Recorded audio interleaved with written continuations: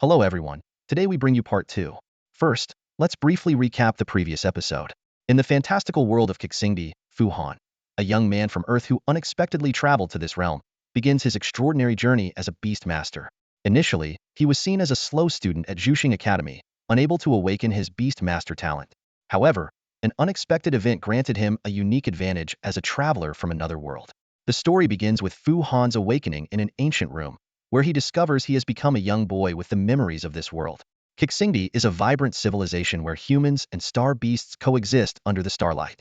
Fu Han, an ordinary boy from an orphanage, earned a chance to enter Zhuxing Academy due to his potential as a beast master. Yet, fate seemed to play a trick on him, making him the only student unable to grasp his beast master talent. Just as Fu Han was sinking into despair, he accidentally formed a contract with a Shiyu beast, a seemingly ordinary star beast with hidden growth potential. Under the guidance of Madame Lan, Fu Han finally realized his beast master talent and began his journey of growth. In the Academy's Star Beast Garden, Fu Han's Shiyu beast showcased astonishing potential. It not only absorbed starlight but also demonstrated formidable combat abilities under Fu Han's command. In a battle against a black spider, Fu Han and his star beast, Daiyu Shou, successfully defeated the powerful enemy, earning the respect of his classmates.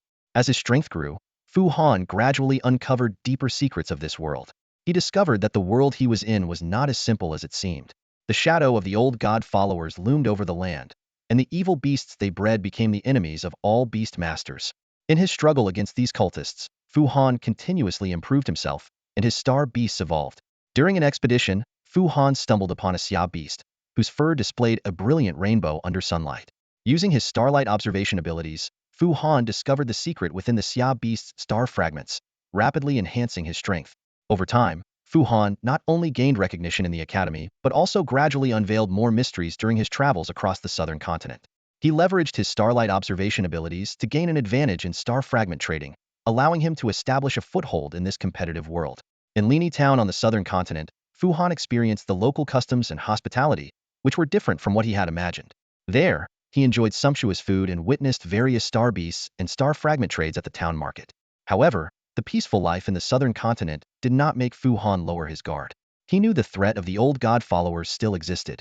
During an unexpected encounter, Fu Han discovered a werewolf corrupted by the Bingfu cult, making him realize that the cult's power was quietly spreading. To combat this evil force, Fu Han actively worked on enhancing the strength of himself and his star beasts. Using his starlight engraving abilities, he continuously learned and taught new skills, making his star beasts stronger. In numerous battles, Fu Han and his star beasts displayed remarkable combat prowess, successfully repelling the Bingfu cult's attacks time and again. As his power grew, Fu Han began to participate in higher-level conflicts. His name started to spread in the Beast Master world, becoming a figure of awe. He not only earned honors in the academy, but also left his legend in various corners of the southern continent. That's the recap of part 1. I hope you enjoy today's part 2. Your likes and comments are my biggest motivation. If you're interested in this story and it's your first time watching it, you can start with part 1 in the comments section or the playlist below. Now, let's begin the plot of part 2. As the figure in the dark blue armor appeared, Fu Han's heart pounded with alarm. He had been gathering information about the silent sentinels of the Death Realm for a month now. The figure before him was no ordinary character, but the ace among the high-ranking silent officers, the Silent Commander. This honor was only bestowed upon those whose most formidable Yellow Springs officer had returned to the afterlife. They were the invincible warlords under the Grim Reaper, leading armies into battle. Even from a distance, Fu Han could feel the intense starlight energy emanating from the opponent, indicating a power level of at least 60. Such a disparity in strength couldn't be bridged by mere star beast mutation abilities and high-level skills. Moreover, this was a battle-hardened veteran. Even at level 60, his combat prowess far outclassed anyone Fu Han had faced. He was truly up against a formidable enemy.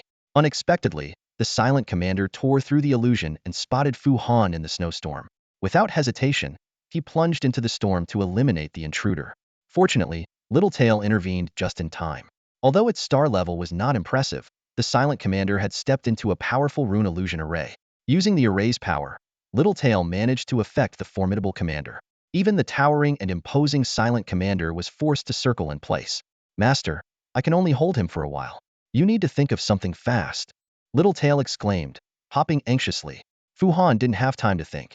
Littletail, hold him off as long as you can, he shouted, stumbling through the snowstorm. Truth be told, Fu Han was at a loss. The eerie blue armor glowed ominously, with a defense stronger than Saitama's. If Saitama's defense couldn't be breached, this guy was even more untouchable. So, without a second thought, Fu Han ran for his life. Using the time little tail bought him, he sprinted toward the peak. If he could escape, it was a victory. If not, he'd use a space-time portal to flee.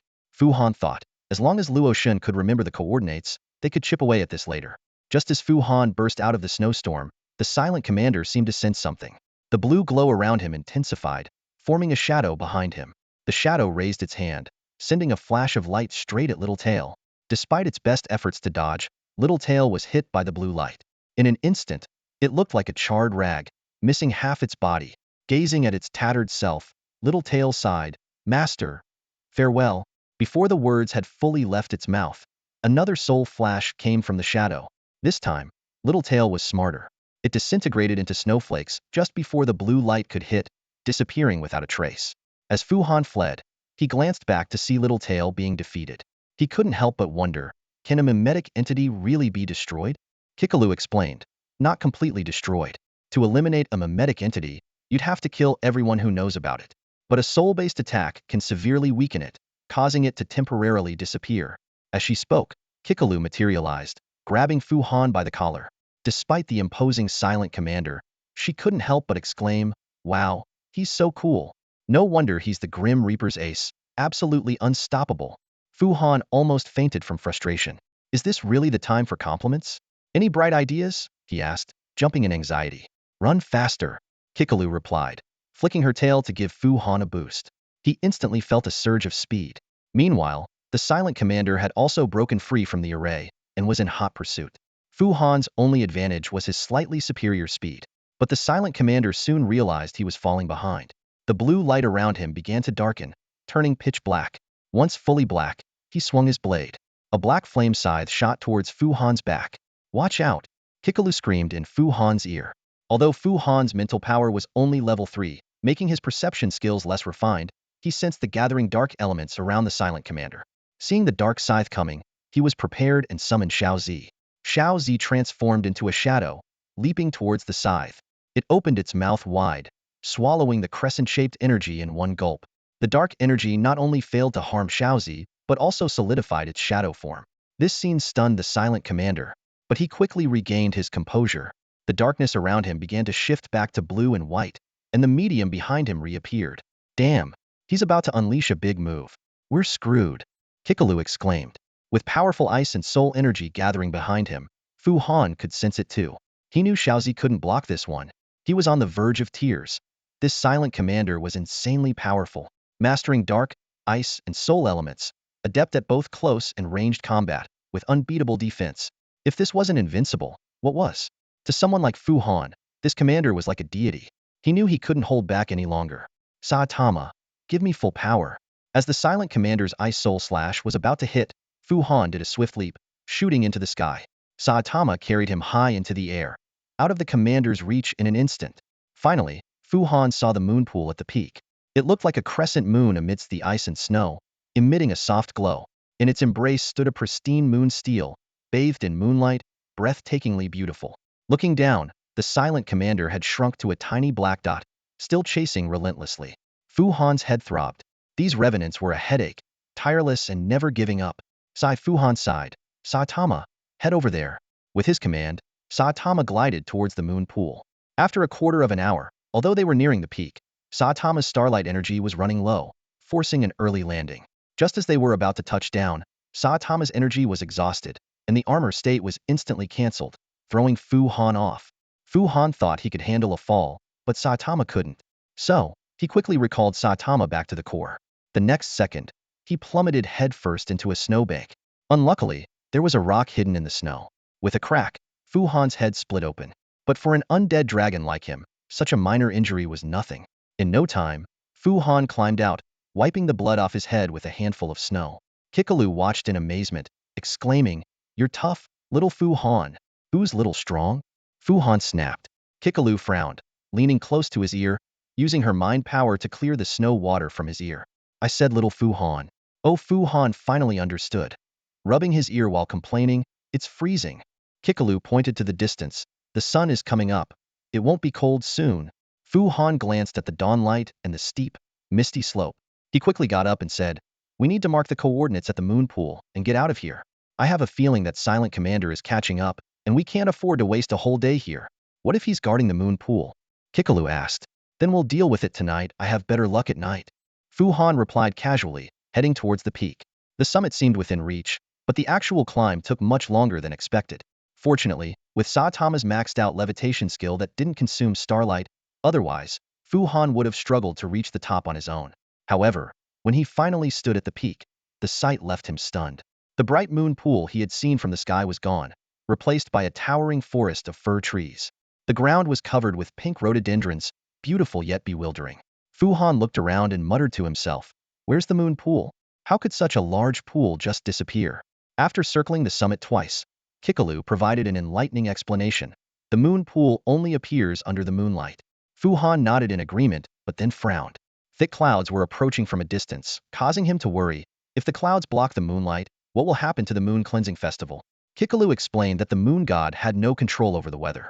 In ancient times, the people of the Moon Kingdom would postpone the ceremony if the weather was bad, waiting until the next month if necessary.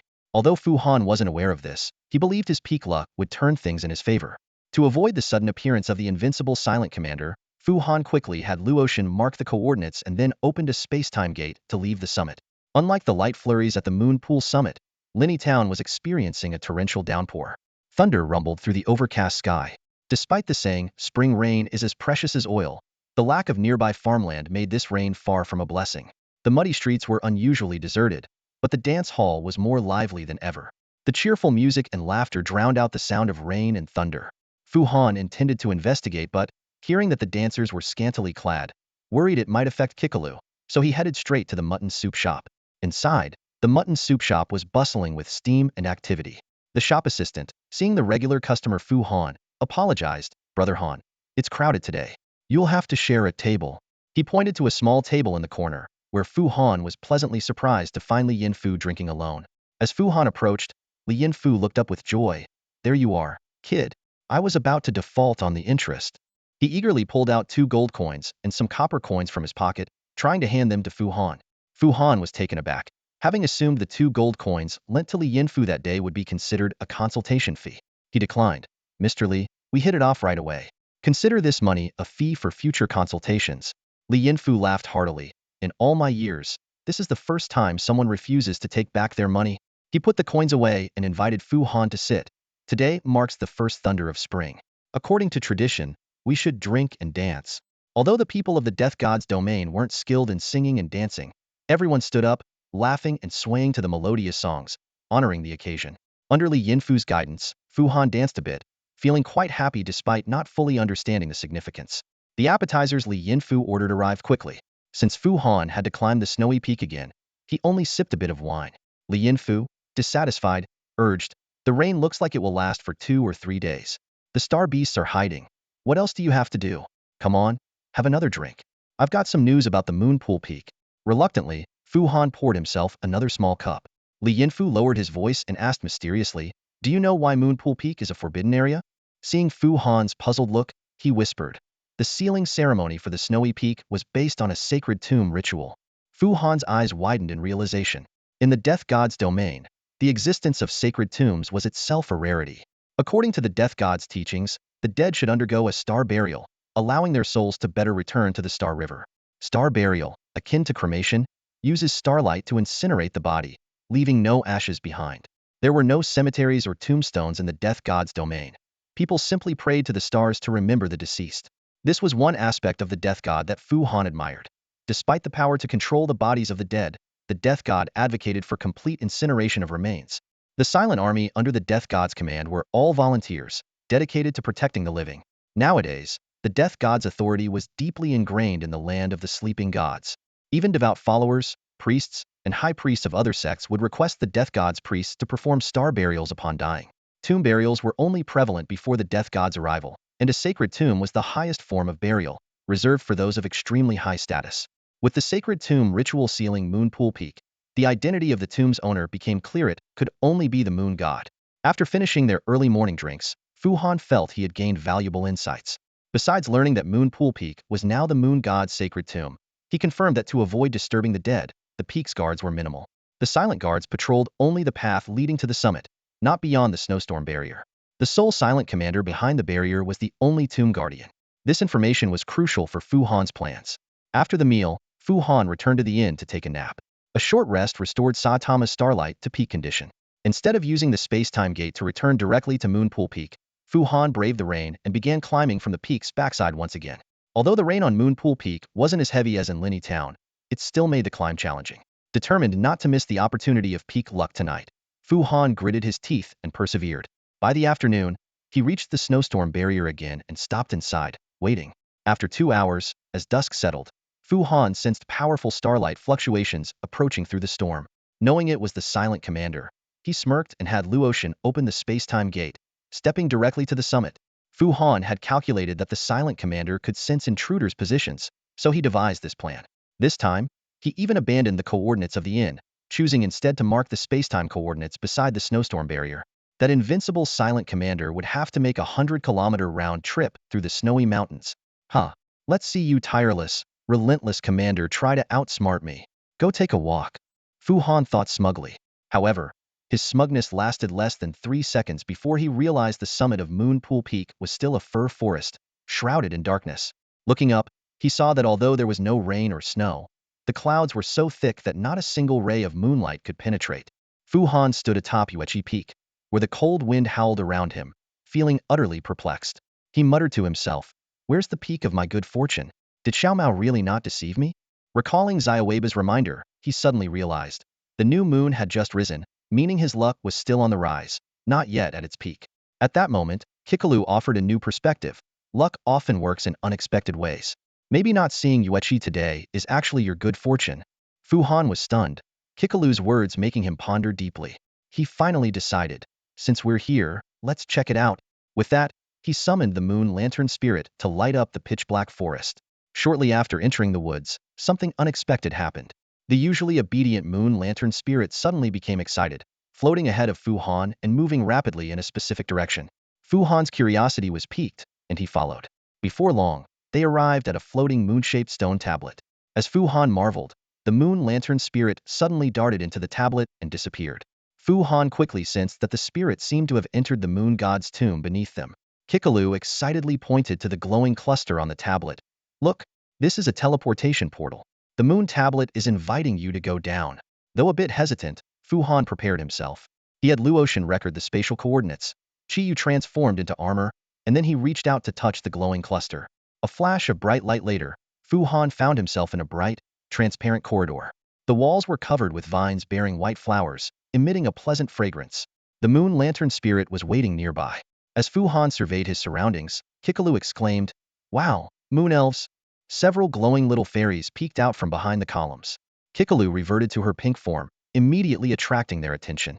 The moon elves joyfully circled around Kikalu, emitting delightful laughter. After some greetings, the moon elves turned to the moon lantern spirit, beginning to push it forward. Kikalu explained, "They're taking the moon lantern spirit to receive a blessing, to transform it into a moon elf." Fu Han asked in surprise, "Is the moon god still alive?" Kikalu shook her head and said, "Follow them and you'll see." More and more moon elves joined in pushing the moon lantern spirit, moving faster and faster. Fu Han had to jog to keep up.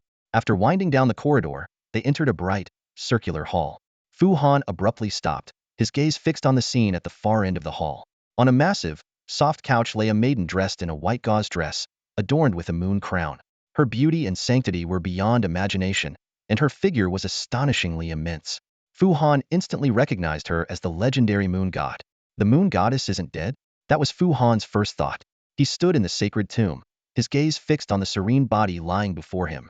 The moon goddess's beauty transcended death. She reclined on a soft couch, her eyes closed, and her long eyelashes fluttering like butterfly wings. Her slender limbs, as graceful as jade, were draped in a robe as delicate as a cicada's wing, accentuating her stunning figure. Suddenly, a group of moon sprites emerged from the shadows, climbing onto the moon goddess's couch. They deftly scaled her legs, with some even daring to land on her ample chest. One sprite, slipping, clutched at her robe, causing the thin fabric to part and reveal more of her alluring curves. Fu Han quickly averted his gaze, silently chanting, "Forgive me." When he looked back, the moon sprites were joyfully bouncing on the moon goddess. Some climbed onto her head, playing with her moon crown, while others burrowed into her dress, endlessly frolicking. This sight convinced Fu Han that the moon goddess had indeed fallen. He walked closer, observing the sacred tomb. The low ceiling wouldn't even allow the moon goddess to stand upright. Recalling previous information, Fu Han speculated on the reasons for her burial here. After the divine war, the moon goddess's realm became a gathering place for vengeful spirits. The god of death came here, either striking a deal with her soul or making promises to her people. He awakened her loyal guardians, who silently carried her couch and laid her to rest in this tomb. Fu Han couldn't help but wonder if other deities met similar fates, especially the god of decay, who, despite an immortal body, would eventually see his soul wither. Shaking off these thoughts, he focused on the scene before him. The moon goddess cradled a glowing, milky white orb, resembling the moon in the sky, entirely composed of starlight. Just then, four moon sprites pushed a chubby moon lantern creature into view, with Kikalu perched on top, adding to their burden. Kikalu, come back, Fu Han called out. Oh, the moon goddess is so beautiful. Kikalu floated over to the moon goddess, pressing her small hands repeatedly on the goddess's chest. Really, you should try it. Suppressing his curiosity, Fu Han sternly said, Kikalu, stop it. We must respect the deceased. Reluctantly, Kikalu flew back to Fu Han's shoulder. The moon goddess still smells nice. It looks like it's about to start, Fu Han reminded. The moon lantern creature was pushed next to the glowing orb, seemingly lazy but actually sharing starlight with the sprites. Fu Han sensed that the starlight in the tomb was unusually thin, with most of it absorbed by the moon in the goddess's embrace. The orb began to float gently, becoming semi-transparent. The moon sprites worked together, trying to fit the larger moon lantern creature inside the orb. They emitted synchronized shoo shoo shoo sounds, creating a rhythmic chant. Kikalu urged Fu Han to join in. He awkwardly let out a few shoo sounds, drawing puzzled looks from the sprites. Embarrassed, Fu Han lowered his head. Kikalu sighed. You better not shoo. It sounds terrible. Amidst the chanting, the moon lantern creature miraculously squeezed into the orb. Through the translucent surface, Fu Han saw the creature begin to transform. The process lacked any powerful energy surge, as if a hidden power was being awakened. Suddenly, a crack appeared in the orb, and a small hand emerged. As the cracking intensified, pieces of the orb fell away. The moon lantern creature transformed into two moon sprites, holding hands. Their upper bodies resembled fairies, while their lower halves were adorned with fluffy skirts, with delicate feet peeking out. Oh, they're adorable moon sprite girls, Kikalu exclaimed. The two moon sprites awoke from their slumber, stretching, yawning, and straightening their skirts. Suddenly, they seemed to remember something, exchanging a surprised glance before turning their gaze to Fu Han. They joyfully flew toward Fu Han, nestling into his embrace, chattering excitedly. Fu Han's eyes welled with emotion as he heard their heartfelt thanks through a soul connection. Thank you, Master. Back when he was still at Zhuxing Academy, Fu Han had already researched the potential evolution of the Moonlight Sprite using his terminal. According to the data provided by the Eternal Tree, immersing the Moonlight Sprite in the 7th Moon Pool would allow it to evolve into a Ling Yueguang, with a base stat of 235. While this was decent, Fu Han felt a bit hesitant. Searching for the legendary Moon Pool, just to obtain an excellent grade star beast, seemed not quite worth it. Even now, with Fu Han standing on the Moon Goddess's homeland and the Moon Pool peak within sight, he had to face a harsh reality. The Moon Pool was marked as forbidden territory by the Grim Reaper. The Silent Commander's power far surpassed Fu Han's, making a reckless intrusion akin to courting death. Besides, there were many star beasts with higher base stats than Ling Yueguang. Nevertheless, Fu Han came. The Moonlight Sprite was his companion, and it was only right to make it stronger. At this moment, thoughts of weighing pros and cons were thrown aside. Life couldn't always be about calculating gains and losses. Sometimes, you had to follow your heart. Unexpectedly, the Moonlight Sprite transformed into a pair of beautiful little girls. This was far beyond Fu Han's initial expectations, but he was overjoyed. The result was even better than he had imagined. The moon, burst by the twin moon sprites, turned into specks of flowing light, returning to the embrace of the moon goddess. Although it became smaller and dimmer, Fu Han could feel it still absorbing starlight. After accumulating for many years, the Moonlight Sprite should have another chance to awaken. At this moment, Fu Han realized his luck. If it hadn't been for the clouds covering the moon, he might have directly summoned the Moonlight Sprite to evolve in the moon pool, missing the awakening opportunity. The newly awakened twin moon sprites were full of curiosity about the world. After a moment of intimacy with Fu Han, they held hands and started exploring their surroundings. Soon, they were frolicking with other moon sprites on the moon goddess's soft bed. As the highest level, largest, and most beautiful beings, the twin moon sprites quickly became the focus of the other moon sprites. While they played, Fu Han carefully sensed the information of the twin moon sprites. Species, Twin moon sprites, evolved from moonlight sprite lineage, awakened form. Attributes, psychic, fairy. Base stats, 2352. Lord level. Fu Han was astonished to find that the twin moon sprites were considered a single entity, with their base stats combined. Originally excellent grade moon sprites, they suddenly leaped to a base stat of 470, reaching Lord level. Though it seemed incredible, the facts were undeniable. Star Beast level, 20. Health, 100, 100. Abilities. Basic trait. Energy construct. The moon sprites are composed of energy, sustaining life through minute energy particles. Special trait. Twin bond. The bond between the twin moon sprites runs deep into their souls. They are considered one entity, with their attributes having cumulative effects. However, if one dies, the other will perish as well. Epic trait. Dual casting. The two sprites can cast skills separately, achieving a dual casting effect.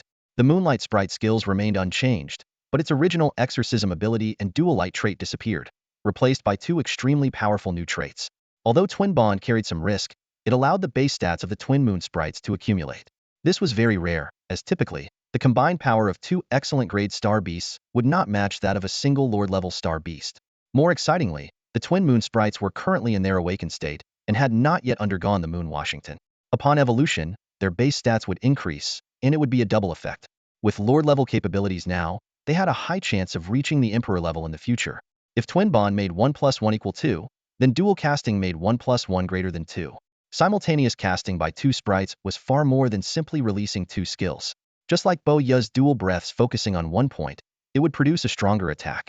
If two different skills were coordinated well, they would undoubtedly have astonishing effects. A combination skill. Combination skills were advanced techniques, only studied by renowned beast tamers. They would train two star beasts with high attribute and skill compatibility to cast skills simultaneously, creating powerful combination skills. This training method was costly, but for the soul deeply bonded twin moon sprites, it would probably be effortless. Moreover, the twin moon sprites had awakened the fairy attribute, meaning they could learn a broader range of skills. The next task was to have them master suitable skills. For Fu Han, this was no issue at all. Fu Han couldn't help but marvel. If it hadn't been for the clouds covering the moon today, it would have been perfect to awaken the moon sprites. He called over Kikalu, who was playing, and asked, "Kikalu, can you ask the moon sprites what differences there are in washing the moon during different months?" "Got it," Kikalu responded cheerfully, and went to gather all the moon sprites with the twin moon sprites. Soon, a group of adorable sprites gathered, chattering away. Moments later, Kikalu returned to Fu Han, reporting, "All done. I've got it clear." She then explained the evolution directions of the moon sprites for each month, with the final focus on the twin characteristic. Among the 12 moon pools, only the 11th moon pool was for the twin moon sprites to wash. Because only November was the twin month, only twin moon sprites could wash in November. Other moon sprites could not. Fu Han frowned. November. Wasn't that now? But the sky was covered with thick clouds.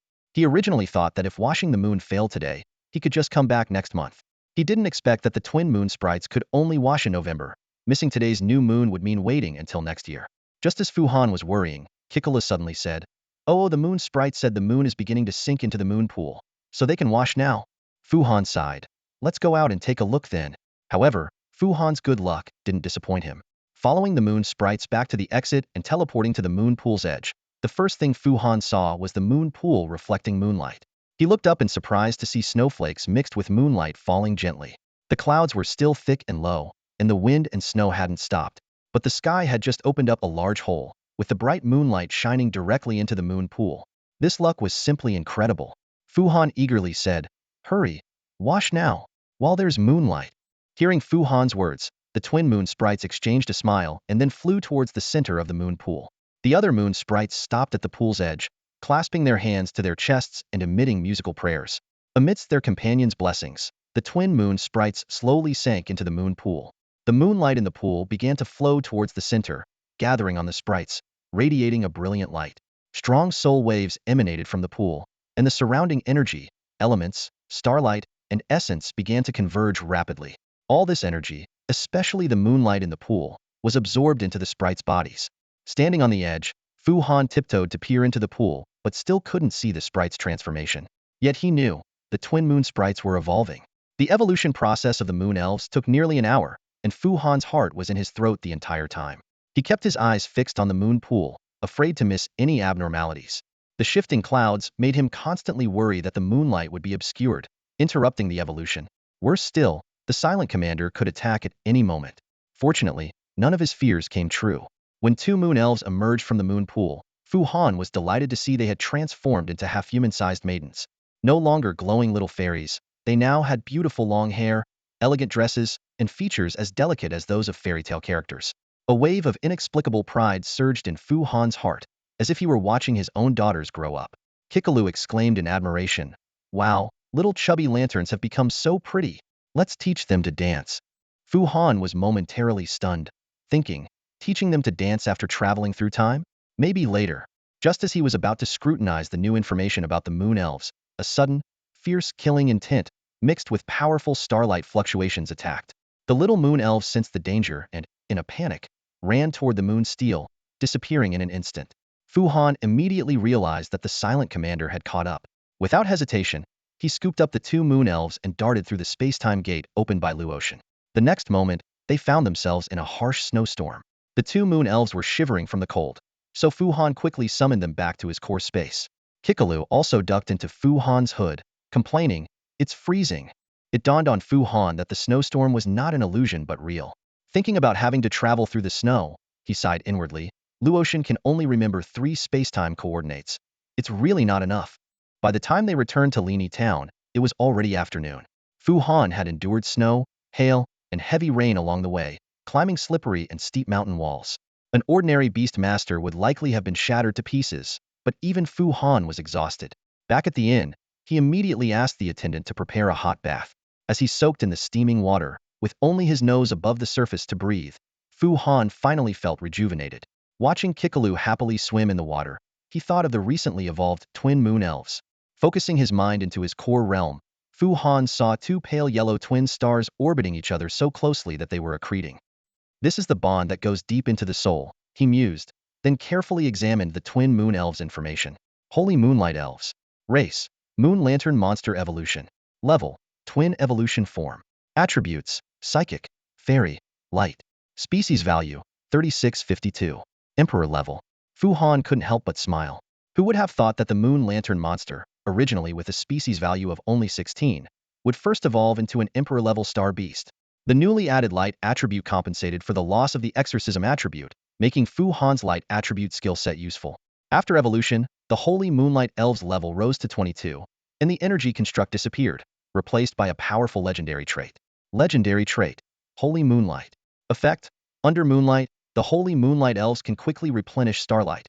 All Light-type skills gain a Moonlight boost, producing an Exorcism effect that ignores immunity. Moonlight can promote growth. Exorcism that ignores immunity? Fu Han pondered. Even the Holy Light Sage would be restrained? Interesting, you have immunity to exorcism? I ignore immunity. More excitingly, the Holy Moonlight Elves could not only quickly replenish starlight under the moon, but also share it with other star beasts through their glow. Radiance LV Max ability. This meant that during nighttime battles, all of Fu Han's star beasts could use starlight freely. With many questions in mind, Fu Han waited for nightfall.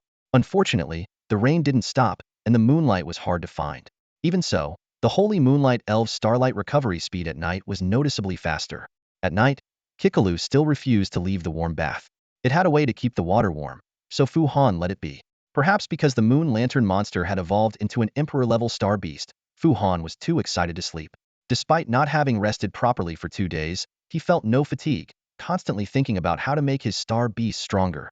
First, he thought of skills that could simulate a moonlit environment. Although he had no terminal, Fu Han recalled such skills in his memory. The Moon Elves were not the only star beasts that could benefit from moonlight, so the existence of such skills was not surprising.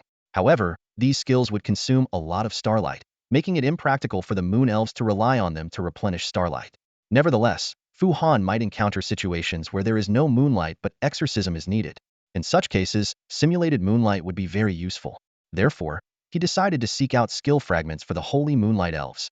Additionally, the experience of going to Moonpool Peak made Fu Han realize that Luotian's limited number of coordinates was a significant constraint. The space-time gate was powerful and convenient, and he had begun to rely on the ease it provided. But Luotian could only remember 3 coordinates. The one under the 9-sun sacred tree couldn't be abandoned, as it was needed for trading with other plant people. Moreover, it was heavily guarded, making it an excellent refuge. Even if he discovered the location of another sun tree, Fu Han probably wouldn't give up this coordinate. This meant that only 2 coordinates were left for traveling between places. Fu Han couldn't help but think, If Luotian could remember more spacetime coordinates, things would be much more convenient. Kikalu, do you have any ideas? After a moment of contemplation, Kikalu replied, "This is the power of the god of spacetime. His followers should have tools to record spacetime coordinates." Fu Han suddenly saw the light, recalling the saying, "An old family member is like a treasure." But seeing Kikalu still playing in the water all day without getting tired, he couldn't help but find his idea quite odd. In reality, everyone is eager to improve. Fu Han looked around, his gaze falling on his star beast companions. Boyan, the main battle star beast, was only at level 14. Fu Han frowned, pondering. Ever since the moon elf evolved to possess light attributes, the attribute of its third head had become a new challenge. Tuanzi's skill set seemed rather plain. Fu Han was determined to find more powerful eye skills for it, making this tyrant live up to its name. Chiyu's prosthetic still had room for improvement, and the skill to change its texture needed further exploration. Fu Han calculated in his mind that the path of the star-forged golem was indeed long and arduous. His eyes swept over the kettle slime, the little guy who had worked tirelessly and couldn't be forgotten. Since the moon lantern ghost had evolved, it was time for the kettle slime to have a breakthrough as well. When Fu Han shared these thoughts with Kikalu, he received an unexpected suggestion.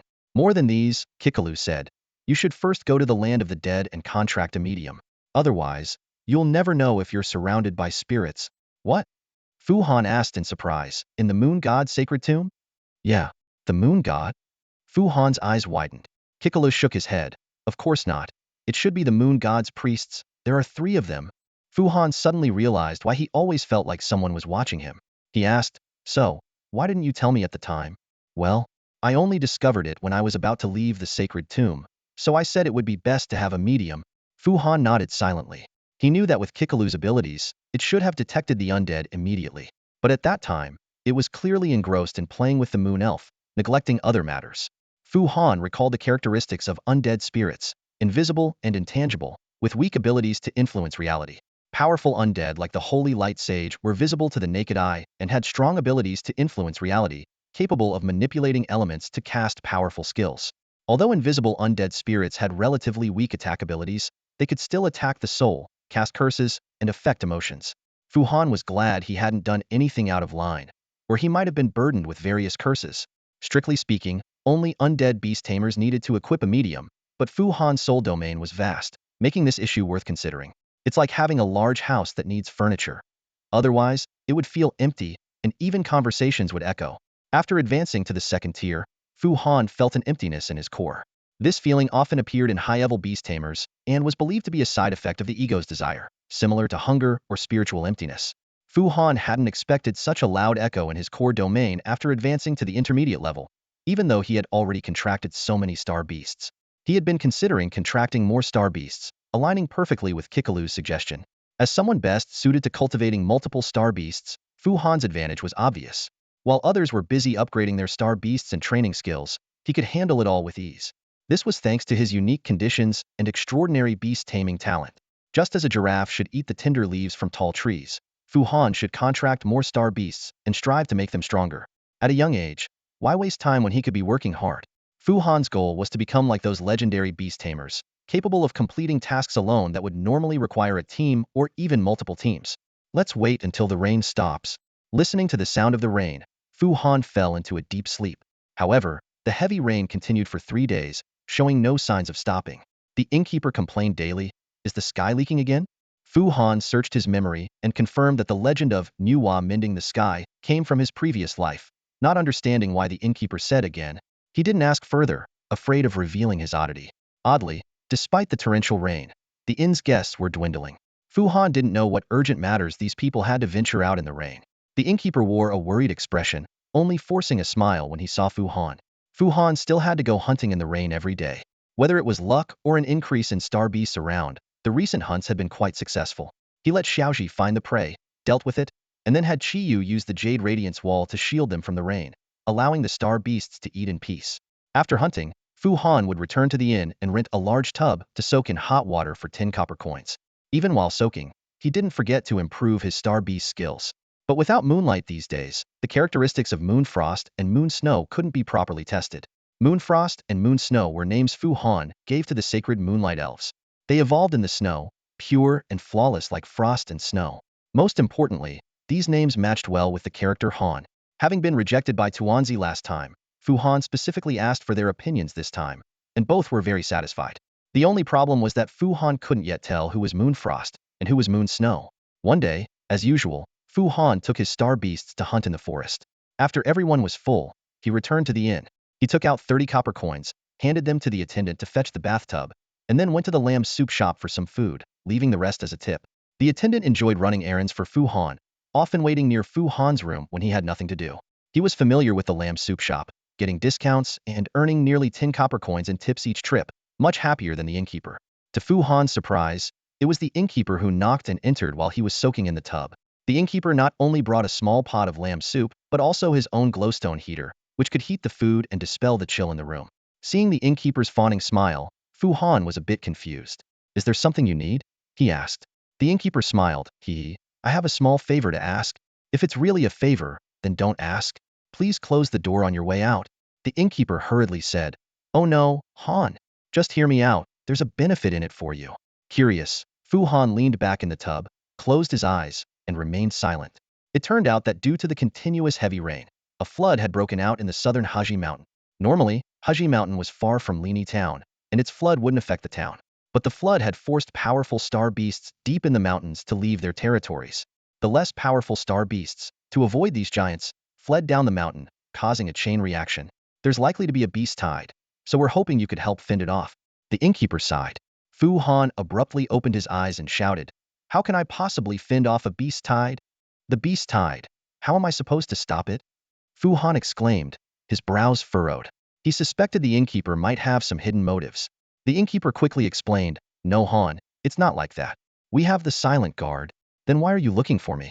Fu Han pressed. The innkeeper gave a bitter smile and revealed the truth. Lini Town once had walls, but they had fallen into disrepair over the years, now only half a man's height. The townspeople often sat on them to bask in the sun. The walls were abandoned for two reasons. Hunters had become the new shield of the town, their deterrent against star beasts far surpassing the old walls. And the town had expanded, with houses extending beyond the original walls. "If you want to talk about walls," the innkeeper pointed out the window, "this inn by the edge of town is the wall now." Fu Han thought of the towering, fortified walls of Zhuxing City, equipped with weaponry, and couldn't help but sigh at Lin Yi Town's lax defense. "No wonder it's cheaper here. You have some guts," he muttered. The innkeeper chuckled. "Fortune favors the bold. I'm planning to build a workshop outside next month, just to add another layer of defense." Images of a beast tide flashed through Fu Han's mind. Countless star beasts roaring past, flattening everything in their path. He thought even the silent guard might struggle to fend them off. "You shouldn't even try to stop a beast tide. Just clear the way and let them pass. You can rebuild houses, but you can't replace lives," he advised. The innkeeper waved his hand. "You misunderstand, Han. Those massive beast tides are driven by the star beast god. They're almost impossible now. The silent guard has already cleared out most of the star beast god's followers and priests in the mountains. Now it's just that there are more star beasts around, and some of the bigger ones are getting restless. The silent guard will handle them." Fu Han pondered. He recalled the beast tide cases he had studied in class, which indeed seemed suspicious. Without divine control, star beasts couldn't act in such coordinated ways. The innkeeper continued, "So, Han, I need your help to keep an eye out. If any big ones get chased out by the silent guard, you can help drive them away. Just don't let them crash into my place." Fu Han calculated silently, finding the explanation reasonable. Without divine influence, star beasts would likely scatter rather than launch a coordinated attack. At worst, a few panicked beasts might break into the town. "But why come to me when there are so many experienced hunters in town?" Fu Han asked. The innkeeper smiled. "Han, you may keep a low profile, but we're not blind. You're young yet capable of hunting high-level star beasts alone. Everyone knows you're skilled. The town's hunters say if you're leading, we might actually fend off the beast tide." Fu Han reflected on his actions since arriving in Lini Town. He hadn't hidden his abilities, even letting Luotian and Kikalu, in her white weasel form, dine with him. Though it drew some stares, the townspeople were more curious than intrusive. "So, what about the payment?" Fu Han asked. The innkeeper leaned in and whispered. Seeing Fu Han frown, he pleaded, "Han, help us out. We're all family." He rolled up his sleeve, revealing a symbol of a secret sect. Fu Han sighed and nodded. The innkeeper was overjoyed, calling him "sir" now, and quickly left the room. Fu Han turned to Kikalu. "Did you hear that? He changed his address to sir." Kikalu nodded. "It seems he wasn't sure of your identity at first." Fu Han shook his head. He had long assumed I was part of the secret sect. He only dared to change his address because I didn't deny it. Otherwise, why expose his identity so easily? Kikalu suddenly understood. That makes sense. But you're not part of the secret sect. Why do people keep mistaking you for one of them? Fu Han fell into deep thought. This seemed to happen frequently after he visited the Temple of Whispers. Could it be that the God of Secrets did something? He muttered. Kikala pouted. It's the God of Secrets we're talking about. How would we know? She then dunked her head into the water, happily blowing bubbles. Fu Han, meanwhile, recalled everything that had happened in the Temple of Whispers, trying to find any clues. Unfortunately, no matter how hard Fu Han tried to recall, he couldn't think of anything unusual that happened at the Temple of Whispers that day. After all, it was his first visit, and everything seemed out of the ordinary. He had initially planned to pose as a secret cult follower, but the ease of his success made him suspicious. In the bathroom, Fu Han imitated Kikalu, submerging his face in the water to blow bubbles. Seeing this, Kikalu cheerfully asked, "Isn't it fun?" Fu Han nodded, realizing that this seemingly childish act was quite stress-relieving. Ignoring the cleanliness of the water, Kikalu continued to blow bubbles, and Fu Han, setting aside his concerns, submerged his face in the water once more. Amid the bubbling sounds, Fu Han thought of a solution. Since he had already confessed his identity to the innkeeper, he might as well ask how he was discovered. In the afternoon, the fawning innkeeper brought food and wine as promised. Fu Han seized the opportunity to ask, "How did you figure out my identity?" The innkeeper chuckled. "Your protective suit is from the Secret Affairs Division, imported from overseas. They're reserved for priests and high-ranking spies. I've handled a few sets before. I wouldn't mistake it." Fu Han was relieved but still insisted. "The payment you promised me better not be short." The innkeeper poured him a drink and replied, "Of course, Brother Han, enjoy. I'll leave you to it." Although the scene before him differed from the poetic, newly brewed green wine, red clay small stove, the wine was clear distilled liquor. The stove was a bluestone heater, and the weather was off. The ambience was similar. Outside, cold rain poured, while inside, it was warm like spring. Looking at his protective suit, Fu Han wondered.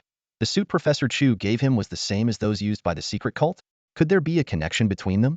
On further thought, it seemed plausible that Professor Chu might have dealings with the Secret Affairs Division, given that many of the star beasts he studied were unique to the southern continent. Everything seemed to fall into place, and Fu Han decided to suppress his remaining doubts.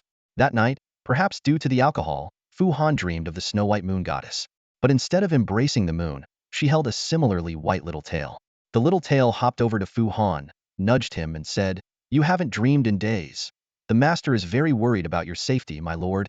Fu Han smiled and replied, "Tell her, thanks to your help, everything went smoothly." The little tail humbly responded, "I could only delay that powerful enemy for a moment. Your great power is truly extraordinary." Fu Han smiled without saying a word.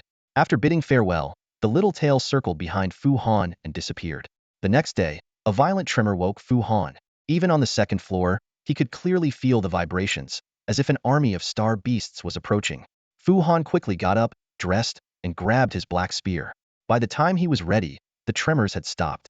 Steadying himself, Fu Han looked out the window. There it was, the silent guard. The vibrations were caused by a large number of bone horses running silently. The black silent knights stood in neat formation, led by heavily armored infantry silent guards. The departed stood motionless, letting the raindrops form a mist around them. Clad in white robes, the Yellow Springs officials and the black-robed death priests were also in the rain, seemingly using some force field to keep the rain at bay. Though the rain was light today, the dark clouds made the atmosphere gloomy and oppressive. The world outside appeared devoid of color, like a black and white silent film. According to their agreement, if the silent guard was deployed, Fu Han would earn 3 gold coins. Just as he was pleased with this, a hurried knock sounded at the door. Opening it, he found the innkeeper, looking anxious and already packed. "Brother Han, we need to leave now," the innkeeper urged. Fu Han was puzzled. "What's going on? Did you see outside? In my whole life, I've never seen so many silent guards." "Let's go, my lord," you said. "Life is precious." Fu Han then understood that the large number of silent guards indicated a high level of danger. But instead of feeling alarmed, he was intrigued. "Don't worry, I'm here, aren't I?" The innkeeper shook his head vigorously. "No, the ones who were willing to help you have all left." Fu Han waved dismissively. "I never counted on them. Just watch me." Suddenly, a deep roar echoed from afar, shaking the glass windows. Fu Han sensed the presence of primordial cells. The innkeeper, without further ado, grabbed Fu Han's hand, trying to pull him away. But Fu Han stood firm, saying, "You go ahead. I'll handle this." The innkeeper frowned, pulled out a small cloth pouch from his pocket, and handed it to Fu Han. "Take care, my lord." With a long sigh, he hurried away. Fu Han opened the embroidered pouch to find 3 gold coins and several silver and copper ones. He realized the innkeeper probably thought he was blinded by greed. Outside, the priest's murmured prayers could be heard. Fu Han put away the money bag, glanced out the window one last time, and then pulled up his hood, opened the window, and leaped out. The silent guardians and Fu Han still had some distance between them. Though the number of black-robed priests was small, their chanting was far louder than the sound of the wind and rain. The deep, solemn voices pierced through the rain, evoking a sense of sorrow. As the death priests continued their collective prayer, the sky grew increasingly dark, and a deep, mysterious energy surged through the air, bringing powerful blessings to the departed. Kikalu lay on Fu Han's head, carefully lifting the brim of his hat to observe their surroundings. He thought to himself, such powerful undead. This time, there was no need for Kikalu's reminder. Fu Han had already sensed the presence of the powerful undead with his mental power. The chanting of the death priests was actually a form of energy transfer ritual. They transmitted their own starlight to a medium, who then offered it to the powerful undead, ultimately allowing it to unleash a formidable protective necromancy. It was a rare sight, and Fu Han, eager for a better view, summoned Boya. He nimbly climbed onto the multi-headed dragon's back, holding onto its neck and standing on tiptoe to see further. Boya, being a swamp-dwelling multi-headed dragon, was perfectly suited for the rainy and muddy environment. Summoning it for battle now was an excellent choice. However, Boya's large size soon drew the attention of a Yellow Springs officer. A young officer, following orders from his superior, rode towards Fu Han on a scaly horse. Fu Han had no intention of hiding and waited calmly for the officer to approach. However, Boya's presence made the scaly horse hesitant to advance. The officer tried to force his mount forward, but the horse would take 2 steps forward and 3 steps back, leaving the young officer quite embarrassed. Fu Han thought to himself, this is the downside of not having a contract with your mount. To ease the awkward situation, Fu Han jumped down from Boya's back, gesturing for the dragon to retreat a few steps, and walked forward through the mud. The officer was finally able to approach, though he did not dismount. He clasped his hands in greeting and asked, everyone else has left. Why are you still here? Fu Han returned the greeting and pointed to the inn behind him, explaining, I was hired to guard this place to prevent it from being destroyed by the beast tide. The officer urgently replied, who cares about a house at this time? You should leave. We're about to face a big one, and we might not be able to protect you. Fu Han shrugged and said, I've already been paid. Don't worry about me. I can take care of myself. The officer's gaze was drawn to Boya, marveling at the rare white multi-headed dragon and noting its one yellow head. Just as he was about to ask something, the sound of marching footsteps came from afar. The heavy infantry had begun their advance. Knowing he was about to lead the charge, the officer couldn't afford to delay. He quickly turned his horse and headed back to the ranks, leaving behind a hasty, take care. Kikalu whispered, there's a ghost watching you nearby. Without looking up, Fu Han replied, that's normal. He climbed back onto Boya's back, continuing to observe the battle. As the heavy infantry moved away, the sounds of battle grew clearer. The powerful star beast roared in anger once more, and even from a distance, Fu Han could feel its fury. Despite this, the silent cavalry remained stationary, while the Yellow Springs officers stood ready. For a better view, Fu Han leaped onto the rooftop. He finally saw the massive star beast in the distant forest, a colossal staghead monster over 10 meters tall. Judging by its size, it was a high-level staghead demon lord, an emperor-level star beast with a level no less than 70. True to its name, the staghead demon lord had a pitch-black stag's head with antlers resembling dead, ancient pines. It had strong hooves and incredible jumping ability. Its upper limbs were unusually developed, with fingers like dead branches. Its back seemed covered in a cloak of woven leaves, making it look like a mound overgrown with vines when lying still. As a plant-type star beast, the staghead demon lord had very low intelligence, even less than a wild boar. But its body was exceptionally tough, with nearly all its attribute points invested in its physique. However, mere physical toughness was not enough to earn an emperor-level rating. Its true strength lay in its potential to break through to a 6th-level star rank.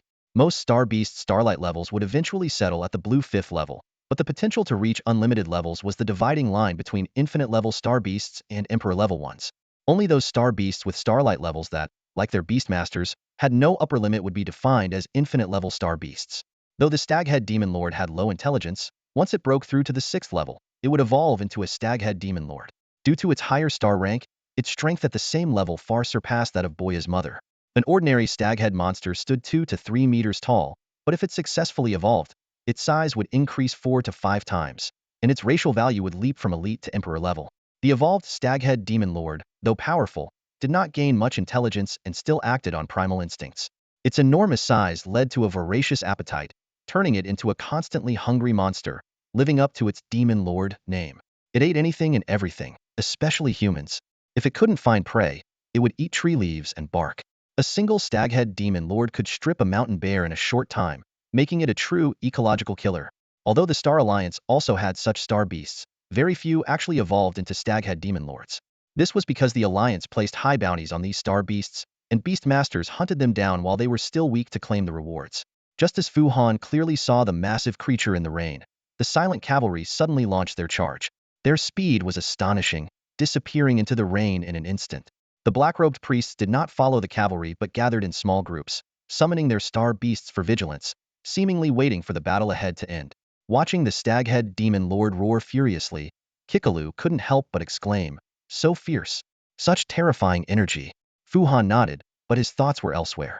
He had sensed primordial cells in the staghead demon lord. Although the quantity was small, it was enough to drive the beast into a frenzy.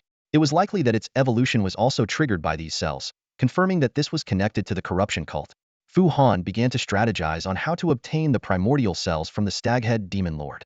At that moment, Fu Han suddenly noticed the rain around him had paused. He quickly looked up to see a massive shadow swooping down.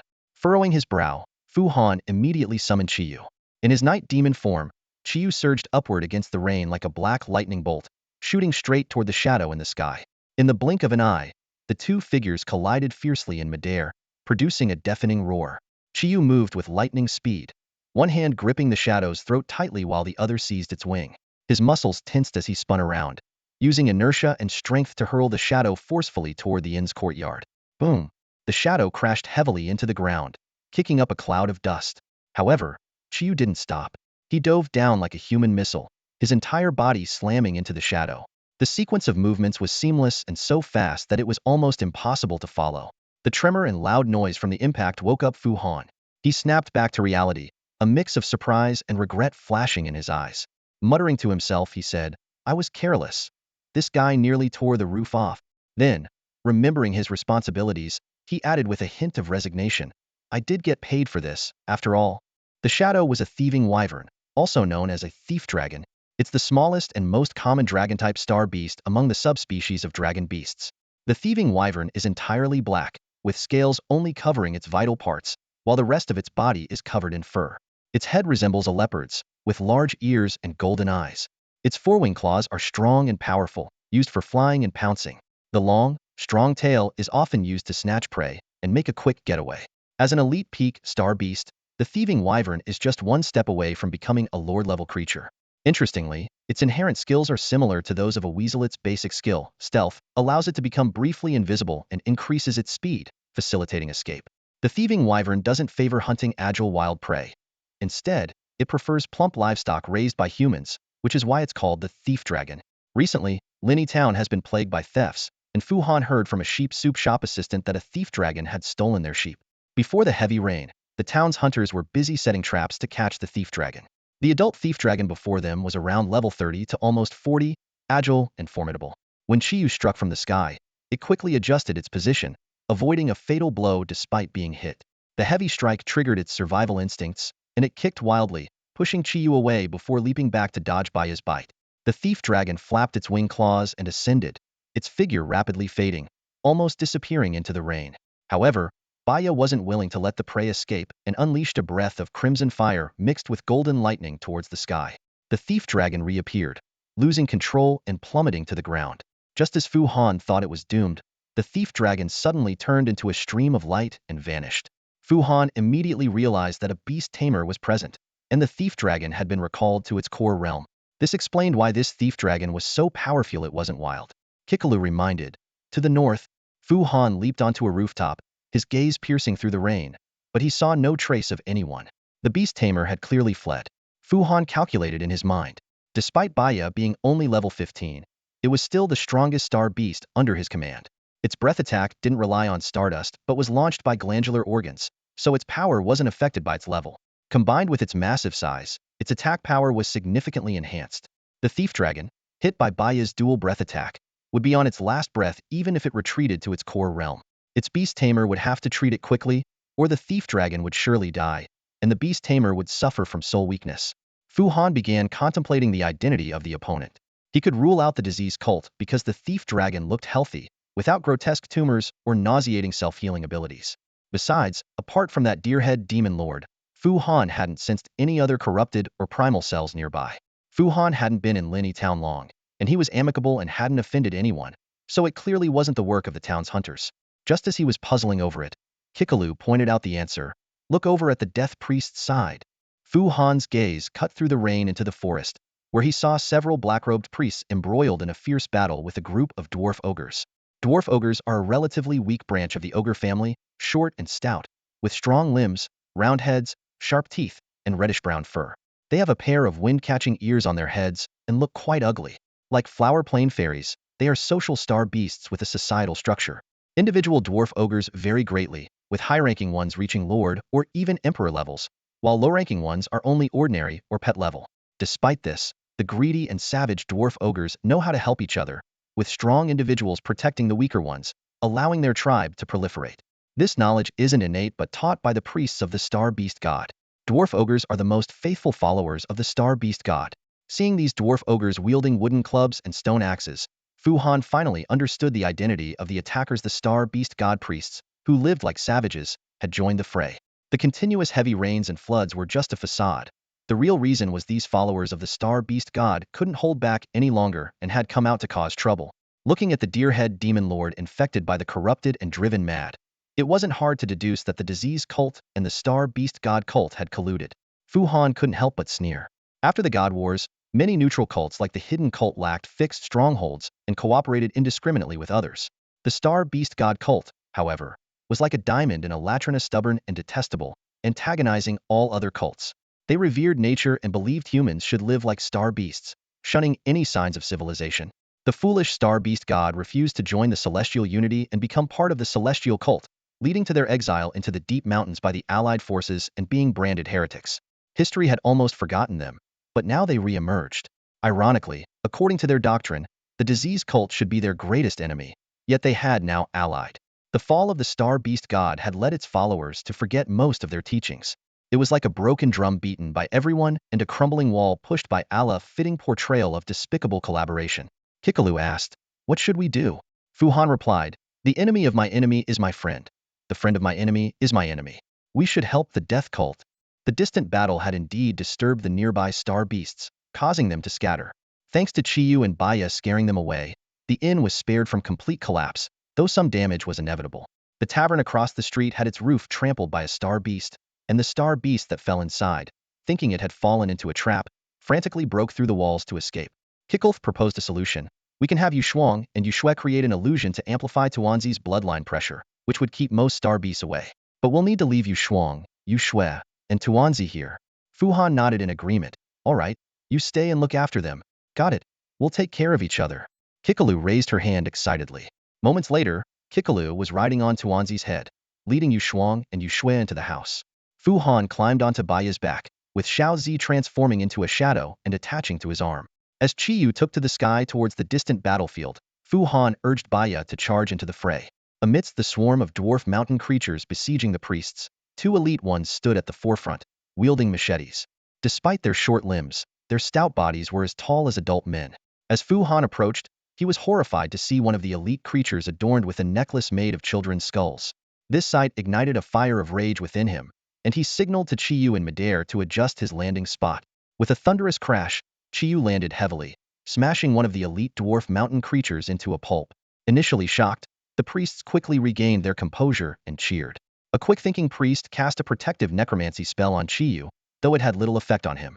The creature wearing the bone necklace, enraged by the death of its comrade, swung its machete at Chiyu. However, Chiyu remained unscathed, while the machete chipped away significantly. Realizing it was outmatched, the elite creature retreated, screeching orders for its minions to block the golem. Ignoring the swarming minions, Chiyu advanced directly towards the bone-adorned creature. In a panic, it turned to flee but was quickly caught by Chiyu, who effortlessly lifted it. The creature struggled desperately, but Chiyu, activating his giant form, subdued it with ease. Chiyu cruelly broke the creature's limbs and tossed it towards Boya. Fu Han removed the bone necklace, unable to imagine its origins. Boya began to feast, and the creature's agonized screams soon ceased. The remaining dwarf mountain creatures, terrified by the scene, scattered in all directions. After chasing down a few with shadow form Xiaozi, Qiyu was called back by Fu Han as reinforcements from the silent cavalry approached. The rescued priests thanked Fu Han, promising that the death god cult would not forget his help. Fu Han, heavy-hearted, sighed. It's a shame no one saved them. A young priest assured him they would send people into Haji Mountain, and a female priest volunteered to handle the bone necklace. The female priest took the necklace, raised it above her head, and began to chant. The necklace emitted a brilliant starlight, and raindrops falling on it turned to white steam. Everyone joined in the prayer, and eventually, the skulls dissolved into sparkling light. This simple yet solemn burial ceremony somewhat soothed Fu Han's spirit. In the distance, the ground trembled as the deer-head demon lord fell. The fleeing dwarf mountain creatures were quickly slain by the silent knights, and cheers erupted all around. Huangquan official Guaringji, who had previously spoken with Fu Han, rode over and asked with a smile if Fu Han still needed to guard the inn. Fu Han glanced back at the still-standing inn and replied lightly, "It's manageable." Guaringji praised Qiyu's bravery, while Fu Han inquired about the whereabouts of the star beast god priests. Guaringji revealed they had already found and killed 3, with one still being pursued. Fu Han then asked about traces of the decay cult. Guaringji was surprised that the savages might be colluding with the decay cult. Fu Han explained that he was tracking a decay creature that had entered Haji Mountain. At that moment, a horn sounded ahead. Guaringji organized his troops to inspect the deer-head demon lord, and Fu Han decided to accompany them. They escorted the priests and slowly advanced to the massive corpse of the deer-head demon lord. The death god priests were preparing a ritual to resurrect the deer-head demon lord in its afterlife beast form. However, Fu Han sensed the presence of the crimson rot and ordered everyone to retreat. Guaringji immediately complied, directing the surrounding personnel to evacuate. Fu Han quickly located the infected area, several large pus-filled sacs on the demon lord's head. He transferred the primordial cells to himself, causing the sacs to shrivel. Fu Han then explained the situation to Guaringji, who remained cautious and kept his distance. Fu Han reassured him, "Don't worry, the crimson rot is dead and won't spread anymore." Guaringji was astonished by Fu Han's knowledge of the crimson rot, but still hesitated to approach. Fu Han chuckled. "How could I chase it without understanding it?" His tone carried a hint of teasing. However, Guaringji stood his ground, his face full of hesitation and concern. He shook his head, his voice firm. "No, we still need to perform the burial rites, just to be safe. The Crimson Decay is indeed a dangerous entity, but it's not beyond comprehension. Essentially, it's a stubborn and frequently mutating virus. The Qixing Alliance has a dedicated department studying the Crimson Decay and has developed many special medications. Of course, the effectiveness of these medicines largely depends on whether the virus hasn't been deliberately manipulated to mutate. However, in the land of divine slumber, very few truly understand the Crimson Decay. Even the priests of the disease cult only know its surface, not its essence. To them, the Crimson Decay is divine power, a form of authority. Others merely fear it. Even if some exceptional scholars uncover its true nature, they are quickly silenced by the disease cult for blasphemy. Other sects that secretly study it often face devastating outbreaks of the Crimson Decay. Consequently, when Fu Han claimed to understand the Crimson Decay, no one believed him. During the grand funeral rites for the deer-head demon lord, the priests kept their distance. Their once melodic chants turned into hoarse shouts, with the underworld officers continuously urging them to retreat. Fortunately, the persistent rain that had been falling for days began to taper off, and the prayers became clearer. The disease cult likely didn't have the power to control the weather for such a long period, even if they had the capability. They had clearly planned to take advantage of the damp conditions, which could prolong the virus's survival. But just as this conspiracy was fully uncovered and thwarted, the thick clouds in the sky began to dissipate. The grand funeral for the deer-head demon lord seemed to pierce through the heavens. Its body, at least 60% wood, emitted a blinding light as its flesh and withered wood burned. Fu Han couldn't bear to look directly at it.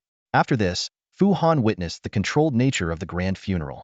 Despite the intense flames, the charred wooden bones of the deer-head demon lord remained intact. With Fu Han's help, the priest confirmed that the wooden bones were free of any remaining crimson decay. They then gathered to continue the interrupted reincarnation ritual. Although having only the bones would greatly weaken its power, it was better than nothing. Guaringji explained this to Fu Han. Fu Han sighed and said, "It's still a waste. If you had trusted me, you could have had the deer-head demon lord in its full glory. The Crimson Decay is truly dead." Guaringji didn't dare to refute. He didn't even know the Crimson Decay could die. To him, Fu Han was likely a high-ranking priest of a secret sect, with a higher divine rank and impressive strength. Hence, he maintained a polite and respectful demeanor, though his thoughts remained unchanged. He shook his head and said, "This is enough." Indeed, It was enough. Besides the deer-head demon lord, Fu Han also saw the priests, under the protection of the Silent Knights, driving fallen enemies and star beasts towards the front lines. Fu Han smirked, thinking that the death sect was truly ruthless. In battle, any advantage they gained would be endlessly expanded. If one were to oppose them, it would be best to have overwhelming force. Lost in thought, Fu Han noticed that the reincarnation ritual had concluded. The wooden bones of the deer-head demon lord shakily stood up. Though its movements were unsteady, it eventually stabilized. As it rose, distant star beasts roared. This time, Fu Han saw nothing and felt no primal cells. There were two possibilities. Either the star beast had exhausted its primal cells, or it was beyond Fu Han's perception range. Grand Priest Fu, will you continue with us? Guangji asked. Fu Han shook his head. No, I need to look after that house. I've been paid for it. By now, Fu Han could barely sense his soul connection with Kikalu and the others. Prolonged disconnection would sever the link, causing severe damage to his soul and making the star beasts feel abandoned. Moreover, following the silent guards to the front seemed fruitless. Your reputation shines like a pearl. Farewell, Grand Priest. As they parted ways, Fu Han noticed the priests looking northwest. Following their gaze, he saw thick smoke rising. Perhaps the smoke had been there for a while, but the heavy rain had obscured it. Now, with the clouds thinning and the sky brightening, the black smoke was conspicuous.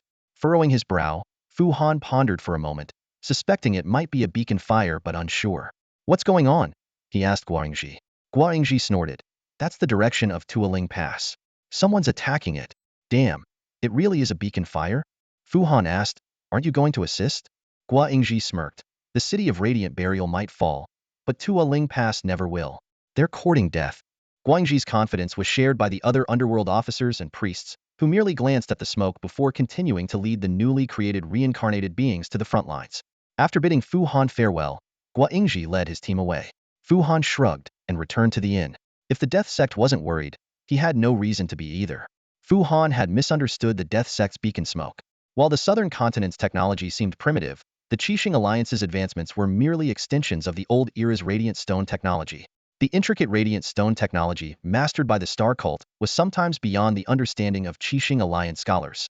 However, this technology was tightly controlled by a few, not available to the general populace due to its high cost and the reluctance of the Star Cult's aristocrats to let such power spread. The Death Sect wouldn't use such primitive methods to relay military information. The beacon smoke was to warn civilians of nearby conflict, advising them to stay away. This indicated that the battlefield would employ destructive measures, such as powerful mythical abilities from star beasts.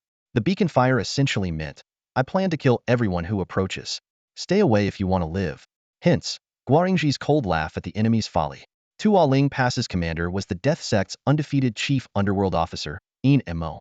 His power was as vast as the starry sky, and his star beasts shone brilliantly. Most terrifyingly, the bones of all who had died in past battles at Tualing Pass lay in its bone mound. The Death Sect might not even know how many troops were stationed there.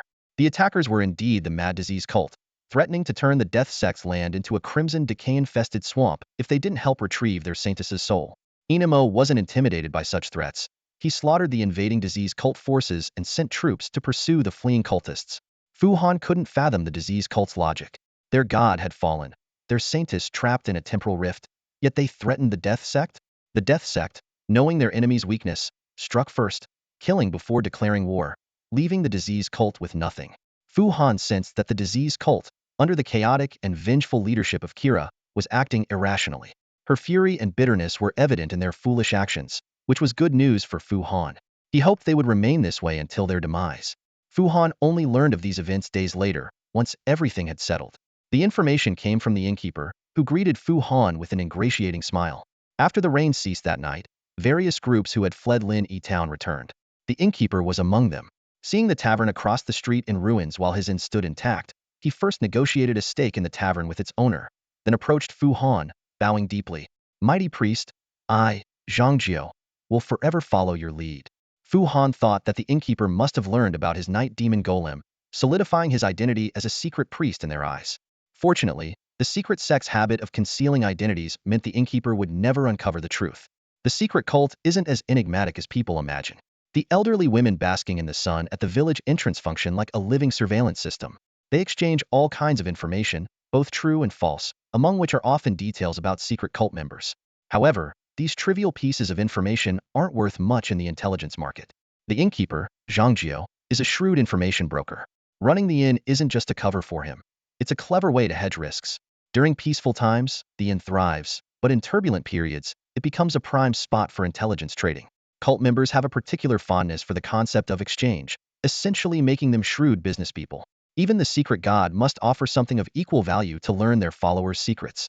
Fu Han, as a secret priest, is no exception. Despite Zhang Jiao bowing and pledging loyalty, Fu Han still needs to pay for the information he requires. However, his needs are given priority. Fu Han appreciates this spirit of fair trade, so he assigns various investigative tasks to Zhang Jiao. These tasks include locating followers of the god of time and space, finding items that record spatial coordinates, and sourcing elemental crystals that help slimes evolve. Sensitive topics, like the followers of the god of thieves, are off-limits for Zhang Jiao. While Zhang Jiao is busy with investigations, Fu Han focuses on training his star beasts. After days of heavy rain, the weather clears up. Fu Han tests the abilities of Yu Shuang and Yu Shui under the moonlit night, with impressive results. Their legendary trait, Moonlight Envoy, allows them to regenerate starlight rapidly under moonlight, even continuously supplying it to Qiyu. Only in extreme situations, such as Qiyu activating all skills while hovering at high altitude, does the consumption of starlight exceed the regeneration rate. This ability significantly enhances Qiyu's combat effectiveness at night. In armored form, Qiyu can even carry Fu Han for low-altitude flights. However, Fu Han is somewhat disappointed with the Moonlight Envoy's ability to promote Yu Shuang and Yu Shui's growth under moonlight. After several days of testing, even on the brightest nights, their growth under moonlight couldn't compare to the growth in Fu Han's core space. This wasn't due to a flaw in the trait, but because the starlight provided by Fu Han's beast mastery talent and the divine wood seed was too potent, making his core domain an exceptionally fertile ground for growth. Yu Shuang and Yu Shui are the highest stat star beasts under Fu Han's command. They excel in intelligence, mental strength, light element affinity, and consciousness. Although they fall short in strength, agility, and vitality, these weaknesses can be compensated for. Their strong mental power grants them psychic limbs, each having a pair, totaling over 3 meters in length, with remarkable strength. The Hover Freedom skill addresses their agility issue, while the intermediate skill Holy Light Protection and the advanced skill Healing Light Echo make up for their lack of vitality. Fu Han also taught them the skill Light Shape, allowing Yu Shuang and Yu Shui to create various light attribute weapons, such as long swords, bows, and even armor. These comprehensive abilities significantly enhance Fu Han's overall strength, but they also bring a plethora of skills that need to be upgraded. Fu Han adopts a strategy of ensuring functionality first and then enhancing strength, planning methodically for long-term development. Originally, Fu Han planned to visit the Land of Souls to contract a ghost as a medium. However, a sudden beast tide and ensuing war disrupted these plans. Although the undead army of the Death God cult quickly responded, the situation didn't stabilize until mid-November. The outside world remained chaotic. Numerous silent guards were dispatched deep into Haji Mountain. The pursuit team from Tualing Pass had yet to return. Juling Pass was off-limits, Huizong City was on high alert, and even Linyi Town had stationed Yellow Springs officers and silent guards. Given the circumstances, Fu Han decided to avoid venturing out and instead focused on training his star beasts and enhancing his own strength. Besides the numerous skills that needed to be taught and upgraded, he also dedicated time to meditation and practicing the basics of an unnamed spear technique.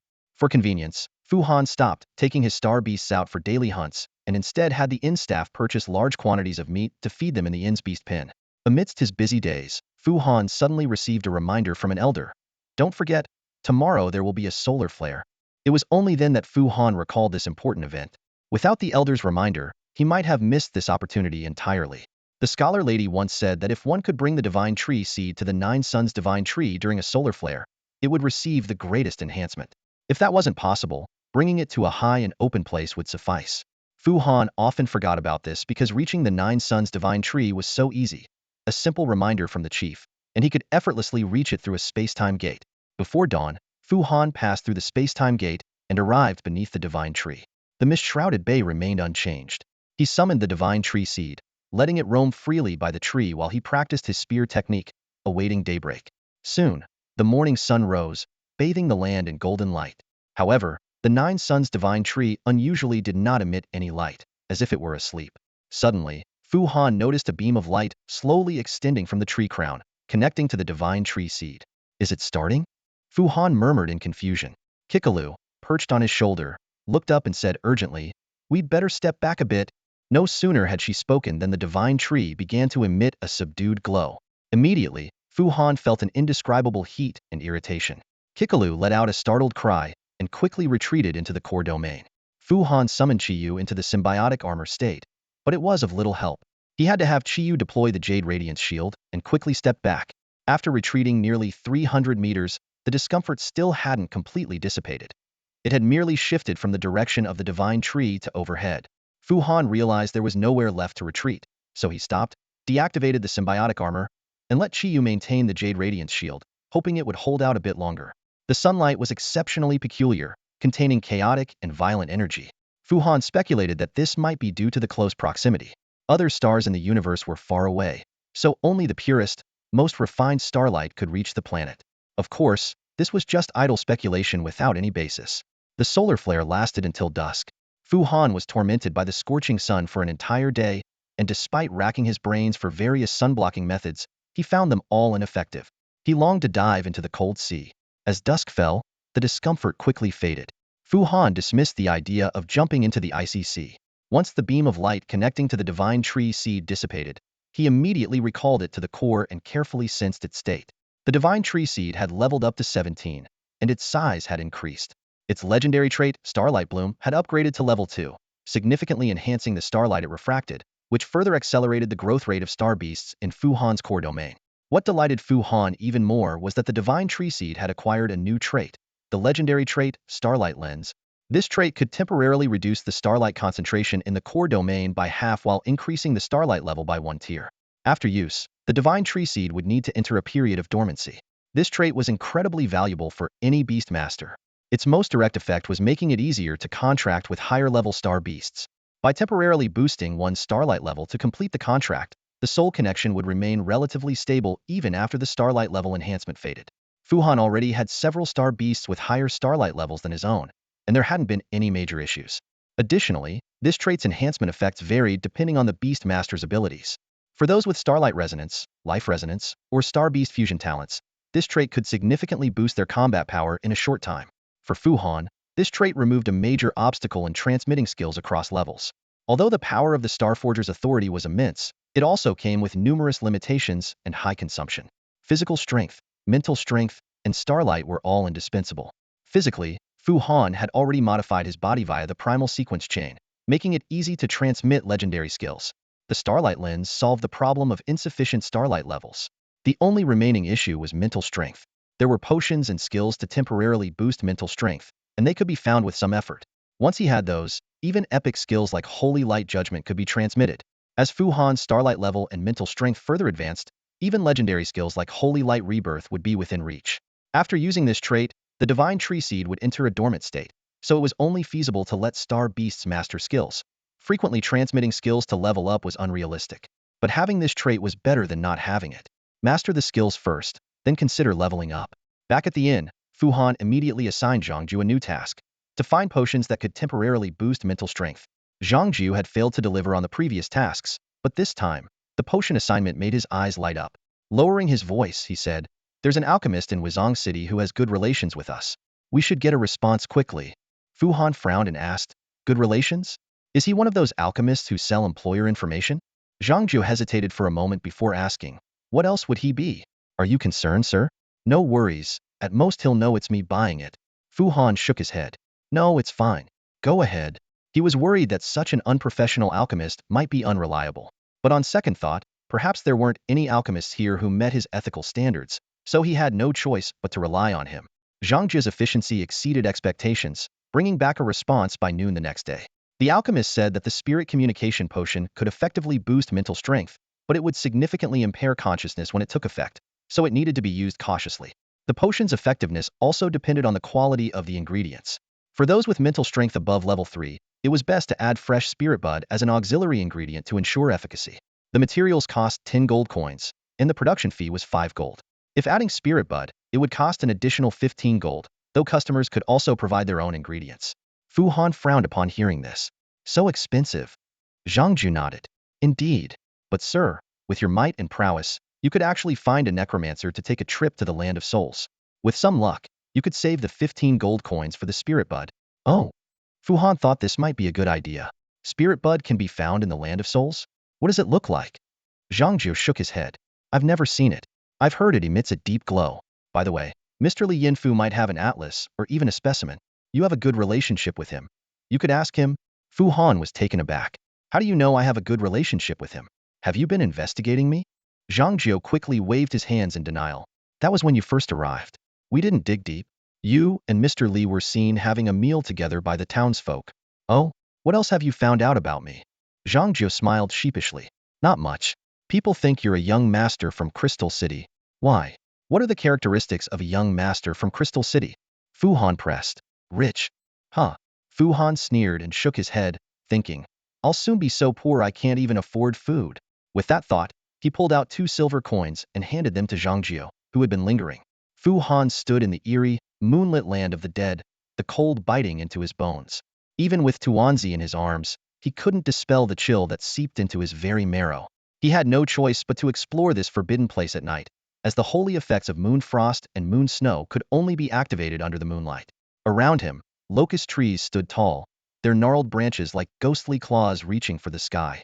Scattered elderflowers bloomed white, hiding countless restless spirits. Fu Han's glowing skill illuminated the surroundings, but it could only fend off the weaker spirits. He needed a more powerful entity to act as a medium, one strong enough to venture into his light's reach. The wind howled, occasionally carrying distant cries for help tricks of the soul-devouring specters. Fu Han carefully avoided these traps, unwilling to face their horrifying illusions. Kikaluf clung to his hair, trembling with a mix of fear and excitement, occasionally mimicking an owl's call. Suddenly, a large green owl flew in and perched on a nearby locust branch. Kikalu buried her head in Fu Han's neck in fright, while Moon Frost and Moon Snow raised their shaped bows in alert. Fu Han reassured the little ones, explaining it was just an ordinary green owl. Kikalu lifted her head, making excuses for her fear. Moon Frost and Moon Snow chattered in Moon Elvish about the owl's big eyes, teasing Kikalu for being scared. The owl joined the conversation with hoots, which Kikalu translated, saying it had come because it heard the call of a female owl. Fu Han couldn't help but laugh, the scene lightening the eerie atmosphere of the land of the dead. Despite this, he remained vigilant, scanning the surroundings for a powerful spirit that could serve as a medium. At the same time, he planned his next steps, finding the spirit flower, gathering enough gold coins to buy the necromancy potion, and ultimately mastering this epic divine skill. Reflecting on his earlier conversation with Li Yinfu, Fu Han realized his role as a secret priest might be useful when he returned to the north in the future. But for now, he had to focus on the task at hand, seeking opportunities in this perilous land of the dead. Laughter is the best way to dispel the darkness, especially genuine laughter. Fu Han took a deep breath and started laughing heartily. As his cheerful laughter echoed through the eerie land of lost souls, the bone-chilling cold began to fade, replaced by a warm sensation spreading through his body. Kikalu joined in with giggles, its tense little body relaxing, and the tiny hands clutching Fu Han's hair stopped trembling. Although it still couldn't resist mimicking the surrounding creepy sounds, it was no longer as nervous as before. Meanwhile, Yu Shuang and Yu Shui whispered to each other, occasionally letting out bell-like chuckles. Kikalu translated bits and pieces, mostly small talk about peculiar trees and the beautiful night sky. Despite the language barrier, Fu Han could sense their joy through their soul connection. Thus, the group strolled leisurely through the bizarre land of lost souls. Fu Han remained vigilant, searching for star beasts suitable as mediums in the legendary willow grove. Li Yinfu had mentioned that spirit flowers often grew under willow trees, making this one of his primary goals. As they ventured deeper, they began to encounter some tangible creatures. These beings came in various forms, some twisted and deformed, others emitting eerie glows. Though these monsters were less afraid of Yu Shuang and Yu Shui's light, they clearly weren't suitable as mediums. Whenever they approached, Yu Shuang and Yu Shui would shoot powerful light arrows to drive them away. An hour passed in the blink of an eye. Kikalu began to feel drowsy, losing interest in mimicking the strange sounds. Noticing this, Fu Han pointed to a distant spot glowing with blue-green light and teased, "There must be a suitable star beast over there." Kikalu instantly snapped awake, exclaiming in terror, "We can't go there." Fu Han chuckled and reassured it, "Don't worry, I was just kidding. But you need to stay alert. We still need your sensory abilities." Kikalu nodded repeatedly, eyes wide open, scanning the surroundings. Fu Han silently thanked his little trick for working, as that blue-green glow marked the ruins of Lingyue City, the most dangerous part of the land of lost souls. Even now, he could sense massive shadows lurking in the woods, seemingly watching them. Just as Fu Han was about to give up, a tall willow tree came into view. He hurried over but slowed down halfway. Suddenly, an eerie clapping sound echoed from all directions, making it hard to pinpoint its source. Kikalu warned, "It seems to be coming from that willow tree." Fu Han examined the tree closely. It was even taller than he had imagined, requiring 3 or 4 people to encircle. Most unsettling was its leafless gray branches, resembling an old woman's hair from afar. Despite his unease, Fu Han mustered the courage to approach the tree. As he was about to leave, Kikalu suddenly screamed, "Watch out! Above you!"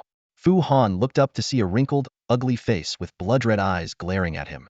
It opened its mouth full of sharp teeth and lunged at him. This was no ordinary willow tree, but a ghostly monkey in disguise, waiting to ambush its prey. Facing the attacking ghost monkey, Fu Han remained calm. He had already instructed Chi Yu to stay in armor form, rendering the monkey's teeth useless against him. Fu Han nimbly jumped back, avoiding its bite. The ghost monkey landed and angrily whipped its hair, trying to ensnare Fu Han's neck.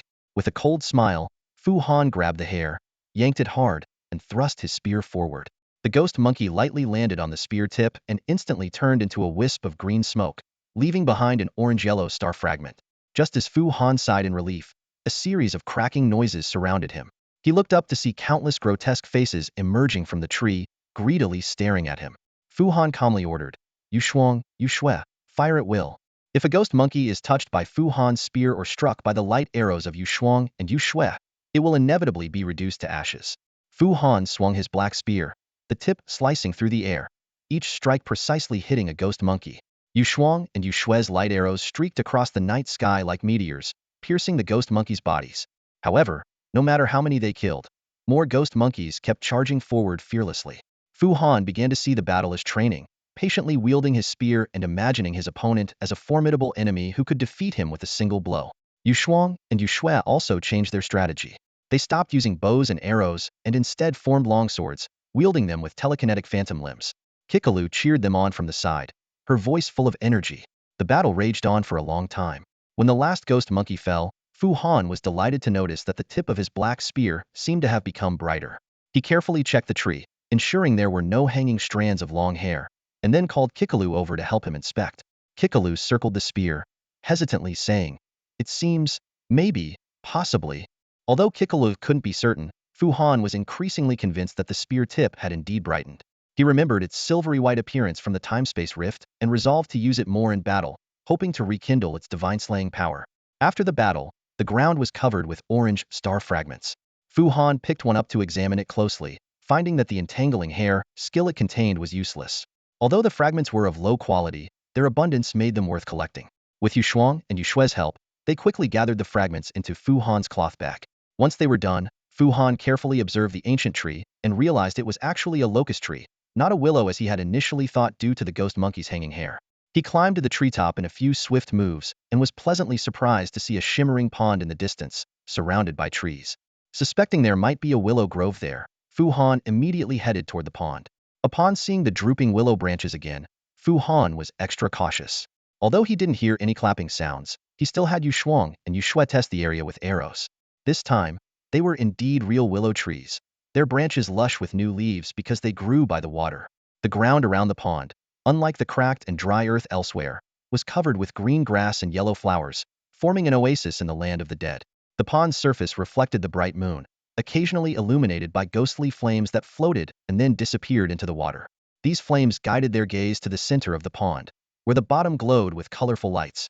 Skirting the water's reflection, they finally saw what lay at the bottom. Kikalu exclaimed, "Wow, they look like star fragments." At the pond's center, a pile of star fragments seemed to be contained in some kind of vessel, including some blue and white ones that looked particularly enticing. Kikalu excitedly suggested, using Chi Yu to float over and having Yu Shuang and Yu Shui retrieve the fragments with telekinesis. Fu Han calmly pointed out the danger. "Look at those star fragments, even 5th and 6th tier ones are there. If star beasts of such tiers fell into this pond, do we dare to go?" Kikalu quickly shook her head, abandoning her get-rich-quick idea. Fu Han continued, "Besides, the star fragments' glow fades over time. If these fragments are still so bright, they're probably just illusions." As they discussed, golden light suddenly appeared in the pond, and a melodious song rang in Fu Han's ears. Feeling a sudden urge to enter the water, he immediately blocked his hearing. However, Kikalu and Yu Shuang were already drifting toward the pond. Fu Han grabbed Yu Shuang with one hand and Kikalu by the collar with the other. Kikalu snapped out of it and exclaimed, "What's luring us over there?"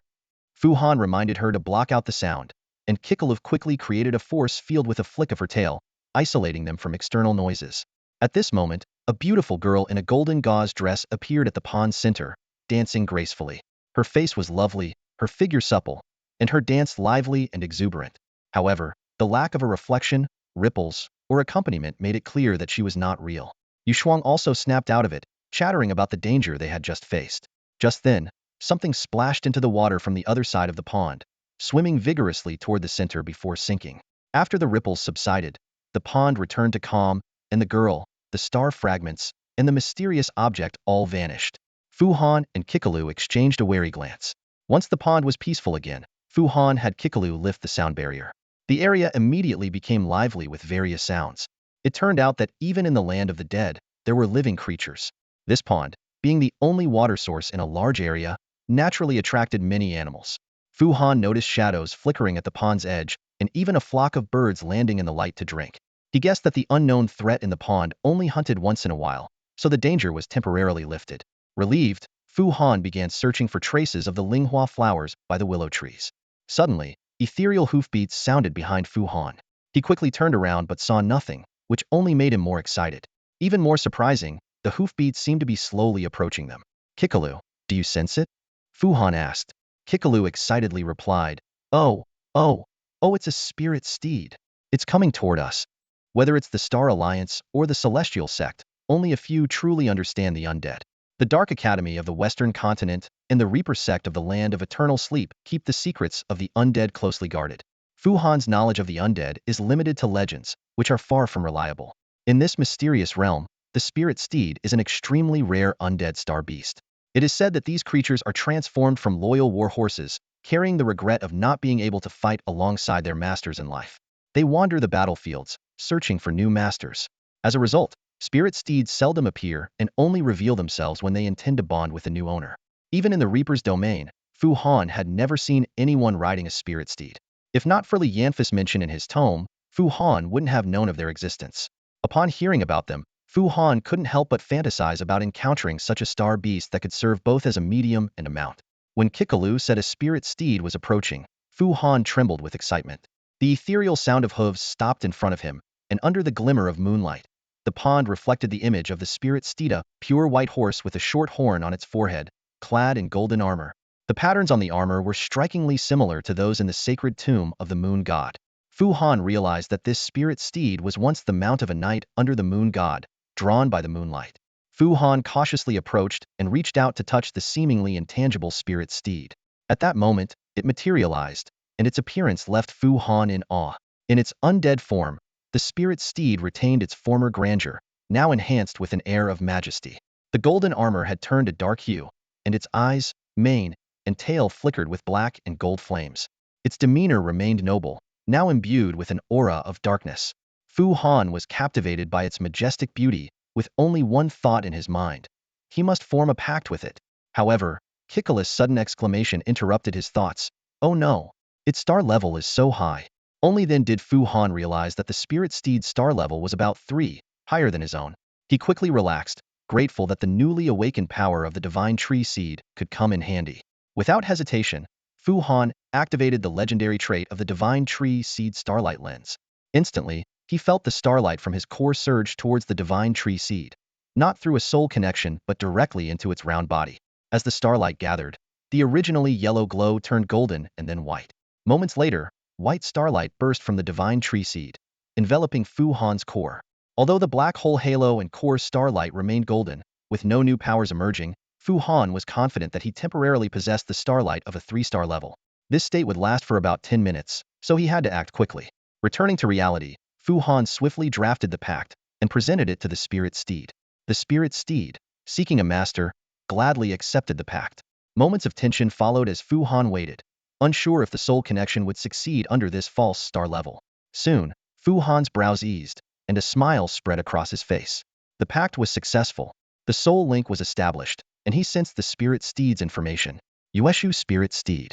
Species, spirit steed. Type, evolution. Form, undead. Attribute, undead. Species value, 389 elite level. Star beast level, 36. Health, 100. Abilities. Basic trait, spirit steed form. The spirit steed can switch between ghostly and tangible forms. In ghostly form, it becomes an ethereal entity, immune to most non-exorcism attacks. In tangible form, it can be ridden but is vulnerable to attacks. Afterlife trait: 100 battles war steed. In life, it was a well-trained warhorse, adept at coordinating with its rider and charging with other cavalry. It is immune to any negative mental effects, maintaining rationality at all times. Advanced skill: Spirit Hooves LV2. When Spirit Hooves is activated, the Yueshu Spirit Steed moves faster and can traverse any terrain effortlessly, even walking on fluids or elements. Despite the reduction in species value that occurs when any star beast becomes undead, the Yueshu Spirit Steed still maintained an impressive 389 elite-level species value. Its traits and skills were exceptional, especially the inherent skill Spirit Hooves, making it the perfect mount for any terrain. In comparison, Fu Han had been using Qiyu as his mount, but Qiyu was not a specialized mount star beast and could only reach speeds of around 40 kilometers per hour. Though it eased Fu Han's travel, it wasn't fast enough. Moreover, Qiyu also had to handle fighting and armor duties. At this moment, Qiyu was worn by Fu Han to ensure his safety in this unfamiliar and dangerous environment. Upon forming the pact with the Yueshu Spirit Steed, Fu Han immediately gained its spirit vision ability. Hidden ghosts were no longer difficult to spot. Their eerie glow was clearly visible. For instance, the previously unknown presence at the bottom of the pond now stood out with a dark red glow, warning Fu Han of its danger. Additionally, Fu Han could now perceive the concentration of Yin energy more clearly. The rising Yin energy from the parched earth appeared as visible greenish smoke to his eyes. As the surroundings became clearer, Fu Han's confidence grew. He mounted the Spirit Steed, ready to experience the speed limits of his new mount in this land of the undead. After all, this was the land of lost souls, and Fu Han couldn't let loose with his horse. Riding his mystical steed, Yushu Lingju, he took a brief patrol and estimated that this divine horse could maintain a speed of at least 80 kilometers per hour even on rough terrain. Fu Han thought to himself that on a straight, flat path, it could probably easily break the 100-kilometer mark, rivaling cars on the highway. What delighted Fu Han even more was that when Yushu Lingju entered its ghostly state, his spiritual vision significantly improved, making him highly sensitive to malevolent energy and spirits. Using this advantage, he easily pinpointed the location of the spirit-nurturing flower. Following the intense aura of malevolent energy, Fu Han rode to a willow grove by a pond. In the area with the densest concentration of malevolent energy, he indeed found a spirit-nurturing flower growing under a willow tree. The resentful spirits lurking nearby wisely retreated, allowing Fu Han to pick the flower without a hitch. This spirit-nurturing flower was so dark it was almost black, far from the usual deep blue. Fu Han knew this meant its medicinal properties were stronger and its value was higher. As dawn broke, Fu Han left the land of lost souls on Yushu Lingju. Reflecting on his journey, he couldn't help but marvel at the twists of fate. What he thought would be a fruitless trip turned out to be quite rewarding. The biggest credit undoubtedly went to Yushuang and Yushue, but since the moon spirits didn't need to eat, Fu Han couldn't think of an appropriate way to reward them. The two little spirits were exhausted after a whole night of activity. Fu Han let them return to the core realm to rest. As for himself, he was too exhilarated to feel tired, and was still full of energy when he reached Linyi Town. He decided to honor his previous promise and have a drink with Li Yinfu. As he approached the town, Fu Han dismounted and walked, only then noticing that his spiritual vision significantly weakened after Yushu Lingju returned to the core space. His field of vision shrank, and the precision dropped, but it was still enough to help him observe nearby spirits without affecting his daily life. Linyi Town had been peaceful lately, thanks to the silent guards keeping the conflict at bay in the mountains. However, the ongoing war made the town less lively, and the scheduled mid-month market had been cancelled. Today, though, the main street of Linyi Town was unusually bustling, with many people gathered and watching. Seeing this, Fu Han decided to check it out first. From a distance, he saw a Yellow Springs officer in white sitting on a scaled horse, flanked by 4 motionless silent knights. As he got closer, Fu Han was surprised to recognize the Yellow Springs officerate was Guangxi, whom he had met during the beast tide. Just as Fu Han was about to greet him, he suddenly sensed a spirit attached to Guangxi. Concentrating, he realized that Guangxi had no life force left. This discovery hit Fu Han like a hammer to the chest, leaving him breathless. At that moment, a heart-wrenching cry came from the north end of the street. The crowd parted, revealing a middle-aged couple walking slowly, accompanied by 4 priests. The half-gray-haired woman was crying her heart out, likely Guangxi's mother. The middle-aged man holding her, with tears welling in his eyes, bore a strong resemblance to Guangxi and was probably his father. As the Gua family approached, the deceased Guangxi dismounted and knelt on one knee before his parents. His mother collapsed onto him, her forehead against his white clothes, sobbing heart-wrenchingly. His father, suppressing his grief, stepped forward and loudly asked, "Priest, did my son fight bravely?" A male priest bowed and responded loudly, Our silent guards fought in the Haji Mountains, facing the fierce and corrupt beasts, the corrupt wolves. All our soldiers were no match. Only the Yellow Springs officer, Guaringji, was unparalleled in bravery, undefeated in battle. He slew the corrupt wolf before the formation, driving the enemy back into the forest. However, the corrupt wolf was treacherous, and though Guaringji won, he sustained fatal injuries. His soul has returned to our holy Lord, resting eternally in the embrace of the God of Silence. We have come to return his heroic remains. Gua's father wiped away another tear and said with a trembling voice, "My son's valiant body can still fight. Don't return him. Take him to our Lord's command to continue on the battlefield." That was his lifelong wish. Though we are heartbroken, we wish for him to continue defending our homeland. Gua's mother held her son's hand even tighter. "Great is the righteousness of the Gua family," the priest proclaimed loudly. "Great is the righteousness of the Gua family." The crowd echoed 3 times in unison. This ceremony was essentially to inform everyone of the Yellow Springs officer's sacrifice for them. From now on, the Gua family would enjoy the blessings of the god of death and the respect of their neighbors. However, Gua's mother's tears felt like a cold rain in Fu Han's heart, colder than any malevolent energy, colder than snowy mountains. Fu Han didn't go to meet Li Yinfu but instead drank alone until he was drunk. The sudden death of the once lively and courteous young officer left him in a terrible mood. Guaringji's death at the hands of the corrupt sect added another blood debt to this war. The next day, Fu Han still met Li Yinfu at the lamb soup shop. Linny Town's atmosphere hadn't yet recovered from the sorrow. The first Yellow Springs officer's death in years cast a real shadow of war over the people. Li Yinfu kept sighing. As Guangxi's mentor, he recalled the mischievous boy who dared to lift a horse's skirt in his youth, feeling deeply emotional. Although Guangxi couldn't settle down to study and ultimately chose the military path, he still invited Li Yinfu to celebrate when he became a Yellow Springs officer. "Who could have thought?" Li Yinfu said, pouring his sorrow into drink. Fu Han didn't stop him, taking a swig of his own drink and saying, "They will pay for this blood debt." Of course. More silent guards are heading north. "They will definitely pay for this blood debt," Li Yinfu echoed. After a moment of silence, Li Yinfu sighed and asked, "Since you invited me for a drink, it seems your trip to the land of lost souls was fruitful?" Fu Han nodded, taking out the black spirit nurturing flower from his pocket to show Li Yinfu. "Wow, it's black," Li Yinfu exclaimed with surprise. "I always knew you had great fortune, but getting such a treasure so easily? You brought back a black spirit nurturing flower overnight? Is it valuable?" Fu Han asked. Li Yinfu nodded. "One is worth 10. Hearing this, Fu Han was stunned and began to ponder whether to sell it or use it to make medicine. The value of the black pregnant spirit flower was indeed exaggerated. After visiting major trade associations, Fu Han discovered that the actual purchase price was only around 40 gold coins. Fortunately, Qin, the manager of the Luzhong Trading Association, took a liking to it and bought the black pregnant spirit flower for a high price of 50 gold coins, and he also bought an ordinary one for 10 gold coins. Fu Han made this decision after careful consideration. As an auxiliary material for spiritual potions, the expensive black variety didn't significantly enhance the effect. More importantly, he urgently needed funds to advance Zhang Jie's intelligence work. The lingering, relentless rain in his heart drove him to make a difference. Riding his newly acquired moon spirit steed, Fu Han's mobility greatly improved. He yearned to leave the land of death and explore the divine realms unprotected by the silent guardians. Despite this, the stronghold of Lin Yi Town couldn't be easily abandoned.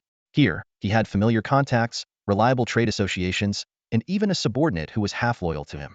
Therefore, obtaining a tool to record the spatial coordinates and noting down the coordinates here before setting off was the prudent course of action.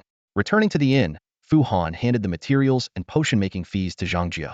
Then, he placed 10 gold coins on the table and urged, "We need to find the tool for recording spatial coordinates urgently." "Is this enough?" Zhang Jie glanced into the money bag and frowned. "Sir, this amount is unlikely to speed things up. If it's really urgent, maybe you should visit the temple yourself." "Your words carry more weight than mine." Fu Han's head throbbed at the suggestion. "I don't want anyone to know it's me who's looking." He then took out another 10 gold coins. "What about with these?" Reluctantly, Zhang Jie accepted the coins, bowed, and left. After this expenditure, Fu Han had only 22 gold coins left in his pocket. A sense of emptiness crept in, but he quickly realized it wasn't due to the loss of money. It was because the divine wood seed had entered a dormant state, unable to provide starlight to his core. Just like the emptiness in his core domain, the reduction in starlight concentration brought about this feeling. Having just resolved the issue of the emptiness in his core domain, now facing a new sense of void due to the decrease in starlight concentration, it was a never-ending cycle. The human soul's craving for power seemed insatiable. Fu Han couldn't resist this urge and was driven by the emptiness to constantly meditate, practice marksmanship, enhance skills for star beasts, and hunt star fragments. A week passed, and the divine with seed showed no signs of awakening. It was then that Zhangju brought both good and bad news. The good news was that a fallen noble in Kangwu City wanted to sell a family heirloom, a time-engraved space stone, which was precisely the spatial marker Fu Han needed to record spatial coordinates. The bad news was that this stone was originally a ceremonial artifact used by devout followers of the god of time, making it a valuable antique priced at a staggering 500 gold coins, without any room for negotiation. Fu Han gritted his teeth. The price was outrageous. Relying on hunting to save money was unrealistic. It was too slow. By the time he had saved enough, the item could have already been bought by someone else. After much thought, Fu Han realized that his most valuable asset was his Starcaster abilities. However, teaching skills couldn't be sold casually. Only the Solar Council was a viable trading venue that could ensure identity confidentiality. But right now, Fu Han needed gold coins, and Star Alliance credits were worthless to him. Among the Wood people, only the priest brother had a confirmed identity as a member of the Old Gods and the capability to provide a large sum of gold coins. Although Fu Han understood the differences between the sects and didn't mind trading with the priest brother, even considering the Death God sect as a potential ally, directly asking for gold coins was inappropriate. It would undoubtedly reveal that Fu Han was currently in the southern continent. Moreover, Fu Han couldn't be sure of the priest's need for skills, and initiating the trade would put him at a disadvantage. Considering all factors, Fu Han decided that unless absolutely necessary, it was best not to sell skills. Instead, he thought of another way to make money using his Starcaster abilities appraising star fragments. Fu Han had already acquired the ability to observe starlight, an extremely valuable skill. During his time in Linny Town, he had witnessed appraisers from 2 trade associations visiting. Each time an appraiser arrived, hunters hoping to get appraisal certificates to sell their star fragments at a good price would line up in front of the trade association. However, appraisers would be selective, only choosing particularly valuable star fragments for appraisal and certification. This wasn't entirely out of arrogance. Appraising star fragments was a time-consuming and labor-intensive task for them, and they needed to maximize their profits within limited time. Fu Han, on the other hand, could identify star fragments at a glance. Given the high prices charged by the Shrine of Slumber for star fragment appraisals based on their grade, he was confident he could turn himself into a human money printer. The problem was obtaining appraiser certification. To issue certificates for star fragments, one had to become a certified appraiser. Acquiring this status required passing the God of Justice's Church certification exam. The God of Justice's Church would not casually certify strangers. It also required a recommendation letter from a senior appraiser. Such recommendations were usually given to their apprentices, and no master would easily provide one without years of apprenticeship and sufficient tribute. Thus, Fu Han summoned Zhangju again and placed 10 gold coins on the table. Zhangju hesitated. Sir, even if we forge a recommendation letter, it won't help. We can't interfere with the appraiser's exam. Unless you genuinely understand appraising, no one can get you certified. He thought the priest leader's demands were becoming increasingly unreasonable. Just get the recommendation letter. Whether it works or not is my concern, Fu Han said, unwilling to explain further. Zhangju frowned. Have you thought it through? Forging documents is easy, but once you're in the Temple of Justice, we can't help you. This is just wasting money. Just ensure I qualify for the certification exam. I'll handle the rest. Sigh. Zhangju sighed. Then please wait a few days. The potion should be ready soon, and I'll bring it to you along with the letter. After Zhangju left, Fu Han realized he needed more preparation. For instance, understanding the certification exam process to avoid being caught off guard and expelled. So, he bought a good bottle of wine and some snacks, deciding to visit Li Yinfu. Knowledge is a precious resource everywhere. In the Qixing Alliance, knowledge is like a ladder. Basic knowledge is freely accessible, but as one ascends, the cost increases. However, in the land of slumber, knowledge is a luxury. Scholars guard it jealously. Even the most basic introductory knowledge is tightly protected and rarely shared. Li Yinfu was different from other scholars. He understood the hardship of seeking knowledge and looked down on his peers who hoarded it.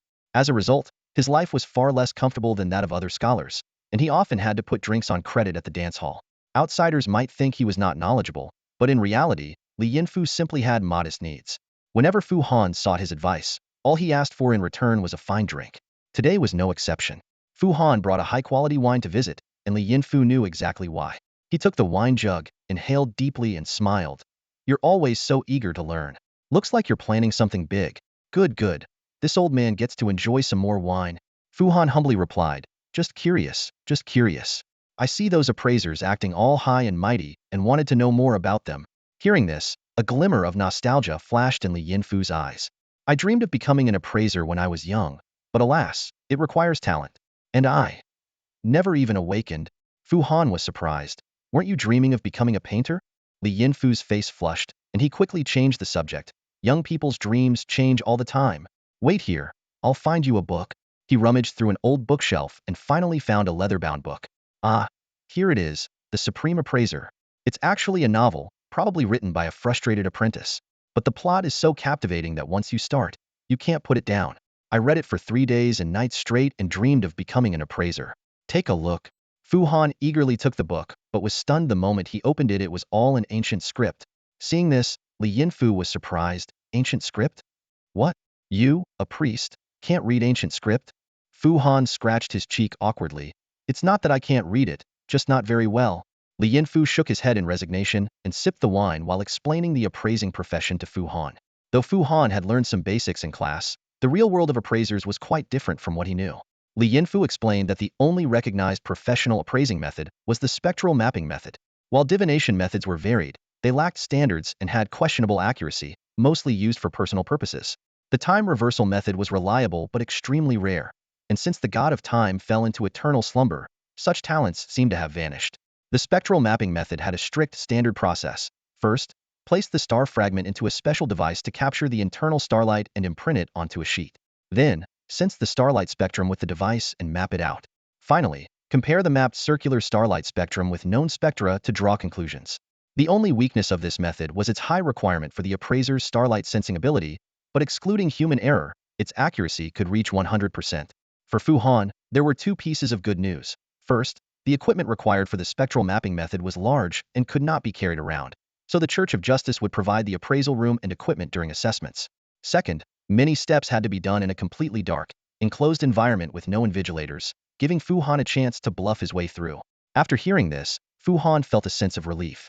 Before leaving, he left 2 gold coins, saying they were for Li Yinfu to enjoy some drinks at the dance hall. Li Yinfu, feeling uneasy, insisted on giving Fu Han the Supreme Appraiser as a study material for ancient script. Back at the inn, Zhang Jiu brought good news. The recommendation letter and the spirit potion were ready. Fu Han only glanced at the potion, as the seed of the sacred tree was still dormant and temporarily unusable. But when he opened the recommendation letter, he frowned at it was in ancient script again. Zhang Jiu teased. Look at you. Not understanding ancient script and yet wanting to become an appraiser. My lord, look at this inscription mark, it's genuine. I can't get the money back, you know? Fu Han, annoyed, shooed Zhang Jiu away and carefully sensed the inscription mark on the recommendation letter. He found that it was similar to the inscription certificates of star fragments, but more enduring and linked to the text on the letter. Any alteration to the text would cause the mark to disappear. This discovery made Fu Han realize that these aristocratic appraisers seemed to commonly use ancient script. With his current semi-literate level, he would likely be exposed. It seemed he could only seek help from a scholar. Fu Han understood that mastering ancient script in a short time was nearly impossible, but a scholar's power could directly transfer knowledge to his brain faster than a computer. Although this might require some cost, Fu Han thought it was worth a try. After all, the next time a scholar needed help, he could repay them doubly. Lately, Fu Han had been considering whether to reveal his abilities to the Solar Council. Among the plant people, the elder, the scholar, and the little cat already knew about his abilities. The silent one had taught Fu Han martial arts unconditionally without ever asking about his powers, which made Fu Han feel guilty. If his abilities could help this great master, he would not hesitate. As for the priest, Fu Han felt he could be honest with him. As for the merchant, while he needed to be cautious, completely shutting him out would be unwise. He might need his help someday. Reflecting on his cautious attitude when he first joined the Solar Council, Fu Han felt it was time to collaborate more openly with everyone. After all, no matter how the cooperation went, he always gained extra benefits, like the luxurious light-based skill set he learned from the Enlightened One.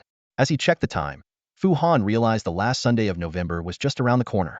Standing by the window, he gazed at the gloomy sky outside, mentally preparing for the crucial meeting ahead.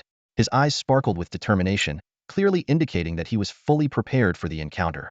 Fu Han meticulously reviewed his plan in his mind, ensuring that no detail would go awry. He had 2 main objectives. First, to exchange knowledge about ancient scripts with the erudite scholars attending the meeting. He knew that this valuable information was essential for his research, so he had prepared a series of carefully crafted questions and communication strategies. Secondly, Fu Han decided to moderately showcase his abilities. He understood that only by demonstrating his true skills could he pique the interest of the attendees and prompt them to offer valuable exchange terms. However, he was also aware that this required a delicate balance enough to attract attention, but not so much as to arouse unnecessary suspicion or envy. Fu Han began pacing the room, continuously simulating various scenarios and conversations in his mind. His fingers tapped unconsciously on the desk, in rhythm with his rapid heartbeat. Despite his outward calm, a tide of nervousness and anticipation surged within him. As the meeting date approached, Fu Han felt time slipping away more quickly. He knew that this encounter could be a significant turning point in his career. With this determination and anticipation, he continued to refine his plan, waiting for the day that might change everything. Daytime, before noon.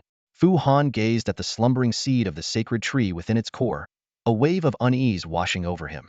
Just as he was about to go check under the tree, a familiar call resonated once more. He let his consciousness flow through the seed, traversing the blazing golden canopy, and arrived at the council hall. Fu Han reached out and grasped the orb of light, making the trunk of the sacred tree vanish. He realized he was the first to arrive. Only an elder seemed to be dozing under the tree. The Solar Council never kept anyone waiting long, and soon, one by one, silhouettes of light began to appear. The little cat arrived early too. Seeing Fu Han already there, she waved excitedly. Fu Han nodded in acknowledgement, a simple greeting. The scholar spoke up, "Chief, everyone is here." The elder opened his eyes, glanced around and said, It seems none of you missed the solar flare. You've all made progress, very good. Feel free to converse." With that, he returned to his standby state. The scholar continued, "Congratulations, everyone. This flare was quite strong. Little Cat's sacred tree seed has been through 3 flares now. It should have improved, right?" Little Cat raised her hand excitedly. "It definitely improved, meow. The new ability awakened this time is very useful, meow." The scholar smiled. "That's good to hear. Outsider, this was your first flare experience. Your sacred tree seed should have leveled up, right? Everyone's seed abilities differ. Are you satisfied with your new ability?" Fu Han understood the scholar's hint and gave a brief reply. "Yes, very useful." The scholar nodded and smiled modestly. Fu Han sensed she had more to say but held back. He decided to observe her reactions before speaking further. At that moment, the priest sighed. "Alas, I didn't even have time to go under the sacred tree. Silent One, we've gone to war with the Decay cult." He then detailed the collusion between the Decay cult and the Star Beast sect, most of which Fu Han already knew. The new information was that the Death cult had received help from the secret sect, preemptively uncovering and thwarting enemy plots. Despite this, the war was brutal, with 3 Yellow Springs officials already fallen. The priest turned to request support. "Silent One, this is our most devastating loss in nearly 40 years. The worst part is that even the Star Beast sect has joined forces with these guys. I'm worried that other sects colluding with the Decay cult will join the war. We need more weapons and resources." The merchant scoffed, interrupting, "Silent One, it's still uncertain whether this old shaman has used the resources we provided to fight the Decay cult. Be cautious of nurturing a tiger that will turn on us. Please reconsider." The priest retorted, "Humph. The news of our war with the Decay cult has likely spread throughout the entire Godslumber realm. How could this be faked? Silent One should have already received the news." The merchant sneered, "The war is no fake. I can attest to that. But Silent One, I haven't heard of new weapons appearing on the battlefield. This old shaman cries for help while hoarding resources. Don't trust him." The priest, enraged, replied, "Such crucial power is, of course, a closely guarded secret, only used at decisive moments. How could news of it spread everywhere? Are you trying to pry into our affairs to inform the Decay cult?" The elder opened his eyes, stopping their quarrel. "Quiet. I trust no one here would collude with the Decay cult. There's no need to discuss this further." Fu Han was secretly surprised, not expecting the elder to speak up and seemingly clear the merchant's name. This brought a brief silence to the meeting, with the scholar and priest both frowning in thought. The Silent One broke the silence. "More. 3 days." The priest was overjoyed and was about to express his gratitude when the Silent One raised a hand to stop him. The elder sighed. "Regarding the last task I assigned, any progress?" The priest shook his head in silence. The scholar maintained her modest smile. Little Cat seemed distracted, and Fu Han remained silent. The merchant spoke up. "I have some information. I can confirm that the follower of the god of theft is on the southern continent, and he has considered coming north. But whether he will actually come or if it's a diversion, I cannot be sure. I think it's possible he will come, as the Starrise Alliance is where the Decay cult's power is weakest." The scholar smiled. "If I were him, I'd stay on the southern continent. Going to the Starrise Alliance would be jumping from the frying pan into the fire." The merchant shrugged. "That's all I know. At least I contributed a bit, right?" The elder nodded, acknowledging the merchant's contribution. "This is a serious matter. Do not slack off. The 7th and 8th seats should also come up with solutions." Fu Han immediately responded, "I will do my best to investigate." Little Cat followed. "I'll work hard too, meow." The elder nodded in satisfaction. Then continue your discussions. The merchant, smiling, turned to Little Cat. Miss Little Cat, the star fragments I promised to find for you took quite an effort, but I succeeded. Little Cat looked confused and glanced at Fu Han and the scholar for help. The scholar quickly intervened. Oh? What kind of rare star fragments required the merchant's great effort to obtain? The merchant, pleased, replied, these might be the last set of star fragments left in the world. They are ancient star fragments. This caught everyone's attention. Even the elder glanced at the merchant. Fu Han's heartbeat quickened, resolving to help Little Cat acquire these rare star fragments no matter what. Life on Qixing D continues to evolve, much like an ever-changing painting. On this vast interstellar stage, some star beasts are destined to be mere passers-by in the river of history, quietly disappearing with their unique skills. These bearers of rare skills are known as ancient fragmented stars. Like precious ancient manuscripts, if not properly preserved, these fragmented stars will eventually turn to dust. The Faulted Vault serves as an ideal repository for such treasures, where ancient fragmented stars are common gems. For beast tamers, each ancient fragmented star is a priceless treasure, enough to drive them to madness. A merchant somehow acquired an ancient fragmented star, causing a stir among those present. Although Fu Han was inwardly excited, he maintained a calm exterior, quietly observing the unfolding situation. The cat's gaze flitted between the scholar, the merchant, and Fu Han, clearly puzzled by the sudden turn of events.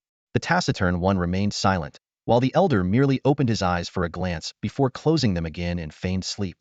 Breaking the silence first was the blunt priest, who scoffed and questioned, "What's the use of an ancient name?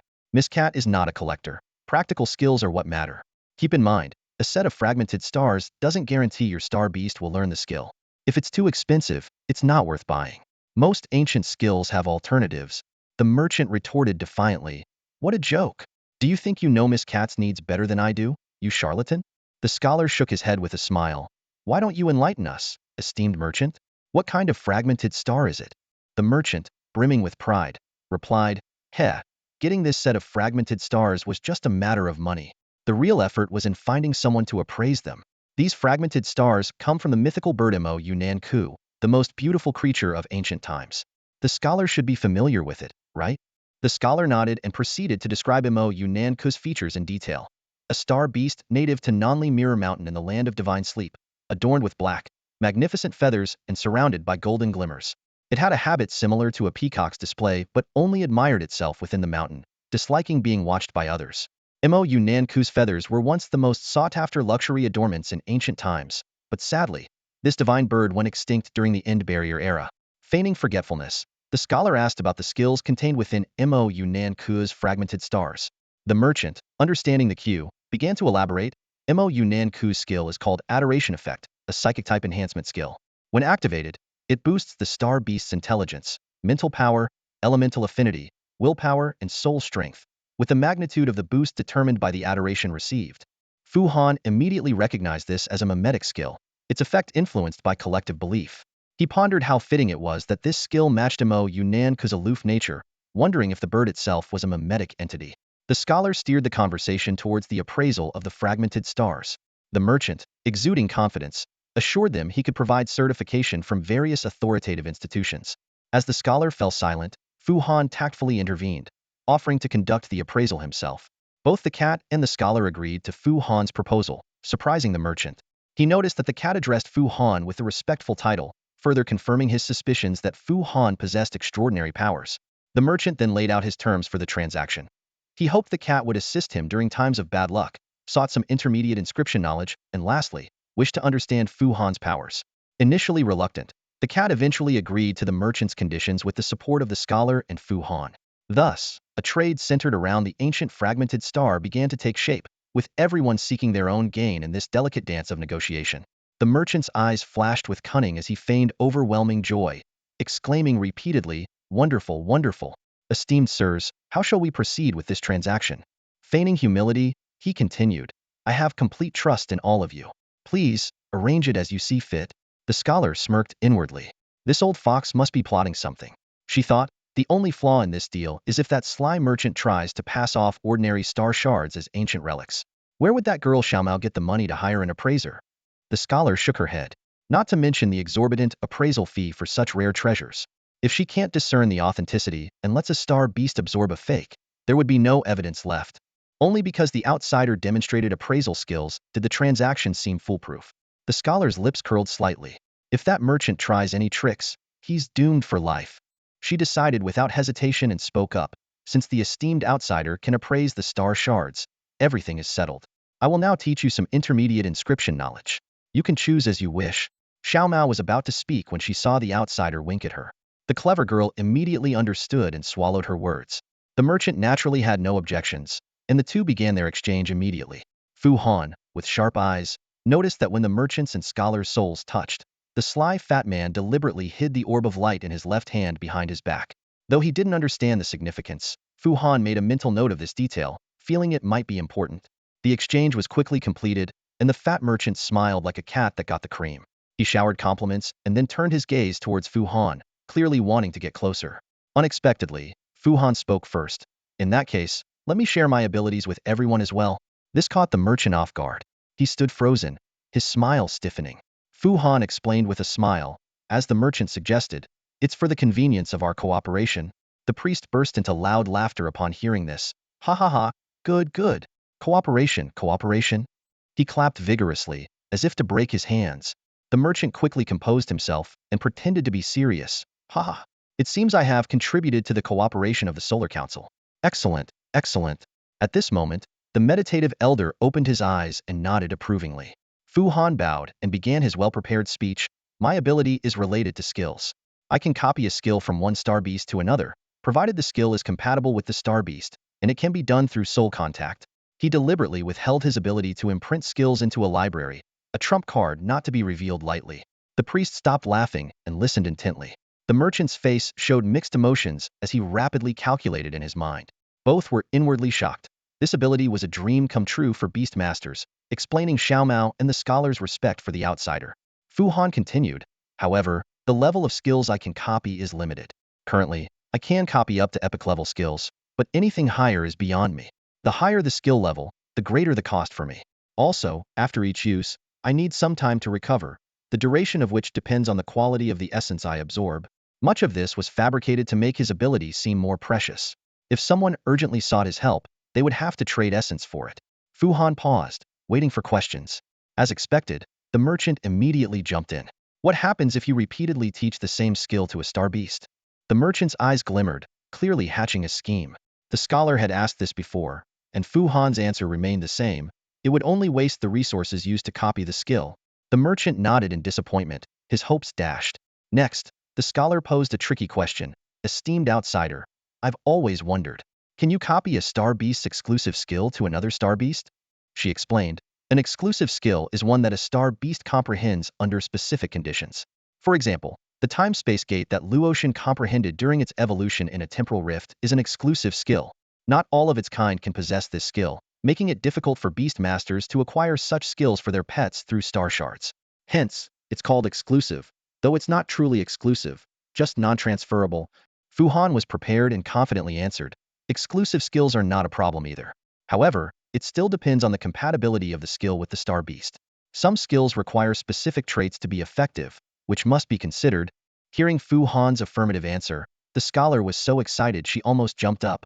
I need to book a skill copy immediately. Name your terms and I want bargain. Before she finished, the merchant interjected, I want to book one too. Price is no issue. The priest was about to speak when Fu Han raised his hand to stop him. Hold on. I also frequently use the skill copying ability myself, so booking might not be realistic. How about this? If you're interested, just state your offers. I'll decide after weighing them. The priest sighed. That makes sense. Each of us makes an offer, and the highest bidder wins. Otherwise, it wouldn't be fair to the esteemed outsider. Hearing this, the scholar sighed inwardly. For the first time, she had obtained a skill copy with just a small touch contract. Now, she would have to pay back double. In the end, the priest and the merchant refrained from making any offers for skill copying. It wasn't surprising. The scholar wasn't someone to be trifled with in the Solar Council. Her expertise commanded both respect and fear. Neither wanted to offend her, fearing severe repercussions. Moreover, they didn't want the outsider to gain too much power. If the price for skill copying soared, it would be detrimental to everyone. The scholar, however, was quite considerate. She offered Fu Han 2 rare contract methods, a valuable piece of knowledge, and the necessary potions for skill copying. Fu Han, recognizing the ally, happily agreed. The transaction concluded to everyone's satisfaction. The scholar then began transmitting ancient script knowledge, cautioning him to stop if he felt unwell. Fu Han was surprised by the depth and complexity of this knowledge. When he finished, his mind was in turmoil, and he felt dizzy.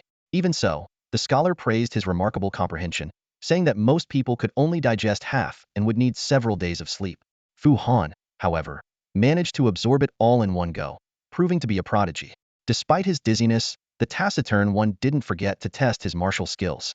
Fu Han had corrected all the issues pointed out last time, earning the taciturn one's satisfaction.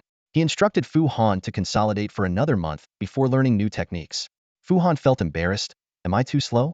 It's taken me 3 months just to learn the basics. Quite the opposite. The taciturn one shook his head. Your talent is exceptional. These basics take most people 3 to 5 years to grasp. You've mastered them in 3 months because of your extraordinary physique. Pleased with the compliment, Fu Han had initially feared he would take ages to learn even a nameless spear technique and worried he wasn't cut out for it. So, is there any way I can assist you with my abilities? Fu Han tentatively asked. I'll prioritize helping you. The taciturn one scoffed. Such trivial matters are not worth mentioning.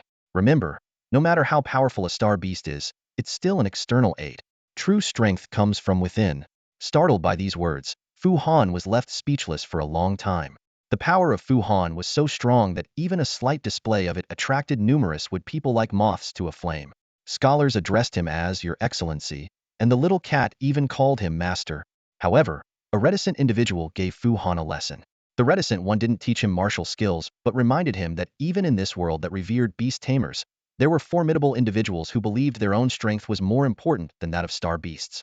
There were also powerful figures like the chief who showed no regard for Fu Han's abilities. Fu Han realized that there might be many hidden experts he had never heard of, whose powers could be even greater. The key point was that these people had been racing down this path for many years. Compared to them, Fu Han's strength was still far from sufficient. This realization made Fu Han alert. He must not become complacent. The Solar Council concluded with the crowd chanting, Starshine Eternal. Fu Han negotiated with the merchant about the identification of the star fragments. The little cat wisely kept silent during the meeting, as they now had Xiaowei as a messenger. Returning to reality, Fu Han immediately headed to a clearing in the forest. He asked Yu Shuang and Yu Shui to create a small illusion, then hid outside it, concealing his appearance, and began calling Xiaowei in his mind. Xiaowei seemed prepared. Fu Han had only called once when it gracefully appeared in the illusion. Fu Han looked at it with joy, possibly because the little cat's affection for Xiaowei had added a charming attribute to it. Master, I'm here, Xiaowei said softly. Fu Han petted Xiaowei's head and said, Tell your master that this exchange of star fragments will be very beneficial for your growth. The merchant knows I can identify the fragments, so they won't fake it, but I will still confirm it. Additionally, I need to seek your master's opinion on another matter. Fu Han explained that the original plan was for him to identify the star fragments and hand them to the little cat, who would let her star beast absorb them. If successful, he would then copy the skill to Xiaowei. However, he had another ability. As long as there were enough star fragments, he could consistently ensure the star beast absorbed the skill. Adoration Effect is a high-level skill, and I estimate it would take 6 to 10 star fragments to ensure the star beast acquires it. If I handle this set of fragments, we can almost guarantee obtaining this skill. So, you need to ask your master if she would prefer me to absorb them. Xiaowei's tail tip gently swayed as it affectionately nuzzled Fu Han and said, Master, this is exactly what I wanted to discuss with you. My master doesn't have a star beast that can absorb star fragments, so she wanted to ask you to help with the absorption. If successful, you could then copy the skill to me. I didn't know you had such powerful abilities, which makes this plan fail-proof. Fu Han chuckled, thinking the little cat was quite straightforward, already trusting him unconditionally. All right then, once I acquire the fragments and master the skill, I will have the chief notify her to come to the council for the copying process. Tell her to be prepared.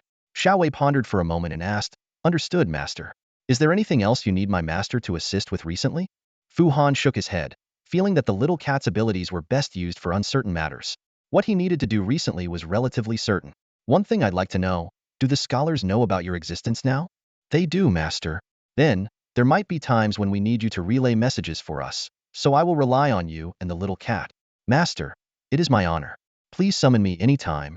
After thinking for a moment, Fu Han added, By the way, tell your master she can assume you already have the adoration effect. Have her find ways to make you adored. Understood, master. I will take my leave now. With those words, Xiaowei leapt out of the illusion and disappeared, seemingly eager to share the good news with its master. After arranging this matter, Fu Han returned to the inn, exhausted, and fell into a deep sleep. He had absorbed too much knowledge from the scholars at once, leaving him barely able to keep his eyes open. The scene shifts to the eastern continent of the Star Alliance. The eastern capital, Longju, welcomed the biggest snowfall of the winter. Overnight, the thick snow had reached the knees of the pedestrians. The city management company dispatched snow-clearing boats to clean up the snow everywhere, even on rooftops. However, the snow-clearing boats did not cover the old district. From a bird's eye view, the new and old districts of Longju City were starkly divided in black and white. The eastern capital, Longju, was densely populated. Despite the city's unwelcoming attitude towards strangers, people from all directions still flocked to it. Those who managed to squeeze into the beautiful new district were considered lucky. Otherwise, they had to struggle in the old district, trudging through the snow. Previously, some people questioned the allure of the eastern capital, but since the incident in the brilliant city of Zhuxing, these voices had disappeared. In comparison, the nearly 1,000-year-old eastern capital, Longju, seemed particularly stable. Now, everyone striving to get into Longju City secretly felt fortunate. They had come to the right place. In a building in the old district, a boy with a bushy hairstyle frowned at the snow outside the door and asked, "Where's Cat's sister?" The girl with headphones next to him didn't respond. Frustrated, he yanked off her headphones and shouted, "I asked you, where's Cat's sister?" The girl angrily snatched back her headphones and snapped, "Why are you yelling?" The boy pointed at the snow piled up at the door and exclaimed, "Can't you see? The jerks from Building 3 are bullying us again. They deliberately shoveled the snow to our door." The girl paused, looked around carefully, and then angrily hung her headphones around her neck, saying, "I'll go find Cat's sister. You go gather the others." With that, she turned and headed towards the stairwell. The boy impatiently walked to the elevator, repeatedly pressing the button while complaining, 64 floors, 2 elevators. Who in their right mind designed this? It's maddening. The original underground parking lot had been converted into an underground shopping street. In an electronics store named Tanuki Trade Electronics, a short-haired girl in skinny jeans and a cropped-down jacket was stroking her white cat, murmuring to herself, "Ah, so this is what it feels like to have backing. It's wonderful, meow. But how do I get you to be adored, meow?" "You suggest asking Scholar Sister? That's a good idea, meow. If you find her dreaming, go ask her." As the little cat and Xiao Wei were discussing, the girl with headphones hurriedly ran to the store entrance and shouted, "Cat sister! Cat sister! The bastards from Building 3 deliberately shoveled the snow to our door. What should we do?" Hearing this, the little cat frowned. "What should we do?" "Beat them up." With that, the little cat led Xiao Wei out of the store in 2 steps, lightly jumped up, and pulled down the shutter door. She left it slightly ajar without locking it and angrily led Xiao Wei and the headphone girl towards the first floor. A simple dispute between ordinary people became drastically one-sided with the involvement of a beast master. Xiaoweiba, a star beast with third-tier starlight, turned out to be the key to changing the tide. The 2 aggressive boys that Afro had called upon showed up at the basketball court next to building number 3, only to find themselves in a terrifying illusion. Under Xiaoweiba's spell, what seemed like a dozen boys turned into a formidable army of 100 in their eyes. Most of them fled in panic, but the 2 leaders were firmly held in place by Xiaoweiba's telekinetic grip. Not long after, these 2 unwilling boys found themselves shoveling snow in front of building number 7. Watching this scene, Xiao Mao was filled with confusion. Why do these people always cause trouble? The answer might lie in the current state of Longju City School overcrowded, with students who had no interest in studying being expelled once they learned to read. These boys, at an age of reckless arrogance and idle employees of the salt factory, resorted to mischief out of sheer boredom. What annoyed Xiao Mao even more was the reaction of building number 7's residents. They nodded approvingly at the boys shoveling snow but looked at her with disdain. This prejudiced attitude without understanding the situation enraged Xiao Mao. She couldn't be bothered with the boys anymore and retreated to the basement. Afro and Headphone Girl wisely didn't disturb Xiao Mao, quietly overseeing the boys shoveling snow. By evening, when they brought self-heating meals to the basement, they found that Xiao Mao had tidied up the messy shop perfectly. "I'm leaving," Xiao Mao suddenly announced, her tone resolute. "Where to?" the 2 boys asked in surprise. "Leaving here. I've had enough. I want to go somewhere where I can be admired," Xiao Mao explained. Although she and Xiaoweiba were somewhat respected here, it was only by a few boys. Xiao Mao yearned for admiration like that received by Ma Yuneg, revered by thousands. Seeing Headphone Girl's reluctance and Afro-skepticism, Xiao Mao showed them a recruitment ad for the Star Beast Master Competition in the Jinningport district on her tablet. As a satellite city of Longju, Jinningport faced threats from marine star beasts, but Xiao Mao was confident in her luck. "You'll see me again soon, at this weekend's competition." Xiao Mao beamed, her white tiger teeth flashing. The boys knew it was futile to persuade her otherwise and could only wish her well. Lu Yoji hugged Xiao Mao tightly, tears in his eyes, saying, We'll be cheering for you. Meanwhile, Fu Han woke up from a nightmare. In his dream, he was back in school, struggling with incomprehensible ancient texts. Upon waking, he realized he had gained a comprehensive understanding of ancient scripts, grateful for the scholar's assistance.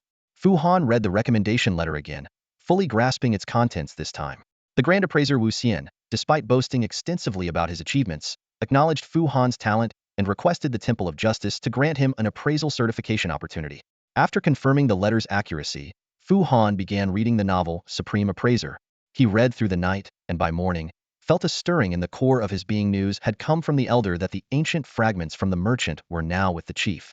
Fu Han immediately used the space-time gate opened by Luotian to reach the Nine Suns divine tree. Although the tree's seed was still dormant, it didn't hinder its connection to the divine tree to open the light-forged gate. Fu Han meticulously inspected each fragment, confirming their authenticity before placing them in his prepared fragment pouch. To his surprise, among the 10 fragments, there were not only 6 third-tier fragments but also 4 fourth-tier fragments. Even more astonishing, these 4 fourth-tier starlight fragments contained an additional skill and intermediate skill called Illusionary Blessing. This must be a skill Ma Yunank developed later. It seems quite unique. Fu Han thought with excitement. The key is, it looks like it can be used to help Boya master the illusion attribute breath. It is extremely rare for a star fragment to contain additional skills. Fu Han recalled the Solar Council meeting from a month ago, where a merchant had promised to find an illusion skill star fragment for Little Cat. However, at this meeting, the merchant presented a star fragment with the worship effect. Surprisingly, this star fragment actually contained the illusion skill Phantom Blessing.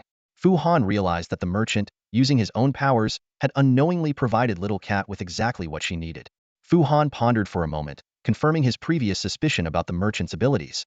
He seemed to sense others' needs without understanding the reasons behind them. This ability to overlook causality intrigued Fu Han. He was grateful for having stayed up all night reading The Ultimate Appraiser, which gave him a deep understanding of the spectra mapping appraisal method. Boyang's growth was slightly slow due to a lack of skills to upgrade, reflecting the general pace at which ordinary people cultivate star beasts. Most beast tamers only start raising other star beasts after reaching a higher level, making Fu Han's simultaneous cultivation of multiple star beasts quite rare. Using the Astromancer's power, Fu Han successfully imprinted Boyang with both the Phantom Blessing and Worship Effect skills. Boyang's level skyrocketed from 15 to 18. To prevent it from growing another fire-breathing head, Fu Han immediately imparted the Phantom Blessing. Sure enough, a blue-purple bump appeared on Boyang, indicating the formation of a Phantom attribute head. Fu Han then fed Boyang all the ghost monkey star fragments he had previously hunted, raising its level to 19. As Boyang's size increased and it was about to grow a third head, Fu Han frowned, worried that its appetite might further increase. Boyang, however, was unfazed and affectionately nudged Fu Han with its head, almost knocking him off balance. Little Cat, unable to visit the Nine Suns divine tree and worried that handling ancient star fragments might reveal her identity, decided to gift the remaining 3 star fragments to Fu Han. Fu Han gladly accepted, unaware that Little Cat now had to carefully budget even for a self-heating meal. He noticed changes in her demeanor. She had become more mature and started seriously considering her actions and their consequences. Most notably, she had dropped her meow meow catchphrase. Little Cat explained that to gain more respect for Little Tail, she planned to appear publicly and thus needed to drop the habit that might reveal her identity. Fu Han suggested she keep the catchphrase during the Solar Council meetings, but drop it in real life. Little Cat agreed with this clever advice, noting that only Fu Han, the chief, and Scholar's sister knew Little Tail was her star beast. When Fu Han imparted new skills to Little Tail, despite the divine tree seed not yet awakening, he successfully imprinted a high-level and a mid-level skill. Little Tail's illusory control talent caused the Phantom Blessing to mutate into the Phantom Shadow skill. This skill could create a Phantom Shadow attached to a star beast, replicating the host attack moves and dealing significant Phantom attribute damage. After handling Little Cat's affairs, it was already afternoon. Exhausted, Fu Han returned to the inn and fell into a deep sleep. The next day, after having a hearty meal in town, he mounted his moonlight horse and set off towards Wuzong City to take the certification exam. Everything was ready, and a new challenge was about to begin. Yushu Lingju was the first undead star beast that Fu Han encountered, and its uniqueness lay in its lack of emotion. Through the soul connection, Fu Han couldn't sense any emotional fluctuations from it, as if facing a silent abyss. This silence might stem from its undead nature, but it didn't hinder it from becoming a perfect mount. Yushu Lingju had a strong obsession with running, and its characteristic as a battle-hardened undead steed made it inherently understand Fu Han's intentions. Without needing commands, it could accurately determine the destination and route. Its spirit hoof skill allowed it to traverse complex terrains effortlessly, and with the frost moon and snow moon skills, it could run continuously on water. As an untiring undead, it never gave up. The distance from Linny Town to Huizong City exceeded 500 kilometers, and Fu Han actually achieved the feat of traveling 500 li in a day, to be precise, 500 kilometers. They crossed this astonishing distance within a single day. Fu Han had often gazed at Huizong City from afar, where the towering black walls and castle-like structures always gave an impression of solemnity. This time, using the spirit vision ability of Yushu Lingju, he finally understood the source of this atmosphere. The entire Huizong City was shrouded in dense blue death aura. Wow, such a dense aura of the afterlife. Kikilyo exclaimed, also able to share the spirit vision through the soul connection. Fu Han nodded. No wonder people don't like staying in Huizong City. The aura of the afterlife is something the deceased favor. Only the priests of the death god cult and the officials of the underworld can adapt to it. Ordinary people feel uncomfortable after staying in Huizong City for too long. Despite this, Huizong City remained bustling with people. Countless people, spirit vehicles, and star beasts gathered here because nobles and priests from the divine sleep land believed that receiving the highest grade burial ceremony in Huizong City was the best way for their souls to return to the stars. They would travel great distances, even in their final moments, to reach this place. Even if the spirit gate was closed, they would find ways to arrive, even if it meant using expensive rune teleportation arrays. Fu Han was skeptical about whether the highest grade burial could truly send the soul to the best star realms. However, he admired the death god cult's attitude towards both the rich and the poor. They charged high fees from the wealthy but were also willing to provide free services to elderly villagers. In the eyes of the death god cult, death was equal, regardless of wealth. Upon entering Huizong City, Fu Han realized that there was no need to stay low-key.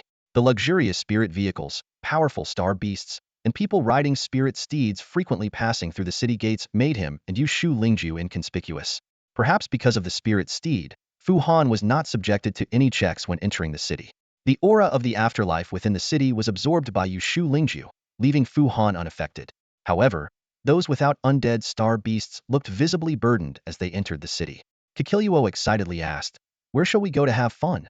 Fu Han smiled wryly. "As far as I know, there's no entertainment in Huizong City, unless you want to visit the crematorium." "Great, let's go visit." Kikilyo responded eagerly. Fu Han quickly stopped her. "I was just joking." He couldn't imagine taking Kikilyo to visit a crematorium. Nonetheless, as the capital of the death god, Huizong City had many novel sights. The central death god's temple was a place where bone dragons were kept, occasionally seen flying with ghostly flames. Shops along the streets sold various star beast remains, limbs, and even complete bone slaves. Black-robed necromancers came and went, frequently trading undead star fragments. There were also ordinary star beast shops, though fewer in number. Spirit bodies trapped in rune cells stood motionless, while furry animal star beasts, though listless, received comfort from the shop owners. In weapon shops, burly men swung hammers, and gigantic stitched abominations worked the bellows. Kikilyo found a cafe and praised the beautiful owner. Fu Han had no choice but to enter the cafe, which had a relatively light atmosphere. The cafe was elegantly decorated with white chrysanthemums, and the owner greeted them with a warm smile. Serving the coffee was a bone slave waiter adorned with a decorative bow tie and floral cuffs. The owner noticed Fu Han's gaze on the bone slave and smiled. "Is this your first time in Huizong City? I hope my ex-husband didn't scare you." Fu Han awkwardly replied, "No, not at all." Internally, he urged Kikilyo to finish her coffee quickly. Upon leaving, the owner gently said, "I hope you visit us again." Fu Han nodded with a smile but quickened his pace. Kikilyo continued to praise the cafe, while Fu Han silently remarked, "Sure, making your ex-husband a bone slave. How gentle." The buildings in Huizong City were mostly in black, white, and gray tones, and the Temple of Whispers was no exception. A statue of the God of Secrets stood in the courtyard, surrounded by walls with no visible entrance. Yet, many cloaked and masked individuals could be seen heading to the back street. The inn recommended by Zhangjiu was right across from the Temple of Whispers. The innkeeper was surprised to see Fu Han. "You're here today? I thought you'd arrive tomorrow." Fu Han was taken aback. "You know me?" The innkeeper lowered his voice. "I've seen the priest. I am Zhang Qi." At that moment, Fu Han realized a problem. It seemed everyone in the secret cult used code names, while he had been using his real name. However, he consoled himself, thinking they might consider Fu Han as his code name. The night passed without incident. The next morning, Fu Han woke up early, eager to embrace the new experiences in Huizong City. However, his enthusiasm was quickly dampened by the sight of a delicate but meager breakfast, causing him to frown. To make matters worse, Zhang Qi served the food while rattling off a string of bad news, making Fu Han deeply understand the saying, Do not talk while eating. The folks at the Temple of Justice, Zhang Qi whispered, have some peculiar rules. First, you need to wear traditional robes to enter. Second, you must adhere to ancient rituals inside. Lastly, they only accept coins bearing the emblem of the god of death. Swallowing a mouthful of food, Fu Han asked wearily, anything else? Zhang Qi gave an awkward smile. The good news is, I've already prepared the priestly robes of the secret sect for you. As a priest of the gods, you don't need to bow to anyone. Just as Fu Han was about to relax, Zhang Qi added, oh, and there's a 3 gold coin fee for using the observatory for the assessment. Fu Han's appetite vanished entirely. Frustrated, he thought, this isn't how it's written in the novels. But reality clearly didn't follow the novels. He threw the money at Zhang Qi and told him to handle it. Zhang Qi swiftly turned behind the counter, exchanged the money for Fu Han, and also took another gold coin for the priestly robes. Fu Han waved it off, thinking that once he passed the certification assessment and obtained the right to mint coins, these expenses would be trivial. The priestly robes of the secret sect were similar to the outfit Fu Han had bought earlier, but the hood and mask were more intricately crafted, with more features to conceal his figure. Wearing them, he felt as if he could blend into the shadows. Deciding to keep a low profile in his new attire, Fu Han abandoned the conspicuous Moonshadow steed and instead hired a regular carriage straight to the upper city. The upper city was the heart of Wuzong City, home to priests and nobility. The wide streets were bustling with traffic, especially the route to the Temple of Justice, which was completely congested. Losing patience, Fu Han paid the fare and continued on foot. It wasn't long before Fu Han sensed trouble. Passers-by cast curious glances at him in his secret sect robes. Worse, he felt several times that powerful ghostly star beasts had their eyes on him, though fortunately, they never attacked. By the time Fu Han finally reached the Temple of Justice, he was drenched in sweat. The square stone temple stood out prominently in the upper city. Stepping into the entrance hall, the black floor tiles gleamed like mirrors, reflecting the starlight from the ceiling's gemstone lamps, making it feel like he was in the vast cosmos. As a priest, Fu Han could only be received by someone of the same rank. While waiting, he couldn't help but lament the excessive formalities. Finally, a priest of justice took his recommendation letter, verified it meticulously, collected the 3 gold coin examination fee, and led him to the second-floor observatory. The priest left behind 3 premium star fragments and a set of circular spectrum cards before departing. Fu Han's task was to identify the fragment containing the spirit worm. The observatory was spacious and tall, yet crammed with complex instruments. The walls and ceiling were covered with large inscribed devices. In the center was a special curtained area, with mechanical arms and copper tubes from the surrounding instruments extending into it. This was where star fragment imprints were made, and where the appraiser would capture the star fragment's radiance. Outside the curtained area was a large workbench filled with astrological instruments, models, lenses, rulers, and charts.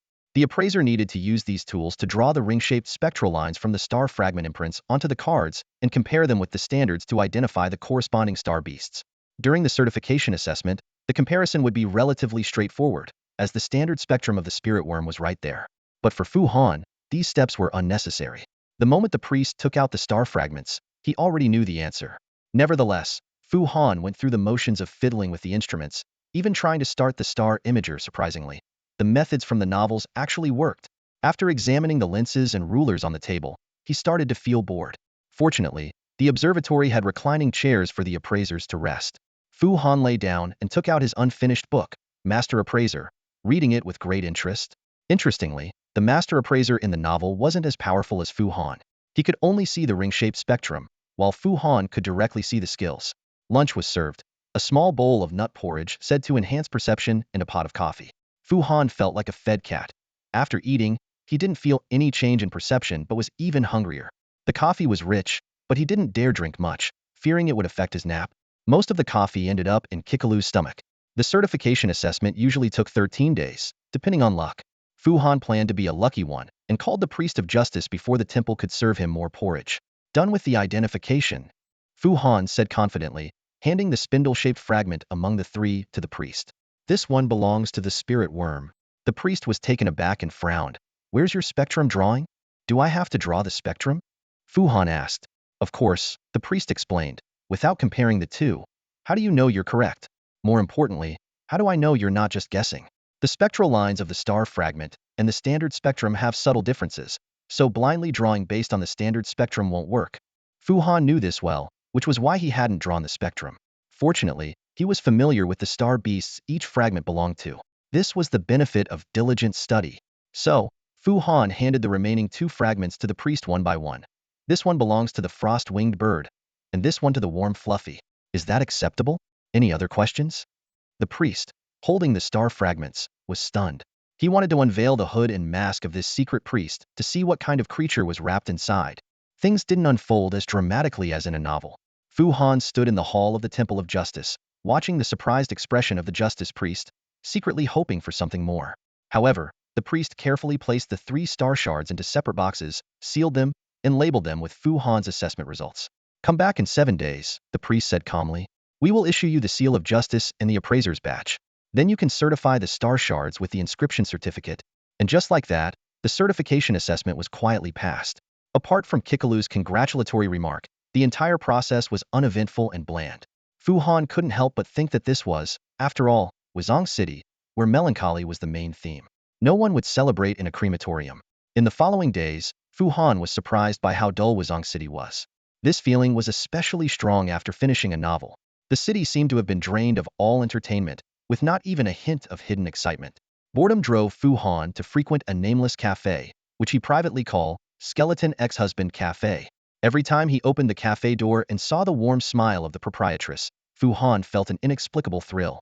He often wanted to ask why her ex-husband had been turned into a skeleton servant, but always held back. Under the legal system of the Death God sect, her ex-husband was working for her, indicating he owed her a lot. Fu Han secretly admired this aspect of the Death God sect. Debts must be repaid, even in death. Time passed quietly, and 7 days flew by.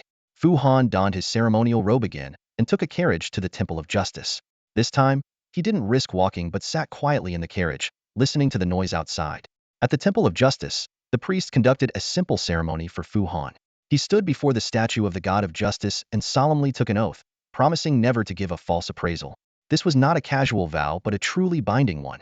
Violating it would invoke the thunder of judgment from the God of Justice, even though the deity had been dormant for years. After the ceremony, the justice priest handed the seal of justice and the appraiser's badge to Fu Han.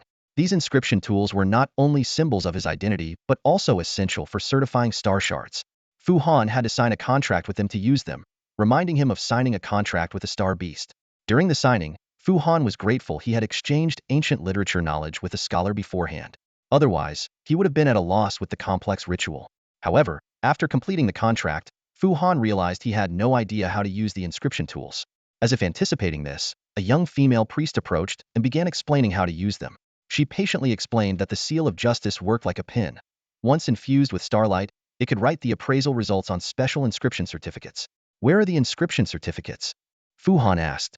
The priestess smiled and produced a brocade box filled with coin-sized certificates. How many do you need? She asked, her eyes glinting mischievously. Fu Han immediately realized this would cost money. How much for one? He asked. 1 gold coin each, the priestess said with a sweet smile, holding up one finger. Each certificate can link to 1 set of star shards, but sometimes a set can't be formed. In the worst case, 1 certificate might be needed for a single star shard.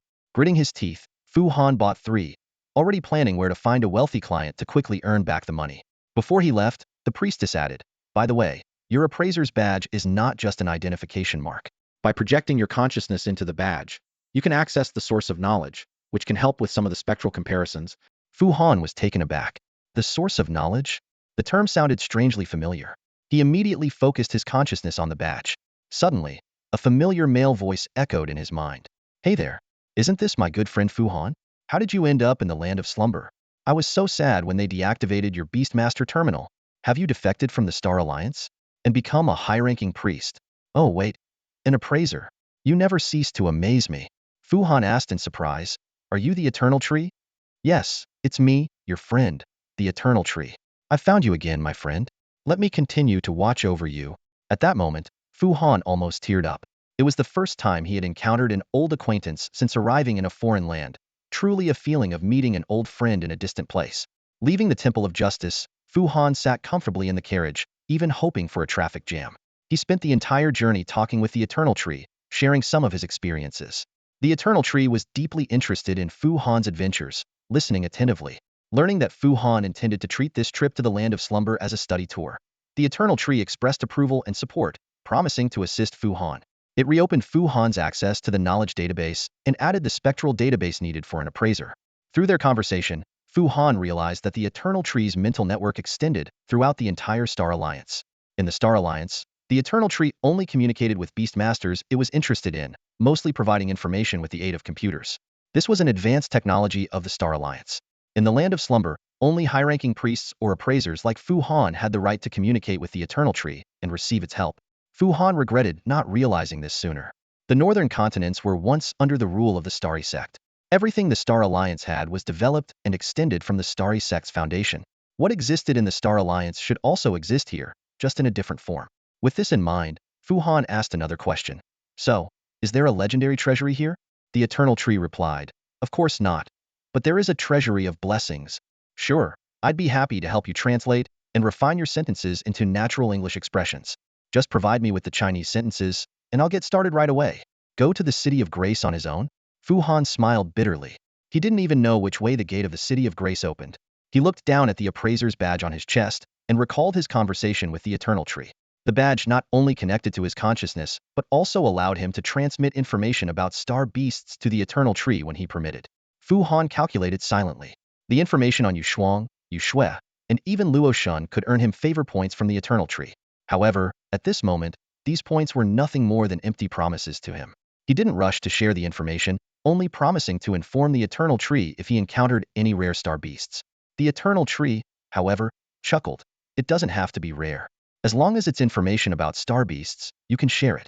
I will record every bit of your contribution and gradually grant you access to higher-level databases. These words made Fu Han ponder deeply. He began analyzing the motives behind the Eternal Tree's collection of star beast information. Considering his past experiences, he thought of similar entities. The secret book of the hidden god with its insatiable thirst for secrets, the holy light sage of the scholars faction with its endless pursuit of light-based knowledge, and the little tail with its boundless need for worship. Fu Han speculated that the Eternal Tree's purpose in gathering information was likely similar to those into Tiesto become stronger. His view of the starry cult had changed, but he still agreed with the fundamental theological principles of the Academy. Life might have higher forms and extraordinary meanings, but the old gods were not omnipotent or immortal. To Fu Han, the old gods might simply be beings that underwent a qualitative change through the accumulation of power. This thought led him to consider Little Tail and the Holy Light Sage. If they could grow powerful enough, they might also have the potential to become gods. Especially Little Tail, which had limitless potential. The carriage slowly stopped in front of the inn, and Fu Han ended his conversation with the Eternal Tree, walking into the inn deep in thought. He didn't notice Zhang Qi's pupils contract sharply as he entered. Zhang Qi had spotted the appraiser's badge on Fu Han's chest. A storm surged in Zhang Qi's mind. The Zhang family had always believed that Fu Han, this priest, was going to the Temple of Justice to investigate secrets, which was why they had forged a recommendation letter. They never expected him to actually become an appraiser of the secret faction. No less, this was a huge business opportunity. Zhang Qi's mind started to race. While Fu Han was still deciding whether to return to Linyi Town or stay in Huizong City, the news of a genius appraiser from the secret faction had already spread like wildfire throughout Huizong City. Meanwhile, at the center of Huizong City in the Temple of the Death God, the 36-year-old high priest Su Shi stood atop the Bone Dragon Tower. This underground palace was the true core, with the deepest part being the resting place of the Death God. Compared to this, the towering Bone Dragon Tower seemed less important, but it was still a restricted area of the Death God cult. Su Shi was one of the few qualified to step onto the Bone Dragon Tower. To avoid looking too youthful among a group of elderly high priests, he had grown a beard and dyed his temples white. The tower was the dwelling place of bone dragons, featuring inscriptions that automatically gathered the breath of the deceased and yin energy, devices that created clouds to block sunlight, and a whirlwind field surrounding the tower. This was the coldest place in Huizong City, shrouded in yin energy and strong winds year-round, never seeing sunlight. However, Su Shi loved this place. One reason was that he had his own bone dragon. This creature, resurrected by the priests of the Death God using necromancy, possessed many characteristics of a star beast, but couldn't be summoned back to the soul realm like star beasts. Even the silent guards were temporarily driven by mediums through the Yellow Springs. Having a personal bone dragon was a great honor, making Su Shi the first in line to succeed the high priest. If any high priest were to return to the stars, he would be the most likely successor. Some even believe that given the chief high priest's favor and Su Shi's age, he was likely to become the next chief high priest. Su Shi was highly favored due to his extraordinary talent, the universally acknowledged strongest necromancy talent, the Sacred Death. Those with this talent could use their own starlight to perform necromancy skills of star beasts, and due to the top-level necromancy affinity provided by the Sacred Death, these skills were greatly enhanced. Moreover, Su Shi was proficient in the necromancy techniques left by the death god. To others, such a talent seemed unparalleled. But Su Shi knew that this was just the tip of the iceberg of his abilities. He had many other undisclosed powers, such as strong spiritual vision, the ability to hear the cries of the dead, to recall the memories of ghosts, and to know their causes of death. He could even absorb the residual essence of the dead to strengthen his own core. These were clearly powers that only the death god should possess. Su Shi wasn't sure whether he would become the new death god or merely a vessel for the god's descent. But to him, it didn't make much difference. He would accept either outcome. Overlooking the entire city of the death god, Su Shi spread his arms, letting the cold wind fill his sleeves. After a long time, he murmured to himself, "An appraiser from the secret faction? Is that all? Keep an eye on it. Also, continue looking for the shattered star with illusion skills, preferably an ancient one." Su Shi sighed deeply. Even for someone as successful as him, there were plenty of troubles. For instance, he wasn't taken seriously at the Solar Council. Watching others toast and enjoy themselves at the council meetings, Su Shi felt out of place. His powers, though strong, were all concentrated within himself and difficult to trade with others. This led to him representing the death god cult in limited exchanges with the Silent One, while being largely ignored otherwise. Being ignored was bearable, but Su Shi longed for the assistance of the Wanderer. Unfortunately, the Wanderer was elusive and unpredictable, making it hard for Su Shi to win their favor. In desperation, he had to imitate merchants, trying to find shattered stars with illusion skills in hopes of earning the Wanderer's aid indirectly. The thought of having to adopt merchant tactics made Su Shi grind his teeth in frustration. Burning with anger, Su Shi turned back into the tower and mounted his bone dragon. He commanded the dragon to leap out, heading towards the western sea, leaving a ghastly shadow streaking across the sky of Huizong City. The hunters of Lini Town, clutching their rare star fragments, eagerly await appraisals to fetch high prices. In contrast, Huizong City, the capital teeming with nobility, sees high-grade star fragments more frequently. The appraisal fees at the Land of Divine Slumber are tied to the fragment's grade. Higher grades mean quicker returns. However, the abundance of appraisers in Huizong City is precisely what causes Fu Han's hesitation. As Fu Han pondered, the innkeeper Zhang Qi knocked on the door. When the door opened, Zhang Qi presented a tray of Dream Pavilion incense tea, smilingly claiming its benefits for refreshing the mind and clearing the eyes. Fu Han knew there must be an ulterior motive, but accepted the tea graciously, understanding the importance of maintaining market connections and that aloofness would be unwise. Just as Zhang Qi was about to leave, Fu Han called out, instructing, "Bring me a pot of coffee, with plenty of milk and sugar.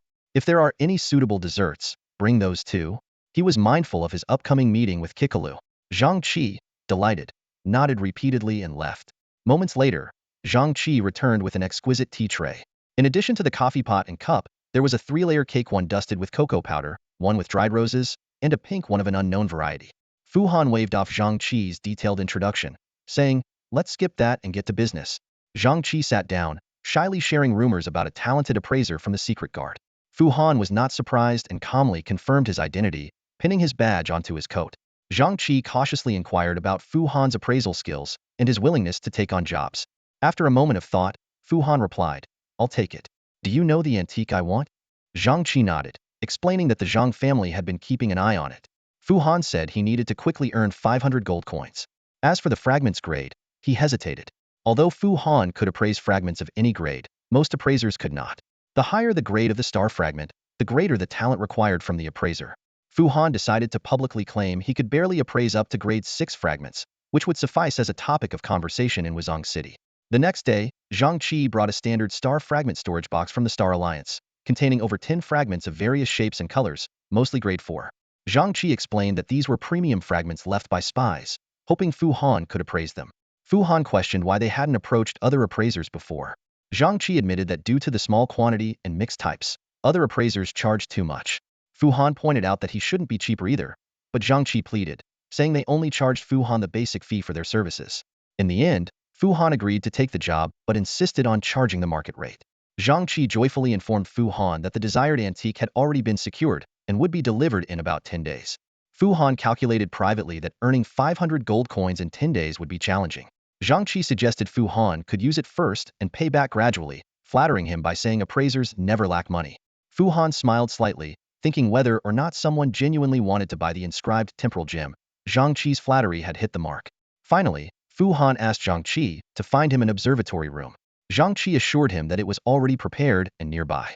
The observatory was a couple of blocks away from the inn, nestled in a charming little house. Fu Han strolled to the front door, his eyes drawn to an ancient emblem. Upon closer inspection, he noticed tiny, old characters beneath it: Lu Yuanzhong clan. Lu Zhong Chamber of Commerce? Fu Han's heart skipped a beat as he recalled his early days in Linny Town.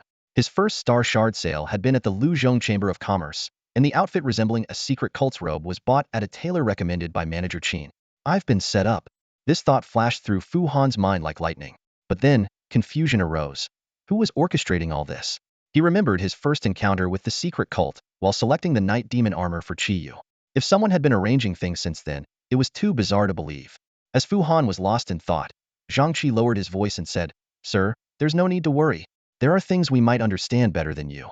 The Lu Yuanzhong clan has always been devout followers of my lord, just with more extensive business dealings." Fu Han pondered this and found it reasonable. The secret cult he had encountered was more like a business association than a religious group. Everyone involved was a shrewd businessperson, and their relationship with the deity was transactional. Such an organization, coupled with an excellent intelligence network, would naturally excel in business. Thinking about how several innkeepers could easily produce 500 gold coins to help him acquire the time-space gem, Fu Han couldn't help but marvel at the many coincidences between himself and the secret cult. Though peculiar, these coincidences had mostly worked in his favor. However, he wondered what price he would eventually have to pay. Fu Han knew he was just a small bubble drifting in the vast sea of life, easily burst by the slightest wave. Even if an unseen hand was guiding his path, he could only go with the flow, drifting through life. He sighed softly, following Zhang Qi into the house. The interior was fully equipped, with several servants around. Zhang Qi suggested that Fu Han stay there during his time in Wuzong City, but Fu Han politely declined. "No, I'm used to the bed at your inn. It took me a while to get accustomed to it. I'll just use the observatory." Zhang Qi was overjoyed. "Thank you, sir. Your presence truly graces our humble establishment. So, while you're appraising the star shards, will you be staying here or at my place?" Fu Han smiled slightly. "What do you mean by a few days? Do you think it will take that long? Don't underestimate me. Just come by tomorrow morning to pick up the box." Zhang Qi was momentarily stunned, unsure. "But there are over 10 star shards. Isn't that too fast?" "I'm just that quick. If you don't believe me, you can find someone else," Fu Han said confidently. "I believe you, of course. I'll wait for your good news then." Zhang Qi quickly responded. Fu Han nodded in satisfaction. "All right, go ahead. I need to start the appraisal." Zhang Qi exited the room and gently closed the door. Fu Han looked around at the array of appraisal instruments, thinking to himself, another boring night. It took him less than 15 minutes to quickly scan through Zhang Qi's star shards, and then search the Eternal Tree for the corresponding skills and star beasts. Unfortunately, the Eternal Tree seemed to be offline, giving only automated responses, and Fu Han couldn't find anyone to chat with. The high cost of appraisal was due to the time and effort it required. For Fu Han, being confined in the observatory felt like earning money while daydreaming. This hard work was necessary. Otherwise, the task would seem too easy, and the price would drop. Luckily, it wasn't entirely dull. The Lu Zhong Chamber of Commerce's observatory was equipped with advanced instruments that were easier to operate. Fu Han attempted to create star shard rubbings, failing several times but becoming more familiar with the equipment and reaffirming the principles of creating artificial star shards. He fed the small rubbings he made to Bo Ya, who was clearly unsatisfied with the meager meal, nearly toppling the mapping table with its tail. Fu Han then spent time enhancing the star beast skills until he was exhausted and finally fell asleep. The next day, Fu Han woke up a bit late. He wasn't actually picky about beds and had slept quite comfortably on the observatory's recliner. At dawn, Zhang Qi had already arrived but didn't dare to disturb him. When Fu Han emerged from the observatory, still a bit sleepy, Zhang Qi interpreted it as fatigue from working all night. "Thank you for your hard work, sir. Would you like to rest first, or have some breakfast?" Zhang Qi asked with concern. Fu Han played along, feigning exhaustion. "It was tiring, but I got it all done. Let's carry the box while we eat." They headed to the dining room, where breakfast was the same invigorating fruit porridge. As Fu Han ate, he thought of the lamb soup from Linny Town and couldn't help but ask, "Is there any lamb soup in the city?" "Lamb is banned in the city. The smell is too strong," Zhang Qi explained. Fu Han sighed and shifted to business. "Let me tell you, these star shards come from different star beasts. I put in a lot of effort last night. What's the best market for star shards right now?" "That would be illusion skill star shards," Zhang Qi answered excitedly. "Illusion? Who's buying?" Fu Han raised an eyebrow. "A high priest from the death god cult. He's a rising star in the church, the youngest high priest. Just like you, with a promising future." "A death god high priest?" Fu Han's heart skipped a beat, and a thought flashed through his mind. Could the priest be looking for illusion star shards to trade with the little cat? The more he thought about it, the more it made sense. Fu Han still had 3-star shards from the Ink Feather Southguest, which were the most valuable, but he dared not sell them in Wuzong City, fearing that the straightforward priest might notice something unusual. From the priest's perspective, Wuzong City was his stronghold, and he likely had absolute confidence, hence his open actions. So, the 4th seat of the Solar Council, the Plant Man Priest, should be the one actively seeking illusion star shards. Fu Han speculated. So, sir, are there any illusion star shards among these? Zhang Qi asked eagerly. Fu Han didn't answer directly but asked, this high priest you mentioned, do you know what he looks like? Zhang Qi shook his head. I might have seen him in the city but forgot. However, if you need his information, the church should have it. He pointed towards the direction of the secret temple. When Zhang Qi mentioned that the secret church might have some information, Fu Han instinctively glanced towards the secret temple but shook his head, saying, there's no need for that. I just met a few priests of the same age recently and wanted to confirm if it's the person you're talking about. Fu Han knew very well that the priest was in Wuzong City. He was indeed curious about the Treeman priest, but delving deeper held no meaning. He neither had the ability to seize others' powers, nor did he know how to transplant someone else's core star into himself. Moreover, a scholar had warned him that the merchant's core was suffering from the backlash of the beauty's power, which could have extremely severe consequences. If he were to investigate rashly and get discovered, Fu Han might end up being used by the other party. As he pondered, Zhang Qi shook his head with a smile and said, it definitely isn't someone you know. When I said he was young, I meant relative to the other high priests. He's at least in his 30s. If you talk about young and promising, it's you, priestiery the best in the world. Fu Han quickly stopped Zhang Qi's flattery and steered the conversation back to the star fragments. The star fragments Zhang Qi brought were precious items that spies risked their lives to protect. Although they didn't include the most popular illusion skill star fragments from Wuzong City, they were still highly sought after. One particular fragment, the 4th tier, Hand of the Fragmented Soul, was especially valuable. As an attack skill specifically for spirits, it could fetch over 100 gold coins in Wuzong City. The total value of the entire box of star fragments was as high as 230 gold coins. According to the rules of the Star Alliance, Fu Han could earn about 10 as an appraisal fee, roughly 23 gold coins. But in the land of divine sleep, his appraisal fee could reach 55 gold coins, nearly a quarter of the total value, and it was paid immediately. Fu Han couldn't help but marvel at how easy it was for appraisers to make money. It was almost like printing money. Judging by Zhang Qi's satisfied smile, he had no objections.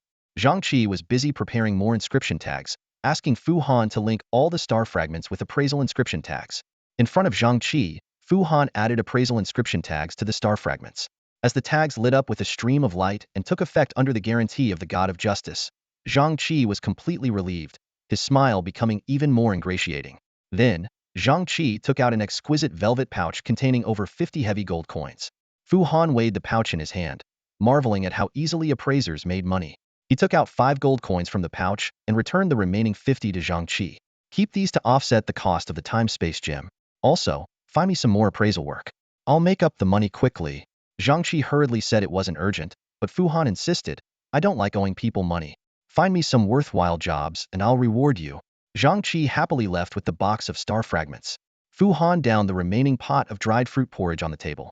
The porridge indeed refreshed his mind, and as he walked out of his small house, he felt invigorated. Kikalu excitedly asked, Fu Han, do you have money now? Shall we go to Bone Puppeteer? Last time Kikalu wanted to go, Fu Han was indeed short of money.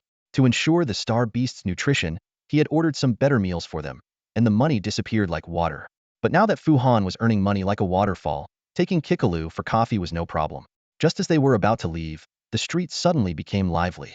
It turned out that a high priest of the death god had discovered elite members of the decay cult attempting to sneak through the Zihizi mountains while hunting. The high priest fought fiercely in the mountains, ultimately annihilating the enemy and capturing their leader alive.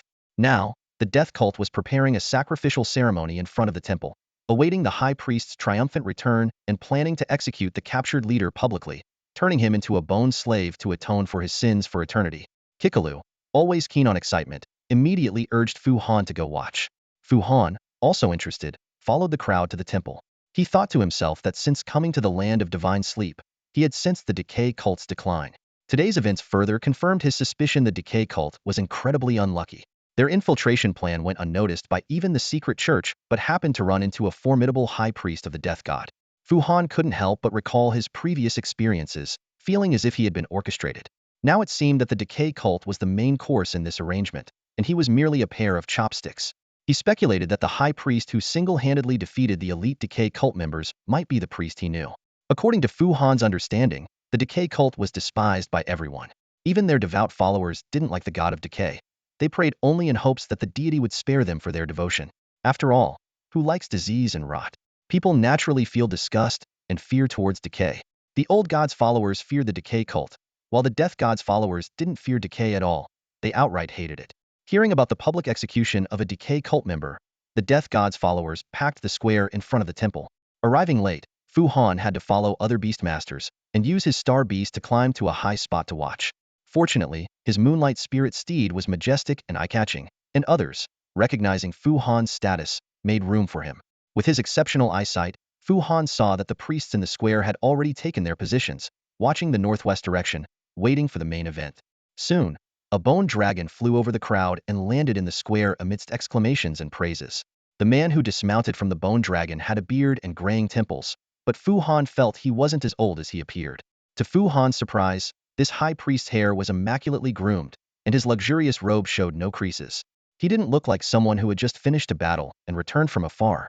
Fu Han even suspected that the death cult was putting on a show. However, the captured leader was indeed brought along. This high priest seemed to possess some sort of star resonance talent, as a ghostly hand extended from behind him, tightly gripping a huge man covered in bristles. The man no longer had any primordial cells, but the aura of decay was still strong, indicating he had lost after a fierce battle. At this moment, he was struggling with his last bit of strength, but the high priest didn't even spare him a glance and ordered the ghostly hand to tighten. A sickening sound of bones breaking was heard, and the giant man opened his mouth in agony but couldn't make any sound. Someone loudly read out the Decay Apostle's crimes, and then a commander in black armor appeared. This figure was even taller than the giant man, and the execution axe in his hand gleamed coldly. Perhaps the Decay Apostle had already bled out, for when his head was chopped off, there was no blood splatter. The priests picked up his head, reattached it, and began chanting the rebirth ritual. Intense radiance burned on the giant man's body for a long time until only a skeleton remained, and the ritual finally ended. The triumphant high priest stood with his hands behind his back from the very beginning, silently observing the scene before him. His gaze, sharp as a hawk's, was fixed on the enemy he had personally captured. As time passed, the once defiant prisoner gradually transformed into a compliant bone slave, with eerie green light flickering in his hollow eye sockets. A faint smile of satisfaction appeared on the high priest's lips. He walked slowly towards the center of the plaza, his black robe billowing behind him like a shadow of death. Upon reaching the center, he suddenly raised both hands high, his pale fingers spread like claws, and shouted in a resonant voice, "Decay must perish. Death shall reign eternal." When the cry of "Death God Yongchang" echoed through the square, Fu Han's gaze was drawn to the triumphant chief priest. His heart stirred, suspecting that this chief priest might very well be the straightforward elder brother. This chant was strikingly similar to the first seat's "Starshine Everlasting," leading Fu Han to believe that the chief priest had learned it from the first seat. Soon after, Fu Han confirmed his suspicion through Zhang Qi. The chief priest, named Su Shi, was indeed the one searching for the illusory star fragments, known as the fourth seat priest of the plant people. However, even upon learning the priest's true identity, Fu Han's daily life remained unchanged. After the excitement in the square, Fu Han had barely returned to the inn when Zhang Qi rushed in, excitedly announcing a lucrative job opportunity. This commission came from a secret temple in Wuzong City, requiring Fu Han only to identify the types of star fragments, without needing to decipher their inscriptions. Clearly, these fragments were intended for the temple's own use. The identification fees would be calculated at market rate, and Fu Han's reputation saved them the cost of inscription verification, much to the temple's satisfaction. Unexpectedly, the temple seemed to have an endless supply of star fragments needing identification. High-grade fragments were brought in by the boxload, making Fu Han realize why identifier experts were in such high demand. Despite his astonishing talent, which allowed him to work 10 times faster than ordinary identifiers, Fu Han alone struggled to meet the temple's vast needs. Of course, Fu Han's goal was not to fill the secret sex identification gap. He was focused on the steady stream of gold coins flowing into his pocket, which left him quite content. As a result, he upgraded the meals for his star beasts once again. 2 days later, enticed by the improved food, Boya's newly forming head eagerly emerged. It leveled up to 20, and its star rank increased to rank 2. Boya evolved into a multicolored three-headed dragon. Its base stats increased to 597 points, and its health surged by 300, nearly reaching the threshold of the Emperor level. Additionally, Boya gained a new trait, Illusory Crystal, which allowed it to accumulate and release illusory energy through its heads. Although Boya's transformation was expected, its new head, as deep and vast as the starry sky, was still a sight to behold. With its evolution, Boya's size increased significantly, making the inn's beast pin feel cramped. Despite its large size, Boya retained its habit of nudging people with its heads. Now, with 3 heads, it had more strength and longer necks, often pushing Fu Han back with ease. In the following days, Fu Han maintained a pace of identifying 12 to 13 star fragments daily. Although he could complete each identification with just a glance, he remained meticulous. The fragments sent by the informants were of high quality, and Fu Han's daily earnings stabilized at over 50 gold coins. Consequently, he spent long hours secluded in the stargazing room. Fu Han didn't waste time. He dedicated himself to enhancing his star beast skills. Unfortunately, the divine wood seed remained dormant, showing no signs of awakening. Fu Han estimated it would take at least a month before it woke up, which somewhat hindered his efficiency and skill improvement. This time, Fu Han focused on enhancing Chiyu's skills. Strictly speaking, the symbiotic armor skill had already undergone one transformation but had not yet reached its maximum level. Fu Han speculated it might transform again. Given the skill's high usage rate, Chiyu either protected Fu Han in symbiotic armor form or participated in battles in armor form. Fu Han decided to prioritize maxing out this skill. Surprisingly, even after raising the symbiotic armor skill to level 8, it had not reached its maximum. Undeterred, Fu Han continued to invest fully in this skill, willing to do so even if it seemed like a bottomless pit. Fortunately, the symbiotic armor was not a bottomless pit. After 5 days of relentless effort, Fu Han finally maxed out the skill at level 10, triggering another transformation. The effects of this transformation delighted Fu Han. The symbiotic armor evolved from an intermediate skill to an epic skill, most importantly gaining the ability to split, which was exactly what Fu Han needed. Like Boya, as Chiyu's level and star rank increased, its size also grew. Previously, it matched Fu Han's tall and robust frame. But after the skill upgrade, Chiyu reached level 23, and its size increased noticeably. The armor it formed now appeared a bit bulky. Fu Han realized that Chiyu's size would continue to grow, eventually becoming a giant. Clearly, Fu Han couldn't transform himself into a giant to match it. The splitting function perfectly addressed this issue, allowing Chiyu to protect Fu Han and participate in battles simultaneously. More importantly, as Chiyu's size further increased, it could split off a portion suitable for Fu Han's symbiotic armor, making this function extremely practical. To test the new skill, Fu Han took Chiyu out of the city for an experiment. Currently, Chiyu's size wasn't too large, and the armor it formed was relatively small. Even with the gigantification activated, it only reached Fu Han's knee height, making it quite endearing. This previously concerning issue of excessive size had now become Chiyu's most pressing area for improvement. However, the problem of starshine consumption persisted. Although the skill upgrade reduced the consumption, the splitting function did not significantly alter the overall cost. It could support Chiyu in battle for about 45 minutes, dropping to 15 minutes if gigantification was activated. For prolonged combat, Fu Han had to rely on Yu Shuang and Yu Xue to provide additional starshine at night. Fu Han wasn't worried. He believed that as Chiyu continued to grow, it might eventually provide armor for all star beasts and sustain long battles. After completing the skill test, Fu Han returned to the inn, where the ever-obliging Zhang Qi presented him with the time-space inscription gem. This small, oval gem was set in an intricately patterned platinum pendant, no larger than a button. Fu Han held the gem, feeling a pang of heart. It was so small yet so expensive. Fu Han closely examined the inscription etched in starshine within the gem, discovering that it was originally a ritual object for a devout follower of the time-space god. It had once recorded the spatial coordinates of the time-space god's sanctuary, but these coordinates had since been erased, and it no longer recorded any other locations. Rumor had it that when the time-space god fell, his entire sanctuary was swept into a temporal rift. Many high-ranking time-space priests from all over were also caught in the temporal turbulence. Fu Han speculated that this gem had survived due to the erasure of its coordinates, ultimately becoming a cherished antique of a certain family. Although Fu Han had obtained the time stone, he didn't know how to record the spatial coordinates. Fortunately, Luo Shen knew how. For it, this task was as natural as breathing a born instinct. Fu Han carefully handed the pink time stone to Luo Shen, who was immediately captivated by its beauty, holding it lovingly and with eyes sparkling with admiration. Seeing how much Luo Shen liked it, Fu Han had a sudden inspiration and decided to surprise it. He went to the best jewelry store in Huizong City and got a delicate black gold necklace for the time stone. When he placed the necklace around Luo Shen's neck, Luo Shen was overjoyed, rubbing its head against Fu Han's hand to express gratitude. Initially, Fu Han planned to use Lini Town as his base, but upon arriving in Huizong City, he found it to be a better fit. Not only were there powerful figures like the priest brother, but more importantly, the city was safe and stable.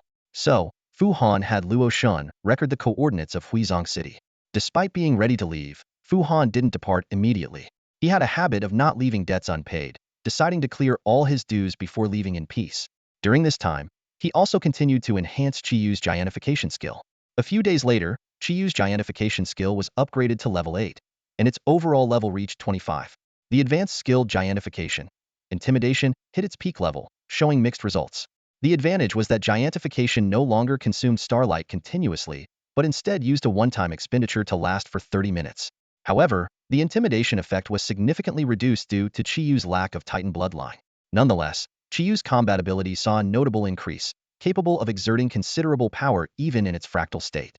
Meanwhile, after a month of dormancy, the seed of the sacred tree finally awakened.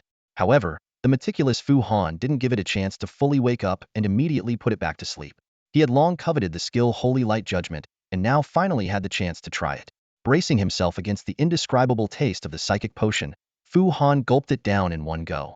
The effect was immediate. He felt his mental strength rapidly increase, soon reaching level 4. Without delay, he began to forge the mark of Holy Light Judgment. As his level 3 starlight and level 4 mental strength were exhausted, the skill mark finally took shape. Fu Han then cast the mark onto the twin stars Yushuang and Yushue, promptly passing out from the mental exhaustion. When Fu Han woke up, he found himself lying in a room at an inn. Zhang Qi was by his side, looking worried, along with several important figures from the church. A grace priest in luxurious green robes, a few hooded secret priests, and a death priest. Fu Han's awakening brought relief to everyone. The secret priestess advised him to rest more, assuring him that the church would not forget his contributions. The grace priest ordered everyone else to leave, leaving a servant to care for Fu Han. Once everyone had left, Zhang Qi explained what had happened over the past 3 days. Fu Han had collapsed in the observatory, and Zhang Qi, panicking, sought help from the church's higher-ups. The church was very concerned about Fu Han's condition, and even the death priest had sent a healing potion. Fu Han then realized he had been asleep for 3 days, and his stomach was growling with hunger. He quickly asked Zhang Qi to prepare some food. After Zhang Qi left, Kikalu emerged from the core realm, excitedly asking if the skill transfer had succeeded. Fu Han sensed that Yushuang and Yushue had not only reached level 24 but had also successfully mastered Holy Light Judgment. Though Fu Han was fine, having merely slept deeply due to mental and starlight exhaustion, the church believed he had collapsed from overwork. Consequently, they had sent numerous recovery potions. Fu Han decided to give himself a short break to prepare for the upcoming journey. The next day, Fu Han bought a fine bottle of wine and returned to Linyi Town through the time gate. He planned to visit Li Yinfu to discuss their next destination after leaving the realm of death. Upon arriving at Linyi Town, Fu Han found himself puzzled by the scene before him. The monthly Midtown market had resumed, yet the streets were unusually quiet, with only a few local shopkeepers and hunters setting up stalls. By all logic, business should be dismal, and the townsfolk ought to be grim-faced. However, the entire town was enveloped in an eerie atmosphere of joy. Food vendors were offering discounts and treating customers, and passers-by were exchanging congratulations, their laughter echoing in the air. Driven by curiosity, Fu Han asked a passerby about the reason behind this unusual cheer. It turned out that the chief Huang Quan officer, Enamo, had once again achieved a significant victory at Tualing Pass. The invading Decay army had been driven to the banks of the Wangchuan River by the Silent Guards, who then watched as their warships were destroyed by bone dragons, followed by a ruthless annihilation battle. Though the specific details of the battle varied, one thing was certain. The Radiant Burial Ceremony and the Rebirth Ceremony had been ongoing for 3 days and were still continuing. It was said that the radiance of the ceremony outshone the sun, turning night into day, with elegies resounding across the sky, as if the underworld had descended upon the mortal realm. This victory was not only worth celebrating, but also significantly boosted the strength of the Reaper cult. With this shift in power, any further invasions by the Decay cult would likely be delayed for a long time. Some even predicted that once the entire Decay army was transformed into the Rebirth army, Inamo would lead them on an expedition to the lands of Decay. Hearing this, Fu Han couldn't help but cheer inwardly. Chief In, go. Lead the expedition, destroy the Decay cult, and I'll be your biggest fan. In reality, this battle had almost entirely eradicated the Decay cult's presence in the southern part of Shunmian land. For Fu Han, this was undoubtedly fantastic news. The more disoriented the Decay cult, the safer his situation would be. In high spirits, Fu Han decided to stroll through the market, partly to support the hunters' businesses and partly to purchase some local specialty fragments. He was particularly impressed by the Fengshan King prawn fragment he had seen last time, which boasted powerful air cannon skills in the wind element. After visiting several stalls, he managed to collect 14 Fengshan King prawn fragments. Unfortunately, he didn't encounter Meng Yelua, leaving him with a slight tinge of regret as he turned to look for Li Yinfu. As expected, Li Yinfu was celebrating in the dance hall. Hearing of Fu Han's visit, he eagerly came downstairs to greet him and warmly invited Fu Han to sit in the dance hall. However, Fu Han, being somewhat shy, couldn't manage the pretense of polite refusal and instead pulled Li Yinfu out of the hall, causing Li Yinfu to grumble about being bullied by a younger man. Back at Li Yinfu's house, Fu Han took out a bottle of wine and placed it on the table.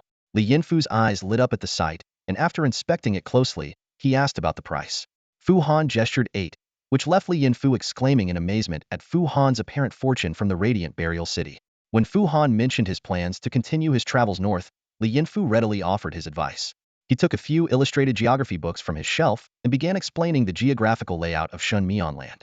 Ultimately, Li Yinfu recommended the rock salt city, located northwest along the upper reaches of the Wangchuan Rivera Hunter's Paradise and a renowned culinary capital of the southern continent.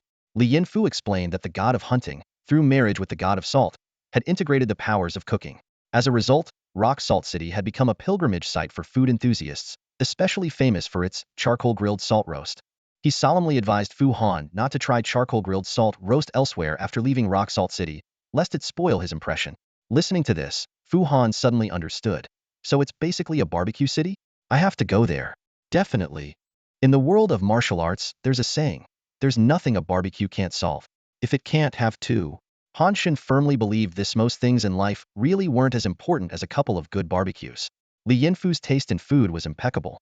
Every dish he recommended was a delight, and as a seasoned gourmet, his praise for the cuisine of Rock Salt City made Han Shen's mouth water. Han Shen was well prepared for his upcoming journey. Dressed neatly, he carried a pouch with over 100 gold coins at his waist, the weight a reminder not to bring more. The gate of time and space was his most reliable ally, making extensive preparations unnecessary. Despite his eagerness to set off, Han Shen decided to share a drink with Li Yinfu first. Li Yinfu couldn't stop praising the expensive wine, but Han Shen couldn't appreciate its subtleties. He pushed the wine towards Li Yinfu and opted instead for the popular local baijiu. This spirit, free of added flavors, retained the natural aroma of grains and had a rich, strong taste that suited him perfectly. During their meal, Li Yinfu gave Han Shen a detailed account of the customs and traditions of the hunting god's kingdom, which Han Shen found fascinating. He also inquired about the location of the City of Grace. Li Yinfu explained that the City of Grace was located north of the land of divine slumber, beyond the hunting god's kingdom. Further north lay the artisan mountain manor, then the divine slumber capital, with the City of Grace to its north. This series of norths made Han Shen feel as if he would walk all the way to the sea, prompting him to temporarily shelve his plans to visit the City of Grace. After bidding farewell to Li Yinfu, Han Shen visited Qin, the manager of the Deer Bell Trading Company. Unfortunately, the trade route required passing through the currently closed Sputum Spirit Pass. Han Shen lacked the patience to wait for Inimo to order the pass opened. Besides, while the pass was safe, it required a detour. Riding his moon spirit steed over the mountains in a straight line seemed faster. With a plan in mind, Han Shen didn't delay any longer. He mounted his moon spirit steed and rode off towards the northwest under the setting sun. Leaving the city of glorious burial, Han Shen felt a sense of liberation. He released his star beasts to frolic in the wild, enjoying their playful antics. Tuanzi chasing Xiaozi, Kikulov commanding Xiaozi, Yushuang and Yushue chatting on the moon spirit steed's back, Boya vigilantly scanning the surroundings, and Luoshan nestling affectionately in Han Shen's arms. Only Slime refused to come out, while Chiyu appeared deep in thought. Several days later, Han Shen crossed the Shiha Ridge and entered the northern nameless forest. Although he had no map, he had unique methods for navigation. Tuanzi served as a natural compass, and Chiyu could lift him high into the sky to survey the landscape. Eventually, Han Shen discovered a village surrounded by bamboo groves. Overjoyed, he rode his steed northward. By noon, he had passed through the bamboo forest and reached the village, only to find it deserted. Calling out as he carefully observed, Han Shen noted that the village appeared recently inhabited, but seemed to have experienced a sudden upheaval about 10 days to 2 weeks ago, causing the villagers to leave in haste. Kikalu alerted him to the scent of blood, but Han Shen quickly realized it was the smell of decay. In the village center stood a temple of the god of death, its black walls adorned with the emblem of the death cult. Holding onto a sliver of hope, Han Shen approached the temple and found the door ajar, the interior empty. Just then, Kikalu alerted him to someone inside. Han Shen peered in and saw a person lying on the altar. He called out loudly and received a lazy response. Stop shouting. Stop shouting. You're disturbing my nap. Don't you know the cult of decay invaded? The villagers obviously fled long ago. Relieved that the villagers had merely escaped rather than met a worse fate, Han Shen watched as the figure sat up. The person looked disheveled, like a beggar, but their voice sounded young, in their 20s or 30s. Despite the tattered clothes, a closer look revealed fine fabric, indicating a person of some status. Aren't you human? Han Shan asked. Just passing through? The person replied, waving a hand dismissively. Cautiously stepping further into the temple, Han Shan was hit by an even stronger smell of decay. Alarmed, he immediately summoned Shiyu, who materialized protective armor around him. Gripping his black spear tightly, Han Shan prepared for any sudden danger. Seeing Fu Han fully armed, the beggar panicked. He quickly rolled over and hid behind the altar, raising his trembling hands and shouting, "Spare me, sir! I have no money. Please, spare my life." Fu Han frowned, puzzled. This man's behavior was drastically different from the crazed fanatics of the corruption cult. He shouldn't be this timid. In a deep voice, he asked, "Who are you? And why are you here?" The beggar, still hiding behind the altar, waved his hands frantically. "Sir, I'm an unlucky merchant. I've been robbed of everything. I wanted to seek refuge with my relatives in Wuzong City, but the giant spirit pass is closed, so I had to take shelter here." Fu Han pressed further. "The stench of corruption is so strong here. How do you explain that?" The beggar froze and then suddenly stood up. "You mean that? Could it be you're from the death cult and not a bandit?" Fu Han snorted. I am a bandit. Speak up, or I'll skin you alive and use your bones for soup." "No, no, no." The beggar squatted back down. "Those are a few dead corruption soldiers. I moved their bodies to the graveyard behind. If you don't believe me, I'll show you. Lead the way." The beggar quickly agreed, jumped out the window, and Fu Han followed cautiously. The beggar waved at him from the graveyard entrance. Despite his doubts, Fu Han approached slowly. As he got closer, the stench of corruption grew stronger. The beggar pointed inside the graveyard. "See, I wasn't lying." Inside, several decaying corruption soldiers' bodies lay haphazardly, swarming with flies and reeking terribly. Fu Han asked with a frown, "Did you kill them?" The beggar shook his head vigorously. "No, no, I don't have that kind of power. They were already dead when I arrived. I just moved the bodies in here." Fu Han pondered. If this guy could move the bodies of corruption soldiers, he shouldn't be as timid as he appeared. But as Fu Han got closer, he didn't sense any primordial cells from the beggar, only the corruption smell on his clothes, suggesting he wasn't a member of the corruption cult. "You dare to touch the bodies of corruption soldiers? Aren't you afraid of catching the scarlet corruption?" Fu Han asked. The beggar chuckled. "It's fine. The scarlet corruption spreads through its essence, which only corruption priests have. These soldiers probably died because they lacked the essence, so they aren't contagious." Fu Han's frown deepened. Since encountering the old gods, he had been investigating the corruption cult. The beggar's words were mostly accurate. The scarlet corruption essence contained primordial cells, and the scarlet corruption was an inherent trait of the corruption god, Yang. Yang was abandoned by his parents due to his scarlet corruption at birth. After obtaining the primordial sequence, he controlled the scarlet corruption within him. By seizing the primordial cells of the god of fertility, he enhanced the scarlet corruption, using it to control his entire cult. Yang wouldn't share the precious primordial sequence. He controlled his cult by modifying priests with the primordial sequence, granting them the ability to manipulate the scarlet corruption and its essence. This allowed priests to enslave others with the scarlet corruption. However, the primordial cells in the essence would be consumed over time, and without them, the scarlet corruption would backfire on its host. Ordinary followers had to beg the priests for survival, while the priests groveled to higher-ranking priests. The corruption god, holding all primordial cells, became the ultimate source. Only loyalty to him allowed followers to survive. As the beggar said, only priests possessed the scarlet corruption essence. They used it to perform various rituals, such as turning mosquitoes into plague carriers or transforming ordinary people into simple-minded, strong, pain-immune corruption soldiers. If corruption soldiers were useful, priests would grant them more essence to prolong their lives. In critical situations, soldiers could be turned into plague sources, contaminating large areas. Corruption soldiers were the lowest rank in the cult, and without priests, they would quickly succumb to the scarlet corruption. Fu Han stared at the beggar. "It seems you know quite a bit about the scarlet corruption." The beggar chuckled. "Well, almost everyone knows about it, except maybe those in the death cult." Fu Han sneered. "But you only know part of it.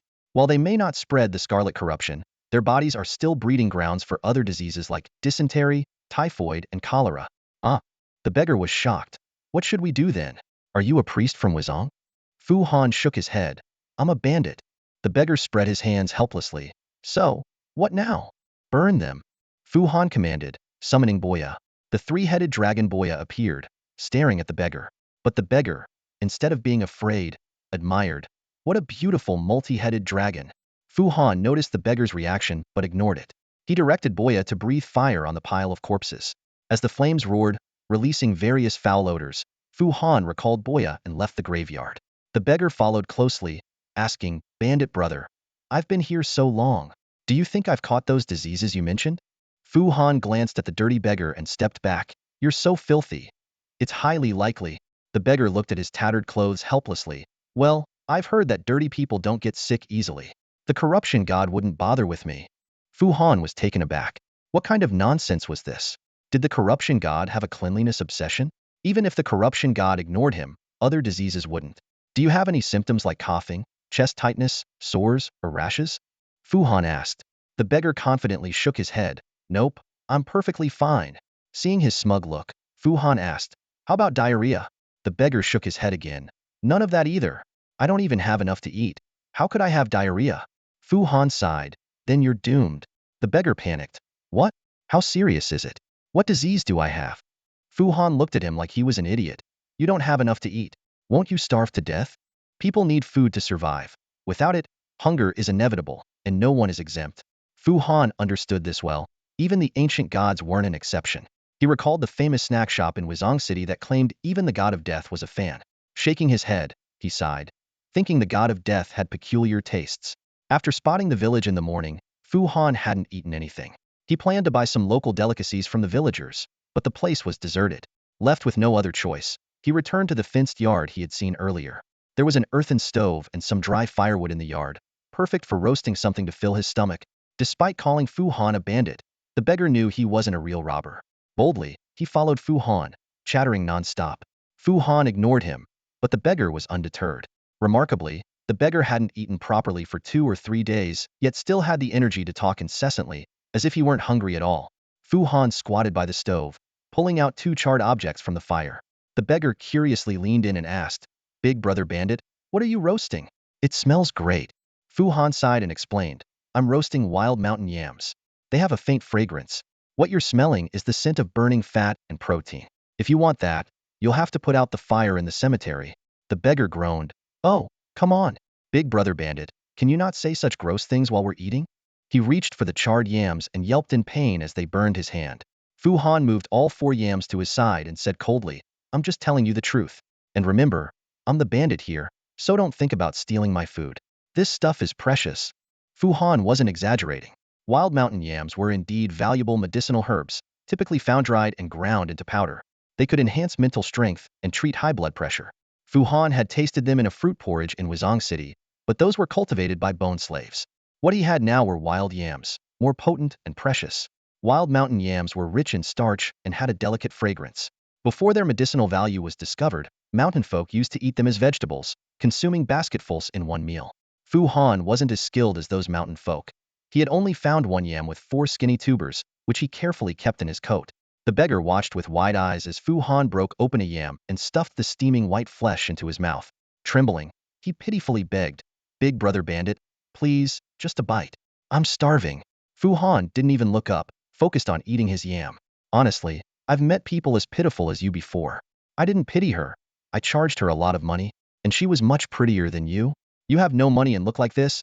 TSK TSK. Like I said, you're doomed." In a few words, Fu Han finished another yam and tossed the hardened skin into the fire. The beggar watched, tempted to grab the skin from the fire, but afraid of burning his hands. As Fu Han reached for the remaining 2 yams, the beggar couldn't hold back. He grabbed Fu Han's hand, who then glared at him coldly. The beggar quickly let go and stepped back, explaining, "All right, I'll be honest with you. I'm not a merchant. I'm a treasure hunter. I found out there's an ancient temple ruin nearby, so I came to search for treasure. Let's team up and split the treasure." Fu Han hesitated and asked, "Do I look that gullible?" "It's true. Let me show you something." The beggar pulled out a sheepskin scroll from his coat. Fu Han frowned before the beggar even opened it. What surprised Fu Han wasn't the content of the scroll but how the beggar managed to hide such a large scroll so seamlessly. At this moment, Kikalu, who was in a hidden state, whispered in Fu Han's mind, "Wow, this guy seems to have some kind of portable spatial artifact." Fu Han remained expressionless but was inwardly shocked. Having spent a long time in Wuzong City, he had heard of many high-end spatial artifacts. A portable space was something he had always dreamed of. Such items weren't available to just anyone, no matter how wealthy. They were typically reserved for high-ranking church officials. If this beggar indeed possessed a portable space, his story became much more credible. What puzzled Fu Han was how someone with a portable space could end up in such a sorry state. The beggar held out the sheepskin scroll to Fu Han. It was a map, and Fu Han recognized the surrounding terrain from his morning observations. The map was marked with several locations, some circled, and a few crossed out. There were tiny ancient script annotations, but the beggar's hand covered them. Fu Han glimpsed words like Titan and Blood Source. The beggar pointed to the crossed-out circles, saying, "Look, I've already checked several places. The entrance to the temple ruins should be in one of these remaining spots. We'll find the treasure soon." Fu Han reached for the map to examine it closely, but the beggar quickly rolled it up and tucked it back into his coat, grinning. "Hey, it's better if I hold on to the map. You wouldn't understand the survey details anyway." Fu Han asked, "What's your name?" The beggar clasped his hands respectfully. "I'm Shangli, may I ask your name?" Fu Han smirked. "Why would a bandit tell you his name? If you report me, I'll be turned into a bone slave." Shangli chuckled. "No worries, no worries. Let's keep it confidential then. I'll just call you Brother Bandit." With that, he reached for Fu Han's yam.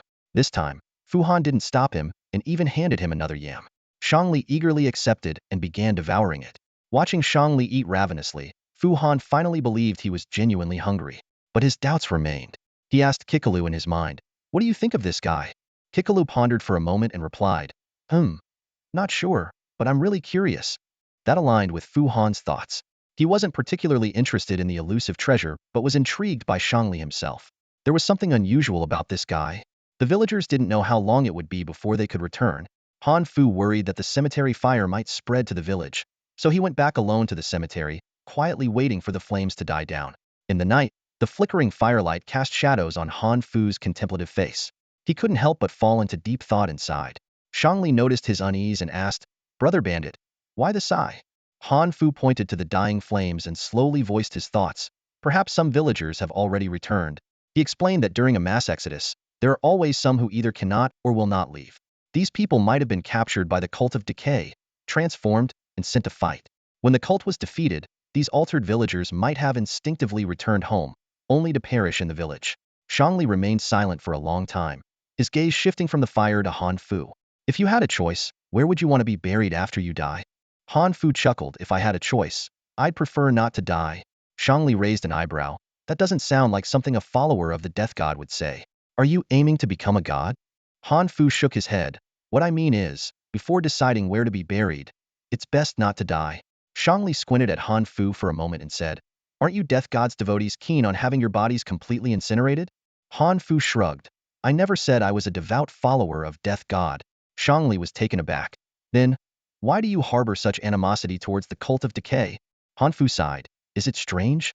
Those guys aren't exactly likable." Shangli gave a thumbs up. "Not strange, but I admire your guts." He gazed into the distance with feigned melancholy. "I have a grudge against the decay cult too." Han Fu ignored Shangli's words and turned to leave. The mutual distrust born from their unfamiliarity didn't affect their cooperation. Over the next few days, they explored the remaining areas marked on the map together. Each night, Han Fu would have Kicklef cast a hypnosis spell on the sleeping Shangli, then return to Wuzong City through a space-time portal, taking the star beasts to the animal pen to feed. To ensure Shangli's safety, he would periodically check on him through the portal. Due to the war, large animals were scarce in the area. Han Fu had to catch wild rabbits and birds for food. Shangli was quite satisfied with this and often remarked, "With you around, life feels more human. I can eat my fill and feel safe. I've slept so well these past few days, right through till morning." Han Fu just smiled, thinking, "Of course, I know you sleep well." After several fruitless explorations, they finally made a breakthrough.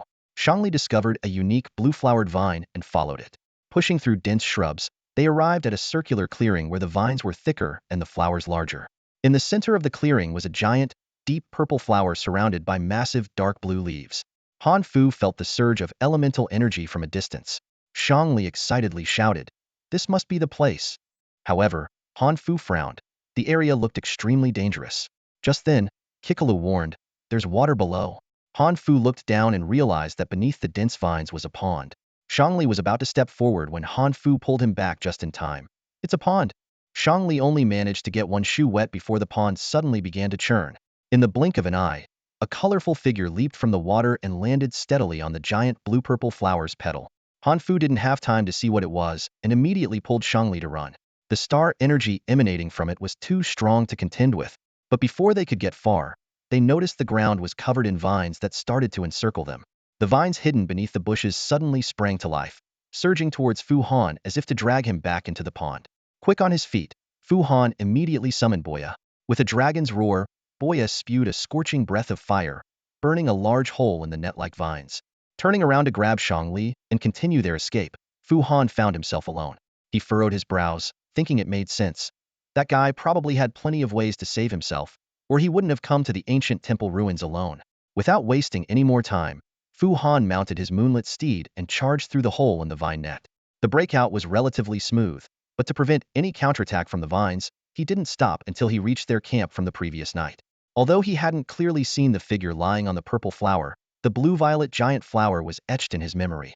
He decided to consult the Tree of Eternity for information about the purple flower to understand the situation better. Closing his eyes and focusing, Fu Han recalled the recent encounter in detail and communicated it to the Tree of Eternity through his thoughts. Soon, a stream of information flowed into his consciousness via his badge. To Fu Han's surprise, the information included not only details about the giant purple flower but also about the colorful figure. The purple giant flower is called the despair flower, an exceptionally rare plant-like star beast. If one doesn't define immortality too strictly, the despair flower is nearly immortal. Its seeds can lie dormant for thousands of years in fallen leaves or soil, waiting for the perfect growth conditions. When conditions are right, the seed germinates. After the sprout breaks through the soil, its core rapidly forms and begins to absorb light frantically. Subsequently, the juvenile despair flower detaches in the form of a plant-like star beast, continually seeking suitable habitats. Once the star radiance is strong enough, the despair flower evolves into its juvenile form, abandoning photosynthesis and transforming into a pure poison element entity. In this form, it can infiltrate plant stems, becoming the perfect assassin, preying on powerful herbivorous star beasts. The despair flower hides in its prey's food, poisoning and killing them once ingested. The giant beast's corpse, preserved by the toxins, allows the despair flower to reclaim its poisons and grow rapidly. When the juvenile form becomes strong enough, it seeks a suitable location to metamorphose again, becoming an adult despair flower. At this stage, it regrows its plant structure, transforming into the ghostly purple giant flower Fu Han had seen. The flower's consciousness remains dormant until it blooms.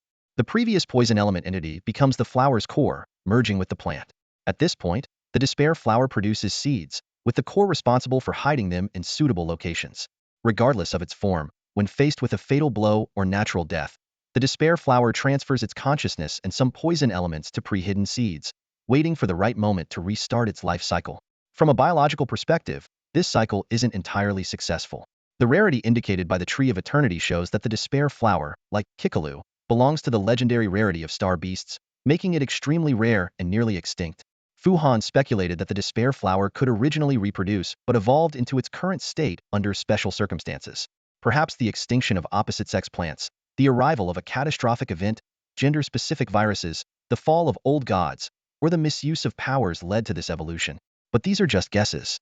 Having discovered a legendary rarity star beast, the Tree of Eternity rewarded Fu Han with some grace points. However, holding this blank check didn't make Fu Han happy. With Shangli missing, was all his effort in the past few days just for this blank check? Fortunately, the location of the ruins was almost confirmed. Fu Han speculated that the temple ruins, or a path leading to them, might be beneath the pond. More importantly, he now knew the primary danger of the despair flower lay in its toxins. The despair flower's poison causes unbearable pain and severe mental torment, often driving the victim to suicide out of sheer agony. This is where its name, despair, comes from. With this knowledge, Fu Han felt more confident about facing the despair flower, even if it was a high star-level beast. To wild star beasts, poison is a powerful weapon, but for a beast master, poison attributes have many weaknesses. Most poisons are ineffective against elemental star beasts. Qiyu, Yushuang, and Yushui are immune to toxins. Water slime might get polluted but won't be poisoned to death. The undead-type moonlit steed is also unaffected by toxins. Boya has swamp adaptability, greatly reducing the poison's effect. Even Xiaozi has the shadow incarnation skill, allowing it to become an elemental entity and remove toxins. As for Fu Han himself, he still had a bit of primal cells obtained from the sheephead demon lord, which he hadn't used yet. Though not much, it was sufficient to temporarily strengthen his organs for detoxification. With this in mind, Fu Han no longer feared the despair flower and was instead curious about its skills and characteristics. Should I explore this place myself? Fu Han muttered to himself, Kikalu, what do you think is beneath that pond? With no one else around, Kikalu appeared directly, landing lightly on Fu Han's shoulder. I don't know about anything else, but there's definitely someone named Shangli down there. Fu Han nodded. He had guessed this would be the case when he couldn't find Shangli. Actually, him running away works to my advantage. Fu Han revealed a cunning smile. Oh, why is that? Kikalu tilted her head in confusion. A glint flashed in Fu Han's eyes. This way, I don't have to split the treasure with him. When Fu Han returned to the pond, the scene before him left him utterly stunned. The vines of the despair flower had wrapped themselves into a massive ball, resembling a green fortress. Without hesitation, Boya launched a fierce attack, quickly tearing a large hole in the vine ball. Riding his moonlit spirit steed and wielding a black spear, Fu Han led his star beasts into the vine ball. However, they found only an empty space inside. The core of the despair flower was nowhere to be seen. Fu Han wasn't surprised. As a high-level life form, the despair flower possessed significant intelligence. It understood the need to weigh its options and knew the power difference between itself and its opponents. Despite its name suggesting hopelessness, its desire for survival was extraordinarily strong, leading it to be extremely cautious. Even though the core of the despair flower was far superior to Fu Han, it didn't hesitate to flee, showing no attachment whatsoever. For it, the massive vine was merely a temporary nest that could be regrown with time. However, if it were captured by a beast tamer like Fu Han using some unpredictable method, it would truly face eternal doom. The remnants of the despair flower floated on the pond's surface. The moonlit spirit steed trotted lightly on the water, while Boya, a swamp creature, waded through the water vines with ease. Fu Han recalled that on the first day he signed a contract with Boya, he noticed its peculiar habit of collecting flowers. Now, with the gigantic despair flower floating in the pond, Boya naturally wouldn't miss out. It eagerly swam over, with its 3 heads simultaneously nuzzling the enormous flower base, munching away with relish. Xiaozi wanted to give it a try but backed off after sniffing it, terrified. Tuanzi reacted similarly, both of them wary of the colorful sap oozing from the despair flower. However, Boya seemed to consider the vibrant sap a delicacy, licking it meticulously. Watching Boya feast, Kikalu voiced her concern. It looks delicious, even I want to try it. But it's poisonous. Is Boya really okay eating it like that? Fu Han was also unsure, but he trusted that the star beasts knew how to avoid harm. Boya wouldn't poison itself. Sensing Boya's condition through their soul connection, Fu Han was surprised to find that Boya had not only leveled up, but also gained a new trait, Despair Fong. This special ability imbued Boya's teeth with a despair-inducing poison, causing unbearable pain and severe mental torment to poison creatures. Boya was unharmed, and even acquired a new ability from the despair flower's poison. However, this trait made it somewhat peculiar. It now drooled colorful saliva, the same hue as the despair flower's sap. As the massive flower was devoured, it began to wither rapidly. Fu Han squeezed through the yellowing vines, hugged Boya's neck, and dove into the pond. While the moonlit spirit steed could walk on water, it struggled underwater. In contrast, Boya was as agile as a fish, swimming even more swiftly than on land. The underwater scenery was breathtaking. The despair flower's extensive root system swayed in the water, reminding Fu Han of the inverted lake spectacle. As Boya dove into the lightless depths, Fu Han felt the turbulent flow of the underground water veins. Considering the swift underground currents as a natural barrier, Fu Han directed Boya upstream. He thought, if it were him, he would hide important items upstream. After swimming for tens of minutes, both Fu Han and Boya were nearing their limits. Just as Fu Han was about to turn back, he glimpsed a faint light in the distance. Elated, he urged Boya to speed up towards the light. Moments later, Boya surfaced with Fu Han. Surveying his surroundings, Fu Han found himself in a massive underground cavern, with the light coming from a luminous stone embedded in the cavern wall. This discovery furrowed Fu Han's brow. He recalled Shangli mentioning the search for ancient temple ruins. But what kind of luminous stone could stay lit from ancient times until now? Even with a cyclical energy source or external energy-absorbing runes, they would degrade over time without maintenance. Even the old gods couldn't withstand the ravages of time, let alone these formations. Nonetheless, the cavern bore numerous signs of human activity. On an island surrounded by the water, a massive altar stood. Though these structures might not be from ancient times, they were at least from the era of the old gods, holding significant exploration value. Lost in thought, Fu Han let Boya carry him to the shore. As they landed, Kikalu emerged from the core realm. She sniffed the air and remarked, "Wow, there's a very strange aura here." Fu Han was puzzled. "What is it?" Kikalu shook her head vigorously. "I can't say for sure. It feels familiar, but I can't recall why. But the aura is particularly strong up there." She pointed to the tall altar. Fu Han nodded. "Let's go check it out." "Be careful," Kikalu reminded. Fu Han climbed the altar steps cautiously. When he finally saw the scene at the top, his heart skipped a beat. A dazzling array of lights swirled, colors vibrant and constantly shifting, as if time and space were being torn apart and scattered.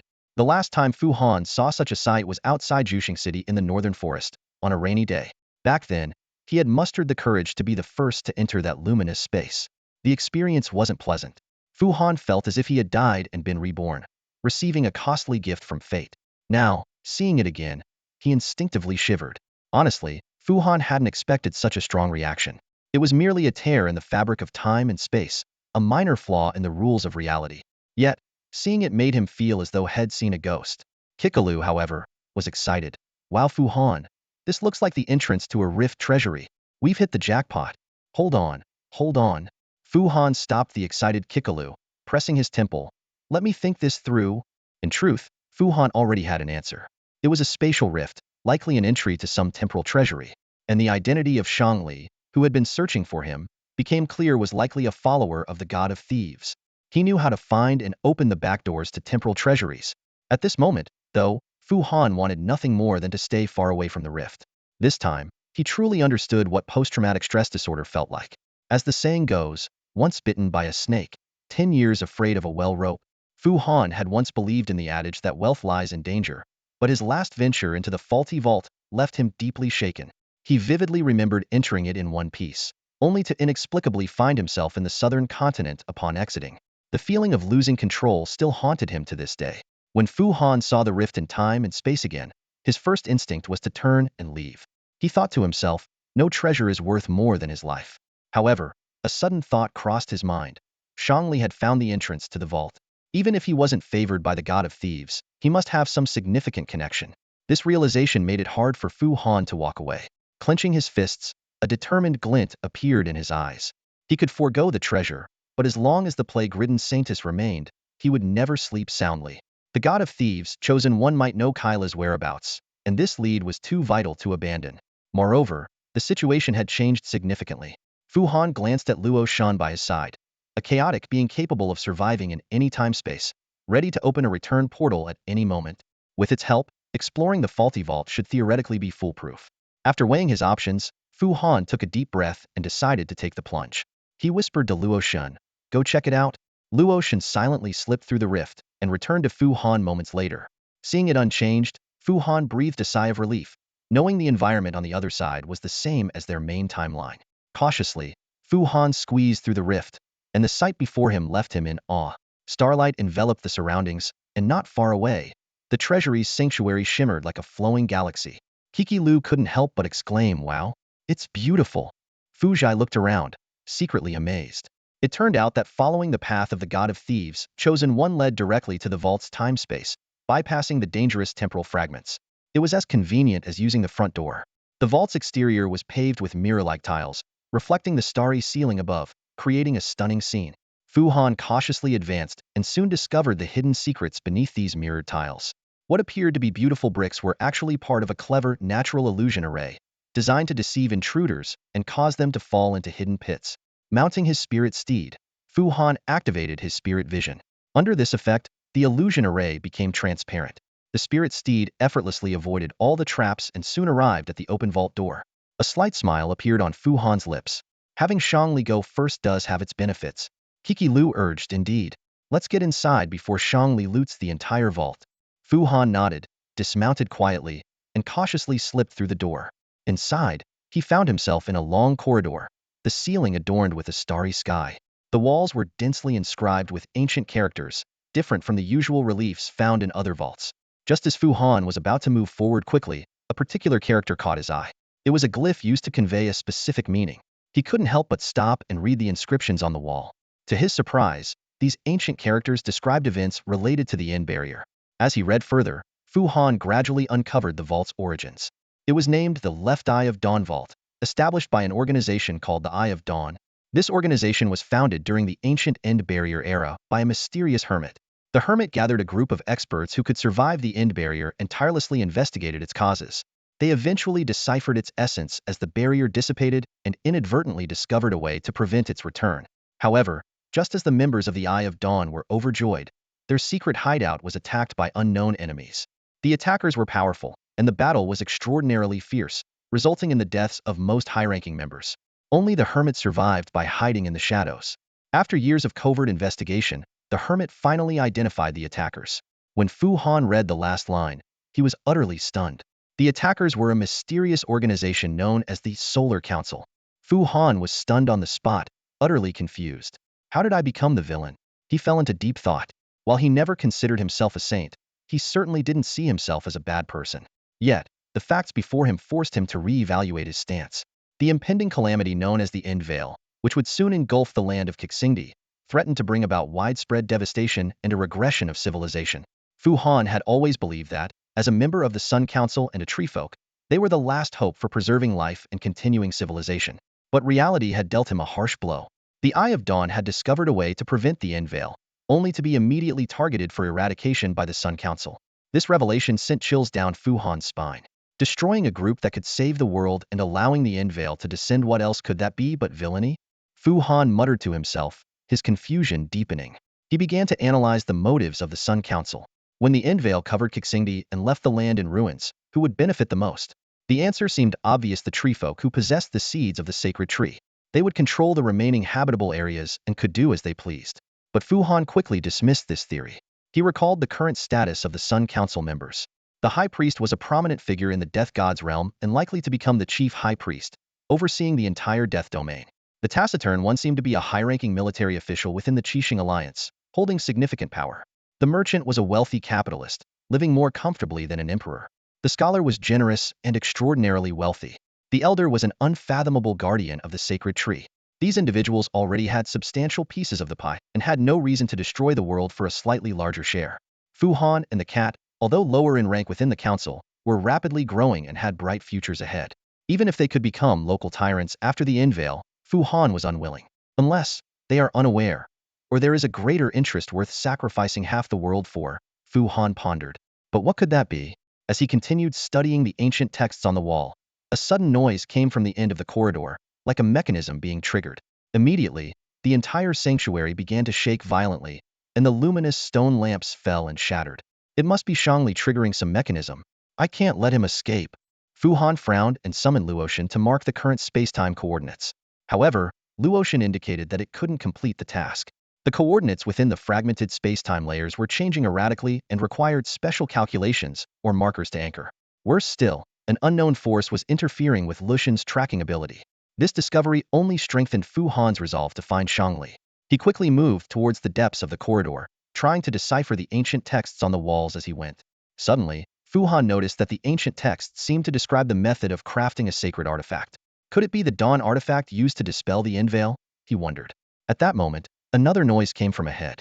Without thinking, Fu Han rushed into the treasure hall of the sanctuary.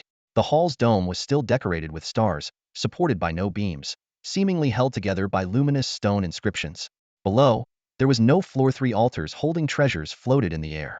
2 of the altars were already open, with mirrored stone paths leading to them, and the starlight protection had vanished. To Fu Han's surprise, the treasures on the altars remained intact. Shangli was in the center of the hall, manipulating some kind of light screen, oblivious to Fu Han's presence. Fu Han quietly summoned Yushuang, Yushue, and Boya. Once they were ready to attack, he spoke up. Shangli, should I say it's a coincidence?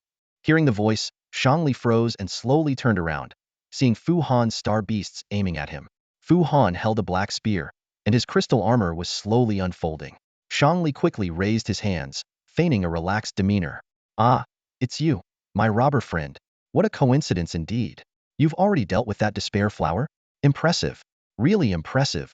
Fu Han sneered. Heh? I've accompanied you for days in search of these ruins, hunted to feed you, and protected you from star beast attacks. Even when faced with the danger of the despair flower, I didn't forget to help you escape. And what do? Sneak off on your own? How ungrateful. Shangli hurriedly defended himself. I was planning to take the treasures out and share them with you. Fu Han sneered again and had Yushuang shoot an arrow. The light-forged arrow pierced through Shang Li's sleeve, making him tremble with fear. Do I look gullible? Easy to deceive? Fu Han asked coldly. Shang Li quickly admitted his fault. It was my mistake. My mistake. I'll compensate. I'll make it up to you, all right? Fu Han raised an eyebrow. And how do you plan to compensate? Shang Li pointed to the 2 open treasure altars. You can have them all. There are 3 treasures in total. You take 2, I take 1. How about that? Fu Han smirked inwardly while Shang Li continued. These are all precious. That's an ancient luminous stone inscription device. Even if it's non-functional, it's a valuable antique. And this one is even more extraordinary. Look closely. It's an unclaimed core star. With it, you can become a dual-talented beast master. Hearing this, Fu Han's heart skipped a beat. He couldn't help but look at the radiant treasure on the right altar. An unclaimed core star? Absorbing it grants an additional beast-taming talent. Fu Han was astonished but maintained his composure. Such a valuable item.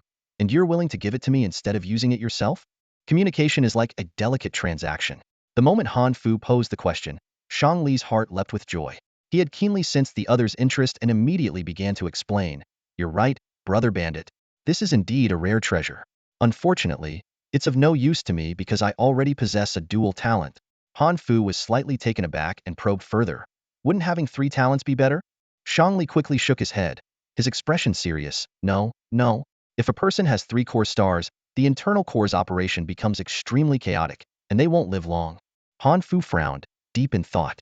Lu Da's the 3-body problem flashed through his mind, and he grasped the critical point.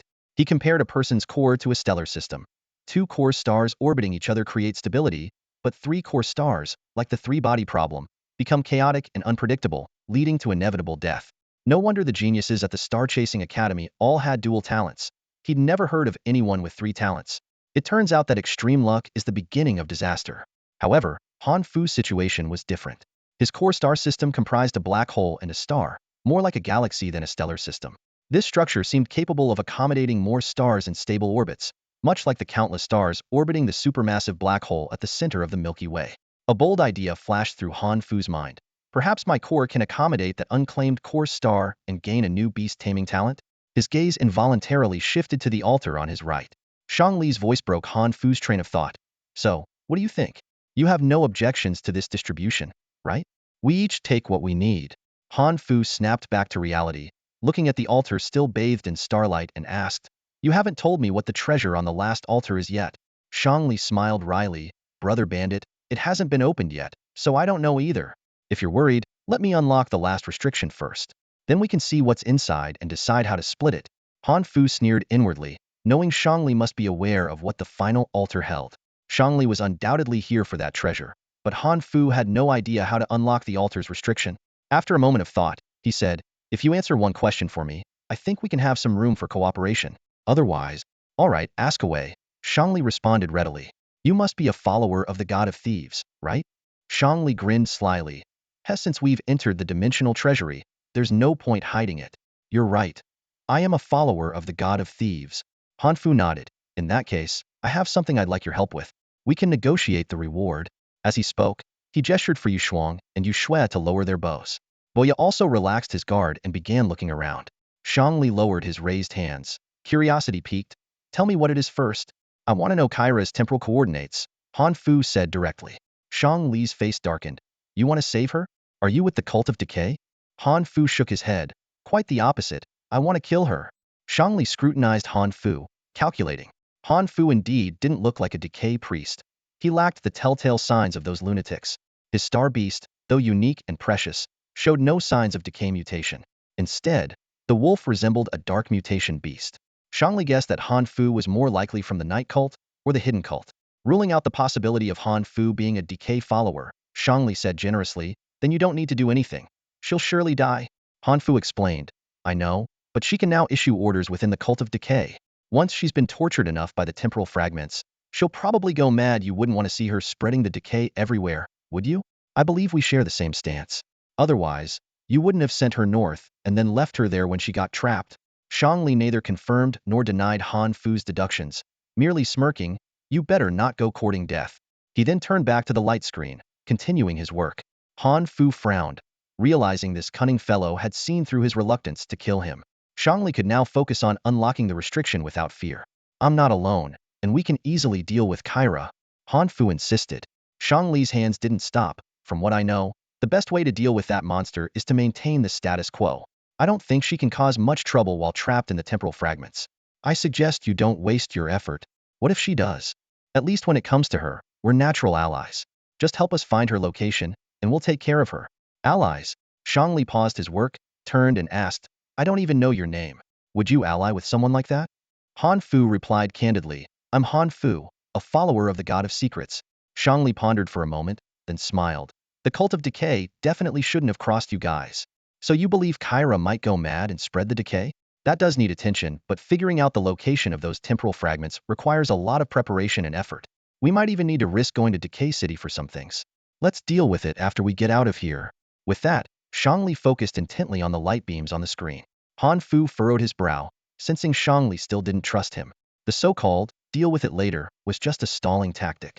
Shangli might come up with a bunch of outrageous demands and then disappear after using him. Han Fu decided to play along.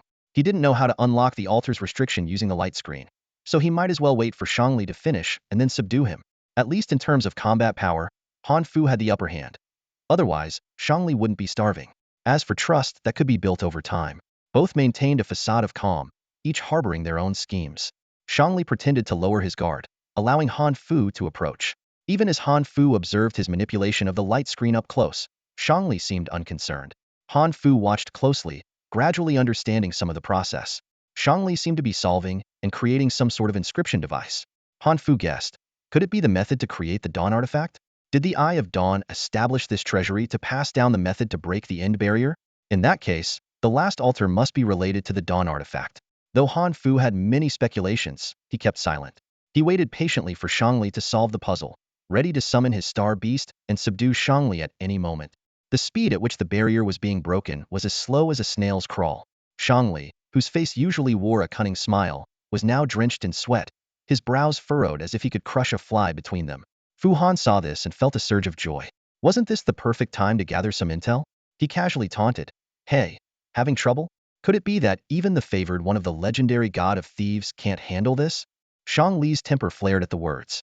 He whipped his head around, glaring at Fu Han, and retorted through gritted teeth. What do you know? I've barely been in this accursed place for long. Those complex runes, I only glanced at them briefly. If you're so capable, why don't you give it a try? Fu Han's lips curled into a slight smile as he continued to provoke. Oh, I wouldn't dare. Don't forget, I'm busy searching for you, my precious. Shangli snorted coldly and ignored Fu Han's taunts, focusing intently on the task at hand. Though Fu Han appeared disdainful, he couldn't help but admire the cunning man. If Shangli were thrown into the Star Chaser Academy, he could probably outshine all those so-called geniuses. As Fu Han's thoughts wandered, Shangli suddenly let out a long breath, his hands ceasing their movement. Almost simultaneously, the entire treasure vault began to shake violently, as if it intended to swallow them whole. Fu Han reacted swiftly, grabbing Shang Li's arm. At the same time, Qiyu transformed into a streak of silver light, wrapping Shang Li tightly. This move was both a protection and a restraint. Hey, Fu Han, are you going for a warm embrace? Shang Li teased, pretending to be relaxed. Fu Han shamelessly replied, just making sure you stay safe. Consider yourself lucky. This is a Qiyu special protective suit, and it's pretty sturdy.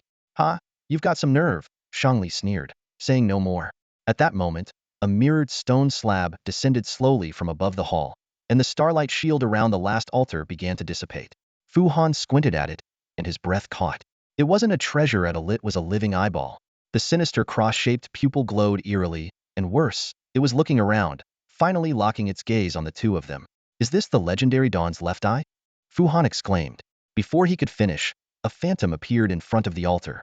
Squinting, Fu Han realized it was Shang Li. His hand was already touching the grotesque eyeball, with complex runes glowing on his wrist. Damn it! Fu Han cursed, quickly turning to Qiyu. Qiyu still had a firm grip on Shang Li, with a smug expression on her face. Fu Han instantly knew he had been tricked. Without hesitation, he ordered, everyone, attack. However, Yu Shuang and Yu Shue's arrows and Boya's breath were all distorted by an invisible barrier, falling into the black hole below the hall. Seeing the dire situation, Fu Han lunged towards Shang Li. But just as he was about to reach him, his vision blurred. When he regained his senses, he found himself facing the corridor, with Shang Li already having succeeded. Qiyu! Fu Han roared, take down that imposter. Qiyu immediately struck, her fist piercing Shang Li's chest with a squelch. The imposter turned into a puddle of slimite was a mimic slime. Well played, Shang Li, Fu Han sneered. But do you think you can escape? Before he could finish, Yu Shuang and Yu Shue launched a holy judgment. Two dazzling beams of light enveloped Shang Li completely. Yet, Shang Li simply smiled. Thanks for the hospitality, Fu Han. But I've got other matters to attend to. Farewell. With those words, Shang Li vanished into a space rift. Fu Han pounded the ground in frustration. Damn it, He got away again. Shaking his head, Fu Han was about to check the remaining treasures when he suddenly remembered the ancient texts on the wall. He hurried back to the corridor, only to find that the mysterious writings had disappeared without a trace. Damn it! Fu Han cursed. I should have asked the little cat about this. Now it's all for nothing. With a long sigh, Fu Han returned to the hall. Fortunately, the two treasures on the altar were still intact. Ignoring the unclaimed course star, he headed straight for the altar on the left. He found it strange. It made sense that Shangli didn't want the unclaimed core star, but why would he also refuse this inscribed artifact? Fu Han looked down at the treasure in his hand. It was an oval-shaped inscribed gem about 10 centimeters in diameter. The surface of the dark red gemstone was smooth as a mirror, with mysterious inscriptions that shimmered with starlight within. Fu Han tried to infuse it with starlight, but the gem only glowed faintly before returning to its calm state. He frowned, puzzled. Even consulting Kikalu, his usually all-knowing companion, yielded no clues about the gem's function. Didn't Shangli just say that this antique inscribed artifact, even if broken, would still be worth a lot of money? Kikalu asked, tilting her head. Could it really be broken? Fu Han shook his head, a bitter smile forming on his lips. That guy, he's as cunning as they come. If he says it's broken, then it's almost certainly not broken. He gently stroked the gem's smooth surface with his thumb. Inscribed artifacts are not easy to break, especially when stored in a temporal treasure vault. That makes sense. Kikalu nodded in agreement. So, what should we do? Fu Han sighed softly and carefully tucked the gem into his pocket. Once we're out, we'll find someone trustworthy to ask.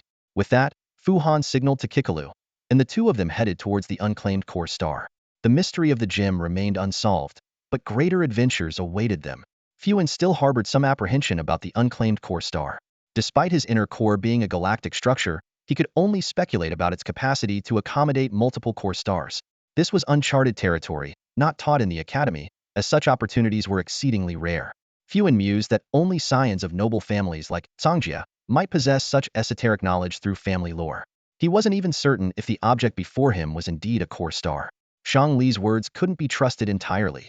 Instead, he had to consider the opposite possibilities. From a distance, the bright glow was blinding, but as Fuan approached, the light softened, revealing its true form, a spherical ball of light with a bluish-green sheen.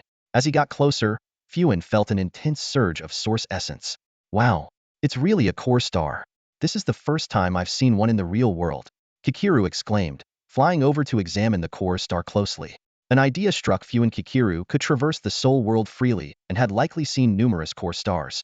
Kikiru, can you confirm if this is an unclaimed core star? Kikiru stared intently at the core star and nodded. Yes, definitely.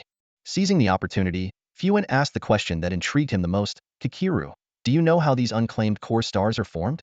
Of course, Kikiru said, hands on her hips. People with 3 life stars have extremely unstable inner cores. Their core stars might be expelled from the soul realm, becoming unclaimed core stars. Also, I've heard of an ancient forbidden ritual that could erase a person's soul and forcibly extract their core star. Fuan's heart skipped a beat. It seemed both powers and core stars could be stolen. He asked, do you know what kind of talent it holds? Kikiru shrugged. That's not something you can tell just by looking, but it does have 4th-tier starlight. See, it's blue.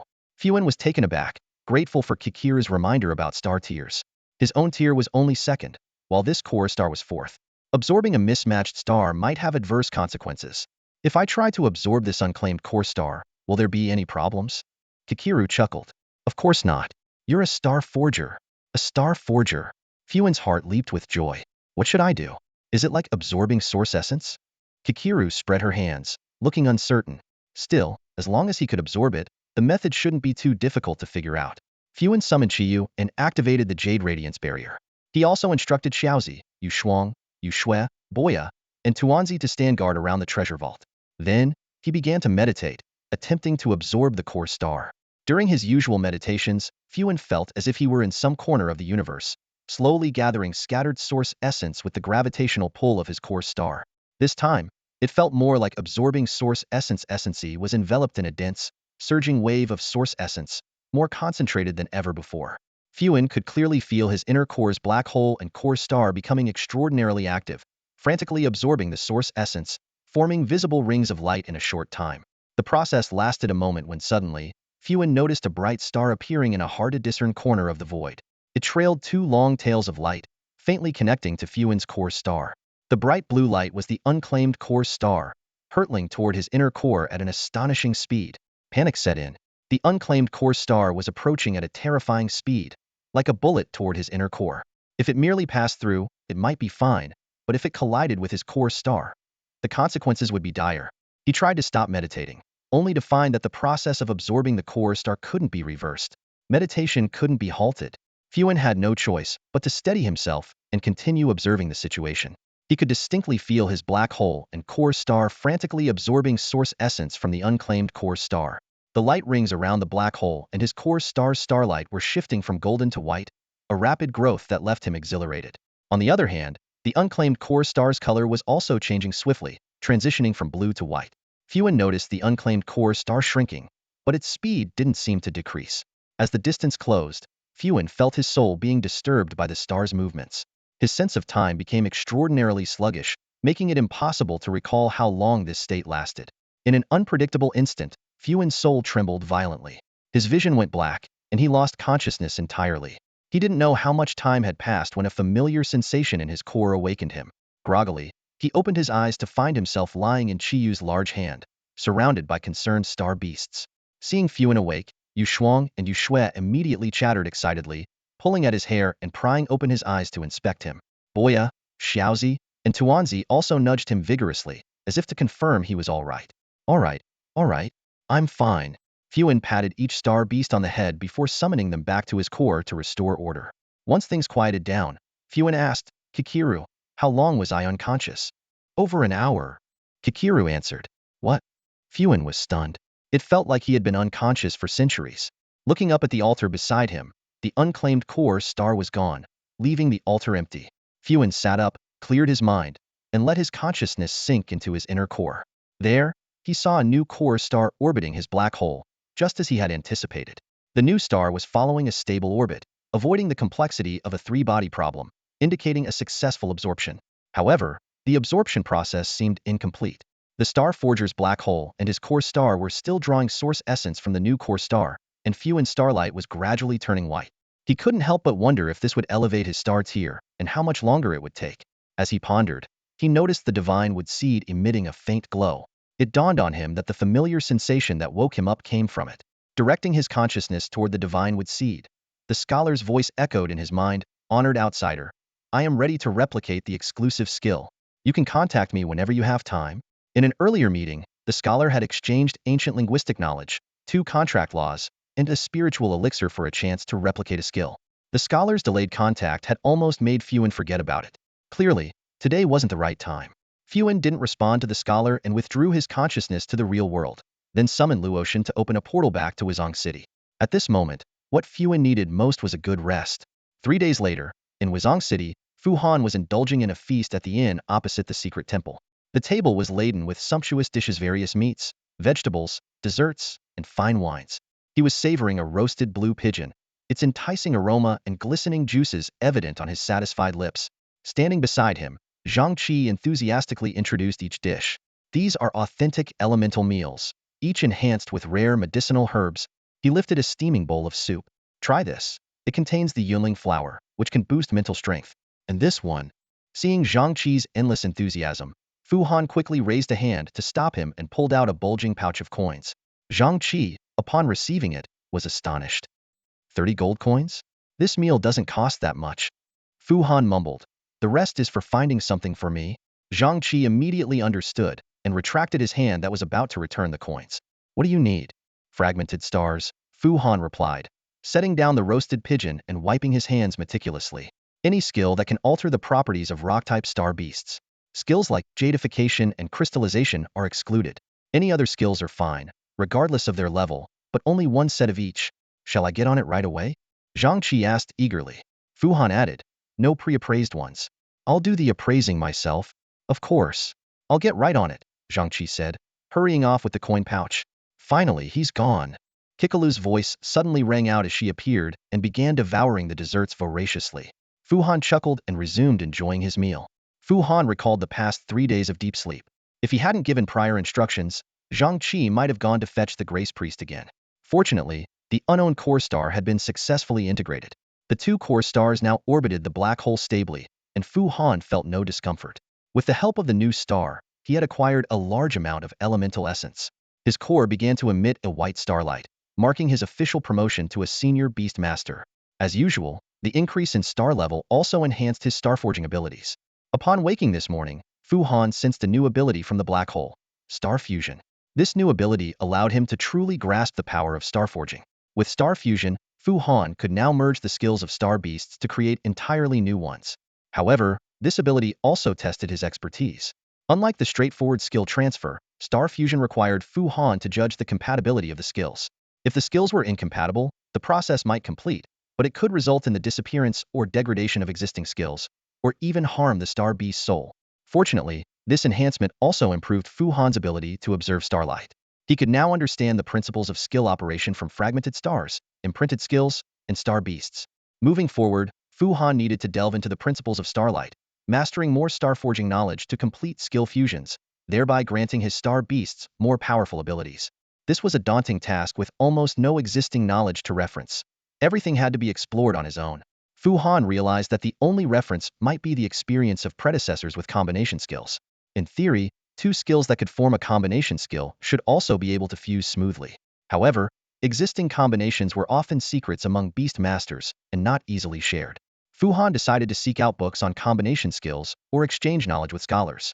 Additionally, Fu Han speculated that simple skills that a star beast could perform simultaneously might also fuse. After reviewing his skill library, he found that Qiyu's crystallization and jadification had a high probability of fusing. To test this theory, Fu Han decided to experiment with a stone jade beast. Early in the morning, after a quick meal, Fu Han hurried out of the city to find a stone jade beast. The experiment was a success. Crystallization and jadification fused into a new advanced skill, crystal jadification. This skill retained the abilities of both original skills without requiring double the starlight consumption, making it a successful positive fusion. However, when Fu Han tried to imprint the crystal jadification skill, he only obtained information on the two original skills. This raised numerous questions.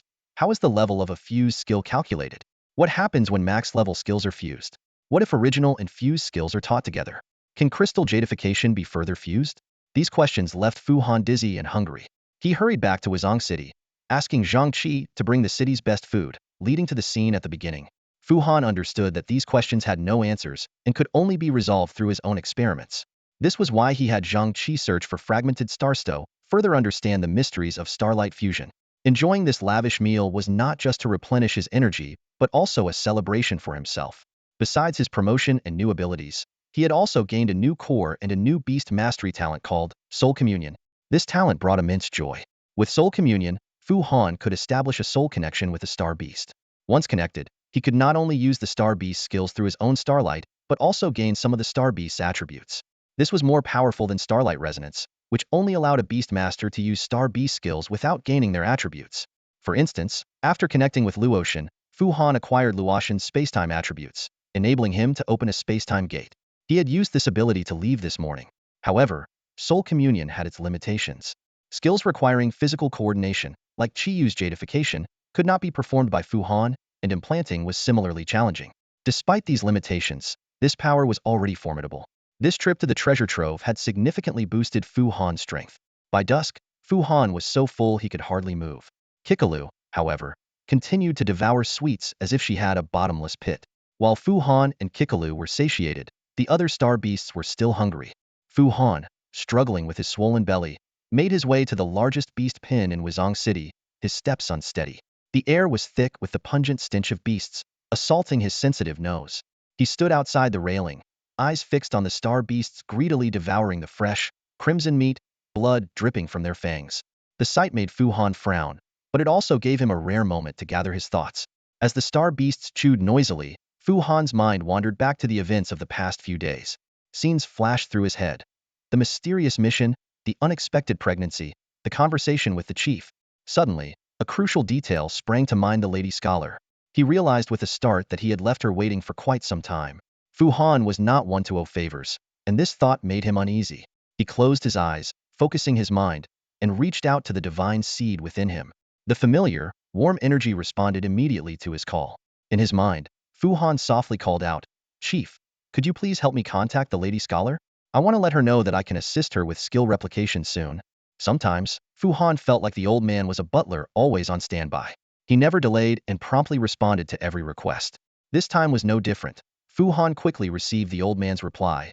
Go to the hall and wait. Fu Han went to the hall and saw the star beasts feasting. He quietly sat down by the wall, closed his eyes, and let his consciousness pass through the seed of the sacred tree, arriving under the radiant solar tree. The golden canopy spread above him, and Fu Han gazed up, imagining the scene when it was obscured by the end barrier. The scholar hadn't arrived yet, and Fu Han's thoughts drifted toward the Solar Council. He recalled the council's eradication of the Eye of Dawn, a matter that had always troubled him. Recently, whenever he had free time, he would unconsciously ponder this issue.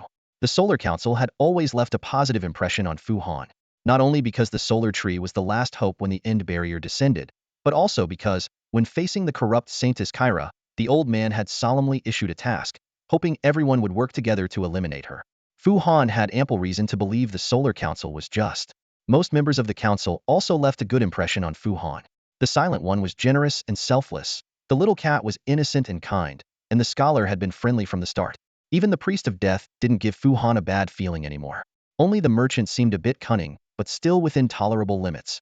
However, having experienced too many conspiracies, Fu Han instinctively remained skeptical of everything. Even as a member of the Solar Council, he couldn't blindly assume the council was benevolent. A dangerous thought circled in his mind. What if the solar tree and the old man were the only ones in the council who knew the truth, while everyone else was kept in the dark by the end barrier legend? If the ancient gods could claim to be deities of the stars, it wasn't impossible for the solar tree to fabricate the end barrier legend, portraying itself as the last hope in the darkness. If that were the case, Fu Han couldn't investigate the truth within the council. Once his intentions were exposed, the consequences would be dire. Thinking this, Fu Han sighed inwardly. He was still too weak.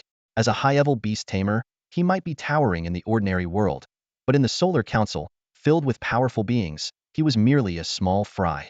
Fu Han couldn't help but sigh, realizing he had to continue biding his time and strengthening himself. Only with enough strength could he have a chance to influence the direction of his fate.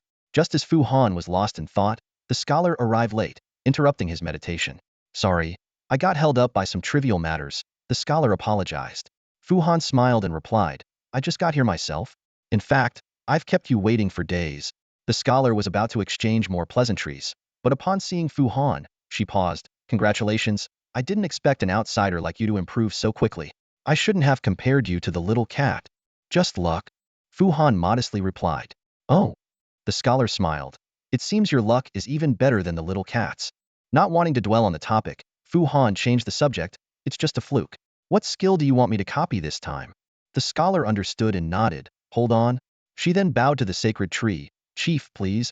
Moments later, two beams of light extended from the golden canopy of the sacred tree, connecting to the light orb in the scholar's hand. The scholar closed her eyes in concentration, and two stars appeared around the orb. One was a first-class orange star, and the other was a second-class golden star. The scholar explained, this first-class star is a chaos variant. I want to copy its fragmented layer treasure chest. Chaos variant? Fragmented layer treasure chest? Fu Han raised an eyebrow and quickly drafted a touch contract, passing it over. Soon, he sensed the information of the chaos variant. Chaos variant species, time-space fragmented layer creature. Evolution level, adaptive evolution. Radiant treasure chest attributes, time-space, chaos. Species value, 67. Pet level star beast level, 10. Health, 100. Fu Han found it fascinating. This star beast was indeed a chaos variant like Luoshun. However, its adaptive evolution had turned it into a radiant treasure chest, completely different from Luoshun's cat-like spirit dragon form. Unfortunately, Fu Han couldn't discern its appearance through soul perception. Surprisingly, the radiant treasure chest species value was only 67 points, while Luoshun's was 387 points, a vast difference. Abilities. Legendary trait Super Time-Space Adaptability. Time-space fragmented layer creatures possess unparalleled time-space adaptability. They can evolve into forms suited to any time-space they enter, thus having unique chaos attributes. Additionally, they have special time-space control, granting them unique time-space attributes. Epic skill Fragmented Layer Treasure Chest Immaculate LV Max.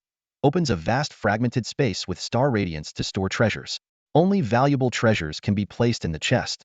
Compared to Luoshun, this radiant treasure chest had fewer traits and only mastered one skill. However, the skill was intriguing, a low-tier version of the dimensional treasury, very practical. Interestingly, this skill was already maxed out. Fu Han guessed the scholar must have opened the chest countless times to reach max level. The most fascinating part was its max level transformation effect. Combining the keyword immaculate, only valuable treasures can be placed in the chest, seemed to be its transformation effect. This was peculiar, as adding a valuable restriction to the storable items seemed like a reverse transformation, making it less useful than before. The key was how it determined value. Fu Han didn't dwell on it, and quickly imprinted the skill. The Radiant Treasure Chest skill was epic due to its max-level transformation. After imprinting, Fu Han found the skill's initial grade was high, which pleased him, as a lower grade would make it easier to teach. However, Fu Han explained to the scholar, "There's something I need to clarify. I can't copy the skill's level. That means when I transfer the skill to another star beast, it will only be at level 1, and the max level effects won't be present. Do you still want to proceed?" Hearing this, the scholar widened her eyes and nodded. Fu Han continued, "It's fine. I promise to help you copy a skill. If you give up this time, I'll still help you copy a skill later." The scholar quickly waved her hand. "No need. No need. Do it now, please." Seeing the scholar's reaction, Fu Han smiled. "It is indeed a fascinating skill. Maybe I shouldn't ask, but I'm really curious. How does the Radiant Treasure Chest determine the value of treasures?" The scholar didn't hide anything and answered, "It judges the value based on its own preferences." Fu Han was stunned. "What? What is it like?" The scholar sighed, seemingly recalling many unpleasant memories. "It likes shiny, glowing things, like glass. I had to put truly valuable items in glass boxes to trick it, but sometimes it would see through it and get angry, even biting people in its rage." The more the scholar thought about it, the angrier she became, resolutely saying, "Hurry and copy it. I can't wait to break the contract with it."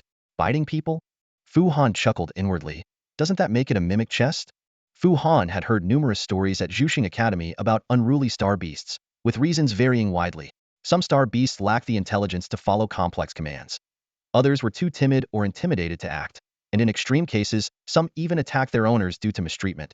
However, encountering a star beast as unique as Lukai Baoxia was a first for him. This star beast seems to have invested all 67 of its stat points into rebelliousness, Fu Han mused to himself. What's even more surprising is that its skills have a counterproductive effect at max level. Luckily, my star beasts have decent max level effects.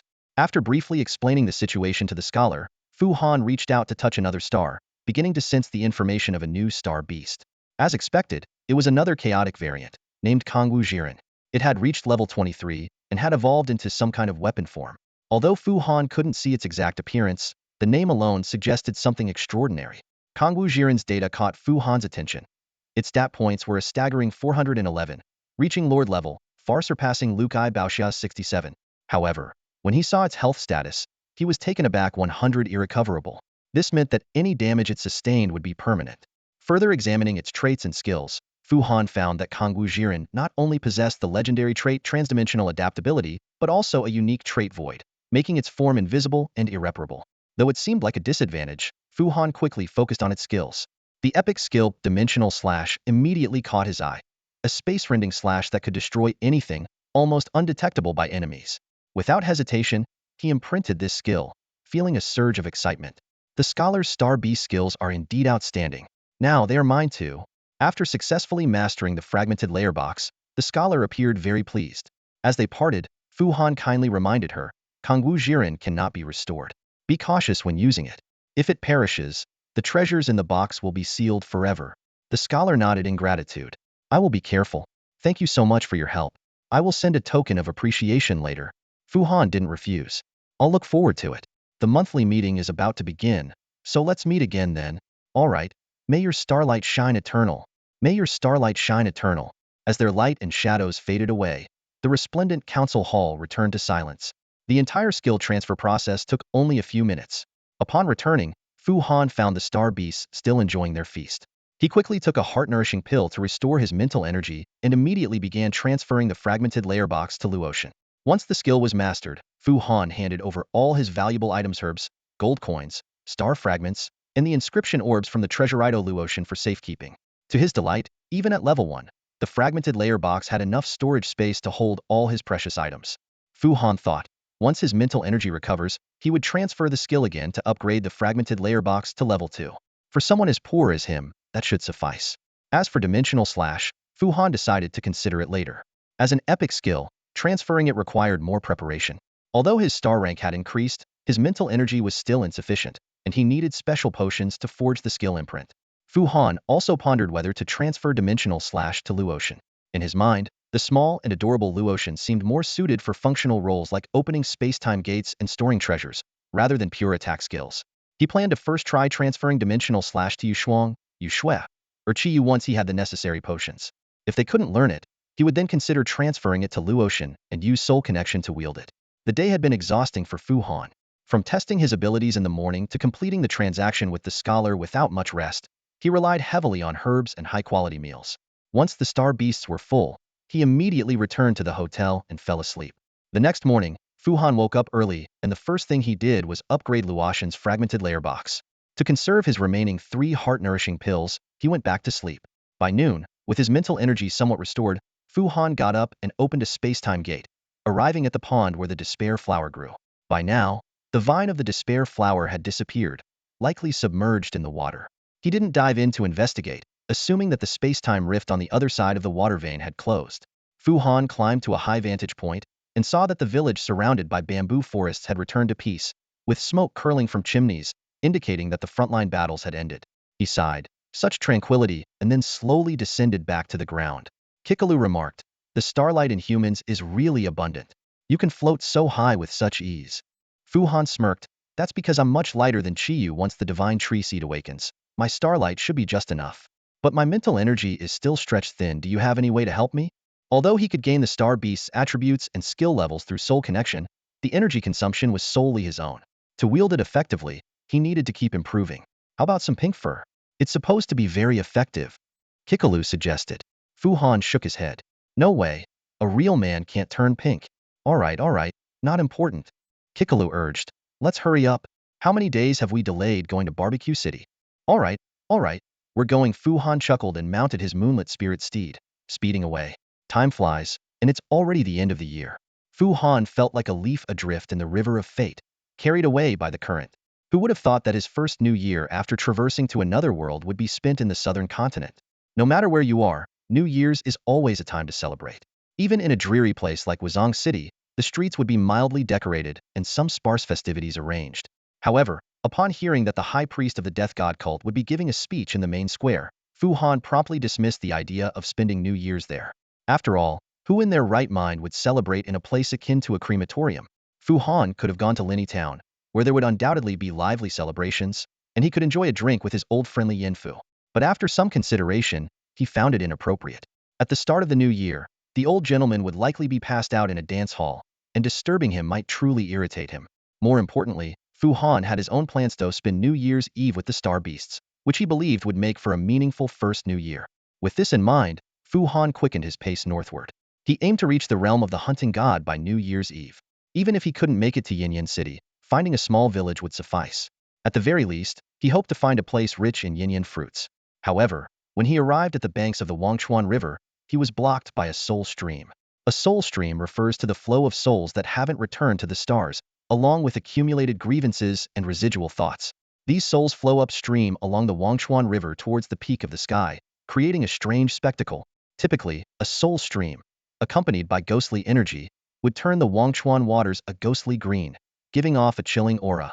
But this time, the soul stream was exceptionally dense, shrouding the entire river in a palpable, eerie mist. The broad expanse of the Wangchuan River was devoid of people and boats, but the mournful dirges of the dead echoed continuously, interspersed with sorrowful laments and cries of pain. In the face of such a scene, Fu Han dared not cross the river recklessly. After prolonged observation, he realized his caution was justified. Summoning his moonlight spirit steed and enhancing his spiritual vision, Fu Han was horrified to discover that accompanying the upstream soul stream were numerous bone giaskeletal dragon-like creatures. The mournful dirges were actually the bone jiao's humming, used to suppress the speed of the soul stream. The monstrous creatures swam through the dense ghostly energy, occasionally opening their massive jaws to swallow large swathes of the soul stream before diving back into the river, only to resurface moments later. Fu Han roughly counted over a dozen bone jiao, each several hundred meters long. Attempting to cross the Wangchuan now would likely leave him without even a remnant of his soul. Kikalu anxiously urged, "Fu Han, let's move back. I have a bad feeling about this place." Fu Han readily complied, retreating to a safer distance.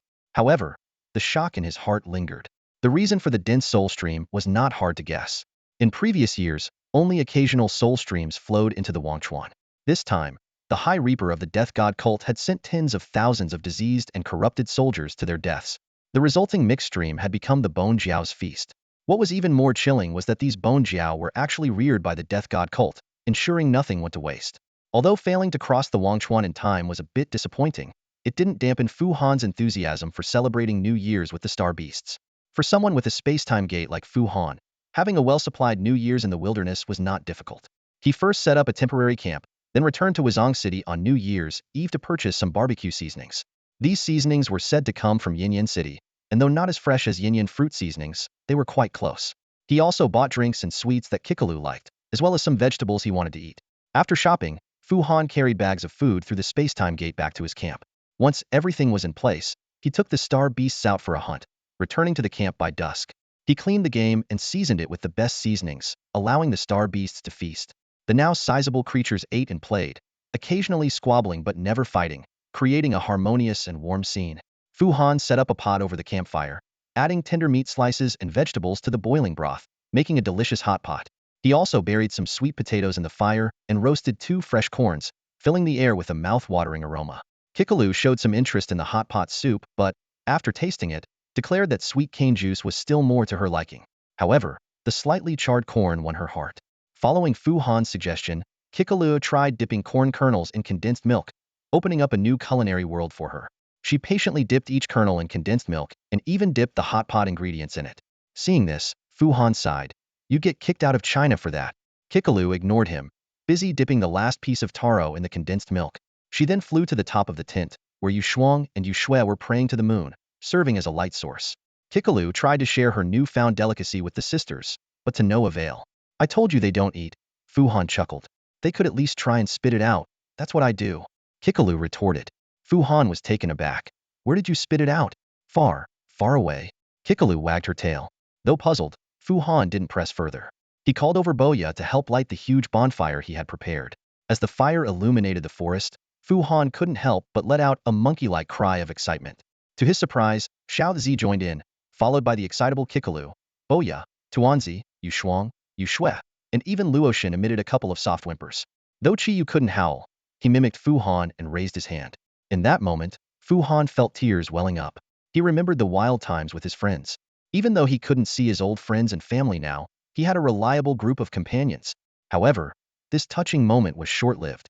The overexcited Boya crashed into the bonfire, sending burning logs flying everywhere. Looking at the chaotic forest, Fu Han angrily kicked Boya twice, but the thick-skinned creature felt nothing, instead nuzzling Fu Han in an attempt to be affectionate. To prevent the fire from spreading through the forest, Fu Han quickly directed all the star beasts to extinguish the flames and gather the scattered logs. Amidst this chaotic bustle, the new year quietly arrived. Thanks to Fu Han and the star beasts' efforts, the woodland remained unharmed. Exhausted after the hard work, Fu Han collapsed onto Tuanzi and quickly fell asleep. The soft fur and warm body made him feel incredibly comfortable. However, upon waking the next day, Fu Han noticed that the first day of the new year seemed no different from any other day. Without giving it much thought, he packed up and set off on his journey again. When Fu Han reached the banks of the Forgetting River, he happened to see the tail end of the Soul Stream gradually disappearing into the distance. Seizing the moment, he immediately mounted his spirit steed, Yu Shu, and began to cross the river swiftly. Although the river was guarded by bone dragons, this was the perfect timing.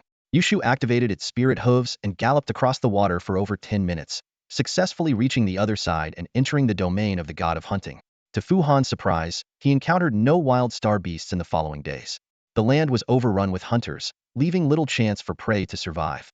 In fact, most hunters in Lini Town came from the god of hunting's domain because there were no more prey left here. Followers of the god of hunting were spread across the southern continent, and even in hot weather, they liked to wear thick furs, a symbol of warmth, strength, and status. With no obstacles in his way, Fu Han's progress sped up significantly. A few days later, he saw vast groves of rock salt fruit trees and farmers working among them.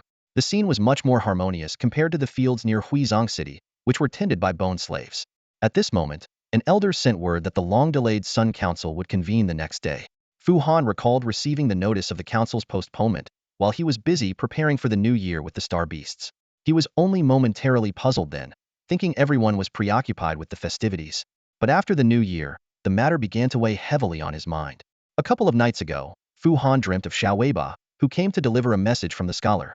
The scholar told him that while the Sun Council occasionally postponed or advanced its meetings due to significant events like the induction of new tree people, She was unsure of the reason for this delay and asked if Fu Han had any information to share. Fu Han could only reply that he thought it was a New Year routine. Upon waking, Fu Han's heart raced, and a thought flashed through his mind. Could this be related to the Eye of Dawn? Once the idea took hold, he became increasingly convinced. The next day, Fu Han found a safe place and waited for noon. When the familiar summoning sensation came, he arranged for the star beasts to stand guard and let his consciousness pass through the seed of the divine tree, across the blazing golden canopy, and into the council hall. He reached out and grasped the light orb, and the trunk of the divine tree vanished, revealing that the priest had arrived before him. This time, the elder wasn't dozing off. As Fu Han entered the hall, he felt the elder give him a deep look. Perhaps sensing something significant was about to happen, the other members arrived faster than usual, their light forms appearing one after another. The elder's gaze swept over everyone and finally rested on Xiao Mao. Unexpectedly, it was not the scholar who spoke first but the elder, who said solemnly, "It's good to see you're all safe." This statement left everyone exchanging puzzled glances, even the usually silent members furrowing their brows. The elder continued, "Let the priest explain." With that, he closed his eyes to rest. Seeing this, Fu Han felt slightly relieved, thinking that things couldn't be too dire. Others seemed to share the sentiment, collectively exhaling in relief. When everyone focused on the priest, he began, "Friends, be on your guard. The Eye of Dawn has resurfaced." Indeed, Fu Han's heart skipped a beat, but he maintained a facade of ignorance. The others furrowed their brows, except for Xiao Mao, who looked as bewildered as Fu Han. The priest continued, "This time, the Eye of Dawn has become even bolder. They dared to search for my seed of the divine tree right in Huizong City." The priest's bluntness almost revealed his identity. "Unfortunately, despite searching the city for days based on my senses, I couldn't find them. Eventually, the sensing abruptly stopped, and I had to seek the chief's help. But in the end, we only found that they had already left Huizong City." At this point, the merchant interjected, "Why didn't you seek the chief's help from the start?" The priest's face darkened, and he turned away without answering, letting out a cold snort. The merchant pressed on, "You fraud. You let such a big fish escape just to claim the glory of capturing the remnants of the Eye of Dawn for yourself? Now, everyone is exposed to danger, especially Lady Xiao Mao and the outsider, who are the most vulnerable. You must take responsibility and compensate them." The priest's face grew even darker as he looked at Fu Han and Xiao Mao, seemingly wanting to explain but at a loss for words. Seeing through the merchant's intentions, Fu Han spoke up, "Priest, perhaps you should first explain what the Eye of Dawn is and what danger we are facing." "Very well." The priest quickly took the opportunity. "The Eye of Dawn is a secret organization opposed to our Sun Council, existing since the time of the Cataclysm. They hold a grudge against us and aim to find and kill all tree people to bring about the world's end. But of course, we have the upper hand, having nearly wiped them out. Only a few remnants remain, so there's no need to worry too much." Fu Han detected the priest's attempt to downplay the situation and frowned, casting an inquiring glance at the scholar. The scholar timely intervened. "What the priest said is not entirely accurate. Allow me to elaborate. The Eye of Dawn was secretly founded during the Cataclysm by the third-ranked tree person at the time, the Hermit." Fu Han was taken aback, not expecting it to be another tree person.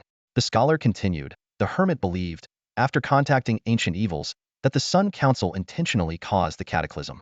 Thus, he secretly established the Eye of Dawn to investigate ways to end the Cataclysm and eliminate all tree people in the Sun Council, especially the Divine Tree's guardian." Hearing this, Fu Han furrowed his brow deeply, thinking, "Do you need to contact ancient evils to have such thoughts? Does that mean I've also contacted ancient evils?" But he didn't dare to voice this and continued to listen. The scholar went on, "Fortunately, our predecessors eventually triumphed, eradicating the Hermit and his followers. However, the Eye of Dawn's remnants survived, growing like weeds in the shadows. Moreover, the Hermit created 6 inscribed artifacts capable of sensing the seed of the divine tree, known as the Dawn Orbs, using his status as a tree person." "Dawn Orbs?" Fu Han was startled, immediately thinking of the inscribed orb he had taken from the treasury. Could it be that one? Doubt began to creep into his mind. The inscribed gem was taken from the vault of the Dawn's Eye, and Fu Han had stayed in the City of Glorious Burial for several days. Only after acquiring the fragmented layer box skill from the scholar did he place the gem inside. All clues pointed to Fu Han, and he realized with a start that he had become a remnant. Relieved yet cautious, he listened as the scholar continued to explain. In order to counteract the gem, the seed of divine wood has been endowed with the ability to track back upon being perceived. Our predecessors have used this to destroy 4 gems and eliminate many remnants of the Dawn's Eye." The scholar's words startled Fu Han, who was secretly glad that his seed of divine wood was currently dormant. He thought of Shangli, that cunning fellow who must have known about the existence of the Solar Council and the fact that the gem would be tracked. No wonder he didn't want to touch this hot potato. Fu Han glanced around at the council members and decided to keep his thoughts to himself. The scholar's gaze fell upon Fu Han, and his tone grew heavy. Honored outsider, you may not know that Lady Kitten replaced the previous seventh seat, the arborist, who was killed by the Dawn's Eye. Although we have eradicated those people, the seventh seat can never come back. You must be careful. If you sense being perceived, you must quickly seek refuge near the solar tree. Just as Fu Han was about to express his gratitude, the scholar added, furthermore, my family and I are descendants of the hermits, and the third seat has always been inherited by our family. This information surprised Fu Han. He discreetly observed others' reactions and found that they seemed to be well aware of this. He surmised that the scholar's family's abilities were crucial to the council, which is why the divine would consistently chose their family for the third seat. Even so, was it appropriate to let the descendants of a traitor inherit such an important position? Fu Han was unsure how to comment, so he just smiled and nodded in understanding. After a moment of silence, the elder opened his eyes and reiterated, investigating and eliminating the remnants of the Dawn's Eye will earn you rewards from the divine wood. Please give it your all. Everyone responded in unison, and the elder closed his eyes once more. The scholar turned to the priest and asked, you said you've sensed the other party's presence for several days. Didn't they approach you? The city of glorious burial is your domain. How have you not found them after all this time? The priest sighed and explained, strangely, they haven't tried to get closer for several days, and they've barely moved. Yet, I can't pinpoint their exact location. After discussing with the chief, we believe they might have some form of secret protection. Secret cult? The scholar probed. Possibly, but not necessarily, the priest replied. The secret cult is neutral and primarily motivated by money. Their secrets are protected by the Book of Secrets, making them almost impossible to investigate. Could we buy information from the secret cult directly? The scholar asked again. The priest spread his hands helplessly. You can try. The scholar pursed his lips, while Fu Han was internally shaken. He never imagined that he, a remnant, would be under secret protection. Could it be because his lodging was right across from the secret temple? But could it be that simple? Fu Han felt uneasy. His identity as a secret follower was fabricated. Yet now it seemed he had been recruited by the elusive secret god. Distracted by his chaotic thoughts, Fu Han found it hard to focus on the rest of the meeting. No one had found any clues about the elusive thief, and as the only one who knew the truth, Fu Han didn't dare to breathe too loudly, fearing he'd give himself away. The priest flattered Lady Kitten by saying he was collecting unique illusion skills called fragmented stars for her, which would be ready soon. Lady Kitten gladly accepted, offering to read the priest's fortune immediately, in exchange for the fragmented stars later. The priest politely declined, saying he had no immediate need, but that Lady Kitten could use the fragmented stars first, and he would seek her help later. Lady Kitten reminded him that her powers had intervals and that she might not be able to help if the timing was off. The priest laughed it off, saying it didn't matter, while subtly glancing at Fu Han. Fu Han thought to himself that the straightforward priest seemed to have ulterior motives despite his flattery. Yet, as long as the benefits were right, Fu Han didn't mind, especially since he also desired rare skills. He decided to keep the fact that he could consistently extract skills from fragmented stars a secret for now, revealing it only when necessary. Throughout the process, the merchant intermittently tried to stir things up. Apart from the straightforward priest occasionally responding, the others chose to ignore him. Perhaps this was why the merchant enjoyed arguing with the priest. Finally, the taciturn warrior evaluated Fu Han's martial arts progress, concluding that his fundamentals were now passable. Fu Han knew that mastering the basics was the hardest part of martial arts. Fortunately, his modified body was exceptionally strong, with power, reflexes, and control far surpassing ordinary people. This allowed him to pass the fundamental stage smoothly. Next, Fu Han could finally learn the first move of the nameless spear technique. This move had no name, or rather, it was simply called the first move. The taciturn warrior said Fu Han could name it himself if he wanted. To Fu Han's surprise, the first move was astonishingly complex. When the scholar transmitted the martial arts information to him, the sheer volume nearly overwhelmed him. The information about the nameless first move was more extensive than ancient linguistics. After a quick understanding, Fu Han realized that the spear technique indeed had only one move, but the rest of the content taught how to execute it in various situations. The thoroughness and detail left Fu Han in awe. The taciturn warrior emphasized that this move was crucial, the core of the nameless spear technique, and must be fully mastered and comprehended. He estimated that with Fu Han's talent, it might only take 10 or 20 years to grasp its essence. Fu Han furrowed his brows, thinking that learning martial arts was indeed difficult, often starting with 10 or 20 years. But this was just the first move. What about the rest? Ultimately, Fu Han consoled himself. Well, maybe I don't have a high martial arts talent. If I can master the first move, that's good enough. Improving my combat skills bit by bit is better than nothing. Let's just practice. When the taciturn teacher concluded his lesson, the council meeting drew to a close. The scholar announced that the prepared gift for Fu Han would be placed at the head seat later. Subsequently, the hall echoed with cheers of "Starshine Forever," and people gradually began to leave. Returning to his body, Fu Han felt an overwhelming weariness, his eyelids heavy with fatigue. However, the matter of the Dawn Pearl still troubled him, making him apprehensive about returning to Wuzong City. He decided to rest where he was and found a dry grassy spot at the edge of the rock salt fruit forest to lie down. The weather in the hunting deity's realm had turned scorching, and the noonday sun was particularly harsh. Fu Han had Qiyu raise his hand to shield the sunlight, creating an area of shade. Considering they were already in a region frequented by humans, he summoned Xiaozi to stay vigilant and instructed Kikalu to keep an eye on the real world. With Kikalu's agreement, Fu Han finally felt at ease and drifted off to sleep. Unlike the last time he absorbed vast amounts of ancient literary knowledge from the scholar, Fu Han almost immediately fell into a dream. He found himself back on an ancient battlefield in the fragmented layers, standing beside a radiant spear. The cult soldiers, having received the priest's blessing, charged at him, leaving Fu Han no choice but to pick up the spear and fight. However, the spear in his hands was far less powerful than when wielded by the Godslayer. Fu Han couldn't unleash the formidable star-powered attacks and had to rely on his newly learned martial arts to defend himself. As expected, he was quickly overwhelmed and killed by the oncoming cult soldiers. Upon opening his eyes, Fu Han found himself standing next to the silver spear again, this time accompanied by a snow-white cat named Xiaoweiba. Realizing he was dreaming, Xiaoweiba asked if he needed help dispelling the nightmare. Instead, Fu Han had a sudden idea and inquired if the dream could be recreated in the future. Receiving an affirmative answer, Fu Han decided to use the dream to hone his combat skills. The cult soldiers regrouped, and the priest began the blessing once more. Fu Han gripped the spear, ready to face them. But just as he took his stance, a wave of dizziness hit him. When he regained his senses, the spear still stood where it was, and Xiaoweiba was quietly watching him with a tilted head. Puzzled by his shorter endurance compared to the previous attempt, Fu Han realized the reason. Knowing the context this time made him overthink his moves, slowing his reactions. Xiaoweiba offered to reduce the number of enemies, but Fu Han declined, determined to push his limits under pressure. In the following dozens of attempts, Fu Han continually adjusted his strategy. He first tried a purely defensive approach, finding that his limit was 11 breaths. Then, he began seeking opportunities to strike, gradually mastering the first move of the nameless spear technique. This unadorned spear technique essentially involved aiming at weak points and thrusting with force. During practice, Fu Han quickly rotated his arm to add powerful momentum to the spear tip. Each successful thrust created a large hole in the enemy. With continued practice, Fu Han gradually found his rhythm. He realized that as long as he struck quickly enough, gaps would continually appear in front of him, allowing him to keep advancing. As long as the enemies didn't exceed 5, he was nearly invincible. Finally, Fu Han had an epiphany.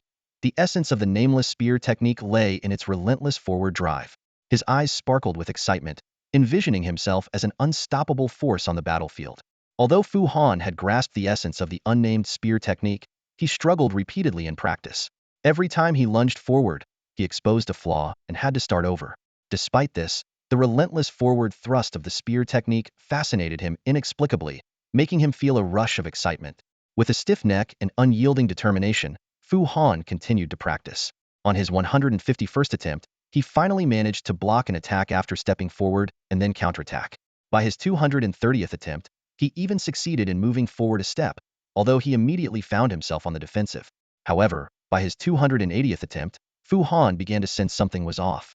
A growing scent of blood lingered in the air, making him realize it might be coming from the real world. Fu Han quickly focused his mind to break free from the dream and opened his eyes. It was dusk, and the golden sunset had painted the sky red. Fu Han finally understood what Xiaoweiba meant by a long dream. Time in the dream world flowed differently from reality. What lay before him was shocking. A grain ox lay in a pool of blood, the source of the strong scent. Xiaozi stood guard over the ox, baring her teeth at a few farmers. Qiyu was split into two forms, one part as armor protecting Fu Han, and the other part standing menacingly beside Xiaozi. Opposite them were over 20 farmers, both men and women, holding farm tools. They looked anxious, seemingly waiting for something, either for Fu Han to wake up or for more reinforcements to arrive. As Fu Han got up, he dispelled Qiyu's armor form. He wasn't the type to show off in front of farmers. Once Qiyu returned to its normal size, the farmers quickly retreated in fear. Fu Han promptly called back his 2-star beasts, and the farmers realized he wasn't a threat. Someone stepped forward to negotiate with him. The situation soon became clear. Xiaozi had mistaken the grazing grain ox for prey and attacked it. The farmers who came to retrieve the ox were blocked by the star beasts, leading to the tense scene Fu Han woke up to. Understanding the situation, Fu Han couldn't help but defend Xiaozi. Grain oxen were domesticated from the wild Panjiao ox, retaining similar curled horns despite being much smaller. In a place where earth dragons were the primary labor animals, grain oxen were indeed rare. It was reasonable for Xiaozi to mistake it for a young Panjiao ox. To resolve the conflict, Fu Han generously offered 3 gold coins as compensation, exceeding the farmer's demand of 2 coins. The farmers thanked him profusely and left, followed by the children who had been watching. However, a mute girl who seemed to be in her early teens approached Fu Han with a young boy, gesturing frantically. Initially, Fu Han thought she wanted the ox and was ready to agree out of pity. But the girl continued gesturing, unwilling to leave. Fu Han was puzzled until he noticed the tattoo of the salt god's emblem under her collarbone. "Are you saying you can roast the grain ox for me and charge a fee?" The girl nodded vigorously. Although she looked frail, Fu Han had seen the salt god's emblem under her collarbone, indicating she was at least a devout follower, possibly even a priestess. He decided to give her a chance. "All right, go ahead." The girl bowed in gratitude and disappeared into the woods with the boy. Shortly after, she returned with a large cart loaded with a stone oven, charcoal, knives, seasonings, and even a huge water barrel. Fu Han was astonished that such a seemingly delicate girl possessed such extensive equipment. She pushed the cart to the grain ox, while the boy hid underneath. Then, she began an impressive performance. Initially, Fu Han worried she couldn't handle the entire ox alone and was prepared to use the telekinetic limbs of his twin stars, Yu Shuang and Yu Shui, to assist her secretly. However, the girl's strength, only slightly inferior to Fu Han's, far exceeded that of an ordinary person, rendering his concern unnecessary. Qi Jilu, in her weasel form, climbed onto Fu Han's shoulder and affirmed, "She's a priestess of the salt god. Only priestesses have such strength." Fu Han asked in surprise, "Is that so?" Qi Jilu explained, "Eating salt gives people strength. Salt gods' priestesses are naturally strong.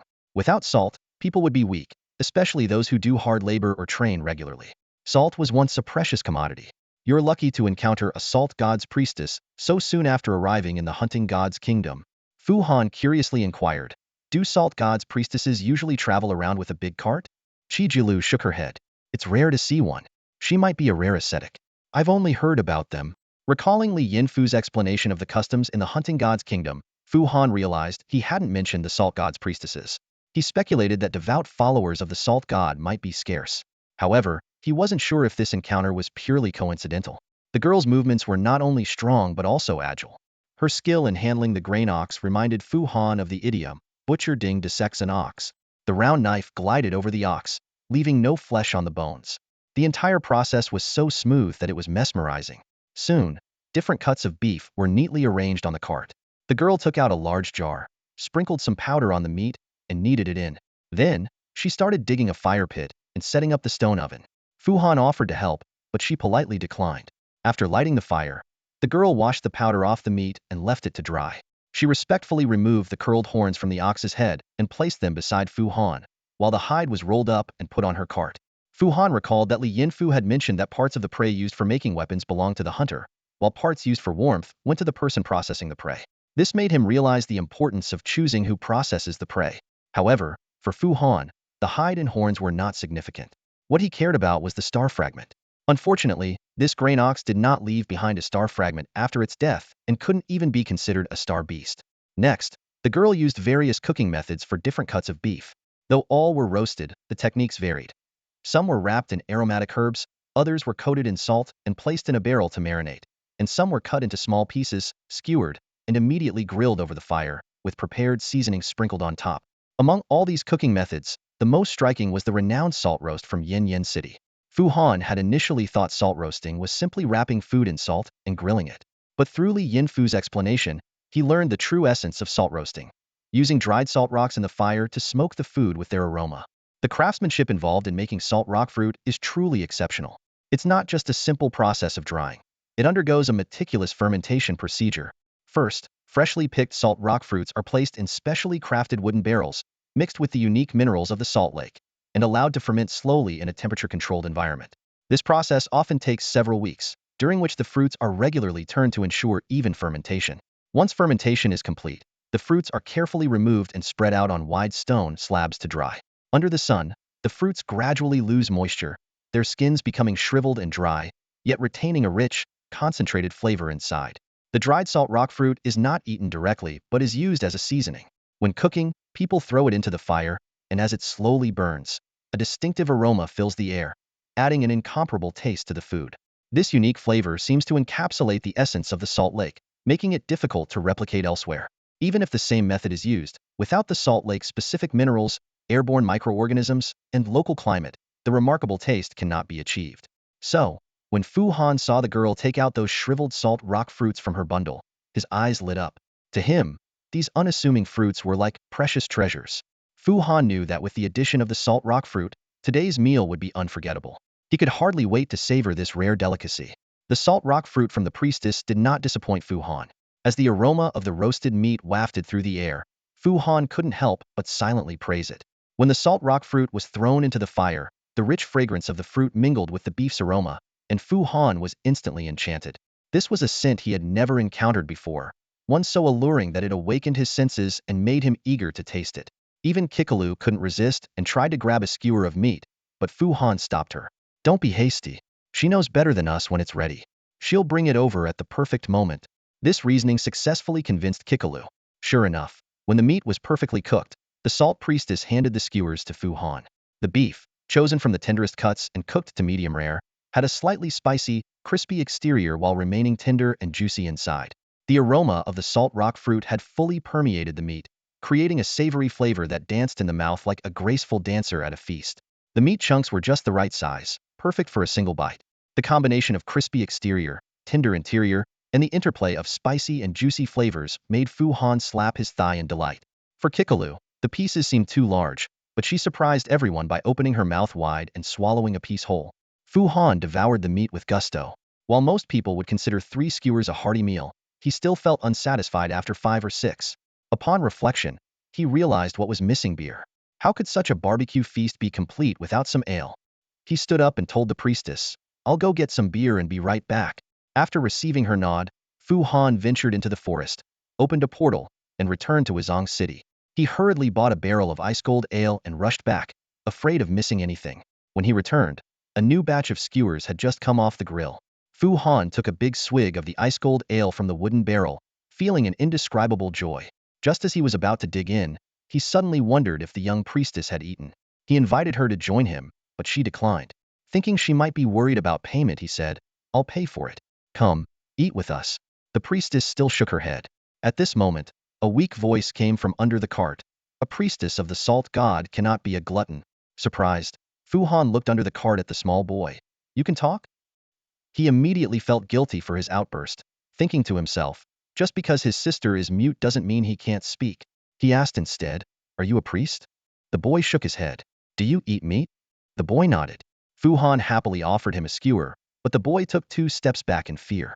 Changing his approach, Fu Han handed the skewer to the priestess. "Can you give it to your brother?" The priestess nodded, accepted it respectfully with both hands, and bowed deeply before giving it to her brother.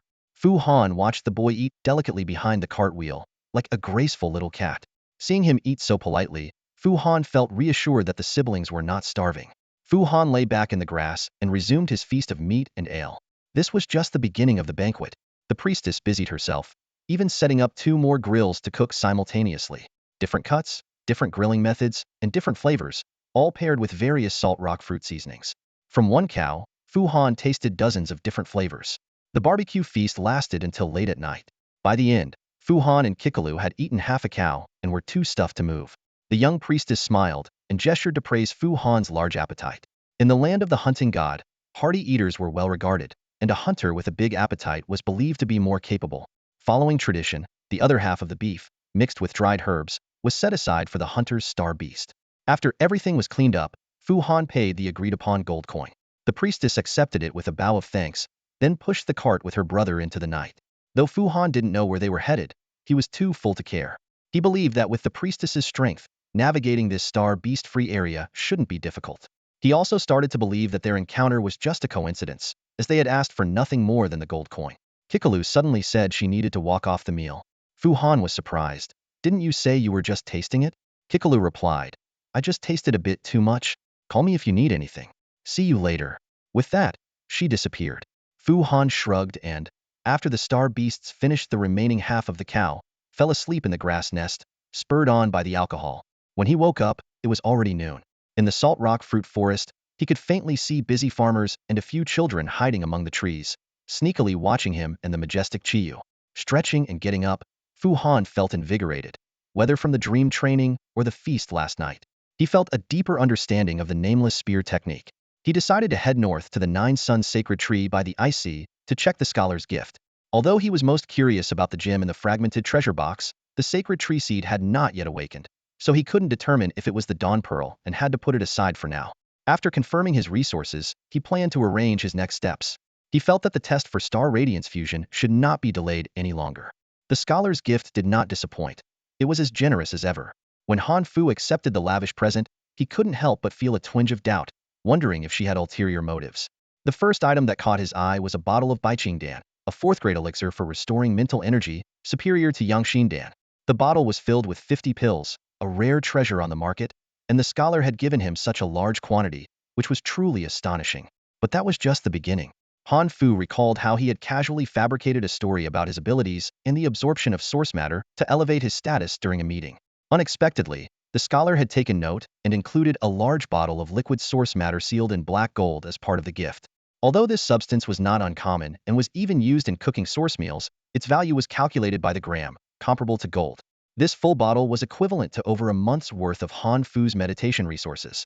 The final gift, however, left Han Fu utterly speechless: a crystal of insight. This meticulously crafted treasure by an alchemist could permanently enhance the user's mental power, particularly effective before reaching the 5th level. Its cost was exorbitant, and its rarity was evident. Even the rewards from the Eternal Tree's treasury required 3 legendary contribution points to exchange for such a treasure, far beyond what Han Fu could afford. Han Fu silently calculated that this generous gift not only showcased the profound heritage of the scholar's family, but also indicated that her mental power must have surpassed the 5th level. Otherwise, she wouldn't be so lavish in giving away such treasures. Of course, this was also a result of information asymmetry. The scholar didn't know how valuable the skill information Han Fu had obtained from her was, nor did she understand the great cost Han Fu incurred to replicate skills using his abilities. She only knew that Han Fu was the only one capable of copying skills and must rely on him if needed. Similarly, Han Fu had no idea what this gift meant to the scholar. Perhaps for her, providing such resources was effortless. Both felt they had gained significantly from this transaction, making it a mutually beneficial and pleasant exchange. Han Fu had to admit that the scholar's gift was indeed satisfying. He secretly decided that if she had any requests in the future, it would be hard to refuse. After all, as allies, as long as the request wasn't excessive, he had no intention of declining. Moreover, the scholar was smart and likely wouldn't make unreasonable demands. Even if she did, Han Fu prided himself on his thick skin, could accept the sugar-coated gift and return the cannonball. By the icy sea, it remained tranquil, with only the intermittent sounds of waves and wind. Every time he came here, Han Fu would let Tuanzi roam freely, and each time, Tuanzi would gaze northward for a long time. Han Fu couldn't help but think that if he were to pass away one day, Tuanzi would probably choose to return to the icy sea. He just hoped that by then, Tuanzi would be strong enough that wind and snow could no longer hinder its steps. After receiving the gift, Tuanzi continued to gaze northward. Han Fu wasn't in a hurry to leave either. With Tuanzi and Chiyu guarding the area, it was safe and perfect for absorbing the crystal of insight. He sat beside Tuanzi, gently stroking its thick fur while beginning to absorb the crystal in his hand. The crystal of insight was a crystallized substance refined through complex processes. It needed to be enveloped in mental energy during use, waiting to be absorbed. For those with weaker mental power, this process itself was a form of training. Han Fu, with his mental power at the 3rd level, absorbed it much faster. They sat quietly, watching the waves repeatedly crash against the shore, creating white foam that quickly receded. After an unknown amount of time, the crystal in Han Fu's hand finally disappeared completely. Suddenly, Han Fu noticed a subtle change in the world around him. He had gained a new sense of perception, as if submerging his head in water, feeling the water gradually engulfing him. Or like a gentle breeze brushing against his skin, though invisible, it was distinctly perceptible. This was mental power perception. Han Fu suddenly realized that his mental power level had increased, and the mental power perception ability that Kikalu had mentioned had awakened. Recalling his previous attempts to sense without success, it was clear that his mental power had been insufficient at the time.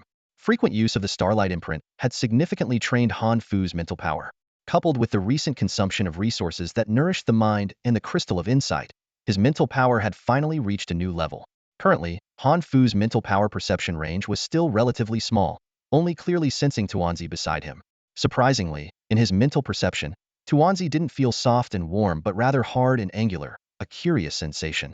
He decided to seek Kikalu's guidance on this aspect once she returned. At that moment, perhaps sensing Han Fu's perception, Tuanzi turned its large head and gently nudged him, indicating it was time to move. Han Fu patted its back and summoned it back to the core realm. Originally apprehensive about returning to Wuzong City, Han Fu realized yesterday while buying wine that he was unnecessarily paranoid. The precious orb had been in his bag at the time, yet the priest hadn't detected it. Now that the orb was secured in the fragmented layer, there was even less reason for concern. With his mental power now at the 4th level and a steady supply of restorative elixirs, all he needed was a suitable skill to test the Starlight Fusion's material transformation ability, and he could thoroughly explore this new capability. Upon returning to the inn, Zhang Qi brought good news. A set of star fragments with the iron transformation skill was on its way and expected to arrive in Wuzong City within 2 days. During these 2 days of waiting, Han Fu didn't remain idle. He leisurely headed towards Yensalt City while conducting some tests on Starlight Fusion. Using stone jade beasts found in the wild as experimental subjects, he focused on studying the skill level alignment issue after fusion. After repeated experiments, Han Fu discovered that when 2 skills were fused, the resulting skills level would align with the lower level of the 2. For instance, fusing a LV3 transformation skill with a LV1 crystal transformation skill would yield a LV1 crystal jade transformation skill. Regardless of the level difference, the final fused skills level was always aligned with the lower one. After fusion, teaching the original skills could raise the skill level, but the efficiency was significantly reduced. Starlight increased as usual, but the skill level remained stagnant. This meant that it was best to raise the skills to their highest level before fusing them for optimal results. Additionally, through repeated use of the Starlight Fusion ability and careful observation of the Starlight's operating principles, Han Fu gained a deeper understanding of skill fusion. He was now fairly certain that fused skills could continue to be fused with other skills, provided the skill affinities matched. Han Fu fell into deep thought, his brows slightly furrowed, and a glint of wisdom in his eyes. After a thorough analysis, he reached an important conclusion. The qualitative change after maxing out a skill is not simply additive but involves complex interactions due to the fusion of skills. These interactions could manifest as inheritance, combination, or even conflict and negation. Han Fu realized that the final outcome would depend on the compatibility between different effects. He understood that all of this followed the fundamental principles of Starlight operations, with no fixed laws to adhere to. Han Fu's fingers gently tapped on the table as he reminded himself to think carefully and avoid meaningless skill fusions. He couldn't help but imagine the possible consequences, minimal enhancement effects, or even counterproductive results. This realization made him more cautious. As his thoughts gradually became clearer, Han Fu formulated an initial plan for optimizing Chiyu's skills.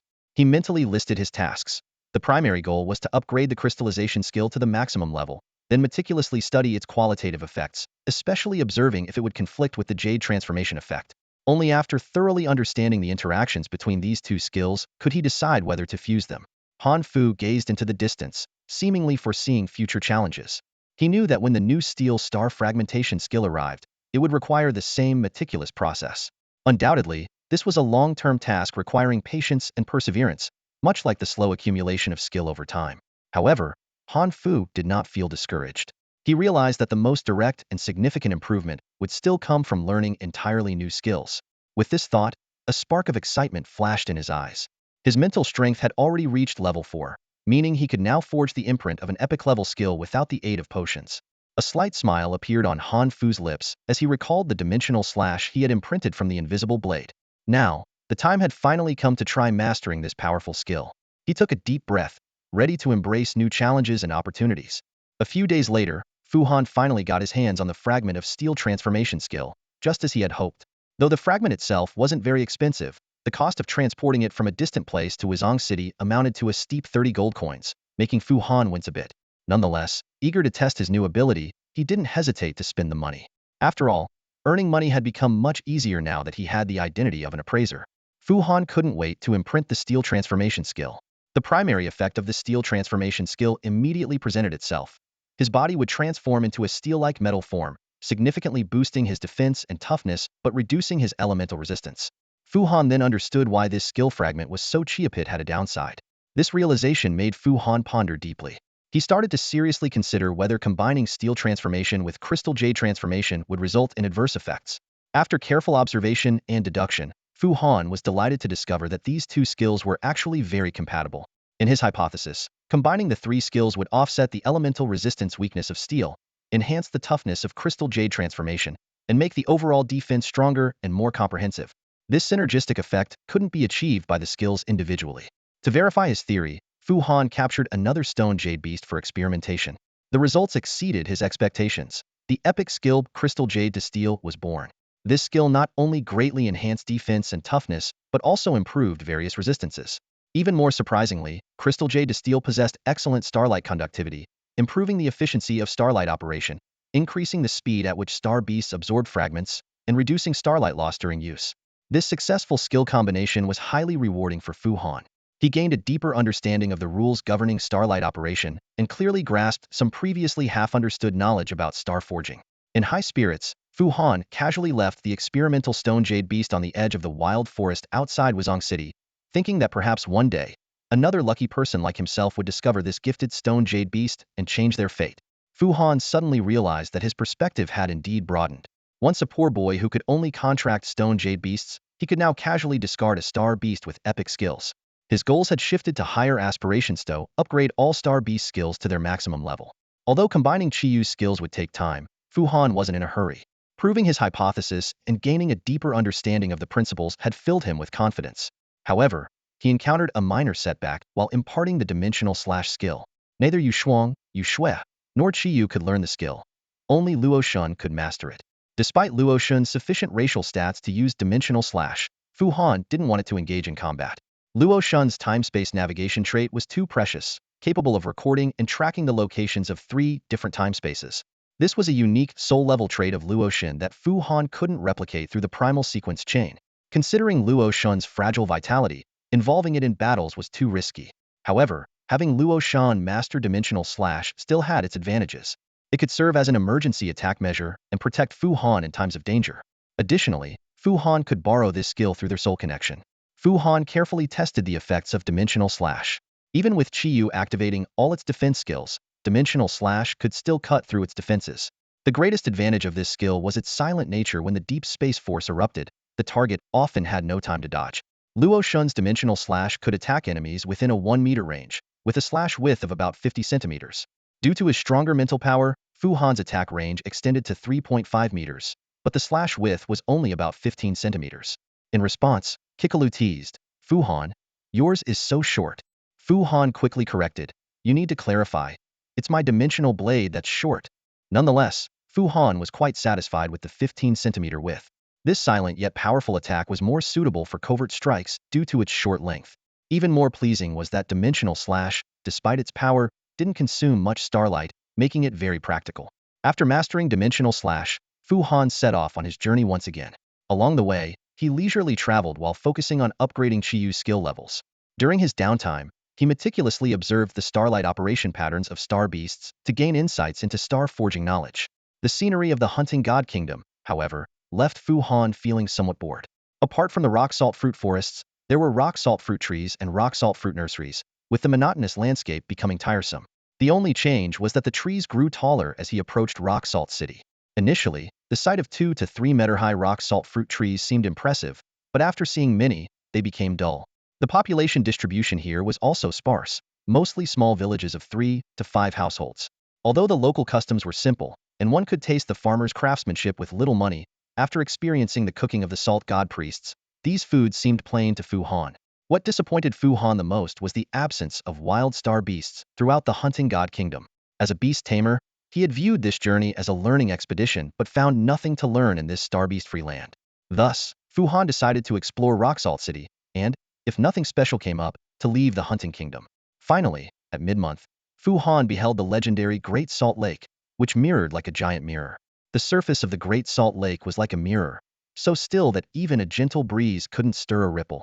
The lake reflected the sky so clearly that it seemed as if the clouds were flowing within it. The color of the water changed with distance. Near the shore, it was silver-white, reflecting the sky most vividly. A bit farther out, it turned blue, with the reflections becoming deeper. And further still, it took on a tea-colored hue, as if the sky were seen through a filter. These layers of colors extended towards the center of the lake, creating a stunning tapestry. Fu Han gazed at the scenery in awe, thinking, the kingdom of the hunt does have some rare sights. This trip wasn't in vain.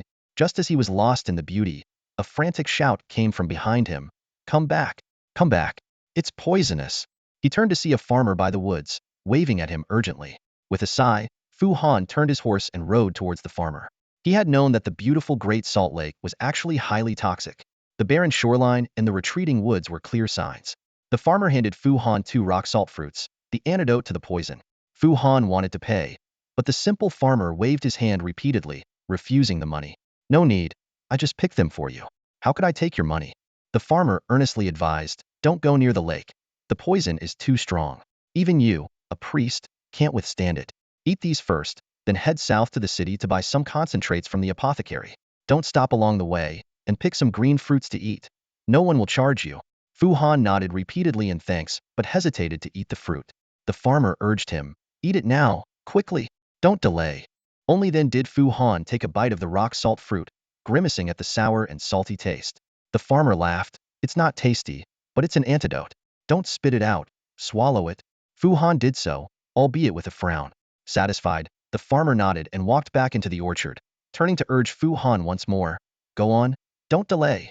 Fu Han called out, thank you. The farmer waved again, and Fu Han mounted his horse, continuing south. Reflecting on this experience, Fu Han often felt a bit foolish. At the Academy of Star Chasing, he had believed the entire southern continent was full of terrifying heretics who used infants and maidens for evil rituals and raised dark mutant star beasts. After entering the kingdom of death, his views had changed significantly, but he still trusted only the death cult. However, in the kingdom of the hunt, he found the people to be equally simple and kind. Fu Han began to realize that this land was innocent and humanity was inherently good. If there were any problems, it had to be the gods, like the corrupted cult of decay. He silently decided to visit the Temple of Decay in Rock Salt City. After leaving the Great Salt Lake, Fu Han finally breathed a sigh of relief. Kikalu climbed back onto his shoulder. Fu Han handed it the remaining rock salt fruit. This will make you feel better. I've tried it. It works. Kikalu sniffed it and shook its head vigorously. So sour and bitter. You actually ate this? Fu Han chuckled. Although Fu Han's physique could withstand standing by the lake for a while, he ate the fruit to show respect for the farmer's kindness. The rock salt fruit did work. He felt much better after eating it. Fu Han then realized that the toxicity of the Great Salt Lake was stronger than he had thought. Drinking even a mouthful of the lake water could be disastrous. Do you think there are star beasts in the Great Salt Lake? Fu Han asked. Kikalu nodded affirmatively.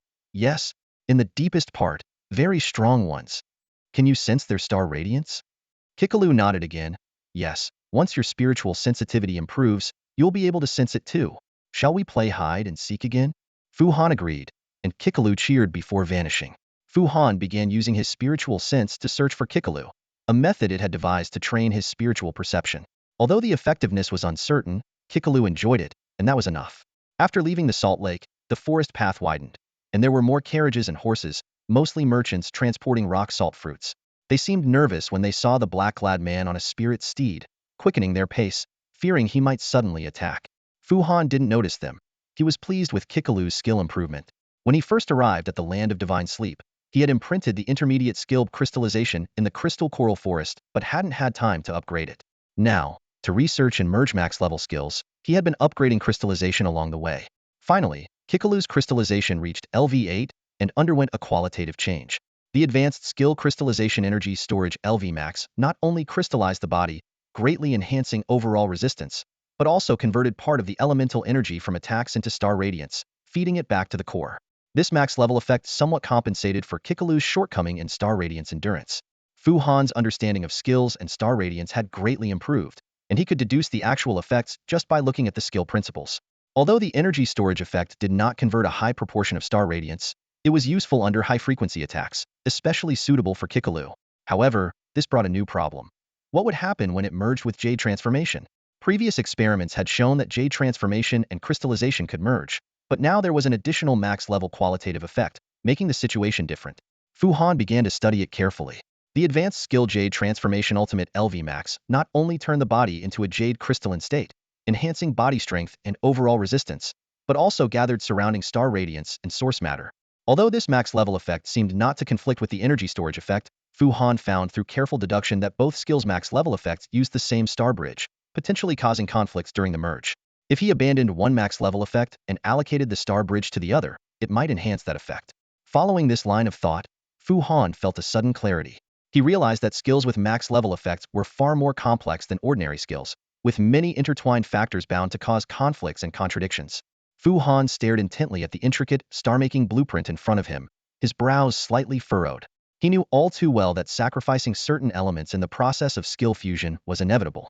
As the complexity of the skills increased, the difficulty of adjustment and compromise also grew.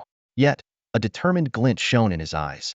If I can find the right balance and pair it with precise fusion operations, Fu Han murmured, his fingers lightly tracing the blueprint. The combined effect of these two max-level skills could produce a truly astonishing reaction. He stood up and began pacing back and forth in front of his workbench, his mind continuously simulating various possibilities.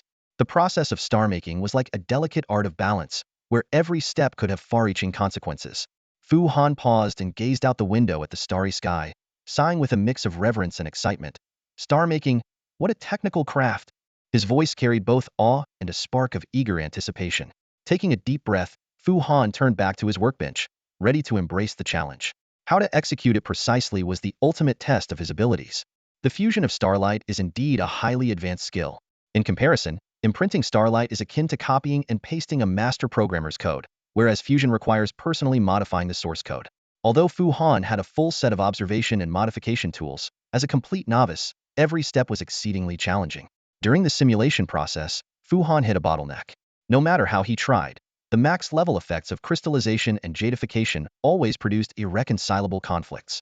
The two skills could be activated simultaneously without conflict, but merging them seemed nearly impossible. This left Fu Han extremely frustrated, even making him consider giving up. However, recalling the awe he felt the first time he read the description of the ultimate form of the Jade Stone Beast, Fu Han's determination reignited. Star-forged Golemid ignores trivial forces like time, entropy, and death. This goal no longer seemed so distant, and Fu Han firmly believed that only a star forger could cultivate the Jade Stone Beast to its ultimate form. With this belief in mind, Fu Han calmly re-examined the fusion simulation. This time, he identified the crux of the problem in sufficient conditions. He decided to incorporate the skill ionization into the fusion simulation. In just one day, Fu Han elevated Caillou's ionization to its max level. Advanced Skill Ionization Magnetic Resonance (LV Max) transforms the body into a dense metal form, greatly enhancing defense and resilience while reducing elemental resistance. Ionization no longer consumes starlight. Additionally, the dense ionization generates a strong magnetic resonance, attracting elemental energy towards the user. This skill description puzzled Fu Han. Reducing elemental resistance but attracting elemental attacks seemed contradictory. Through his appraiser's badge, Fu Han learned that this skill belonged to a star beast called the Molten Iron Salamander. Living in lava regions, this metal-type star beast relied entirely on absorbing surrounding elemental energy for survival, and the ionization skill was designed for this purpose. This discovery sparked an idea in Fu Han.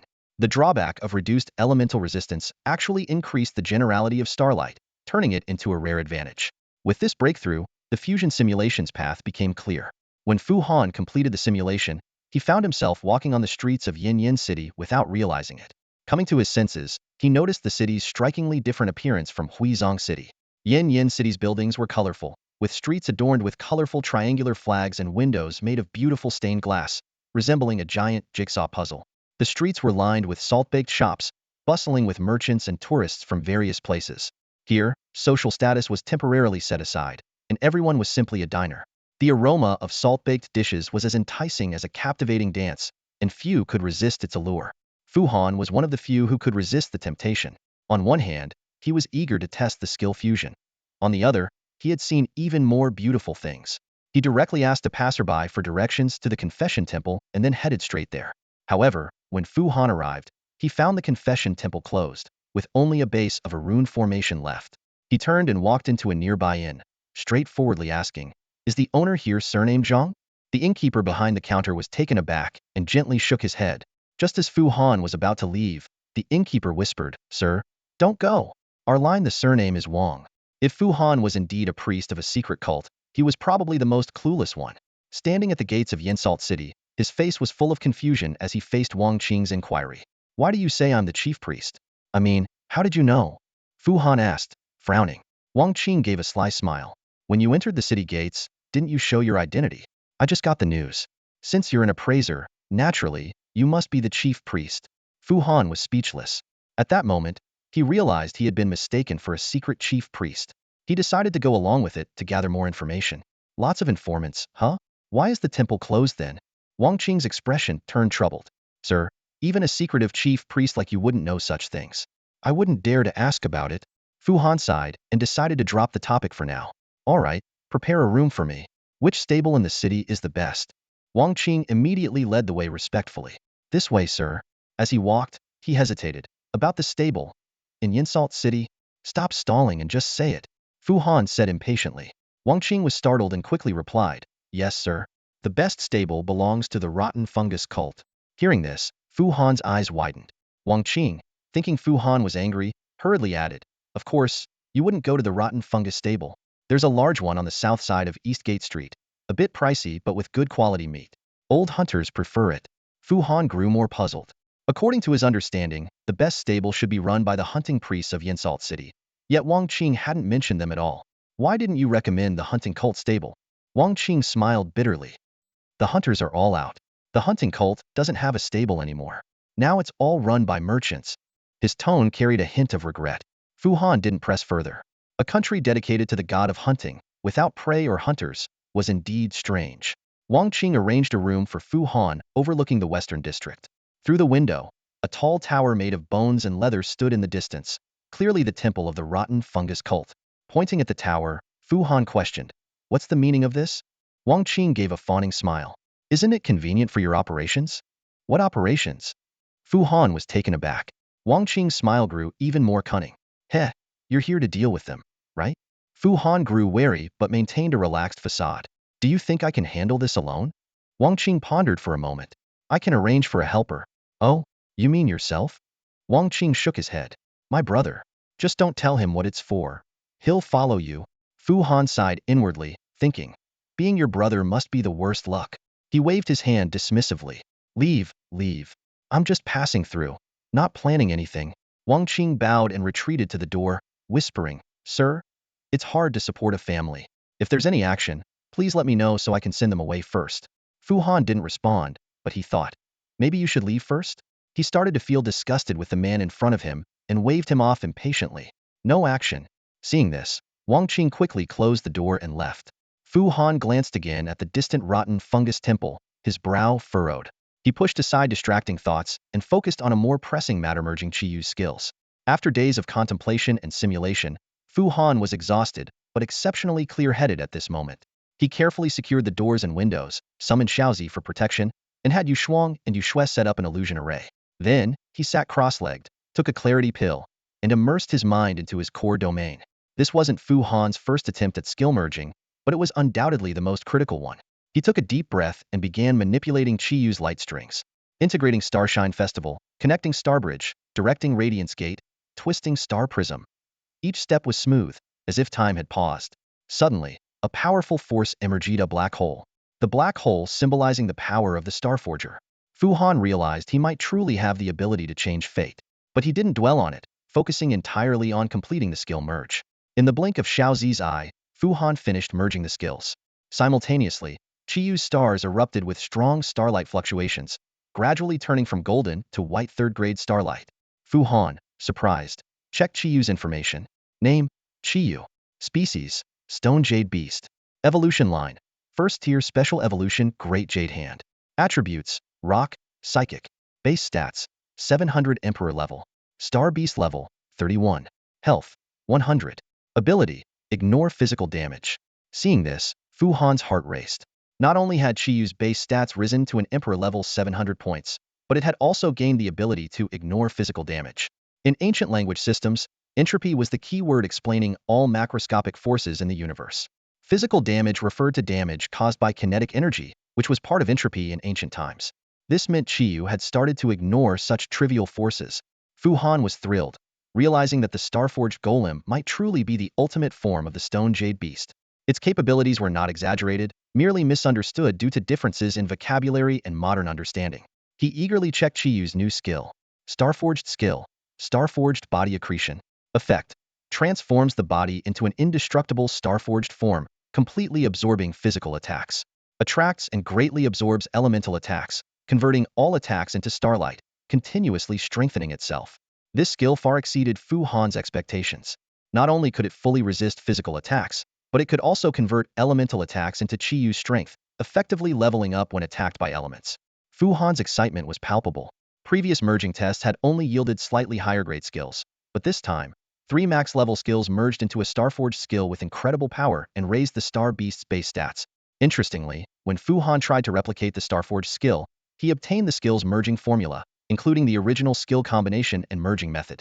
He also noticed a note at the end of the Starforged skill description. Fu Han suddenly understood that checking the Star Beast's skill information was actually the Starforger's power interpreting the information in a familiar format. This discovery gave him a deeper understanding of his abilities and pointed the way for future exploration. So who left the notes on the Starforging skill? Fu Han frowned in thought, a vague suspicion forming in his mind. Could it have been a former Starforger? His fingers lightly tapped the screen, trying to piece together clues from the limited information available. However, the answer to this question seemed as elusive as an ancient riddle, shrouded in the dust of time. Fu Han realized he might never uncover the truth. If other Starforgers did exist, it must have been in the distant past. Fu Han closed his eyes, his mind painting scenes of ancient civilizations. Did those unknown Starforgers, too, stand at the edge of the universe, witnessing the birth and demise of stars? After a moment of contemplation, Fu Han abruptly opened his eyes, a surge of curiosity overwhelming him. He quickly stood up, deciding to head out immediately. A more pressing question now occupied his thoughts. He was eager to know what Saitama, whose racial value had suddenly soared to 700, looked like now. Fu Han hurried towards the door, ready to find out. Saitama's body size has significantly increased due to star-level upgrades and the acquisition of star forging skills. In his Night Demon armor form, his height surged from 4 meters to 10 meters, and when he activates the gigantification skill, he resembles a towering Gundam. Fu Han was relieved he didn't summon Saitama in the hotel. Such a massive form would have restricted his movement rather than providing protection through BioWare. Fu Han once considered piloting a Gundam but quickly realized it was pointless. Saitama can fight autonomously without needing a pilot. More importantly, Saitama can maintain his enormous size and combat power even after fracturing, while smaller fragments can still protect Fu Han with no reduction in defense. This method allows Fu Han and Saitama to fight separately, creating double the combat power and being more practical. Apart from the size, Saitama's appearance has also undergone significant changes. In the Night Demon armor form, he exhibits a deep blue metallic sheen, occasionally flickering with blue light. The addition of steel-like qualities has made Saitama's body material extremely tough, and his movements are more fluid, especially with wings that are now softer and thinner. However, this upgrade has also significantly increased his weight, rendering his wings unable to support flight, and the star energy consumption for hovering has greatly increased.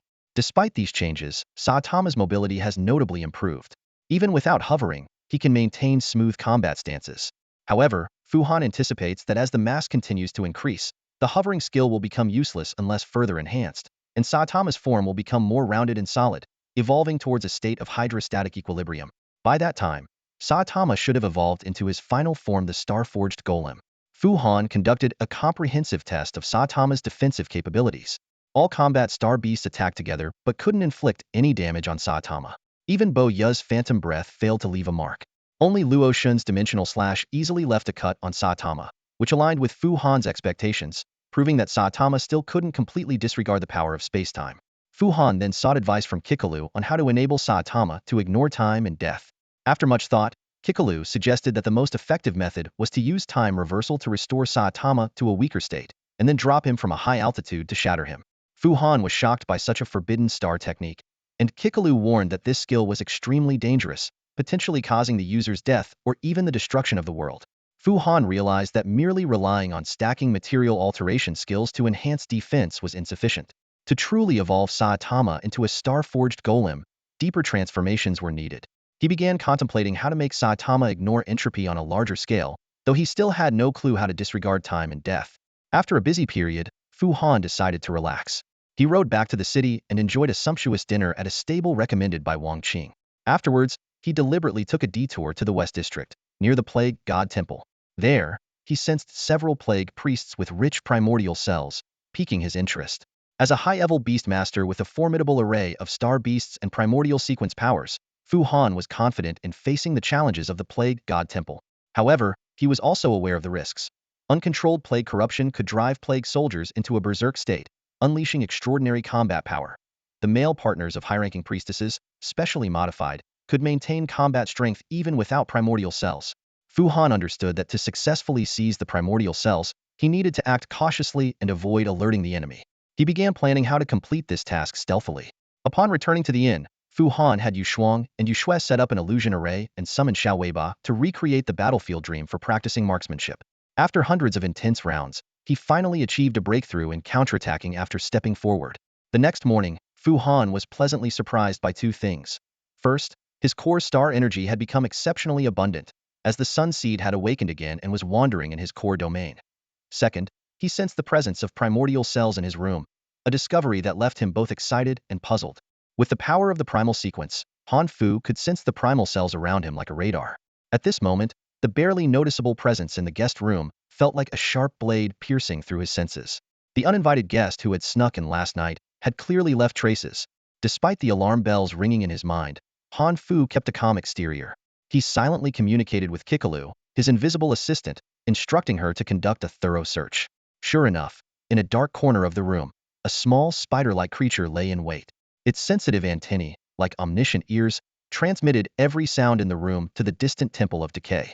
Infiltrating every nook and cranny? Huh? Han Fu thought with a cold smile. How did these guys latch onto me? Was it just because I glanced around their territory? As he pondered, a sudden, urgent knock on the door interrupted his thoughts. Han Fu quickly shifted his demeanor, feigning a sleepy look as he went to open the door. Standing outside was Wang Qing, who had abandoned his usual fawning expression for a stern face as he loudly proclaimed, by the decree of the Holy Order of Decay, effective immediately and for the next 3 days, no one is to approach the Temple of Decay. Beastmasters are forbidden from entering the West District. Violators will be severely punished. Master Fu, did you hear clearly? Han Fu frowned but remained silent. Wang Qing, with a pained expression, added, Please, Master Fu, acknowledge the order. As he spoke, he discreetly made several gestures, indicating that they were being monitored. Han Fu understood immediately and responded calmly. I heard it. Wang Qing instantly switched to a smiling face. Forgive us, forgive us. Our little establishment is just following orders. Please understand. Han Fu lowered his voice. What's going on? Such a big commotion? Wang Qing replied evasively. I heard a big shot is visiting, but it's just hearsay, not reliable. You rest. I need to inform the other guests. After Wang Qing left, Han Fu closed the door and lay back on the bed. He focused his senses on the next room and indeed detected the familiar presence of primal cells. Kikalu confirmed the presence of the small spider. It seems the Order of Decay is monitoring all newcomers, Han Fu thought. Quite a grand operation. Kikalu couldn't help but comment, the Order of Decay is really overbearing. Han Fu responded in his mind indeed, but I must admit, the Decay priests are quite skilled. In a bustling trade city like Yin Salt City, with thousands of people coming and going, they managed to set up such a thorough net overnight. Han Fu felt a mix of emotions. Under the guidance of the god of fecundity, his understanding of the primal sequence had deepened. The weight of life, the significance of reproduction, the direction of evolution, these were mysteries the Order of Decay could never grasp, yet they were so clear to him. However, when it came to the art of squandering primal cells, Han Fu had to admit he couldn't compare. To scatter precious primal cells throughout the city for a minor issue, such extravagance left him in awe. It seems the god of decay devoured far too many primal cells back then. Enough for them to squander for centuries, Han Fu mused, and in the process, they've invented all sorts of strange methods. This should have been good news. The foolishness of the Order of Decay should have delighted Han Fu. But he couldn't be happy, because to him, the way the Order of Decay used primal cells was so bizarre and twisted. A bunch of spoiled brats raised by the god of fecundity. How frustrating. Han Fu thought helplessly. While he longed for primal cells, Han Fu knew better than to risk too much for a few. It wasn't worth becoming a thorn in the side of the Order of Decay. So, he chose to ignore the little bugs in the inn. However, the midday commotion piqued Han Fu's interest in the Order of Decay even more. If a big shot was visiting, it meant more primal cells, a big haul that could make his trip worthwhile. More importantly, Han Fu was eager to know the true purpose of this big shot's visit. Thus, when Han Fu stepped out of the inn, his steps led him east, but his mind lingered on the Temple of Decay in the west. He was plotting how to investigate without being detected. But before that, Han Fu decided to visit the Temple of the God of Death. After all, in any corner of the southern continent where people settled, the priests of the God of Death were indispensable. Without them, the common folk who worshipped the stars couldn't survive. For instance, in the Decay lands surrounding the city of Decay, there were no priests of the God of Death. It was a place devoid of normal inhabitants, filled only with fanatical followers of decay, desperate outlaws, criminals, and pitiful souls like decay slaves and soldiers. Yin Salt City naturally had a sizable temple of the god of death, located in the east, standing in stark contrast to the order of decay in the west. Han Fu was curious about how these two forces coexisted in the same city. So, Han Fu spent the afternoon wandering the East District. He browsed the markets, tasted salt-roasted delicacies, and visited the temple of the god of death. Though he seemed aimless, he was actually gathering information. Firstly, Han Fu was surprised to find that the East District was free from the bugs planted by the Order of Decay. To think, the Order of Decay had been thoroughly defeated by the god of death's followers recently. While they flaunted their power elsewhere, they were as meek as quails here. Interestingly, the news of the West District's lockdown had spread to the East District, but the reaction here was different. People not only cursed the Order of Decay, but also mocked their recent defeat at the hands of the god of death's chief, Huang Quan. No one spared the Order of Decay any face. Of course, they were just venting. No one dared to actually provoke the Order of Decay. In this atmosphere, the Order's actions became mere gossip. At a random Saltros stall, Han Fu overheard a worker animatedly explaining the lockdown's cause to customers. Their Saintess and Warlord in the south were fed to the bone dragons by the god of death's chief, Huang Quan. Now they've sent another pair, and they're already putting on airs, only in Yin Salt City. Beyond the river of forgetfulness, they're nothing but chickens and dogs. The worker pointed to the distant Black Temple and said proudly, "See that? Their ancestors are over there." Ha ha ha. A customer laughed. "You're brave to say that. Aren't you afraid of the decay punishment? Are you a devout follower of the god of death? This is an authentic salt roast shop, isn't it?" The worker was taken aback, then grinned. "Ha, my family has always worshipped the god of the hunt. I'm just borrowing some of their prestige. But no worries. No one in Yin Salt City fears the Order of Decay. If things get bad, we can just cross the river of forgetfulness." Hearing this, Han Fu sensed something was off. The god of the hunt was also known for their martial prowess. Why did it seem like the god of the hunt's followers were indifferent to the actions of the Orders of Decay and Death? Didn't they care about their reputation in their own city? With questions about the stance of the god of hunting's sect, Fu Han wandered between taverns and stalls in the eastern city. His steps eventually halted in front of a beast pen, where tales of the brave king's heroic deeds filled the air. These stories left Fu Han secretly astonished. The god of hunting's sect had not only lost face but also its core principles. Recalling his conversation with Li Yinfu, Fu Han once believed that the god of salt sought the protection of the god of hunting due to weakness. However, the current situation was far beyond his expectations. After the merger of the two sects, the priests of the god of salt, though nominally equal to those of the god of hunting, were in a disadvantaged position. Many chose to leave, with only a few remaining to continue serving the now powerless god of salt. As time passed, the gods fell into slumber, including the god of hunting. Logically, the sect with its powerful military force should have solidified its position. However, the rise of a chief high priest, who called himself the Brave King, dramatically altered the situation. The Brave King believed that the rampant star beasts tarnished the god of hunting's name, so he led elite hunters on endless hunts. In just a few years, hundreds of star beasts of infinite species value were slain. To achieve greater feats, he organized annual efforts to exterminate a powerful 7th-level star beast, spilling its blood on the border as a warning. In the hunting sanctuary, the remains of these powerful star beasts were displayed prominently, showcasing the Brave King's achievements. Surprisingly, the sect and the entire nation praised and emulated him without objection. Within a decade, wild star beasts had nearly vanished from the god of hunting's domain. The Brave King's Beast Garden became the only place where star beasts could be found. This move unexpectedly boosted the rock salt fruit trade, leading to unprecedented prosperity in Rock Salt City.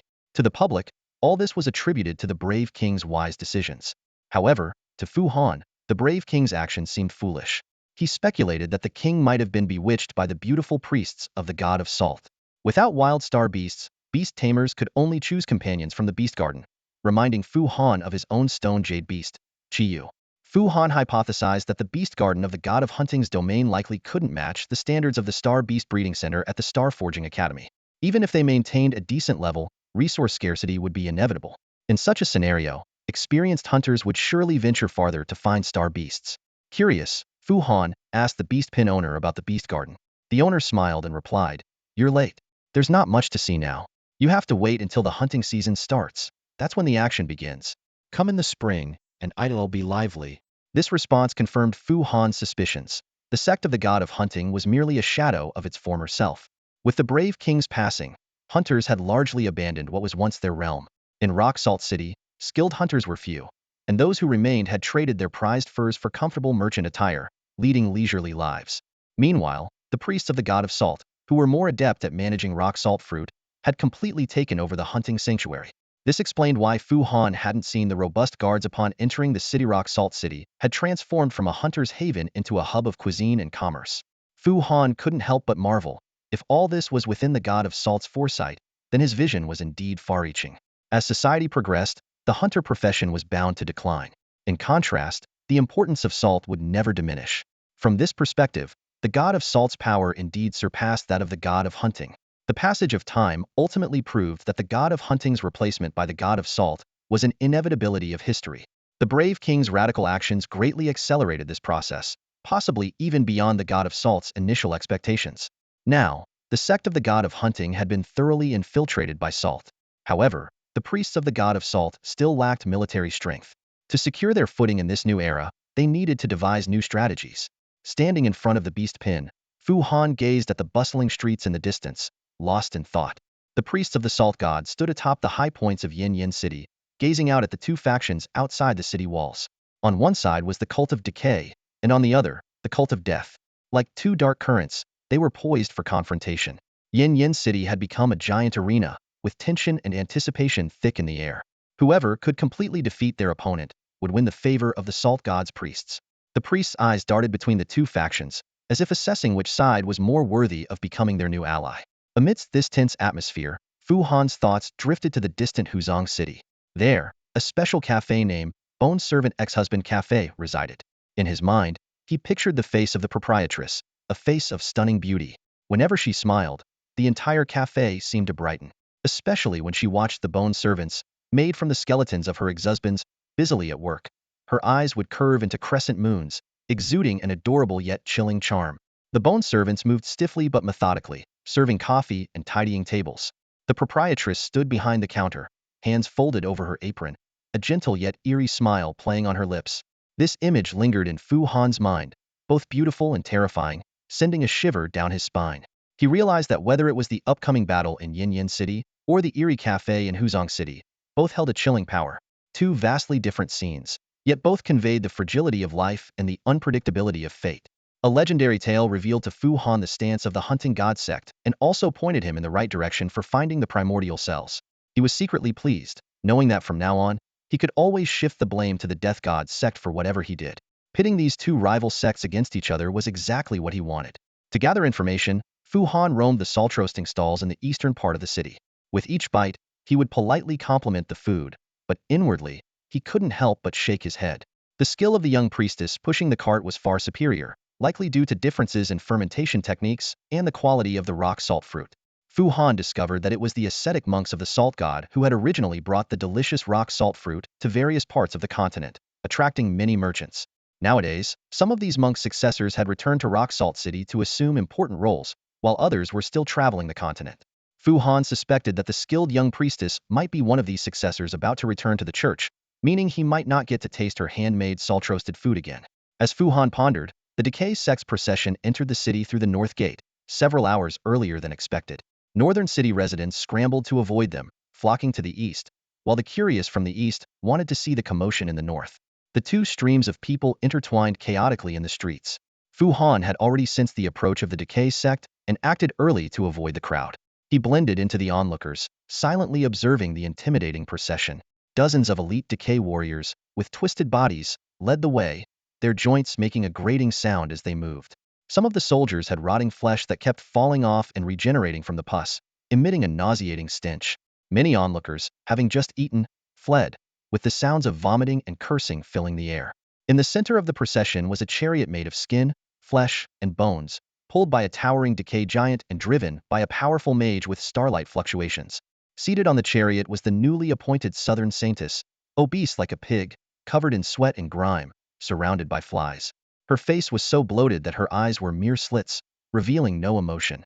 At the end of the procession was a giant bat-like creature with a human face, struggling to push the chariot forward. As it passed by Fu Han, its enormous bat ears suddenly turned towards him. Fu Han immediately ceased his mental communication with Kikalu, but it still caught the attention of the southern saintess. She slightly turned her head, peering at Fu Han with eyes hidden in her folds of fat. The decay procession soon moved on, and the crowd gradually dispersed. Fu Han, however, frowned deeply, sensing that the new southern saintess harbored an astonishing amount of primordial cells, enough to corrupt the entire population of Rock Salt City. He suspected that the Decay sect planned to turn all the city's residents into Decay soldiers and then wage war against the Death God sect. Fu Han sighed inwardly at the naivety of the Salt God priestesses. They thought they could choose a new ally, unaware that the Decay sect intended to seize everything by force, dragging the Death God sect down with them. After the procession passed, the streets were left filthy. Shopkeepers cursed as they cleaned the roads with strong salt water, quickly restoring the usual bustling scene. Fu Han lamented that regardless of the outcome of this power struggle, it was always the innocent commoners who suffered. As he was deep in thought, Kikalu reminded him to pay attention to the mute girl who made the delicious salt-roasted food. Fu Han looked up and saw the young priestess standing by the roadside, watching him, with her younger brother sitting on the cart, his innocent eyes wide open. When the girl noticed Fu Han's gaze, she smiled and gently rubbed her forehead, then pointed to the center of Fu Han's brow. Fu Han understood that she was telling him not to worry. He sighed softly and pointed towards the direction the Decay sect had left, saying, "Those people have ill intentions." The girl nodded slightly and pointed to her heart. Fu Han asked, "You mean you understand?" The girl nodded again. Fu Han felt relieved, his brow relaxing. Since the Salt God's priestesses were confident, what did he have to worry about? Fu Han nodded in return. The girl smiled and bid him farewell, pushing the cart away. The little boy on the cart looked over his sister's shoulder, staring at Fu Han for a long time. On his way back to the East City, Fu Han briefly described his perceptions to Kikalu. Kikalu asked if he would help these ordinary people. Fu Han replied that they had their own sects to rely on and didn't need his help. However, he mentioned the large concentration of primordial cells within the Southern Saintess, suggesting that if they could prevent the spread of the decay, collecting the cells would be easier. When Kikalu inquired about his next step, Fu Han answered, "Let's see what the Death God sect does next." The decayed Saintess entered the city with great fanfare, while the mysterious ascetic girl and her brother headed to the hunting temple. On the surface, the Temple of Death seemed quiet, but beneath the calm exterior, there was a flurry of activity. As night fell, the priests of the death cult became increasingly active. Dressed in simple robes, they moved in and out, one group after another. Ordinary people might not notice, but Fu Han, with his spiritual vision, could clearly see their mediums flickering like fireflies in the night. After prolonged observation, Fu Han noticed that these priests seemed to be transporting certain items out of the city. This discovery shocked him. Was the death cult actually retreating? Fu Han recalled the long-standing behavior of the death cult. They had never shown any ambition for expansion. Their territory remained exactly as it was at the time of the Death God's establishment. This attitude had been a cornerstone for the collective faith in the stars among the gods. However, Fu Han now realized the true stance of the death cult. They might actually be hoping for the decayed soldiers to cross the Forgetting River, because they were confident in their ability to defeat the invaders. In the eyes of the death cult, the decayed cult's attack was nothing more than a foolish suicide mission. Suddenly, everything became clear. The death cult had deliberately allowed the decayed army's ships to enter their territory, only to counterattack once they reached Tualing Pass. The land from Tualing Pass to the Forgetting River was like a massive grinding mill, a natural sacrificial altar for the death cult. Any decayed soldiers who set foot on this land would ultimately become soldiers of the afterlife. Fu Han couldn't help but reflect on how naive his previous speculations had been. Thoughts of alliances and betrayals were never part of anyone's plan. Still, the death cult remained an ideal scapegoat, for if the decayed cult had understood all this, they wouldn't have been foolish enough to attack Tualing Pass. As Fu Han pondered these thoughts, a sudden wave of cheers erupted from Yinyan City. Soon, word spread that a grand salt-burning festival would be held in 7 days to celebrate the arrival of a distinguished guest. Fu Han couldn't tell whether this distinguished guest referred to the decayed saintess or someone else, but he was certain that something significant would happen at the festival. Calculating the dates, Fu Han realized that the salt-burning festival would take place after the Sun Council meeting. He hoped to gather some additional information from the priests at the council. Ignoring the commotion in Yinyan City, Fu Han turned and walked out of the city. He had 2 tasks to accomplish. First, he wanted to breathe the slightly salty air in the forest to clear his mind. His recent overthinking had led to some dangerous inclinations, such as behaving like the death cult, waiting for the decayed cult to spread the plague, and then extracting primordial cells from the suffering commoners. This thought troubled him, and he needed to dispel it quickly. Second, Fu Han could finally test the artifact, which might be the Dawn Pearl. Riding his moon spirit steed, he ventured deep into the forest. Once he ensured no one was around, he cautiously opened the fragmented layer box. As soon as he touched the pearl, the Divine Wood Seed sent a warning through their soul connection, indicating that something dangerous was watching and pointing out the direction of the nearest Nine Suns divine wood. This unexpected discovery convinced Fu Han that he indeed held the Dawn Pearl. He quickly mastered its use. By touching the pearl, he could perceive information flows, and by probing with his spiritual power, he could determine his own position. The pearl would automatically gather starlight to operate, and injecting starlight would significantly enhance its range and precision, but it would also make it easier for the divine wood seed to track him. Fu Han didn't fiddle with the pearl for long, and soon placed it back in the fragmented layer box. He understood that this artifact should only be used as a last resort because the next time he used it, he might have to face another wood elementalist in a life-or-death battle. Fuan ultimately couldn't see the Nine Sun Divine Tree, which was indicated by the Divine Wood Seed. It was enclosed within the Beast King's vast menagerie. The towering walls were inscribed with runes that emitted a faint glow, forming an invisible barrier. Fuan knew that breaking in was not impossible, but at this moment, it wasn't worth the risk. When he returned to Rock Salt City, the morning light had already filled the streets. As a level 4 cultivator, Fuan could go days without sleep. He strolled energetically through the city, taking in its unique atmosphere. Unlike the misty mornings of Wuzong City, Rock Salt City was bustling from early dawn. The streets were crowded with people looking for food and vendors ready to start their day. The lively scene reminded Fuan of his days at Zhuxing Academy, lifting his spirits. To Fuan's delight, the variety of breakfast options in Rock Salt City was astounding. As a major trading hub, the city attracted merchants, laborers, and tourists from all over. While the salt-baked dishes were delicious, not everyone could enjoy them every meal. Especially on a drowsy morning, a taste of a familiar breakfast could provide a whole day's energy. Fuan's attention was caught by a bun shop, where he bought 4 meat buns. Although they were smaller than those at Zhuxing Academy's cafeteria, the dough was less fluffy, the filling was a bit sparse, and the aroma was not as rich. The long-missed flavor still made Fuan savor every bite, whetting his appetite. Next, Fuan sampled various street foods. Dry noodles with meat sauce, fragrant with scallions. Rice noodles cooked in rich broth, smooth and delicious. Crispy scallion pork pancakes, though thin and lightly filled, he ate 6 in one go. The most surprising treat was a type of rice cake roll. The rice cake, pounded from cooked rice and toasted over charcoal, was filled with fried dough sticks, mushrooms, shredded potatoes, and brushed with a special sweet and spicy rock salt sauce. Each bite was an explosion of flavors, deeply satisfying. Fuan initially thought it was a local specialty but found out it was a recent innovation combining flavors from various regions. Satiated, Fuan leisurely walked back to his inn. On the way, he heard new gossip. The Blight cult announced the closure of the West City yesterday, only to be rebuked by the Hunting cult today. Now, the West City was open, with only the Blight temple sealed off. Fuan thought, that's more like it. Closing your temple is fine. He decided to check out the situation in the West City. Upon arriving, Fuan found that the Blight temple was actually sealed off by the Hunting cult's troops. He was surprised by their aggressive stance. Observing his surroundings, he noticed many soldiers and priests wearing the Hunting god's insignia. Fuan wondered why these people were absent yesterday but suddenly appeared today. For some reason, an image of the boy sitting on the cart, peering over his sister's shoulder at him, flashed in Fuan's mind. He glanced at the towering Hunting god's sanctuary and then at the Blight temple, feeling a bit uneasy. Could these soldiers and priests really handle the Blight cult's seemingly formidable saintess, especially considering she possessed so many primordial cells? Back at the inn, Fuan discovered that all the eavesdropping bugs had been removed. Wang Qing approached him proactively, reporting the latest intelligence. Apparently, the Hunting cult's sudden assertiveness was due to the Salt God's priest finding the Beast King's descendant. This descendant was brought back to the sanctuary and successfully awakened the Beast King's warbow, proving his lineage.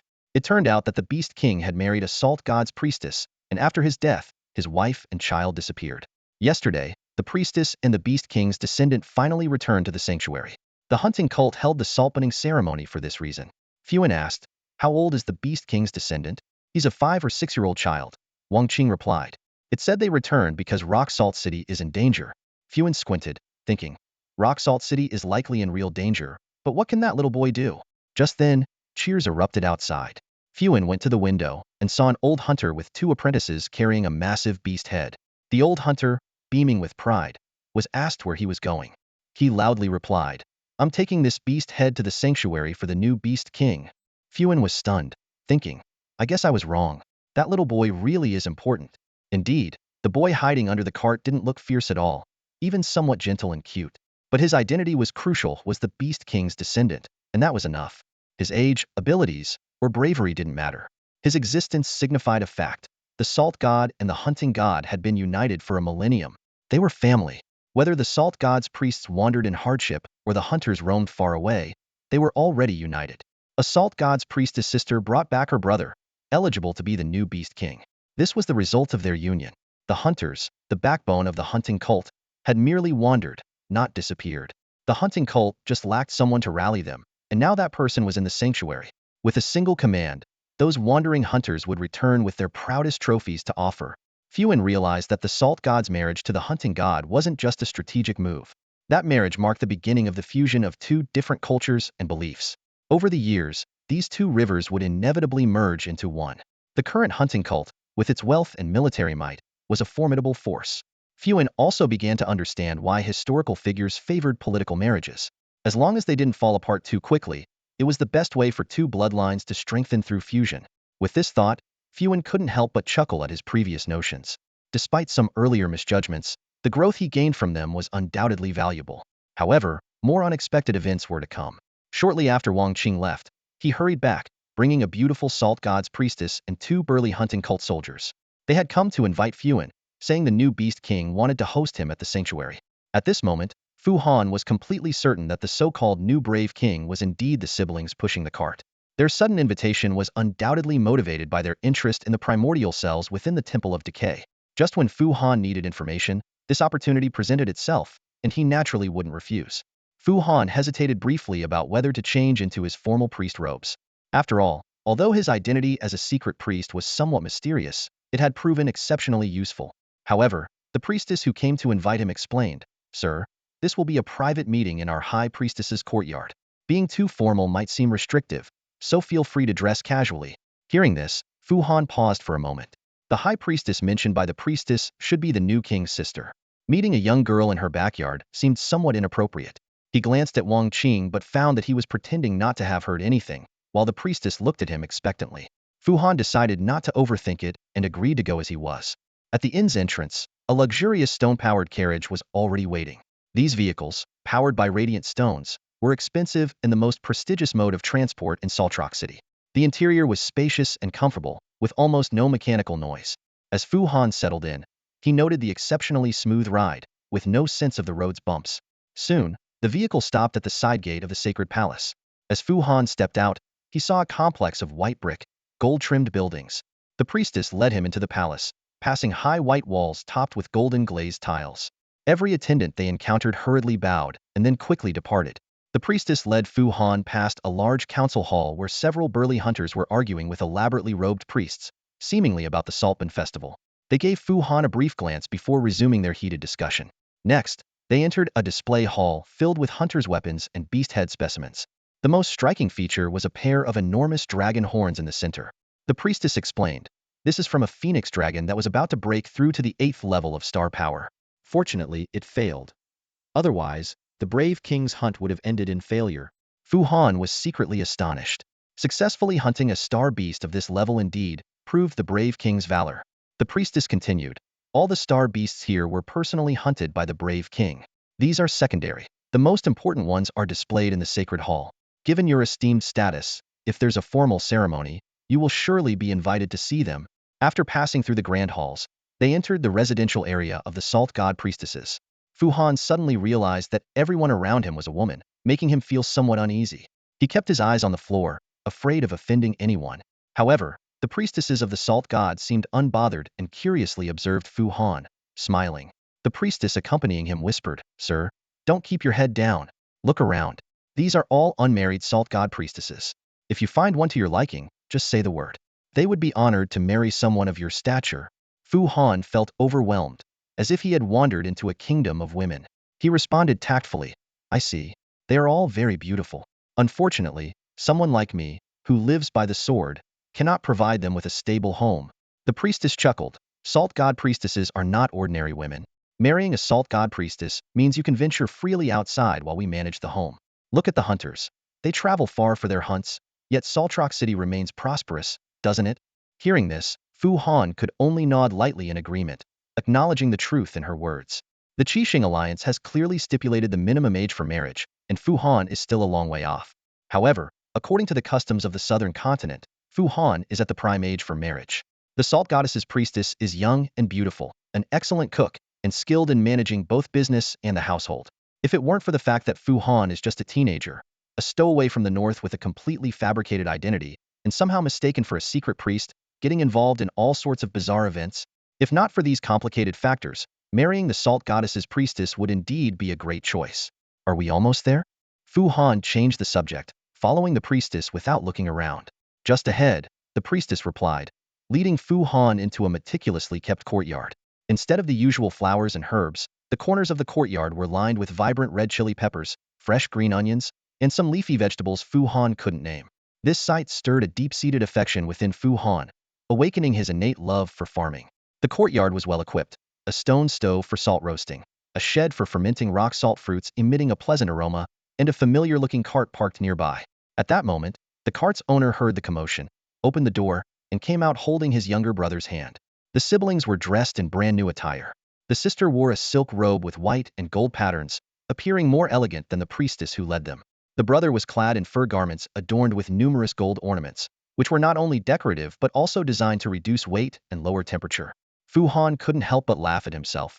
He had once worried that these siblings might not have enough to eat, but now it seemed he had been overly concerned. Despite the change in attire, the siblings' personalities seemed unchanged. The sister remained serene and gentle, while the brother was still timid, hiding behind his sister and peeking at Fu Han with half of his face showing. In the pavilion, the priestess served Fu Han tea and some fried rice snacks, then stood beside the sister to act as a sign language interpreter. After some pleasantries, Fu Han learned that the siblings were named Chun Yin and Chu Sheng. Fu Han politely introduced himself and then shared his experiences in Rock Salt City. Chu Sheng remained shy throughout, and although Chun Yin tried to encourage him to speak, she was unsuccessful. Eventually, she had a servant take Chu Sheng away to study ancient texts. As he left, Chu Sheng looked reluctant but did not make a fuss. With a sigh, Chun Yin suddenly asked, "Master Fu Han, with your vast knowledge, do you think my brother can become a new brave king?" Fu Han replied, "I don't think you need to worry. Being introverted is a sign of caution. He's very bright to be studying ancient texts at such a young age, and his ability to part without tears shows resilience. These are rare qualities." The priestess translating for him beamed with joy, but Chun Yin remained troubled. She sighed and said, "I know his strengths, and I believe he can be a wise ruler. But some people do not fear a wise king. They only fear brute strength, like that of a brave warrior king." Fu Han raised an eyebrow, suspecting that the some people she referred to might align with his own thoughts. Chun Yin continued, "I noticed you had a night demon under the command of the hidden god. If I'm not mistaken, you must be a priest of the hidden god." Fu Han nodded calmly. Chun Yin explained, "One reason I invited you here is to thank you for your warning. Information from the hidden sect is usually very costly, but you generously shared it with us, and I am grateful." Fu Han waved it off with a smile. "No need to thank me. It was information you needed to know." Chun Yin then said, "The second matter is that I wanted to ask when the Temple of the Informant might reopen. The city's commerce is bustling, and we need information from various places to make decisions." It was then that Fu Han realized the crucial role the hidden sect played in commerce. He explained, "There are some unfriendly people in the city, acting rashly, so we had to retreat temporarily." Chun Yin responded, "This is Rock Salt City, under the protection of the hunting god sect. They wouldn't dare be too reckless. I've ordered the sect's army to keep a strict watch." So, you see, Fu Han suddenly saw the advantage of his secret priest identity. He could legally sell information, and the credibility of the news was high. He pondered, "Let's assume that the information we have is sufficient to ensure safety. In that case, the Temple of the Informant will naturally reopen. So, you may need to reassess some things." Chun Yin and the priestess exchanged serious looks. "Are you saying there are threats we are unaware of? The rotting sect?" Fu Han smiled but remained silent. "How much?" the priestess asked urgently. The question caught Fu Han off guard. He didn't know the market rate for secrets. He recalled his previous experience selling information about the old priest at the Temple of the Informant, where that secret was rated as a blue-level secret, equivalent to a 5-star value. This secret was clearly more important than military information, likely exceeding a 5-star rating. Considering it concerned the lives of tens of thousands in a city, a 6-star rating seemed reasonable. Besides, his identity as a secret priest was fake, so there was no need to worry too much about the hidden sect's reputation. As long as he could draw the hunting god sect's attention and protect ordinary citizens from disaster, it would be a noble act. With that in mind, Fu Han solemnly said, "This secret is at least a purple level, possibly even a nebula level secret." Hearing this, Chun Yin immediately stood up and gestured for Fu Han to follow her. "We should discuss this in the secure chamber," she suggested. In the dimly lit chamber, Fu Han and Chun Yin negotiated for a long time using pen and paper. Eventually, all the papers filled with ancient texts were burned, the flames reflecting on their solemn faces. Chun Yin learned that the newly arrived plague saintess carried a contagion capable of corrupting the entire city. Her expression shifted from shock to anger, finally settling on fear. At present, many powerful hunters were returning, leaving Rock Salt City relatively vulnerable. Chun Yin realized that if the plague sect spread the contagion without her knowledge, her only option would be to evacuate all the priests urgently, abandoning the ordinary citizens. This would cause the newly reformed hunting god sect to fall apart once again. What a vicious plague sect, Chun Yin thought, clenching her fists in anger. After selling this secret to Chun Yin, Fu Han felt a sense of relief. Although his pressure and worries hadn't completely disappeared, they had now been transferred to the hunting god sect. He could now stay out of it and watch how things unfolded. As compensation, Chun Yin promised to help Fu Han find a unique treasure he had long sought but had no leads on. This item was so rare that even the hunting god sect's treasury didn't have it. However, possessing the directional space-time gate, Fu Han had enough patience to wait, believing that the powerful hunters would eventually find it. Additionally, Chun Yin gave him a large bag of gold coins, which he casually tossed into his fragmented treasure chest. As night fell, Fu Han walked out of the divine palace, feeling quite accomplished. For the next few days, he stayed at the inn, gazing at the distant bone tower and listening to the news brought by Wang Qing. The hunting god sect had eased its restrictions on the plague sect and sent a salt god priest to greet the newly arrived plague saintess, showing a humble stance. Fu Han knew they were waiting for the powerful hunters to return to Rock Salt City to confront the plague saintess. But he didn't think the plague sect would hold back. They might be waiting for an opportunity like the salt-burning festival celebrating the return of the brave king's bloodline. The hunting god sect was also in a difficult position, praying to the hunting god for the strongest hunters to arrive soon. Time passed, and it was the last Sunday of the month. Early in the morning, Fu Han traveled through the space-time gate to the icy shore, only to find it crowded with mating pinniped beasts. The males were fighting fiercely for mates, covered in blood, while the females were pinned down, howling. The scene was chaotic and noisy. A magnetic voice echoed in Fu Han's mind. It's mating season again. He wanted to document the scene like a documentary. Although he didn't have a Beastmaster's terminal, he used his appraiser's badge and his own eyes as scanners to transmit the images to the Eternal Tree. The Eternal Tree rewarded him with 0.5 favor points and praised the brilliance of his starlight. Fu Han summoned Tuanzi, but Tuanzi didn't attack the beasts. Instead, it cautiously watched them. Many normally docile star beasts become aggressive during mating season, making hunting them unwise. Fu Han leaned against Tuanzi, listening to the beast's howls, waiting for noon. When his consciousness passed through the sacred tree seed and the golden canopy, Fu Han arrived at the council hall. He grasped the light orb before him. The tree trunk faded, and the silhouettes of others gradually appeared. The scholar spoke first. "Chief, everyone is here." The elder nodded. "This meeting is relatively short. If there are no important matters, let's keep it brief. Spend more time on your tasks. They are dragging on too long. Let's begin." The priest quickly interjected. "Chief, I have some unexpected findings regarding our tasks. We've discovered an underground water vein relic related to the Dawn's Eye, and its space-time was recently torn open. It's likely that the thief patron opened a fractured treasury there." The scholar frowned. "You mean the thief patron might have entered the Dawn's Eye treasury, taken the Dawn Jewel, and then went to investigate you in Glorious Tomb City?" The priest nodded. "I suspect he might not know the Dawn Jewel's purpose, which is why he unknowingly investigated me." The scholar asked again. "If that's the case, can we consider the two tasks as having the same objective?" The merchant scoffed, questioning. "Scholar, that's all baseless speculation. Why couldn't the remnant of Dawn open their own treasury? Also, the thief patron has opened treasuries for others numerous times, right? Why would it be him who entered this time? Besides, I believe the thief patron would never be ignorant of the Dawn Jewel's use, and then recklessly take it to Glorious Tomb City." Fu Han squinted, feeling as though the merchant had just cursed him in a very crude manner. Faced with the merchant's skepticism, the priest was deeply embarrassed but had to admit the merchant had a point, leaving him at a loss for a rebuttal. The chief's gaze was as sharp as an eagle's, slowly sweeping over the assembled crowd before finally settling on the scholar. Leaning forward slightly, his voice was low and commanding. "Which treasure vaults have you yet to locate? What treasures do they hold?" This direct question echoed through the silent room like a hammer striking everyone's hearts. The scholar felt all eyes turn to him and couldn't help but swallow. Taking a deep breath to steady himself, he began to carefully formulate his response to this crucial question. A tense atmosphere permeated the air, with everyone holding their breath, afraid to miss a single word. This question was not only pivotal to their mission, but could also dictate their next course of action. The scholar knew that his answer would have significant implications for the future of the entire team. The chief's question seemed to be anticipated by the scholar. She immediately responded, aside from organizing individual vaults, there are two vaults we haven't been able to locate. The more significant one is the Dawn's Left Eye Vault, which contains the most precious artifact, the Dawn's Left Eye. Dawn's Left Eye? What is that? The priest asked, looking puzzled, and the merchant instinctively voiced his curiosity.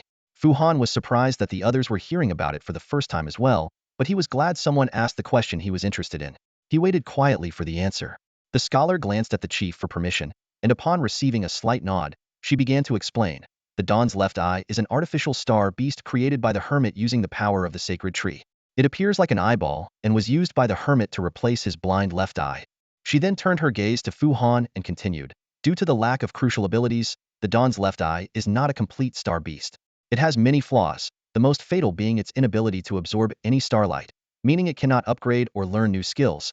Shifting her focus to the priest, she added, the Dawn's Eye is born with certain skills, but it had very little starlight when created and cannot absorb more starlight, so it cannot use its skills on its own. However, if a beastmaster with starlight resonance talent contracts it, they can utilize its abilities.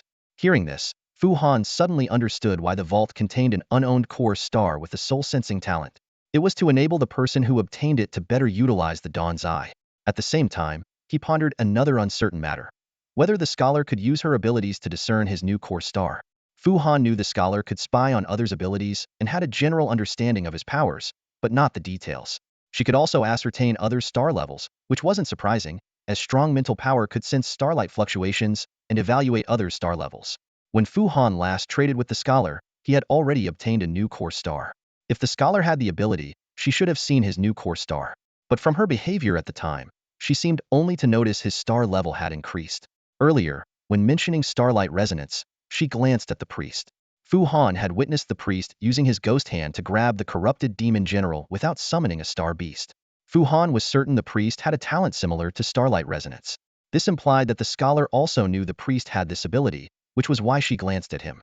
Therefore, Fu Han felt that the scholar's ability to spy on others' powers was not through probing the core but by seeing information on other levels.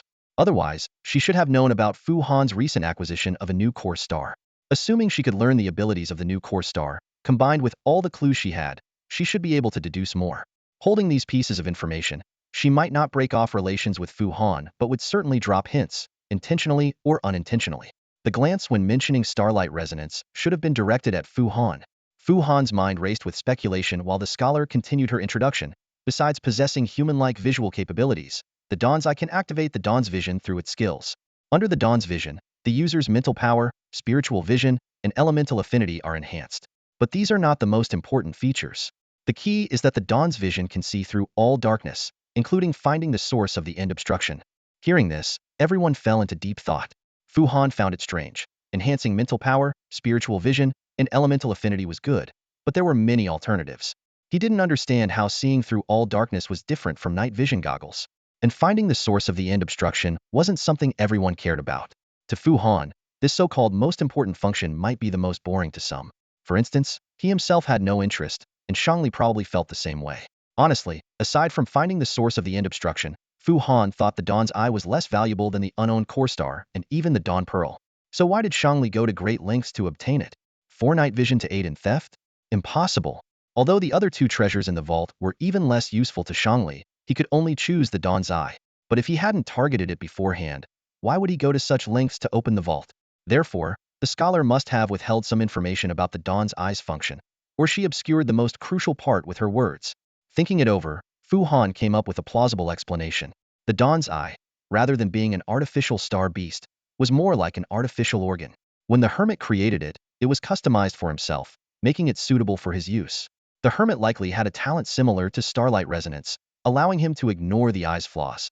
Since the Dawn's left eye could be driven by starlight resonance, it logically could also be driven by abilities. The scholar, being the hermit's descendant, inherited the hermit's abilities. Therefore, the Dawn's left eye must have functions that only she could use. And this part, the scholar did not mention. Then the question arises, what does Shangli want it for? Could it be that Shangli's abilities also happen to enable the eye to produce additional functions? At that moment, the straightforward priest asked, I have a question. I don't quite understand. What significance does finding the source of the end obstruction hold for them? I mean, once found, what can be done about it? Like the sun is up there. Who can make it go out? The merchant laughed derisively. Ha ha. Without finding the source, how can you observe and unravel it? Oh right, you're a foolish zealot. How pathetic you naturally fear authority, lacking even the courage to take a glance. Cower at the feet of your gods, coward. Surprisingly, the priest didn't get angry this time but sneered. Ha, a babbling, overconfident fool. Are you unaware of your own insignificance, or do you need me to prove it? The merchant, of course, was not convinced but merely scoffed and wore an expression of disdain, as if he couldn't be bothered to argue. Fu Han seized the moment and asked, Scholar, did the hermit eventually find the source of the end obstruction? The scholar nodded. He should have, at least according to the records. Then did he find a way to break the end obstruction? The scholar shook her head. He devised a method, but I believe it was unfeasible. Fu Han pondered for a moment and asked, Since there's a Dawn's left eye, is there a Dawn's right eye? The scholar paused briefly, then nodded. Yes, it's with me. No one expected the scholar to suddenly admit that the Dawn's right eye was in their possession. This explosive revelation instantly electrified the conference room, with everyone holding their breath, hoping the scholar would elaborate. However, a heavy silence settled over the crowd, as the scholar seemed unwilling to divulge more information. Fu Han furrowed his brows, silently pondering the scholar's intentions. Was she merely showing off? At that moment, the straightforward priest broke the silence, bluntly asking, So, what is the Dawn's right eye good for? The scholar shook her head and replied nonchalantly, That has nothing to do with this matter. I can only tell you that the value of the Dawn's left eye lies primarily in its ability to detect the end barrier. Therefore, those pursuing it are actually seeking the end barrier. Fu Han's doubts deepened. He always felt that Shangli had no interest in the end barrier. That guy didn't seem like someone who wanted to save or destroy the world.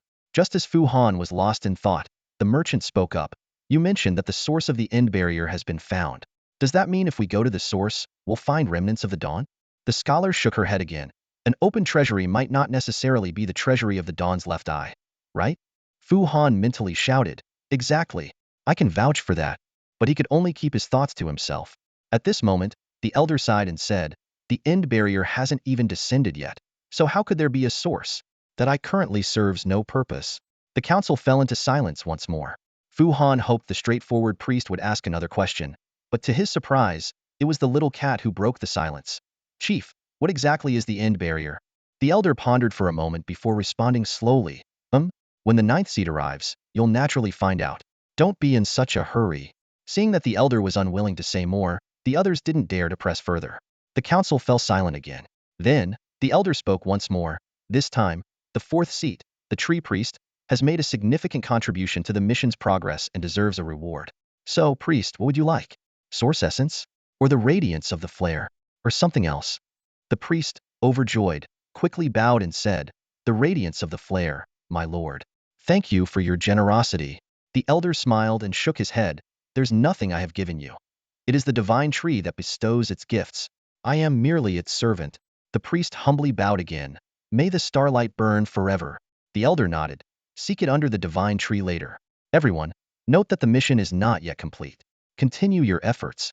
Now, you may continue your discussions. With that, the elder closed his eyes again. Fu Han was quite interested in the radiance of the flare.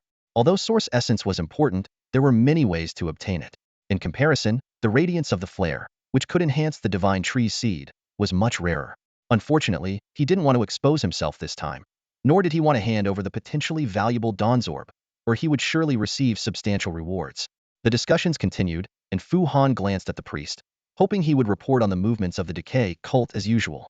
Sure enough, seeing everyone silent, the priest's smile faded, and he solemnly addressed the Silent One, Lord Silent One, due to the closure of many secret temples of the hidden cult. I haven't obtained any recent intelligence on the decay cult. However, our people in Rock Salt City have gathered some information. It seems the decay cult is plotting to target the Rock Salt City of the hunting god cult. Our forces there are weak, so we had to withdraw for now. The Silent One nodded slightly and responded concisely. Investigate as best as you can. Yes, the priest replied. Fu Han felt a tinge of regret. It seemed the death god cult had no intention of expanding. Rock Salt City would have to fend for itself. With the main business concluded, the council moved to the trading segment. Fu Han's gaze returned to the priest, wondering if the star fragment he promised was finally here. Sure enough, the priest smiled again. I have good news, Lady Kitty. Kitty's eyes lit up. Meow? The star fragment you mentioned last time? The priest nodded with a smile. Indeed, although I couldn't find an ancient star fragment suitable for you this time. Tisk. The merchant scoffed before the priest could finish. Unfazed, the priest continued, but it is still a very precious star fragment, rare and highly sought after. I'm sure you'll be very pleased with its abilities. Kitty wanted to cheer but restrained herself, fearing the priest might raise the price, and asked patiently, "What kind of star beast's fragment is it, meow?" The priest's lips curled into a subtle smile as he replied, "A transparent slime." "Oh, I see, meow." Kitty nodded, then furrowed her brows, showing no signs of excitement. This reaction made the priest's heart sink, thinking, "Oh no, does she not need this kind of star fragment?" However, Fu Han understood the truth. Kitty didn't reject the fragment. She simply didn't know what a transparent slime was. She might even be hearing about it for the first time. Transparent slimes, though having a base stat of just over 20 and only being pet level, were epically rare. These psychic-type star beasts had transparent bodies, no attack inclination, and disliked moving. They naturally mastered an advanced psychic skill, Psychic Blur. This skill's effect was extraordinary. It made others psychologically ignore the user's presence. Even if recorded on camera, years later, the footage would still make the transparent slime, under Psychic Blur, easily overlooked. While other star beasts might not use this skill as effectively as a transparent slime, it remained a potent protective ability. For beast tamers with star resonance, it was practically a divine skill. Due to the difficulty in detecting transparent slimes, their star fragments were extremely rare. Coupled with the high utility of Psychic Blur, the demand for these fragments was immense. It was the kind of fragment you knew existed but couldn't get your hands on. Expensive and valuable, it rivaled ancient star fragments. Fu Han calculated silently. This was indeed an excellent skill. Although it might not suit Xiaowei perfectly, who knew what effects Xiaowei's illusion skills might develop? Regardless, this was a skill he had to acquire. Indeed, a precious star fragment. What would be the price, priest? Fu Han eagerly awaited the priest's response. The kitten kept casting desperate glances at Fu Han, resembling a drenched cat yearning for rescue. Fu Han straightened up, adopting a big brother stance, and said, "Indeed, the star fragments are precious. So, what's the price, priest?" The priest's smile bloomed like a sunflower upon hearing Fu Han speak. "Ah, I knew you were knowledgeable, outsider. I've collected 15 star fragments in total, hoping to trade them for a chance to copy a skill. Are you dealing with Miss Kitten, or the outsider? Make up your mind." The merchant sneered from the side. "Humph, didn't you do the same before?" The priest retorted. Miss Kitten couldn't help but complain. "But you can't always do this, meow." "Forget it, meow.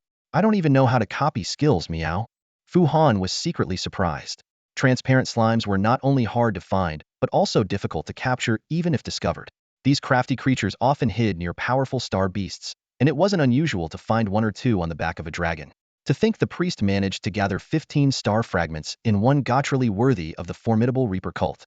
The priest sighed and, after a moment of deliberation, added, "How about this? I can offer additional compensation if the outsider agrees."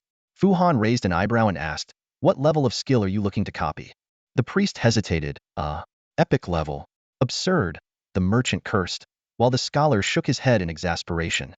Fu Han sneered, "Priest, you only provided 15 high-level skill fragments. These fragments don't guarantee that a star beast will learn a skill. Yet, you're asking for a stable epic skill, possibly even a unique one. How do you plan to make up the difference?" The priest, feeling cornered, decided to go all in. "Fine. Name your terms." Fu Han's eyes gleamed as he made a bold demand. "Then, I'll take the radiance of the sun flare rewarded to you by the sacred tree." "What?" The priest was momentarily speechless, caught in a dilemma.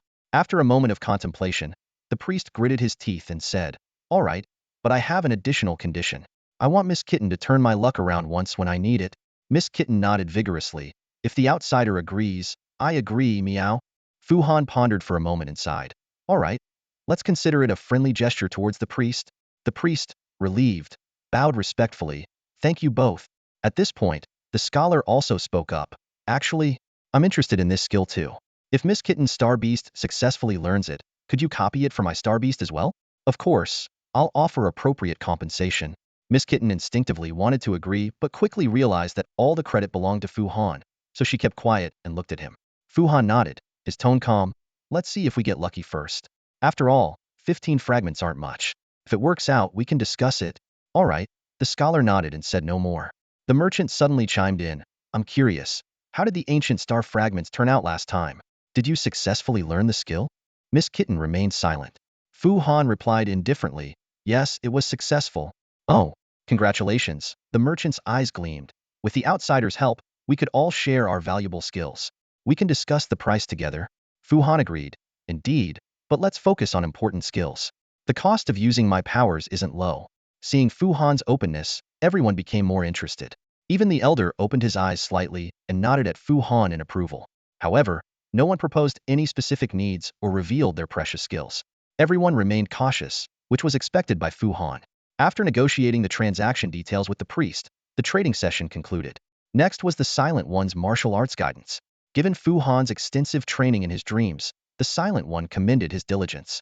But Fu Han couldn't help but think, there's probably another half sentence about my lack of talent that he didn't say. Nevertheless, the Silent One pointed out some of Fu Han's flaws.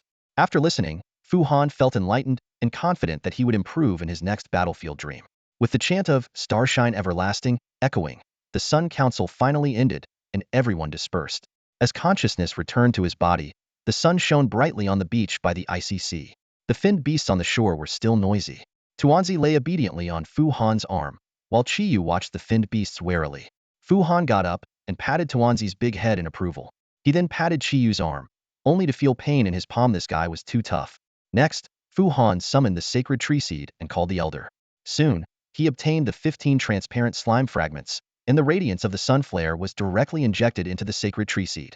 During the last sun flare, the sacred tree seed had reached level 17. This time, the substantial amount of radiance pushed it to level 21. As its level increased, the sacred tree seed's size grew, and its attributes changed. Fu Han wasn't sure if the sacred tree seed had star levels, but he considered it an upgrade. Like last time, the sacred tree seed's legendary trait, Starlight Bloom, upgraded to level 3. The amount of starlight it reflected became more abundant, doubling its effect compared to level 1. More importantly, this upgrade awakened a new legendary trait in the sacred tree seed. Fu Han stood beneath the sacred tree, recalling the scholar's words that the abilities of the sacred tree seeds varied. This time, he was pleasantly surprised to find that the seed's powers seemed to automatically align with the needs of a beast tamer. The newly awakened ability, Starlight Focus, earned his constant praise, and he felt fortunate to have traded the flare radiance with the priest. The legendary trait, Starlight Focus, allows the emitted starlight to concentrate in one direction. Initially, Fu Han was puzzled by this description, but through practice, he quickly realized it was an incredibly powerful trait. Previously, the starlight from the sacred tree seed would disperse throughout the core, but now Fu Han could focus it all in one direction, achieving two powerful effects. First, he could direct the starlight to nourish a specific star beast, significantly boosting its growth rate within the core. Although this would reduce the starlight available to other star beasts, Fu Han's own starlight would still scatter, ensuring all star beasts received some nourishment. This method was more convenient than his previous starlight imprinting ability, as it required no mental or physical exertion. More importantly, it solved the problem of not being able to repeatedly enhance Bo Ya's skills. However, the true strength of Starlight Focus lay in directing the focus onto Fu Han's own core. When the focus was aligned with his soul connection core star, the power and effectiveness of his skills were significantly enhanced, consuming the sacred tree seed's starlight instead of his own. Fu Han speculated that the source of the sacred tree seed's starlight might be the sun tree, which refracted starlight from other places into his core based on his star level. The amount of starlight depended on his own starlight and the starlight blooming level of the sacred tree seed. Currently, the starlight bloom provided Fu Han with about twice the amount of his own starlight. This mechanism made Fu Han feel like he had found a loophole, allowing him to infinitely harness the sacred tree seed starlight. Not only could the consumption for soul connection be completely borne by the sacred tree seed, but even casting skill imprints could be done infinitely as long as the total amount didn't exceed twice his own starlight. Although directing the focus to the growth enhancement core star did not yield ideal results, the existing capabilities were enough to make Fu Han ecstatic. He was grateful to have exchanged the flare radiance with the priest in time, knowing that the sooner he used this ability, the greater the benefits. With the upcoming Saltban festival, Fu Han needed to stay in top condition.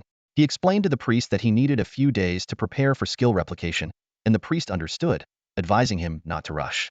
Fu Han's preparations involved sitting under the sacred tree, listening to the calls of the Fang beasts, and delving deeper into the properties of the sacred tree seed. Simultaneously, he summoned Yushuang and Yushue, encouraging them to absorb the fragments of the transparent slime. With Starlight Focus, Fu Han no longer needed to favor Bo Ya and could let the psychic-type Yushuang and Yushue absorb fragments more suited to them. However, as light-type star beasts, Yushuang and Yushue found the intense radiance from the sacred tree uncomfortable. Fu Han had to take them to the edge of the misty forest and had Chi Yu shield them with the radiant jade barrier. Although the little ones didn't successfully comprehend any skills, Fu Han managed to record all the skill information through starlight imprinting, conveniently using up 5 second-tier star fragments. Fu Han refrained from using the more expensive 4 third-tier star fragments, instead adding identification runes to the remaining fragments and placing them in a fragment chest, planning to sell them to a wealthy buyer later for a considerable profit. After completing these tasks, Fu Han immediately taught Yu Shuang and Yu Xue the psychic blur skill, which conveniently elevated their levels to 26. Subsequently, Fu Han established a connection with the two little ones and tested the psychic blur skill in practice. The testing method was simple. After activating the skill, Fu Han boldly walked into a group of fin-footed Fong beasts. The results proved the skill to be highly effective, as not a single Fong beast noticed his presence. Despite the eerie scene, the indescribable smell, and the deafening noise around him, Fu Han lingered among the group. He carefully observed the mating behavior of the fin-footed Fong beasts, an action that even puzzled Kikalu. When Kikalu questioned his interest, Fu Han hastily explained he was merely testing the skill's effectiveness. Kikalu acknowledged the skill's efficacy but still suggested he could leave. However, Fu Han shook his head, indicating he needed to wait longer, as the Eternal Tree had yet to respond. In the end, Fu Han didn't receive a response from the Tree of Eternity.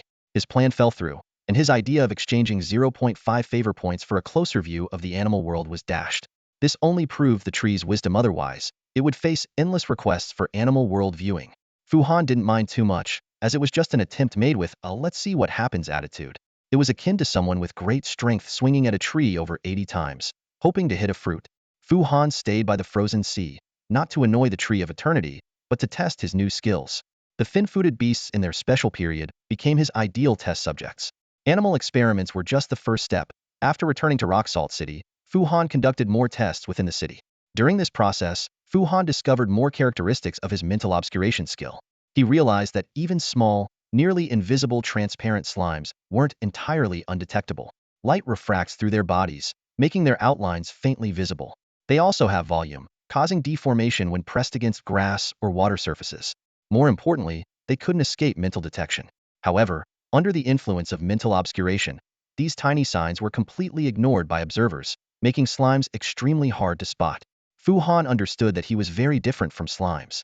He was larger and opaque, so the skill's effect on him was much less than on transparent slimes. In reality, people could still see Fu Han, but their attention would automatically shift to other things, making them overlook him. However, if Fu Han blocked something they wanted to see, he would be noticed immediately. To verify this, Fu Han tried stepping onto a dancer's stage. He managed to get on stage and stand at the edge for a long time without being noticed. However, when he tried to block the audience's view, he was immediately scolded. Once he hurried off the stage, the audience lost interest in him again. Fu Han also discovered that people were highly vigilant about 3 things: personal safety, property safety, and private territory. Even a feigned attack would draw immediate attention. He tried leading away someone else's scaled horse or pushing a cart and was instantly noticed. Taking small items within someone's line of sight was nearly impossible. For instance, when he tried to take someone's skewer from a table, he was stopped immediately. Of course, when no one was watching, Fu Han could easily take and hide small items, but that didn't require special skills.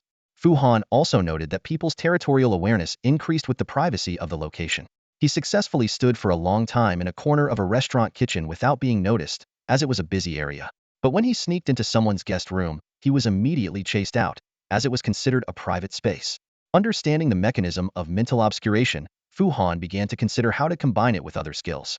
He tried combining it with the illusion creation skill he learned from Little Tail, but the results were disappointing.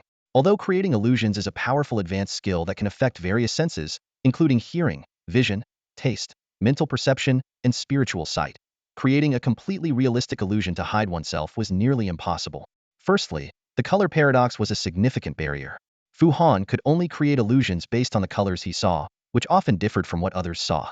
Secondly, illusions were ineffective against those with sensory abilities superior to Fu Han's, which was hard to compensate for. Even among ordinary people, some had particularly sensitive sense of smell or exceptional vision. Not to mention the star beasts whose sensory abilities far exceeded humans. Most of the enemies Fu Han intended to target were highly perceptive experts, so deceiving them required more research.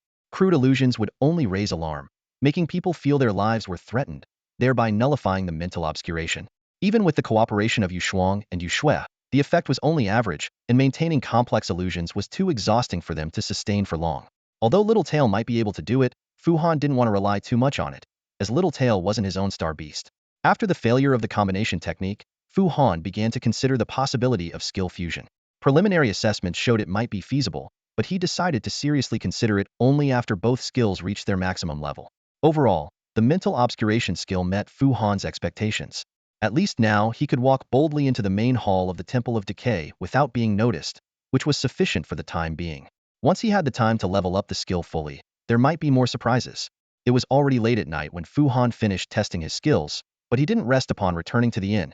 He had Yu Shuang and Yu Shui create a small illusion, then focused his mind and called out silently, "Beloved little tail, come over." Soon, a pure white figure darted out from behind Fu Han and nestled at his feet, rubbing against him while saying, "Master, I've been waiting for your call."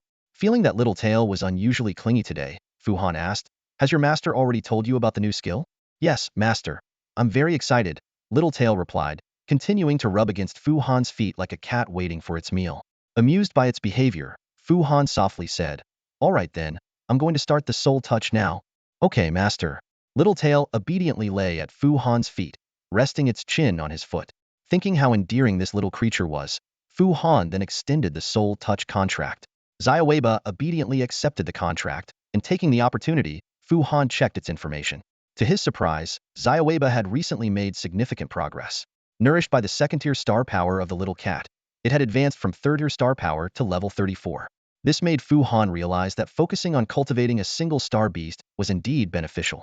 He pondered that perhaps the divine wood seed of the little cat also contained concentrated star power.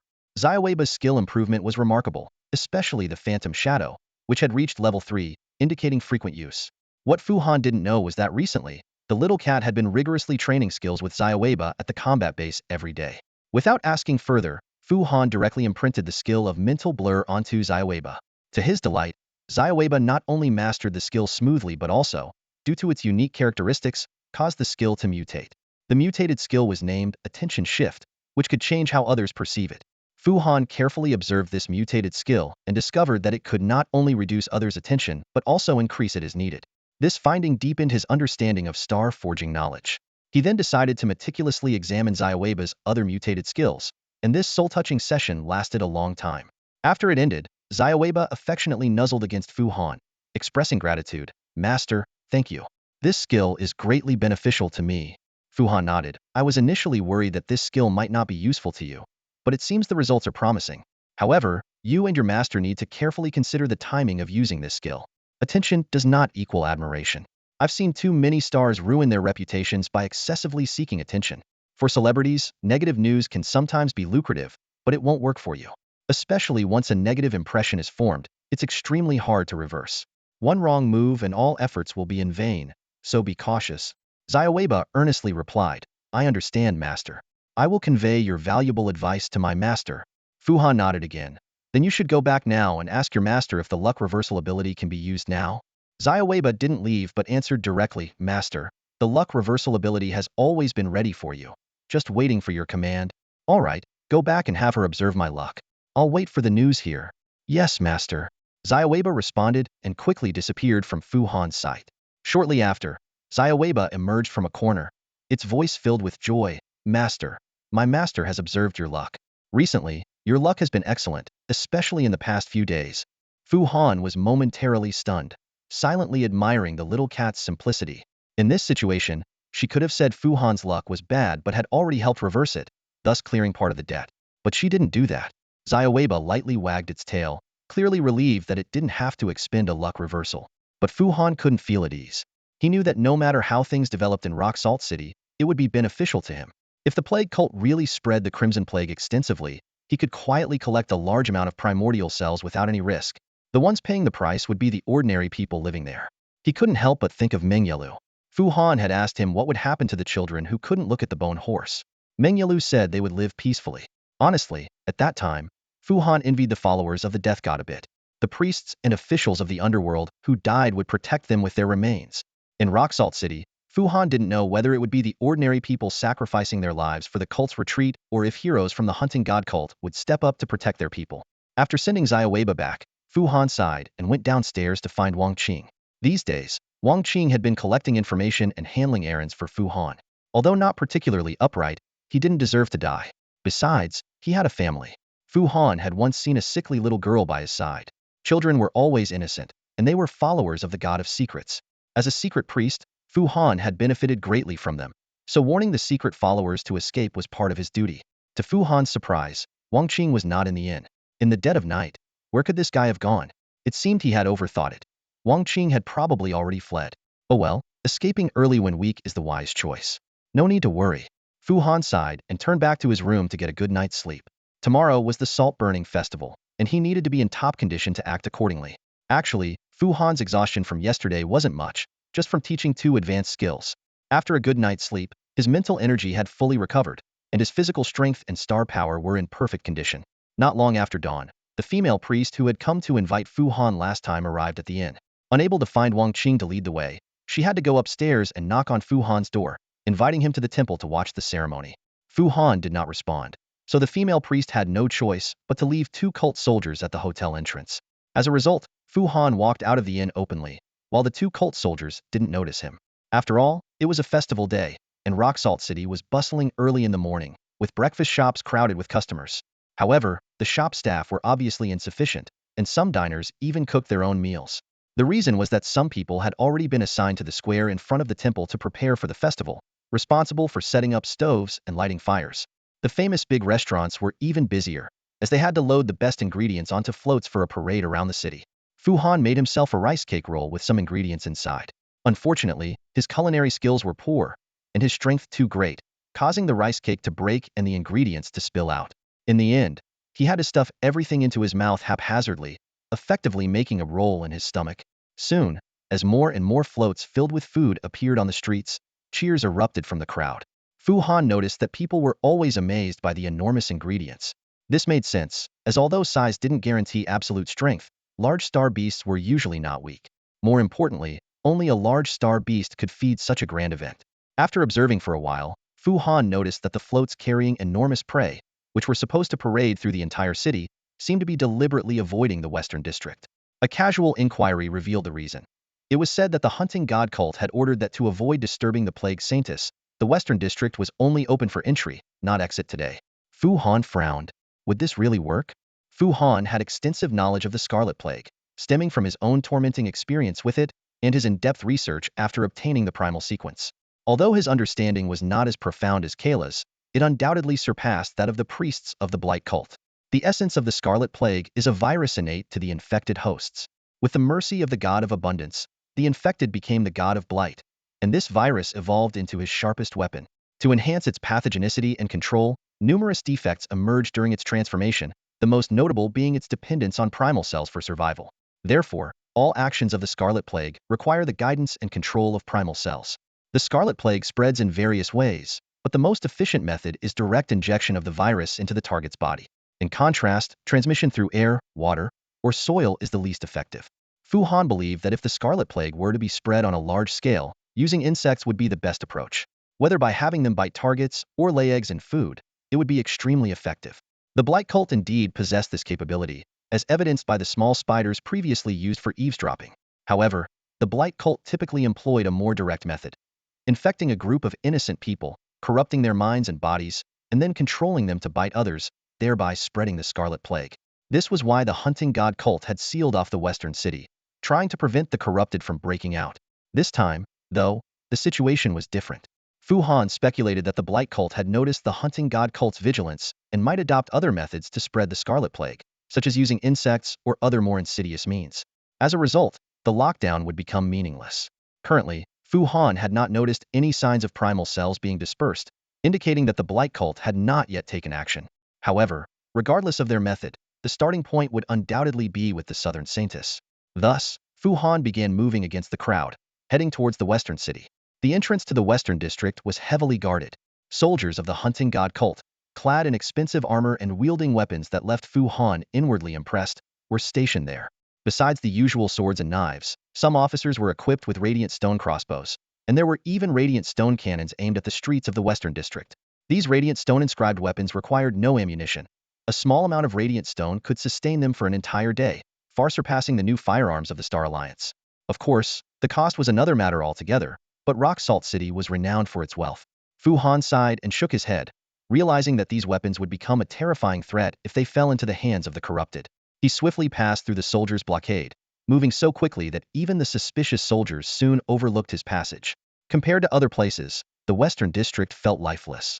Most residents had fled upon hearing about the lockdown, though they hadn't gone far, merely leaving the district to join the festivities.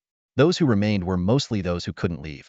Homeless people hiding in alleys, solitary old women, and even a temple of the god of grace covered in vines. At the entrance of the Grace Temple, soldiers stood guard. A hunter leader clad in fur, with starry radiance emanating from him as strong as Fu Han's, was present. A veiled priestess was carefully sprinkling pale yellow powder on the ground, clearly trying to encircle the temple while avoiding the vines. Fu Han approached to observe and immediately recognized it as sulfur salt with special spices, highly effective as an insect repellent. Though there were many imitations of this hunting god cult invention, the most authentic still came from Rock Salt City. Fu Han silently praised them, realizing that this was more useful than the soldiers and radiant stone weapons at the entrance. It seemed the hunting god cult knew how to handle the Scarlet Plague. Station soldiers to prevent the corrupted from biting ordinary people, used specially made sulfur salt to block insects, and finally, just stop the Blight cult officials from intervening. With these thoughts, Fu Han continued towards the Blight Temple. Outside the temple, soldiers of the Blight cult, reeking of stench, were already lined up at the entrance, confronting the hunting god cult soldiers. Over a dozen veiled priestesses were scattering sulfur salt around the Blight Temple, their methods crude, dumping bags of sulfur salt directly on the ground to ensure a thick layer. Fu Han estimated that the nearly 1 meter-wide sulfur salt belt was about 2 centimeters thick, tightly encircling the Blight Temple. The priestesses, still unsatisfied, began throwing sulfur salt on the walls and into the air. When the dust settled on the hair of the Blight general, he finally couldn't bear it and roared, "What do you think you're doing?" Facing the questioning of the decayed demon general, a refined priest of the hunting god showed sufficient remorse. He bowed deeply, bending at nearly a right angle, and spoke with sincerity in his voice. "I apologize, my lord. It is now summer, the season when mosquitoes and flies are rampant. To ensure the comfort of the southern saintess, we have brought the finest sulfur salt. Rest assured, no insects will be able to enter the Temple of Decay this summer." Fu Han stood not far away, listening to these words, and couldn't help but chuckle inwardly. This way of using all one's strength to deceive with humility reminded him of customer service representatives from certain big companies making people grind their teeth in frustration, yet unable to lash out because of their excessive politeness. However, the decayed demon general was not someone who would back down upon hearing soft words. He suddenly raised his hand, and a nauseating sound of flesh and bone writhing filled the air. In an instant, his arm turned into a thick tentacle, swiftly wrapping around the priest's neck and lifting him high into the air. The priest kicked desperately, trying to call for help, but could only produce weak gasps. The demon general revealed a mocking smile, his voice filled with cruel delight. "This summer, I'll use you to cultivate insect eggs. I guarantee you'll feel them growing inside you." At this critical moment, a lazy voice suddenly rang out, "Let go." The demon general hesitated for a moment, and in that split second, a sharp wind blade flashed by. The tentacle was instantly severed, pus splattering everywhere, and the priest fell heavily to the ground. Cough, cough, cough. The priest coughed violently as the female priests quickly gathered around to help him to the back. Fu Han also stepped back a few paces, partly to get a clearer view of the situation and partly for safety. The person who had just intervened was incredibly powerful, and it seemed wiser to observe from behind the female priests. It turned out that the mysterious person had been hiding in an old cart transporting sulfur salt. Although Fu Han had noticed someone in the cart, he had assumed it was just an ordinary driver. Little did he know it was a skilled hunter concealing his presence. This unique technique, known as hunting art, is a secret skill of the hunting god sect, allowing the user to suppress their aura to the extreme while resting. When the hunter made his move, Fu Han clearly felt a powerful sense of oppression. This pressure stemmed from the strong star energy fluctuations of the opponent, causing Fu Han to feel an instinctive urge to flee. At least a legend. Kikalu reminded Fu Han in his mind. Fu Han nodded silently, having already made an estimate. As a high-level beast master of third-level star energy, Fu Han knew that the gap between him and this legendary figure was not just 3 levels. Legendary beast masters possess 6th-level star energy, with a brightness visible to the naked eye. Although not easily noticeable during the day, Fu Han could clearly feel the oppressive aura. With such a legend in town, at least there was no need to worry about the whole city falling into danger. Fu Han quietly instructed Kikalu not to act rashly, and she wisely stayed quiet, ready to watch the upcoming drama. For the decayed demon general, the severed tentacle was merely a minor injury. Soon, the pus stopped flowing, and the flesh wriggled back into the shape of an arm. He frowned and turned his gaze towards the old cart. A tall, robust man, stretching lazily, jumped down from the cart.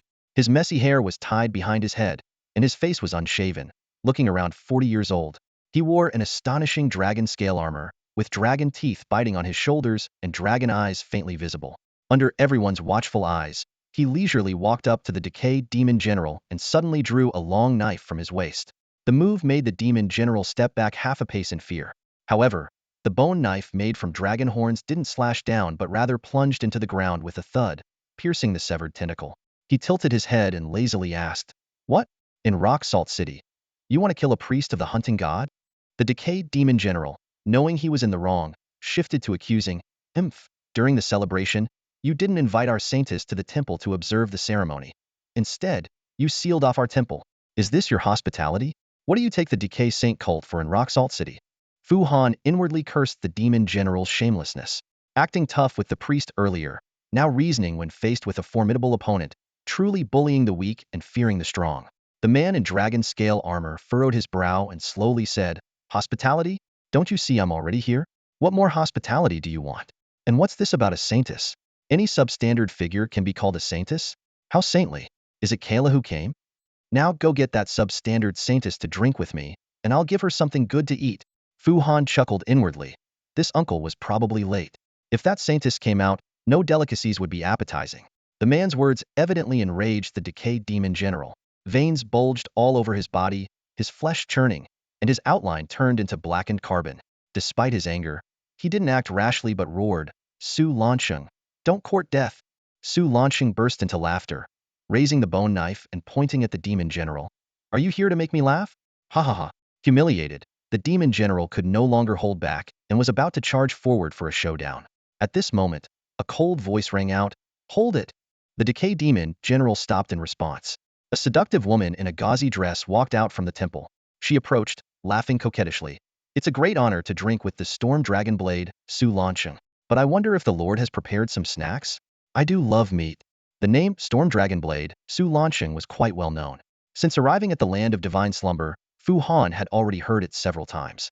Achieving the 6th level of star brilliance was a significant milestone for both beast tamers and star beasts. Theoretically, all beast tamers had the potential to become legends, but in reality, numerous factors limited many from ever reaching that level. Beast tamers who achieved the 6th level of star brilliance possessed limitless potential. The earlier they broke through, the more likely they were to fully harness their capabilities. However, only a few prodigies managed to surpass this bottleneck at a young age and become true elites, earning the title of legends. The growth of star beasts was fundamentally different from that of humans. Their star level cap was predetermined, and most couldn't surpass the 6th level of star brilliance. Under the nurturing of beast tamers, a few star beasts might reach the 6th level, but their strength often plateaued there. Star beasts with unlimited growth potential were exceedingly rare. This created a paradox. Legendary beast tamers often had star levels far exceeding ordinary star beasts. Infinite-level star beasts were hard to find and typically had long lifespans, making it difficult for legendary beast tamers to defeat and contract with adult infinite-level star beasts. Thus, infinite-level star beasts became the focal point of fierce competition, sparking intense conflicts. Certain beast tamers with special talents, such as those with life resonance, star brilliance resonance, or star beast fusion abilities, were better suited to fight alone. After becoming legends, these tamers often had combat power far surpassing their star beasts. They focused on honing their skills, unlocking their potential, and refining their martial techniques, continually enhancing their combat prowess. Among them, 3 legendary figures stood out for their formidable martial skills and their use of dragon bone weapons. They were collectively known as the 3 Dragon Warriors: Thunder Dragon Spear, Li Yiwang, Star Shatter Dragon Arrow by Quan, and Storm Dragon Blade, Su Lansheng. The only true deity among them was Thunder Dragon Spear, Li Yiwang. Legend had it that he awakened on the day of his birth and reached the 6th level of star brilliance by nightfall, becoming a legend. Star Shatter Dragon Arrow by Quan also had astonishing tales, with stories claiming that her arrows could shatter stars from great distances, targeting through maps. And now, Storm Dragon Blade, Su Lansheng stood before Fu Han, whose sword wind was said to cut through rivers. When Fu Han first heard these tales, he assumed the characters were fictional. The biggest doubt was Thunder Dragon Spear, Li Yiwang. This supposedly miraculous warrior was said to be a warlord of the Qixing Alliance, yet Fu Han had never heard of him within the alliance. Such a prodigy should have been widely celebrated. However, with one of the legendary trio standing before him, Fu Han had to reconsider the legend's credibility. Perhaps only Li Yiwang was fabricated? But why invent a figure from the Qixing Alliance as the first legend? Fu Han's gaze shifted to the alluring woman. She appeared as the Southern Saintess, but her appearance was drastically different from the Saintess he had seen days ago. The previous Saintess had carried a significant amount of primordial cells, unmistakably the true Southern Saintess. Focusing his senses on the primordial cells, Fu Han's brows furrowed. A large concentration of primordial cells was indeed in the woman's direction, but not on her. They were in the temple. The woman only had traces of the primordial cell's aura, identical to the Saintess he had seen days ago. After some thought, Fu Han understood. This seductive woman was indeed the Southern Saintess. Upon arrival, she had to serve as a vessel for the corrupt essence, making her extremely obese. After reaching the temple, she shed the corrupt essence, returning to her original form. Fu Han had always wondered why these corrupt women, who could control their bodies, chose to appear obese rather than beautiful. It turned out they carried too much corrupt essence to adjust their forms. Thinking of this, Fu Han couldn't help but smirk. The Saintess's slender waist and voluptuous figure were actually crafted through corrupt techniques. Her true form might be that of a burly man. This thought made her once alluring attire seem far less appealing. The legendary Storm Dragon Blade, Su Lansheng, however, was a bold and unrestrained man. As soon as the seductive woman approached, he grabbed her waist. She gasped in surprise, then laughed and fell into his arms. Su Lansheng shamelessly roamed his hands over her body, and she didn't mind, whispering indecent things into his ear, making him laugh loudly. Finally, Su Lansheng pushed aside the furious corrupt warlord and led the Southern Saintess into the temple. Fu Han watched in shock, secretly admiring the audacity. A true legend indeed, daring to treat the corrupt temple like a brothel, and the corrupt cult actually accommodating him. This scene left the priests stunned for a while. They exchanged glances, whispering about how to respond. Eventually, the hunter priest who nearly got strangled spoke up. Lord Su has them occupied. We're safe. Continue with the salting. Fu Han silently praised the priest's tact. The female salt priests nodded in agreement and resumed their insect-repelling tasks. Soon, a fine yellow salt dust enveloped the entire corrupt temple, even settling on the furious corrupt warlord's hair. Despite his rage and bulging veins, he did nothing. Watching all this, Fu Han was puzzled. Was this Storm Dragon Blade so formidable that the corrupt cult chose to endure the humiliation? What about my primordial cells? Should I go to the temple to witness the ceremony? At that moment, the salt mist covering the corrupt temple was suddenly disturbed by a gust of wind, scattering it. Then, bat-like creatures with human faces soared into the sky, heading towards the city center. In the next instant, two green flashes shot out from the temple, targeting the bat creatures. The green sword wind sliced through the air, instantly cutting the corrupt-laden bats into 4 pieces. The towering bone pillars of the corrupt temple began to collapse. The sudden turn of events caught Fu Han off guard as he sensed the primordial cell surging. He looked up to see a bat-like creature with a human face flying out of the temple. In the next moment, a gust of azure sword wind sliced the creature into 4 parts. The bone tower began to tilt, emitting a teeth-grating creak. In a brief instant, it seemed as though everything had settled. However, Fu Han knew this was just the beginning. His gaze turned solemn as he deduced that the bat creature must still be alive. This monster bore a striking resemblance to the rat-faced creature by Kira's side, both servants of the pestilent Saintess, subjected to extreme modifications to gain powerful yet twisted traits. Their resilience was terrifying. Even Saitama once failed to kill the rat-faced creature after pounding it into mush. As expected, the 4 pieces of the bat creature quickly transformed into 4 small bats, each flying in different directions across the city. Su Lansheng, seemingly aware of the creature's tenacity, leaped into the air right after unleashing the sword wind, exiting through the gap in the bone tower. At that moment, the pestilence general shot towards Su Lansheng like a cannonball. Forced to change his attack, Su Lansheng directed his sword wind at the general. The general hurriedly raised his carbonized arms to block, but was utterly destroyed by the sword wind, crashing heavily to the ground. Yet, the danger was far from over. A giant leech-like mouth suddenly emerged from the collapsing bone tower, swallowing the unsuspecting Su Lansheng whole before retracting back into the temple. Immediately, the bone tower collapsed with a deafening crash, filling the air with dust. The pestilence general struggled to his feet, adjusting his twisted bones as he moved. Limping into the dust-covered ruins, he was joined by the pestilence soldiers emerging from the temple. The female salt priests had already fled east, supporting the injured hunting god priest. Fu Han watched the direction the bat creatures flew, then slipped into a narrow alley and disappeared. He was secretly pleased. Su Lansheng had indeed managed to hold off the pestilence general and the Southern Saintess, especially the formidable general. Now, with the primordial cells scattered in 4 directions throughout the city, Fu Han knew he could reap substantial rewards if he found the source of the Red Plague before it spread. With his ability to sense primordial cells, locating the source of the Red Plague was a simple task for Fu Han. Just by observing the spectacle at the Pestilence Temple, he found himself in a highly favorable position. The only issue was that he was alone, and the Red Plague had been divided into 4 parts, making it impossible to recover all of it simultaneously. This meant that someone in the city would inevitably suffer from the Red Plague. However, Fu Han adhered to the belief that each ruler protects their own people, and he hurried to recover the primordial cells for convenience. Meanwhile, the salt-burning festival was in full swing. The streets were bustling, and the cheers drowned out the noise of the collapsing bone tower.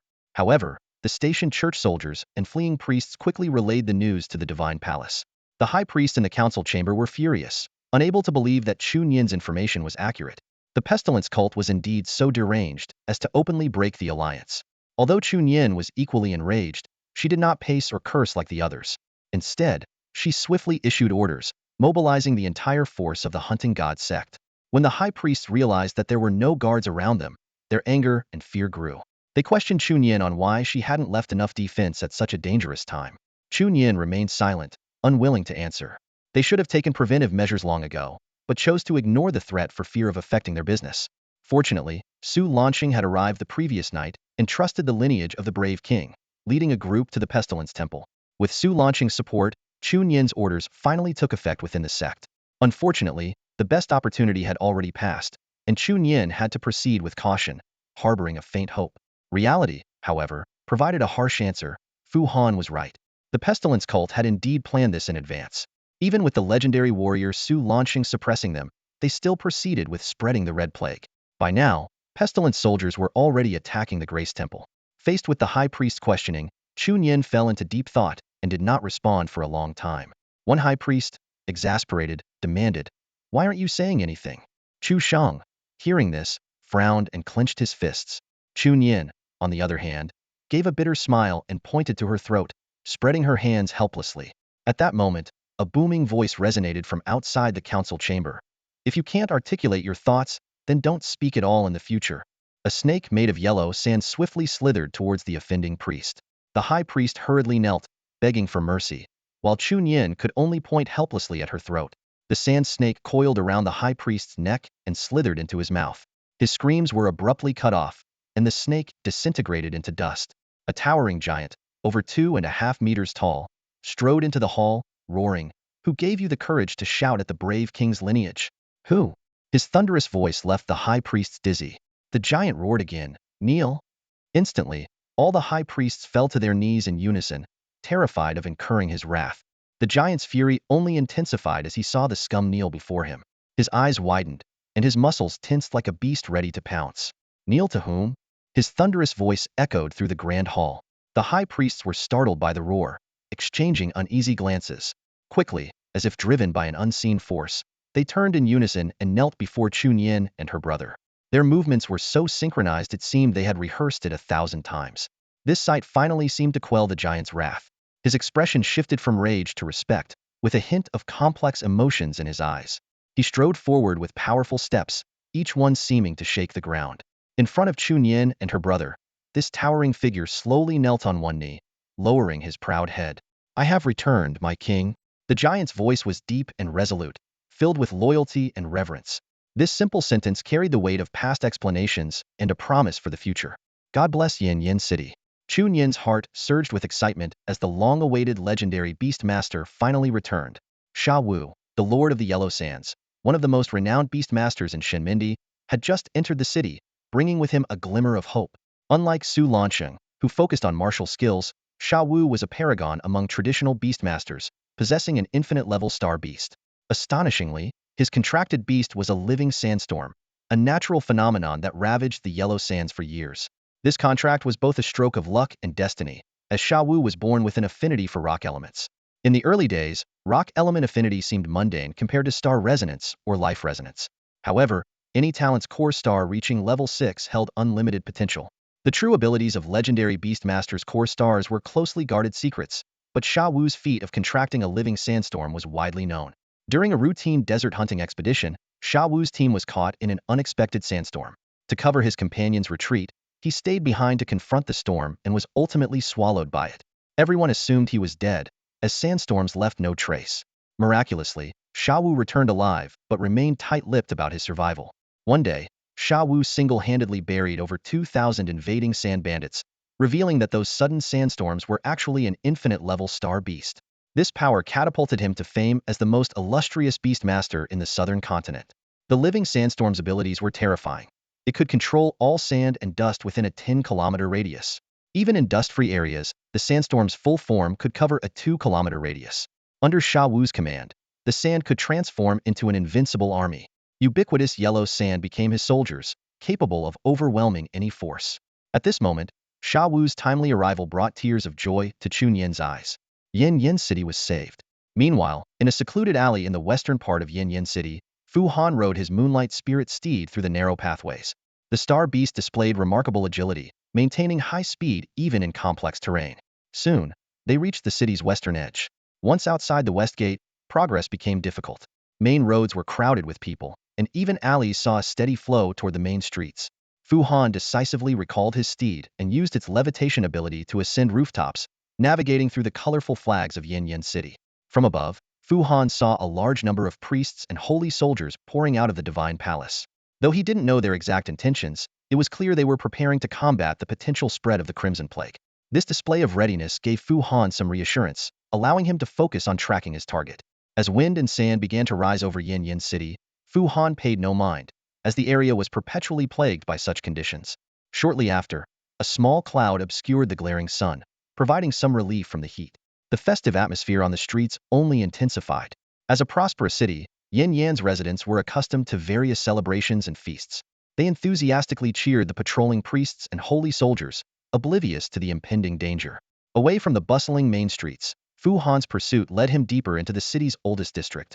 This area was the dirtiest and poorest part of Yin Yan, a maze of filth and decay, a haven for thugs, thieves, and swindlers. Here, Fu Han began to understand the Crimson Plague cult's plan. No wonder he hadn't seen a single priest at the Crimson Plague temple earlier. Su Lanxing must have sensed something amiss and proactively led the southern saintess into the temple. The cult's priests had left the temple in batches days ago, hiding in various locations. They planned to spread the plague under the cover of night during the festival when the masses gathered at the temple square. Their goal was to spread from all directions into the temple's center, trapping everyone in the city with no escape. The structure and doctrine of the Crimson Plague cult were twisted, like a spendthrift heir squandering an immense inheritance. They cared not for profit, only for the loyalty of their followers.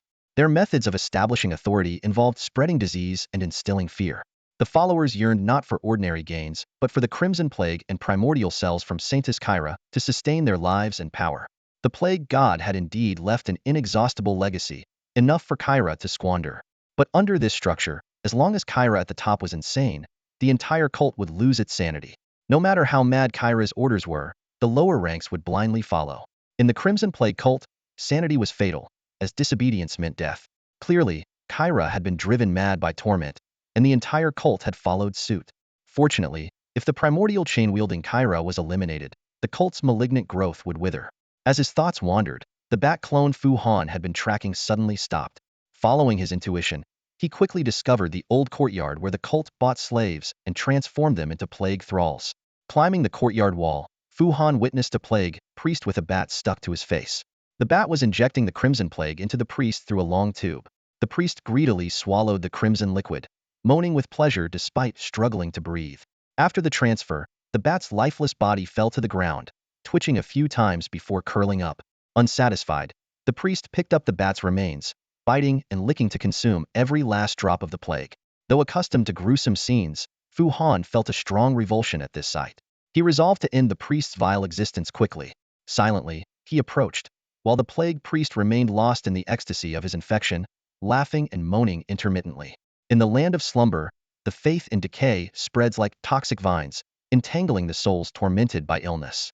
People, filled with desperate hope, kneel before the shrine of decay, praying for relief from their suffering.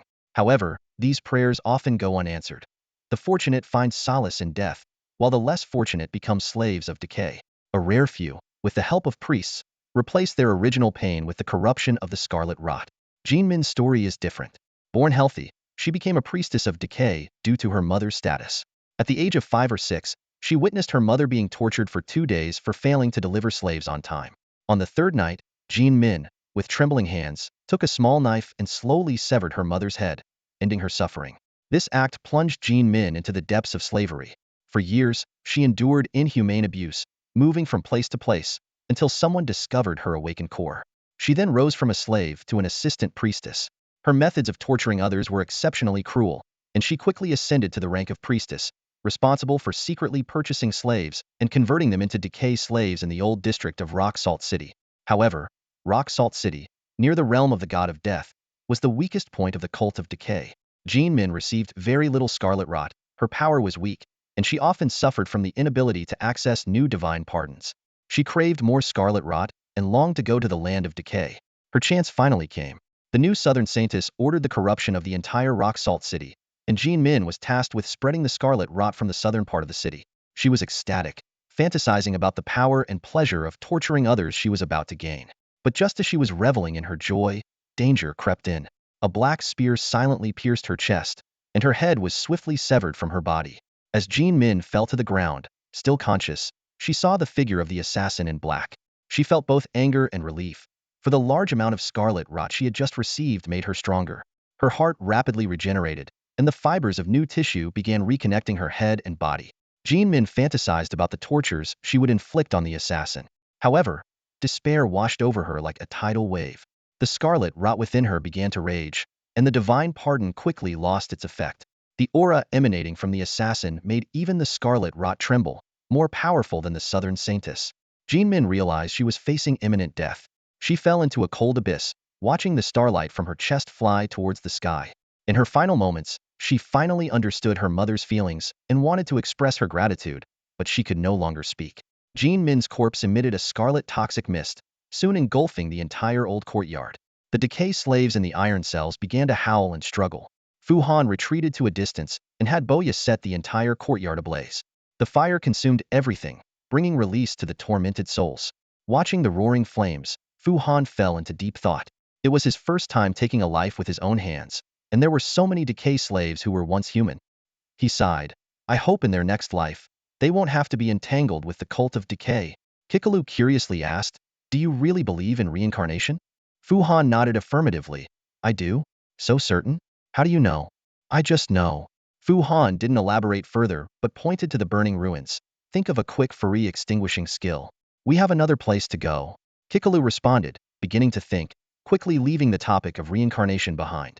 The bat demon was sliced into 4 pieces by Su Lansheng, and the part in the old district wasn't particularly large. However, fate is unpredictable. What were originally the 2 largest pieces further split, making the old district piece the largest. This remnant, rich in primordial cells, fell into the hands of Fu Han. Fu Han didn't want to become an outlier like Boya, so he chose a gentle way to enhance himself. He meticulously planned a series of small but comprehensive modifications, focusing on physical functions, senses, and reaction speed. Although these changes wouldn't take effect immediately, they required only a small amount of primordial cells. In the past, Fu Han had obtained a small amount of primordial cells from the Deerhead Demon Lord, which was insufficient for his plans. He had kept them for emergencies. Now, with an ample supply of primordial cells, he immediately set to work on his modifications. He knew that his upcoming actions would not only accelerate the effectiveness of these changes, but also help his body adapt more quickly. After Fu Han completed his modifications, Kikalu finally figured out a way to extinguish the fire. With the crisis averted, Fu Han continued his search for the next location of primordial cells. His senses pointed to a corner at the edge of the North District, where the cells were starting to disperse, indicating that the crimson decay was spreading. However, when Fu Han arrived at the scene, he found the situation different from what he had expected. The priestesses of the salt god were using sulfur salt to contain a swarm of palm-sized spiders, trapping them in a small residential area. A pair of twin priestesses commanded the monsoon sprites to blow the sulfur salt into the sealed-off area. Fu Han quickly realized that these spiders might be controlled by a more powerful decay priest than the ones he had dealt with before. Although the sulfur salt could temporarily trap the spiders, it would likely be ineffective against the priest herself. He suspected that the priest might be using the crimson decay to prepare something, and once ready, the priestesses would be in grave danger.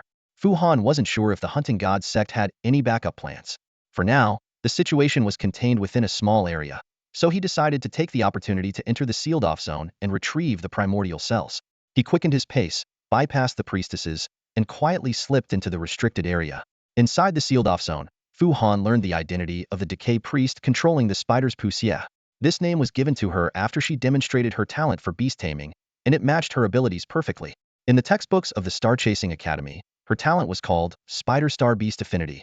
Beast tamers with this talent not only found it easier to bond with spider star beasts, but their star beasts also had a higher chance of learning skills from spider-type star fragments and upgrading those skills more quickly. Like all affinity-type beast tamers, Pusia had a deep love for spiders, even considering herself one of them. After becoming a decay priest, she requested to be fused with a spider. The high priest who granted her the Crimson Decay gladly agreed, using the Crimson Decay technique to fuse her with her spider star beast. This method of fusion was far more primitive than the star beast fusion talent. Pu Xie's lower body was discarded, and her vital organs were stitched onto the spider star beast. After the fusion, she could no longer revert to her original state and became a permanent half-human, half-spider creature. Strangely, both she and her star beast were very satisfied with this transformation, and she had maintained this form for over a decade. Pu Xie was fortunate to have bonded with a ghost mother spider, which was the star beast she eventually fused with. The ghost mother spider is a notorious star beast that only appears in areas plagued by decay, and its habits are as twisted as the decay sect itself. This hermaphroditic creature can reproduce both asexually and sexually. After asexual reproduction, it lays numerous low-level ghost spiders. These small spiders, lacking intelligence and a core, hunt outside and return to the nest, where the ghost mother feeds on them. When two ghost mother spiders meet, they engage in fierce combat. The victor forces the loser to conceive and then devours it. Only through sexual reproduction can true ghost mother spider offspring be produced. However, the ghost mother shows no concern for these offspring, and surviving without being eaten is considered fortunate. Out of a brood of nearly 100, only one typically survives to continue this twisted life cycle. Compared to a pure ghost mother spider, Pu Xie retained a shred of humanity. She enjoyed the feeling of nurturing spider eggs within her and never treated them as food. She also liked to use the Crimson Decay technique to strengthen and enslave the small ghost spiders. Today, her original task was to receive a large amount of Crimson Decay and spread it throughout the North District using spiders. However, she had only laid 2 batches of eggs when her presence was discovered. The salt god priestesses quickly arrived and sealed off her children with sulfur salt. Pu Xie wasn't worried though. She had plenty of Crimson Decay within her, and sulfur salt couldn't stop her. She had already used the Crimson Decay technique to hasten the growth of 8 powerful corrupted ghost spiders. Once they emerged, she would lead them out and turn all who opposed her into decay slaves. While waiting for the corrupted ghost spiders to hatch, Pu Xie suddenly sensed someone intruding into her territory. As a creature with a strong territorial instinct, she immediately became alert and quickly climbed to a high place to hide. Upon entering the sealed-off zone, Fu Han quickly realized that the area was filled with Crimson Decay, which acted as the enemy's eyes. He knew that under these circumstances, psychological blurring techniques wouldn't work, so he stopped trying to conceal his presence. He hurried toward the area with the highest concentration of primordial cells, but found only cocoons wrapped in spider silk. Although he didn't see the priest directly, he sensed a powerful presence observing him from a high vantage point. Feigning ignorance, Fu Han slowly approached the large cocoons, fully aware that a fierce battle was imminent. The ghost mother spider, similar to a tarantula, doesn't weave webs to hunt. Instead, it silently approaches and then pounces on its prey using the powerful muscles in its hind legs. Fu Han stood in the dimly lit cave, facing 8 enormous cocoons, roughly wrapped in a thin layer of spider silk, with gaps everywhere. Through these gaps, he could clearly see the corrupted ghost spiders inside, twitching and growing visibly by the second. One ghost spider stared coldly at Fu Han, sending a shiver down his spine. Closing his eyes, he sensed carefully and realized that the corrupt essence collected by the diseased priest was at least half hidden within these spider eggs. This discovery made Fu Han frown, thinking, once they emerge from the cocoons, they'll be quite troublesome. Fu Han didn't act rashly. Instead, he carefully locked onto the priest's presence behind him. He whispered to the invisible Kikalu beside him, "Keep an eye on the blind spots." After receiving confirmation, he slowly approached the giant cocoons, gently touching the spider eggs. Pu Xiao, hidden in the shadows, was puzzled by Fu Han's actions. However, she had great confidence in her offspring, believing that the corrupt essence would heal them from any injury. Moreover, Fu Han's gentle movements didn't seem aggressive. She decided to keep watching, patiently waiting for the right moment. Fu Han was secretly pleased. Taking advantage of the enemy's inaction, he quickly harvested the primal cells from one of the spider eggs. Seeing that Pu Xiao still hadn't reacted, he immediately turned to 2 other cocoons, working with both hands simultaneously. At that moment, Pu Xiao sensed something was wrong. She heard her offspring inside the previously touched egg let out pained cries. Although she didn't understand what was happening, her children's suffering filled her with shock and anger. To protect her other offspring, Pushio abandoned her concealment and lunged at Fu Han.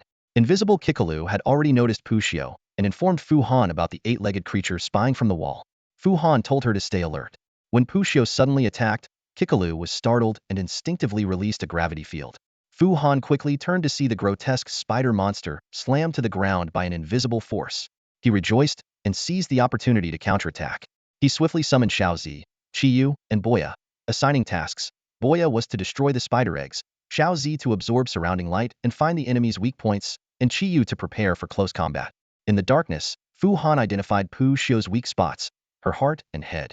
Without hesitation, he thrust his spear towards her chest, with Xiaozi transforming into a shadow on his arm to enhance his strength. Simultaneously, Qiyu split into two, one half forming armor to protect Fu Han, and the other half flying towards Pu Xio's face. Pu Xio had never expected to find herself in such a dire situation.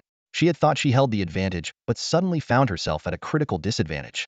Before she could recover from the dizziness of the fall, an overwhelming sense of fear gripped her. When Pu Xio barely managed to activate her ghost spider vision, she was met with a rapidly approaching fist and a spear aimed at her chest. Qiyu's steel fist struck first, shattering her head. Immediately after, Fu Han's spear pierced through her chest armor, slicing through her heart like butter. Even gravely injured, Pu Xio, carrying a large amount of corrupt essence, didn't die. But without her head and heart, she was temporarily unable to think or move. Fu Han took this chance to attack her still wriggling lower body. Qiyu's enlarged foot mercilessly crushed the ghost mother's abdomen, while Fu Han pressed down with his spear, splitting open both Pu Xio and the ghost mother spider like a hot knife through butter. Despite the severe injuries, the corrupt essence inside the ghost mother spider was still trying to repair her wounds. Seeing this, Fu Han immediately pressed his hand on her remains and began extracting the primal cells. By then, Pu Xio's head and heart had almost fully regenerated. She felt a terrifying sense of the holy essence fading away and the soul connection with the ghost mother shattering. No, please, spare me. Pu Xio wailed in despair. I'll do anything for you. Fu Han glanced at her and softly said, then die for me properly. Before he finished speaking, Qiyu's massive foot came down again, crushing Pu Xio into a bloody pulp. This time, the primal cells could no longer bring her back to life. Strangely, after killing the spider priestess, Fu Han felt no emotional disturbance. Maybe it was because Pu Xio no longer seemed human, or perhaps he had grown accustomed to such scenes. Meanwhile, Boya had already smashed the spider eggs to pieces. As a brutal star beast, the nine-headed dragon's nature hadn't changed much despite following Fu Han, though it had gained a touch of elegance. It now preferred to destroy targets with its breath rather than tear them apart. At that moment, its three heads were focused on a few constantly regenerating corrupted spiders, ready to eliminate them with a breath as soon as they showed signs of rebirth. Oh no! Seeing this, Fu Han quickly recalled Boya to the core. After all, each spider's rebirth consumed precious primal cells, and Boya's actions were wasting resources. Shaking his head, Fu Han began to deal with the remaining spoils of battle. After handling the primary cells of 8 corrupted ghost spiders, Kikalu, who was on lookout duty, hurried back with a tense expression. The hunting god's troops are closing in, she reported anxiously. Upon hearing this, Fu Han immediately activated the space-time gate, returning to his hotel room in an instant. He knew that besides the spider priest and the 8 corrupted ghost spiders, there were also numerous smaller spiders containing primary cells. However, these cells were too scattered to collect quickly. With the enemy approaching, he decided not to take any risks and chose to retreat decisively.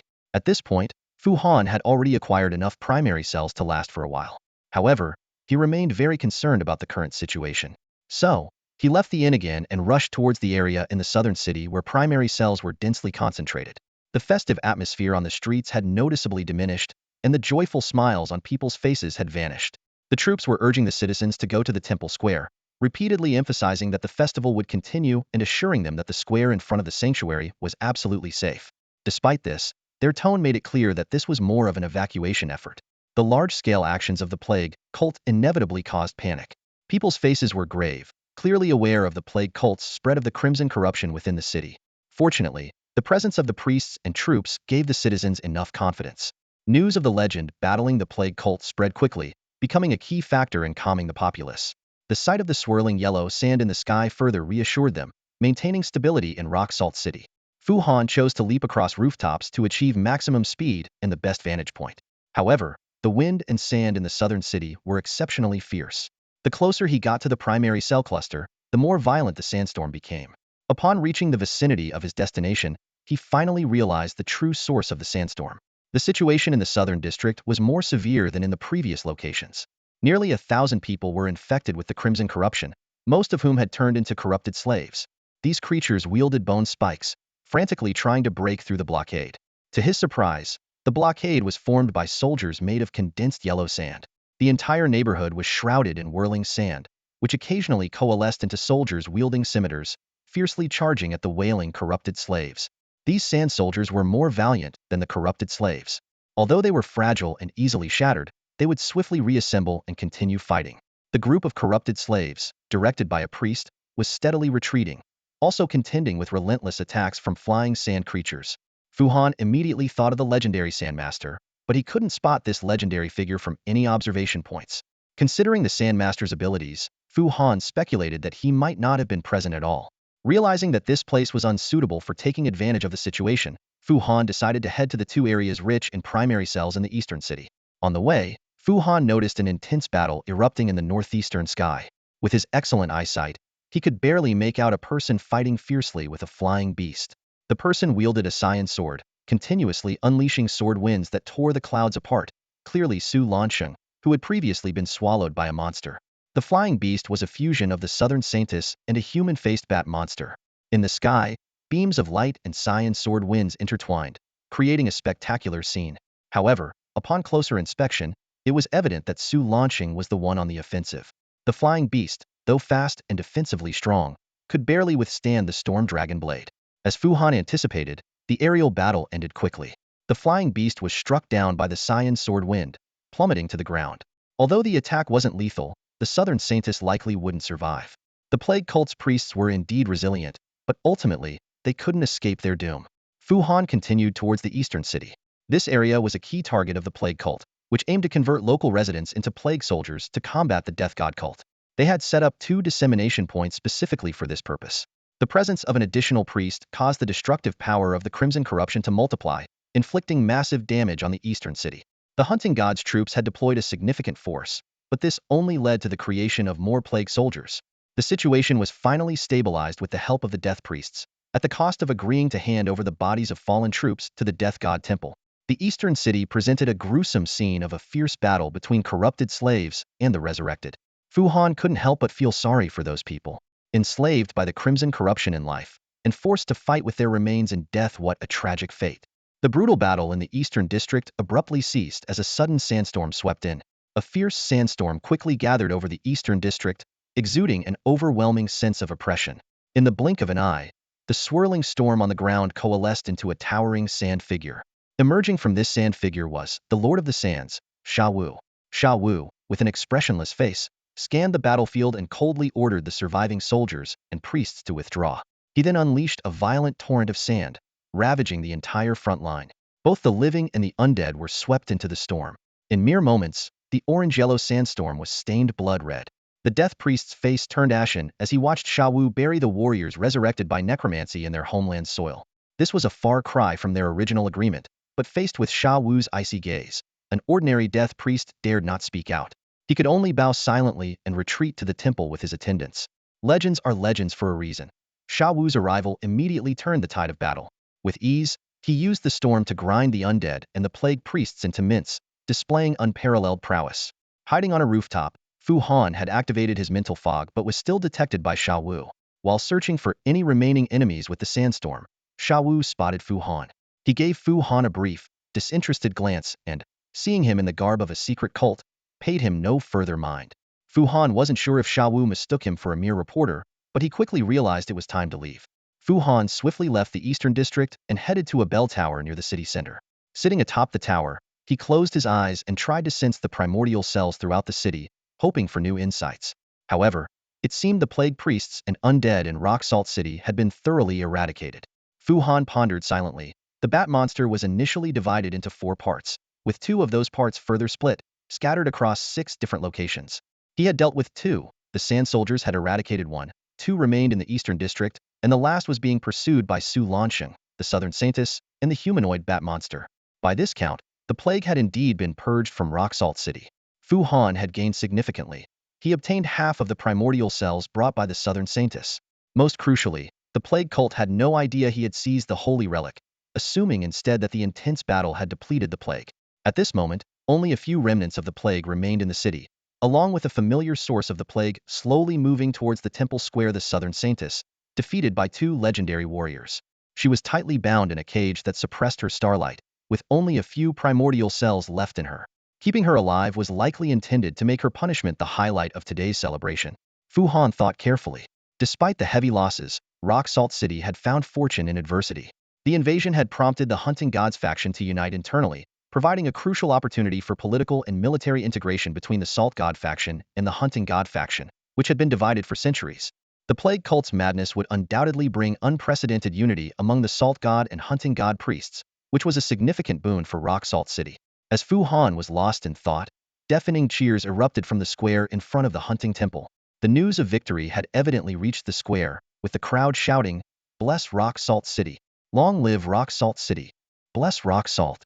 The long-suppressed fear and anxiety transformed into sheer joy, with the sound waves nearly toppling the entire city. Even the bronze bell beside Fu Han buzzed with resonance. The cheers lasted for a long time, eventually giving way to the noisy sounds of music and dance. At the same time, light purple smoke began to waft from the square.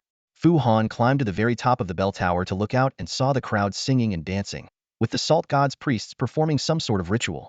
The light purple smoke rose from their ceremonial fires, with large quantities of rock salt fruit thrown into the flames, creating a thick purple smoke that spread evenly across Rock Salt City.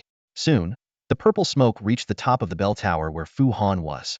It had a faintly fresh, slightly salty aroma, reminiscent of the sea but different. This scent brought Fu Han a sense of satisfaction and comfort. As he savored it, he realized the purple smoke could restore physical strength. Kikalu, who loved joining the fun, emerged excitedly, saying, "Oh, it smells really good. Do you feel your strength returning?" Fu Han shook his head. No, he pondered. Kikalu hadn't expended much energy, so naturally, she wouldn't feel the recovery. This purple smoke indeed had the effect of alleviating fatigue and restoring strength, likely a secret technique of the Salt God priest, the Saltburn technique, which could rejuvenate weary hunters.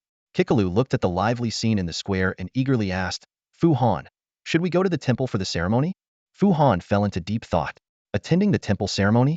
Just thinking about it was a headache. First, he would have to change into that tightly wrapped ceremonial robe, and once there, he would be scrutinized by the cunning young brave king. The only familiar face, Chunyin, couldn't even speak to him. Worse yet, the two formidable legends might scrutinize him repeatedly. There would also be a host of important cult figures and high society members, and Fu Han wasn't sure if he, as a secret priest, should exchange pleasantries with them. He wasn't a real priest and saw no need to perform diplomatic duties for the secret cult, not even knowing if the secret cult required diplomacy.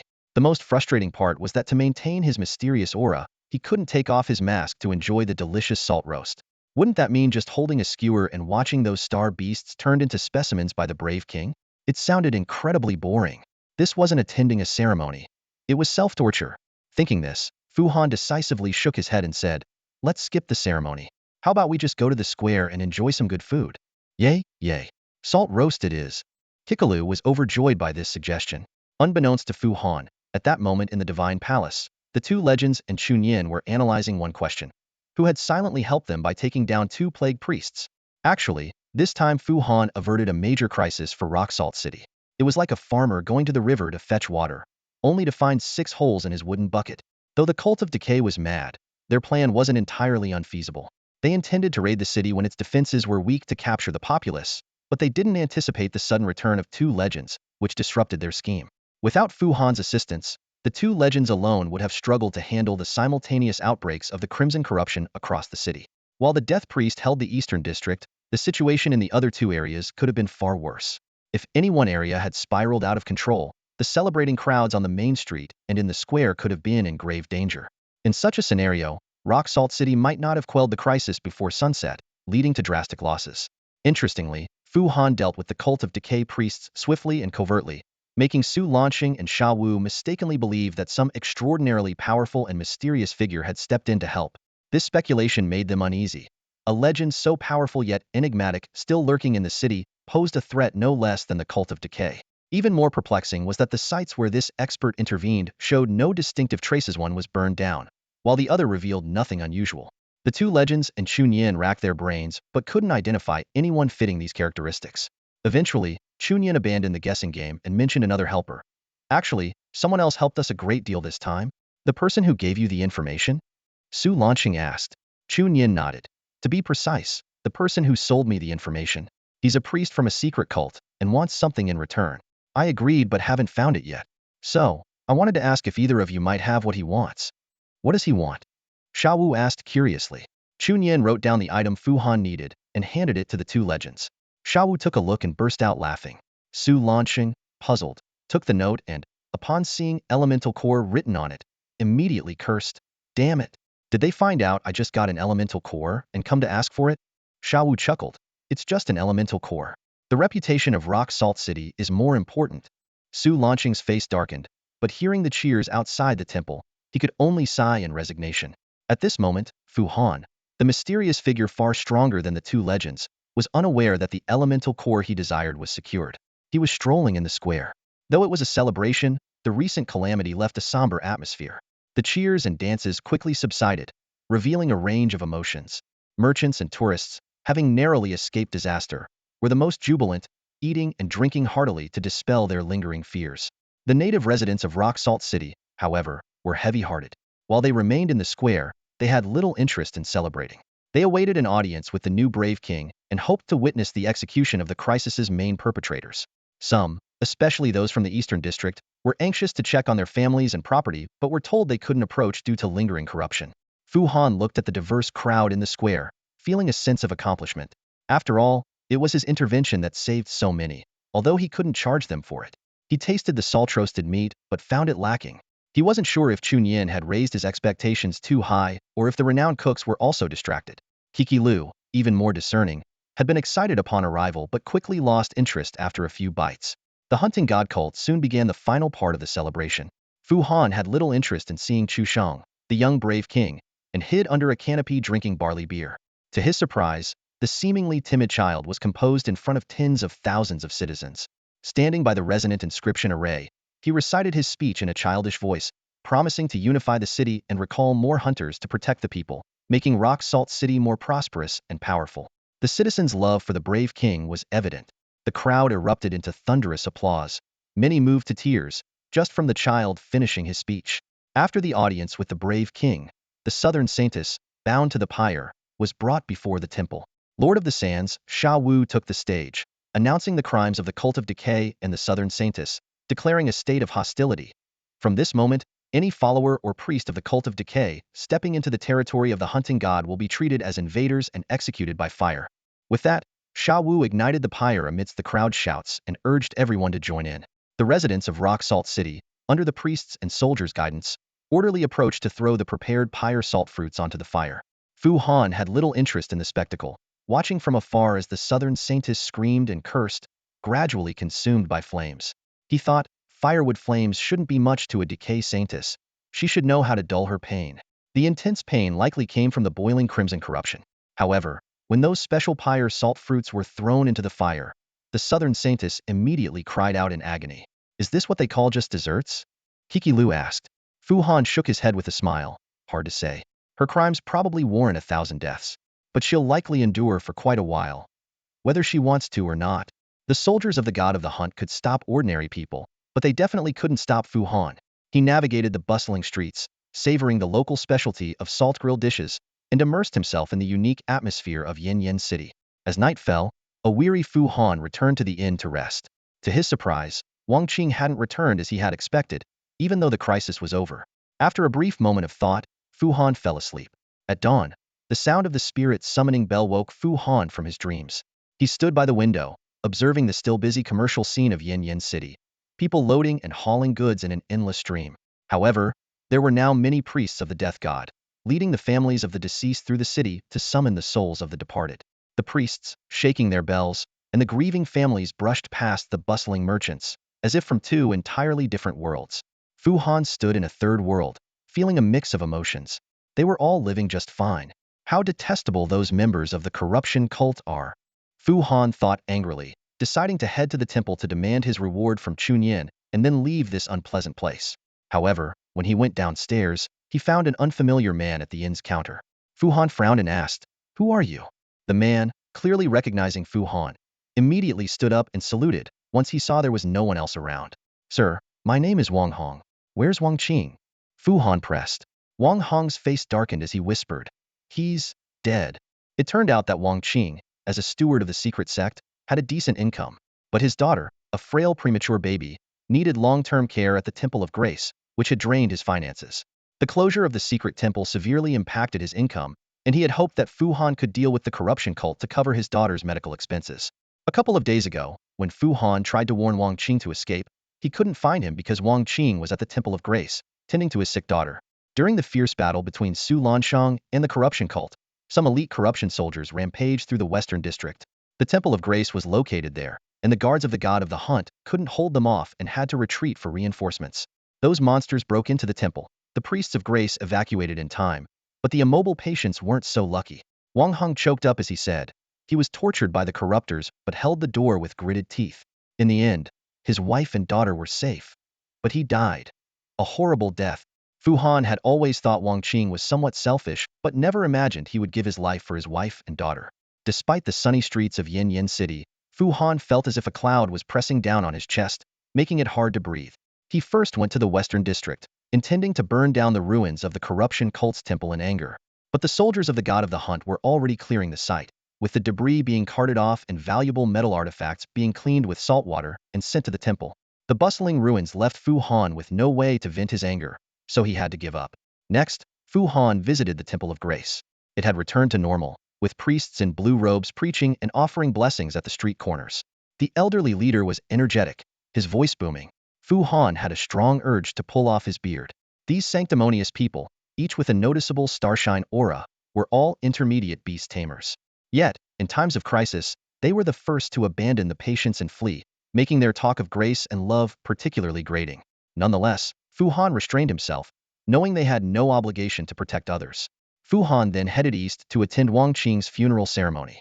The Temple of the Death God was unusually busy today, with mournful songs echoing through the streets and a congested funeral procession at the gate. In contrast, Wang Qing's memorial room was much quieter, with only a few people paying their respects.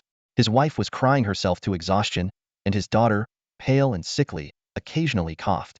Fu Han didn't enter immediately but observed silently from the door. After the others had left, he stepped in. Wang Qing's daughter immediately recognized Fu Han and hurriedly bowed, addressing him as Sir. Wang Qing's wife also attempted to bow but was stopped by Fu Han. Wang Qing's body was covered with a black cloth, confirming the rumors of his gruesome death. Fu Han sighed and took out a money pouch he had prepared, handing it to Wang Qing's wife. "This is the payment I didn't get a chance to give him. Keep it safe." Wang Qing's wife took the heavy pouch, her heart trembling, but she didn't dare to look inside. Fu Han crouched down beside Wang Qing's daughter and said, "I know some ancient medical techniques. Let me check your condition." The little girl obediently nodded. Fu Han pretended to check her pulse while secretly using a primordial cell to examine her illness. After a moment, Fu Han opened his eyes and said, "It's nothing serious, just a minor issue. You'll outgrow it in a few years." Wang Qing's daughter was puzzled. "But the priests of Grace said my lungs didn't fully develop and that there's no cure. They said to recover. I must believe in the corruption." As she spoke, tears streamed down her face. Fu Han smiled and wiped away her tears. "That old white-beard man was sent here as punishment from Grace City. His healing techniques are subpar. I can assure you, your lungs have started to grow. In another year or two, you won't cough anymore." "Sir, is that true?" Wang Qing's wife asked urgently.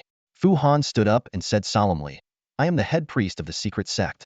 I wouldn't lie about such things. However, you should still keep a low profile and avoid offending the priests of Grace." Wang Qing's wife bowed repeatedly. "Understood, sir. Thank you, sir. Take care. I'm leaving now," Fu Han said and left. After Fu Han left, Wang Qing's wife finally dared to open the money pouch. Seeing more than 10 gold coins inside, she immediately understood that this wasn't her husband's payment. She knew exactly how much her husband earned from a lifetime of work. She hurried out to thank their benefactor again, but Fu Han had already disappeared. Fu Han didn't understand why he did what he did. Even a true head priest of the secret sect wouldn't be so generous, let alone a fraud like him. But after doing it, Fu Han felt the cloud in his heart lift, leaving him feeling refreshed. Does he need any other reason? This is enough. Fu Han had worked so hard to improve himself just to live life as he pleased, didn't he? After leaving the Temple of Death, Fu Han headed straight to the Divine Palace. Following the announcement of his arrival, he quickly met the female priestess who had guided him last time. This time, She did not lead him to the quarters of the priestesses, but instead took him to a treasure vault deep within the divine palace. The interior of the vault was dazzling, with piles of gold coins and gold bricks gleaming under the brightest setting of the luminous stone lamps. Even more astonishing were the open chests containing star fragments, whose colorful glows outshone the gold. The entire vault was empty, devoid of any guards. As they walked through, both Fu Han and Kikalu felt increasingly puzzled. They exchanged confused glances, unable to understand why they were brought here. Fu Han thought, this was definitely not a mere display of wealth, nor could it be an intention to gift them gold. Soon, they were led to a small compartment deep within the vault. This area stored a large number of high-grade star fragments, predominantly deep blue 6-star fragments. There were even a few sets of legendary 6-star fragments emitting a purple glow. Fu Han was secretly astonished, realizing the value of the star fragments in this compartment might surpass all the other star fragments and gold combined. While Fu Han and Kikalu marveled at the wealth of the salt god and the hunting god, a person emerged from the shadows of the vault. The female priestess bowed to him and introduced him as the manager of the vault, asking Fu Han to wait for a moment. However, Fu Han immediately recognized this manager as Su Lansheng, the storm dragon blade. He instantly established a soul connection with Luotian, ready to flee at any moment. But Su Lansheng smiled and invited Fu Han to browse freely, specifically pointing out the legendary star fragments. Fu Han maintained a polite smile, but his eyes remained fixed on Su Lansheng, wary of any sudden aggression. Sensing Fu Han's tension, Su Lansheng became even more affable, encouraging him to choose any star fragment he liked. Under Su Lansheng's questioning, Fu Han revealed that he was nurturing a night demon golem. This information surprised Su Lansheng, but he became even more enthusiastic in introducing various star fragments to Fu Han. It was then that Fu Han realized Su Lansheng might be trying to offer star fragments as a substitute for the previously promised elemental crystal cores as compensation. Despite the high value of the legendary star fragments, Fu Han needed the elemental crystal cores to help his water slime evolve. Remembering the long-term efforts of the water slime, Fu Han felt he couldn't let it down. Thus, Fu Han politely declined Su Lansheng's offer and insisted on the elemental crystal cores. Just as Su Lansheng was about to continue persuading him, Chunyin and Xiaowu arrived at the vault. Chunyin presented a brocade box and nodded to Fu Han. Although Xiaowu recognized Fu Han, he did not pay much attention. At Xiaowu's reminder, Su Lansheng reluctantly retrieved the elemental crystal cores from his space, placing them into the brocade box, his face filled with reluctance. Fuan never expected the cult of the huntsman to produce the elemental crystal core he had been seeking so soon. Even more surprising was that the core was provided by Su Lansheng. What astonished him the most was how a legendary master like Su Lansheng valued the elemental crystal core so highly. While elemental crystal cores are indeed rare, their value has always been somewhat awkward. They are among the least marketable rare items, primarily used for the sublimation and evolution of elemental slimes. However, very few people actively nurture elemental slimes anymore. Fuan recalled the latest research by stellar bee scholars. Only slimes of lightning, fire, water, and wind elements are true slimes. Other similar-looking creatures are actually different stellar beasts. For instance, Songjie's mercury blade can resemble a slime in certain states, earning names like mercury slime or metal slime, but it's essentially not a slime. Similarly, Shangli's mimic slime, though similar in appearance, is a more complex and advanced shape-shifting stellar beast. Even the invisible transparent slime, despite being weak and simple, does not fall under the true slime category. The use of elemental crystal cores is extremely limited, only enabling the sublimation and evolution of lightning, fire, water, and wind elemental slimes. Among elemental creatures, elemental slimes are the weakest, lowest, and most basic, comparable to paramecia in the world of elemental beings. Fuan pondered the close connection between slimes and elemental gods. The gods of elements also wielded powers over lightning, fire, water, and wind, which was no coincidence. During the peak of the elemental cult, elemental slimes had their moment of glory. Just as moon priests were bound to moon spirits, priests of the elemental cult were bound to elemental slimes. The cult would provide elemental crystal cores to their priests, allowing their slimes to undergo sublimation and evolution, thereby gaining formidable power. In that era, elemental crystal cores were much more common than they are now. They originated from elemental slimes themselves. Any elemental slime that reached the 6th star level would undergo sublimation and evolution.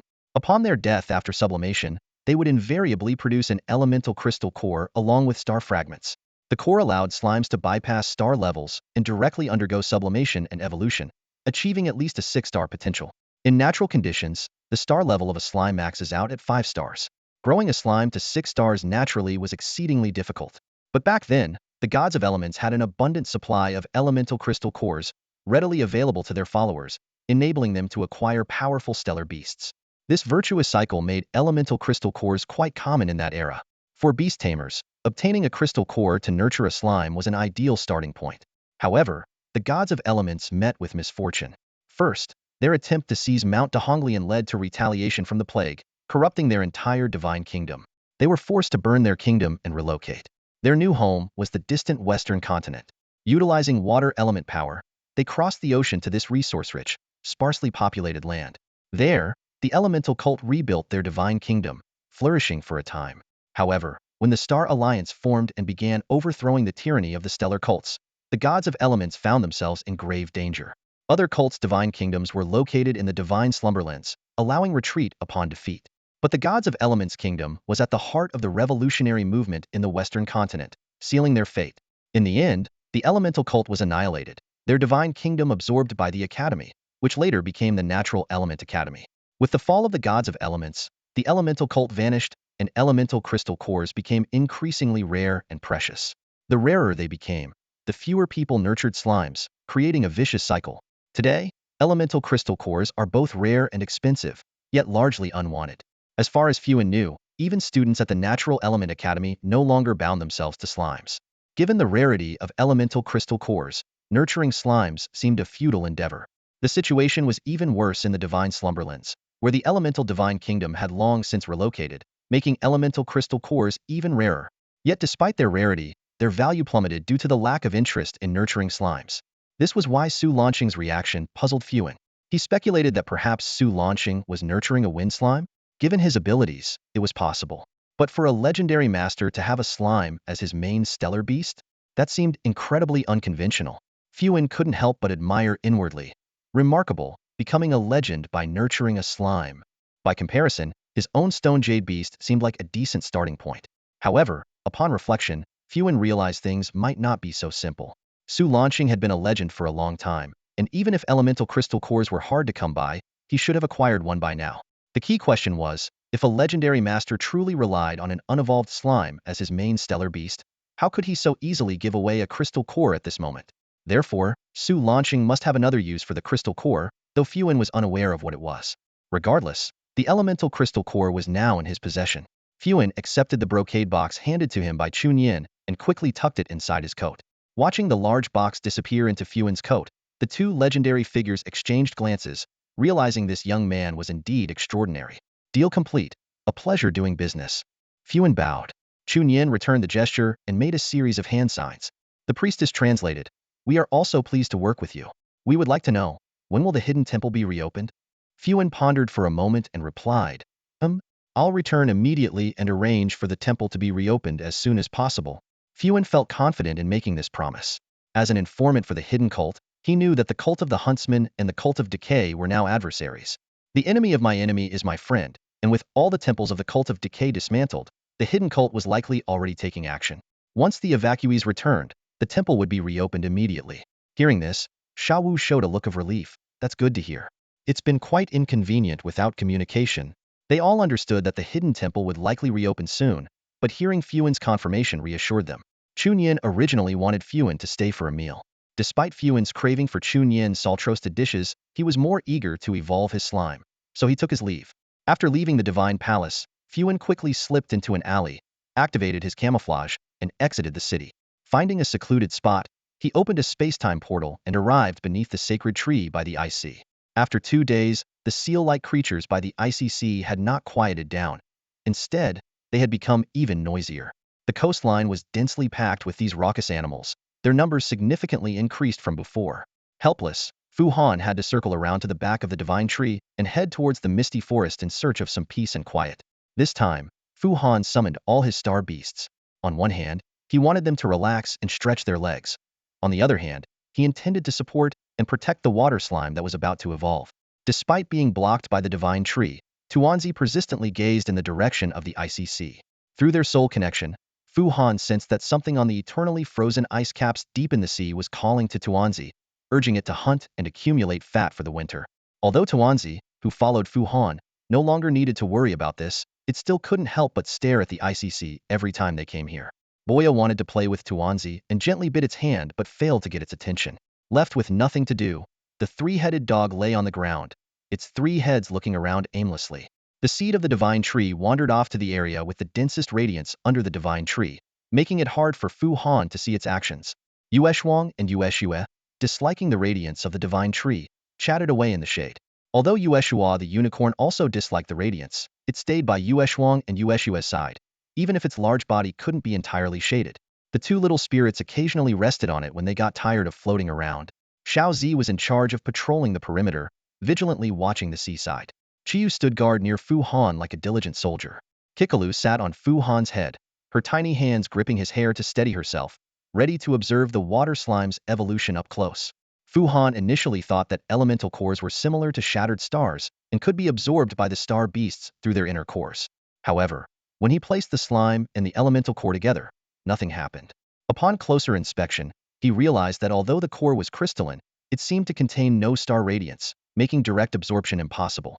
Faced with this dilemma, Fu Han was at a loss. Kikalu spread her tiny hands, indicating she had never encountered such a situation either. With no other options, Fu Han thought of someone who might help. He focused on the appraiser's badge and posed his question to the Eternal Tree. How does an elemental core enable a slime to evolve?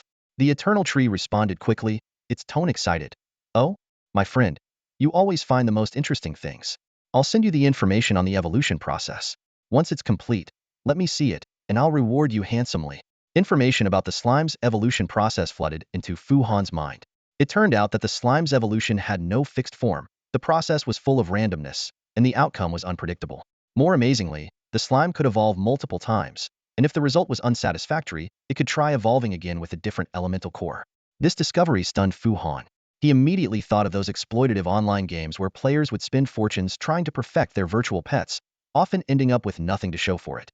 This also explained why Su Lanqing was so obsessed with the elemental core.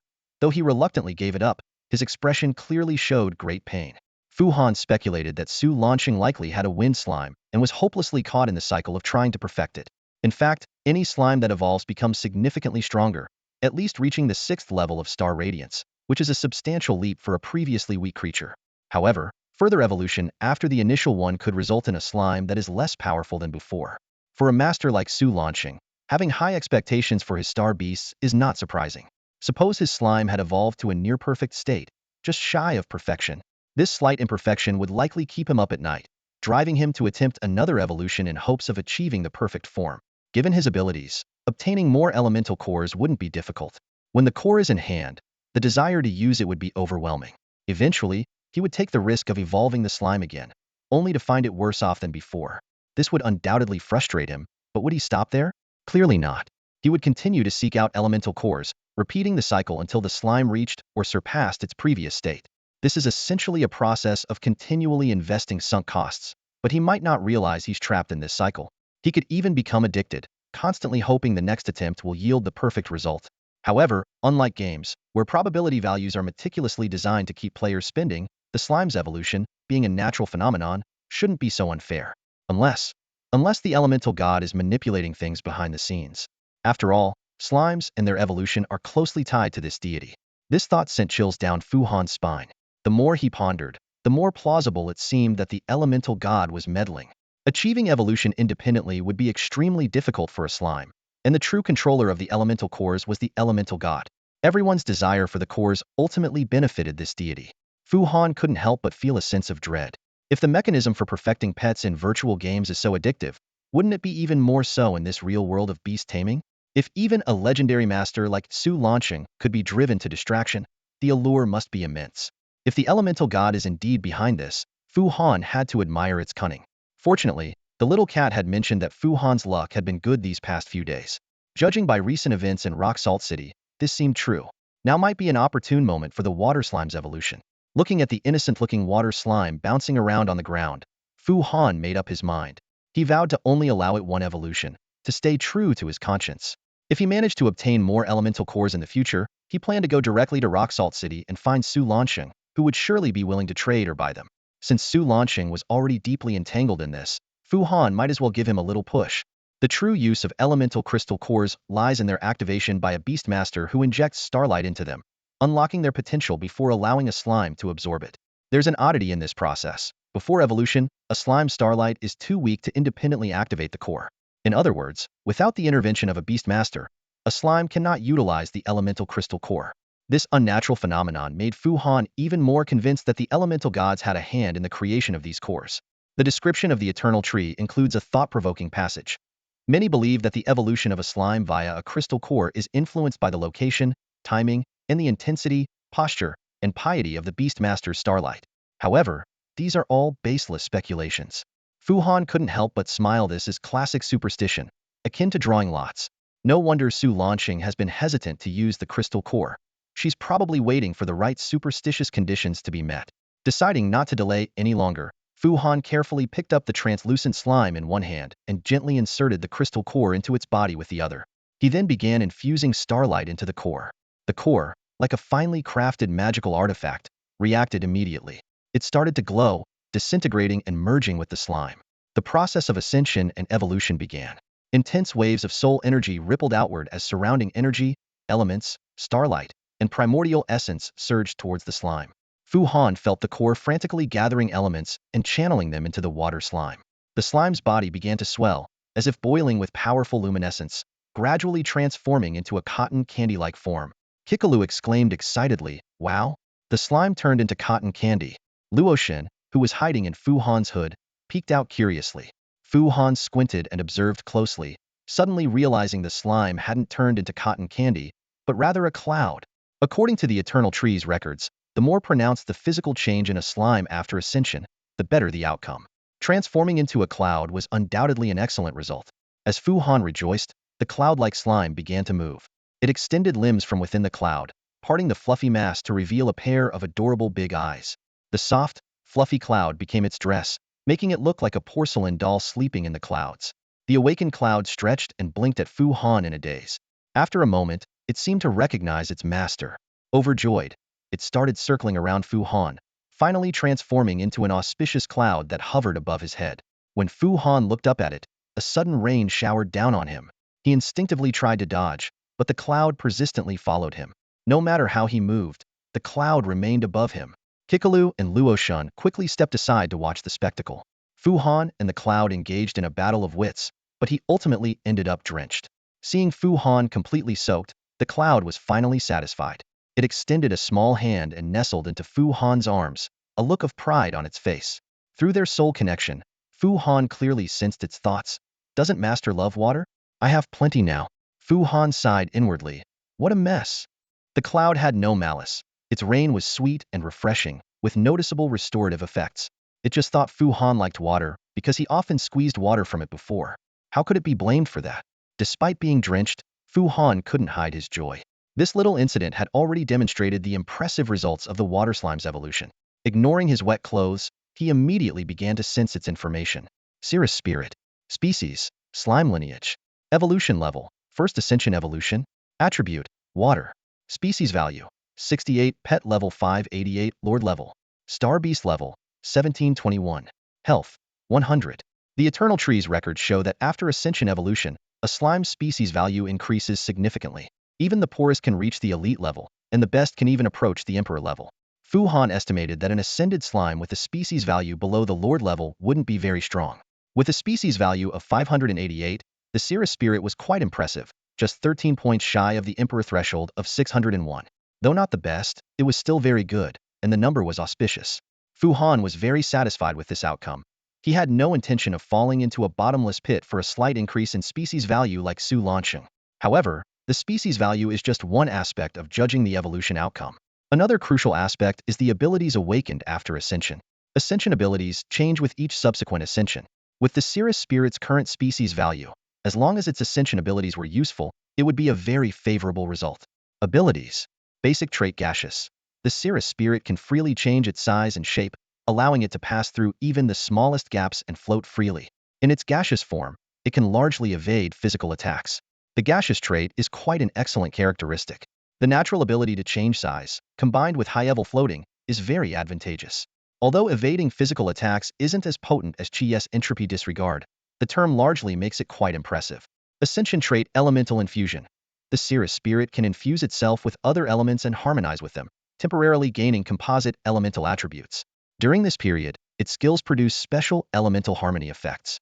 It can also master other elemental skills that are compatible with its nature. Ascension trait cloud form transformation. The cirrus spirit can switch between storm cloud and auspicious cloud forms based on its mood.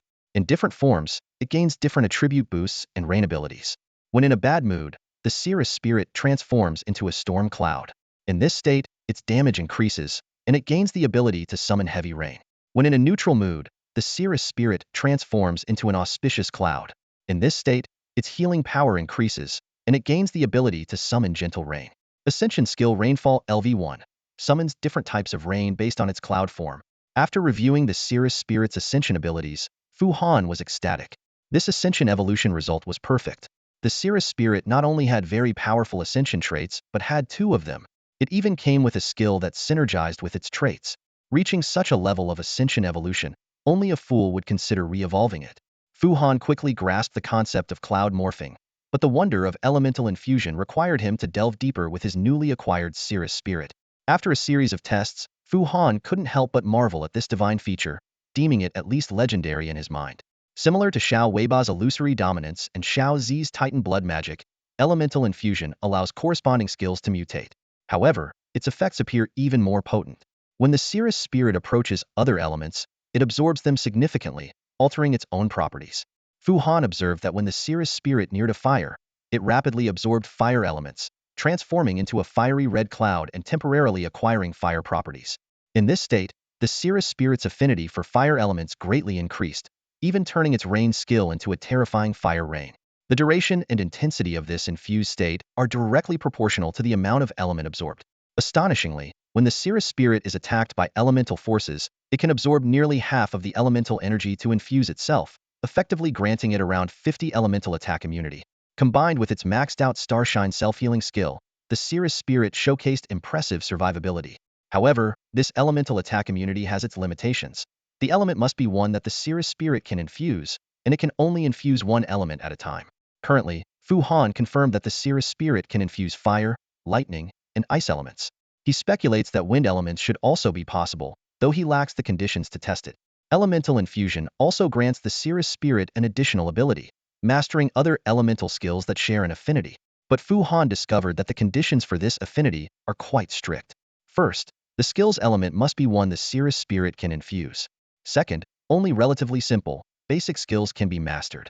For example, the cirrus spirit can easily master simple ice breath, but it cannot learn the more complex ice palm skill, despite both being ice-based.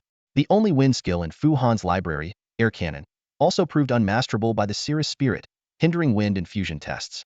However, the cirrus spirit did successfully master a simple lightning attachment skill.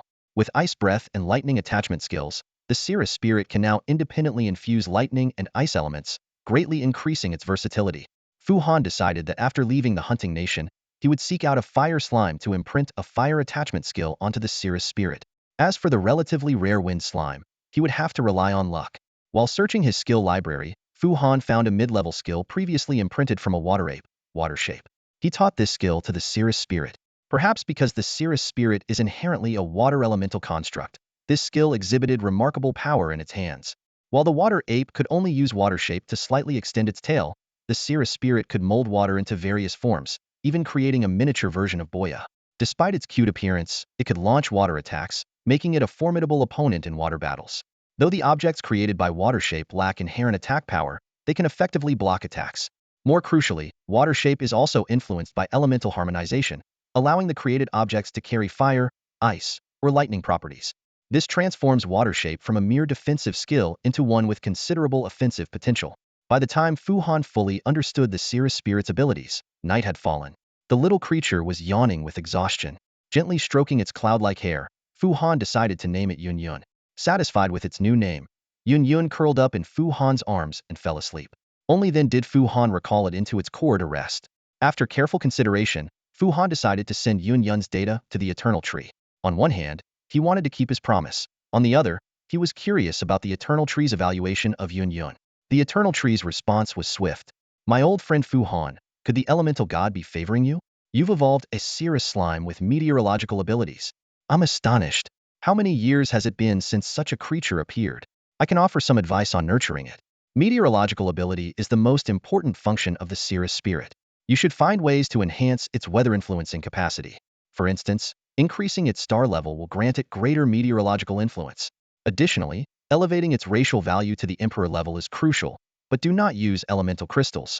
Unless you are truly favored by the elemental god, do not let it come into contact with elemental crystals. It might activate the crystal out of curiosity and trigger a sublime evolution, potentially causing its meteorological abilities to vanish. The consequences would be severe. Be very careful. Old friend, you have once again provided me with invaluable star beast information. This time, I'll grant you 5 grace points. You can exchange them in Grace City for items that enhance racial values. Take good care of it, Fu Han. It won't disappoint you. Fu Han didn't expect the Eternal Tree to give Yun Yun such a high evaluation. Meteorological ability? That was something he had overlooked. Rainmaking is indeed a form of weather influence. Fu Han had tested that Yun Yun could expand its size, growing into a cloud the size of a football field. This meant it could influence the weather over an area of 7,000 square meters. Although the impact wasn't significant and the rainfall wasn't particularly heavy, Fu Han hadn't paid much attention to it. But the Eternal Tree's reminder made Fu Han realize the critical point he had missed.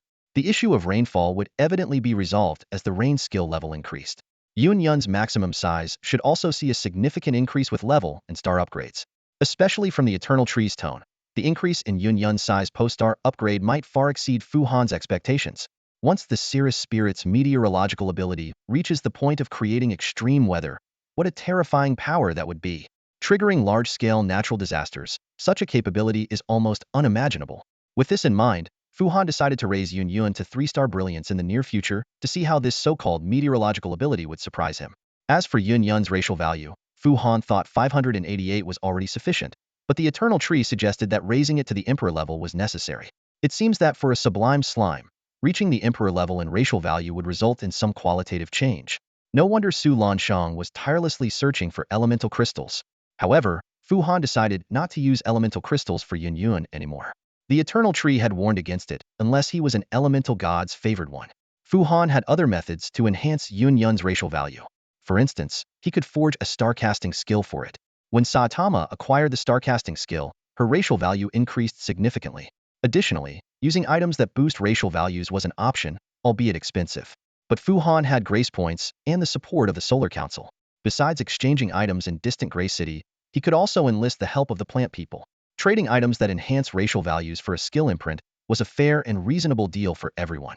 The difference of 13 racial points represents a long journey of improvement for Yun Yun, a star beast nearing Emperor level.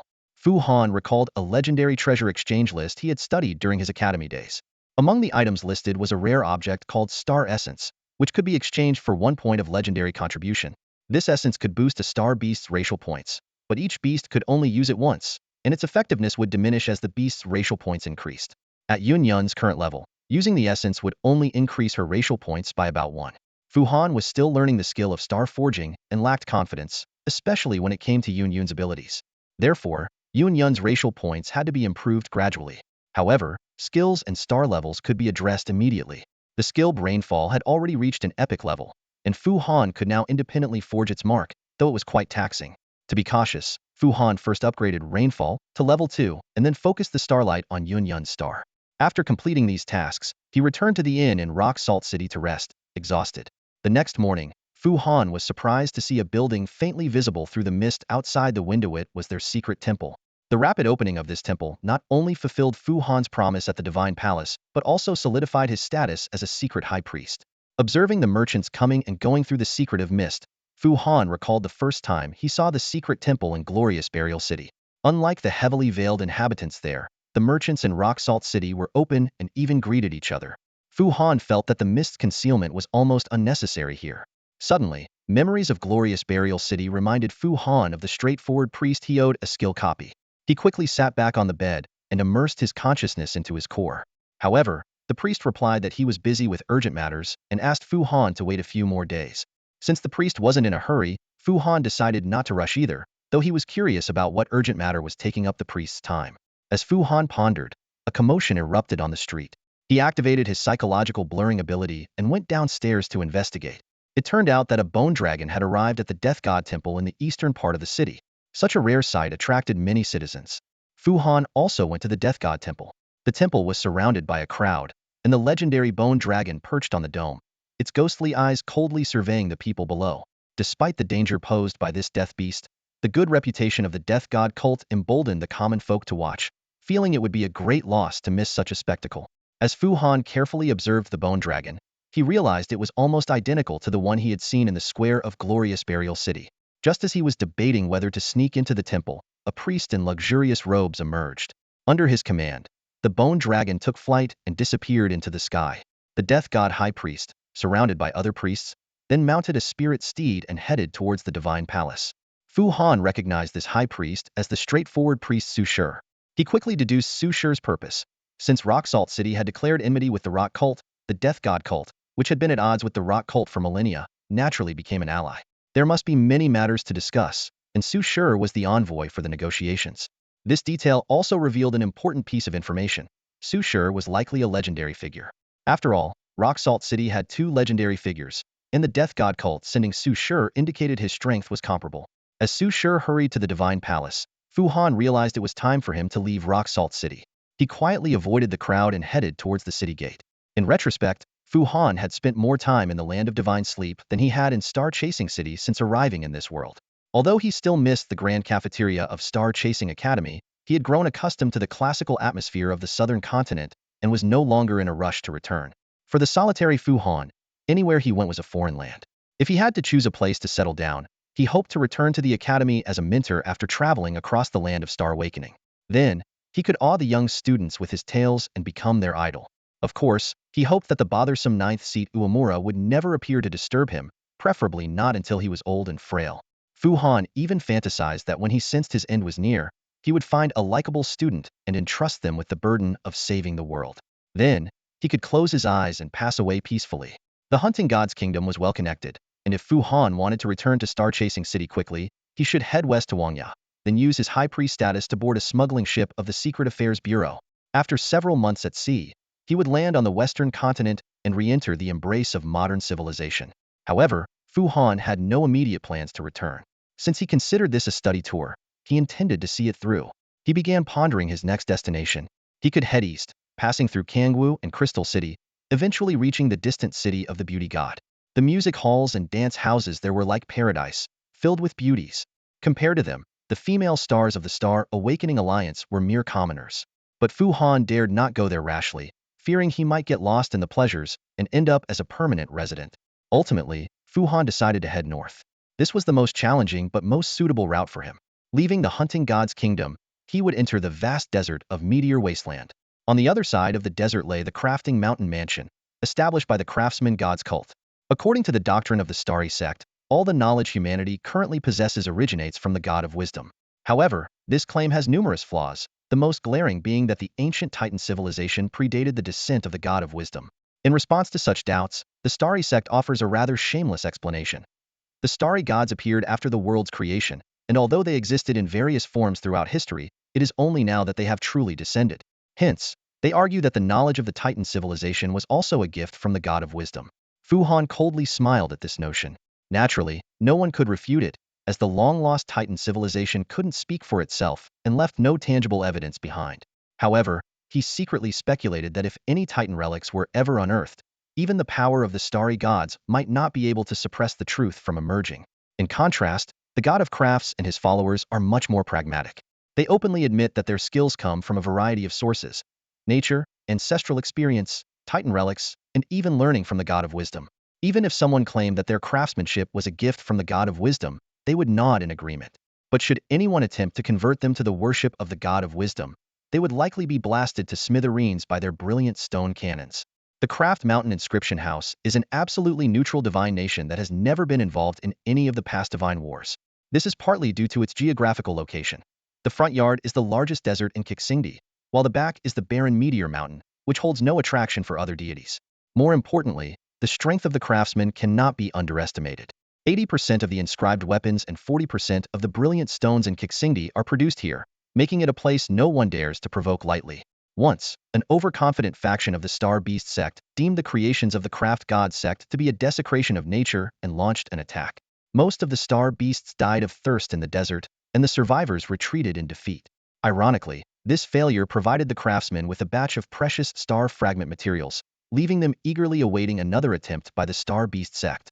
Fu Han's journey had two objectives. First, to find the temporal inscription orb to enhance Luoshun's temporal coordinate records.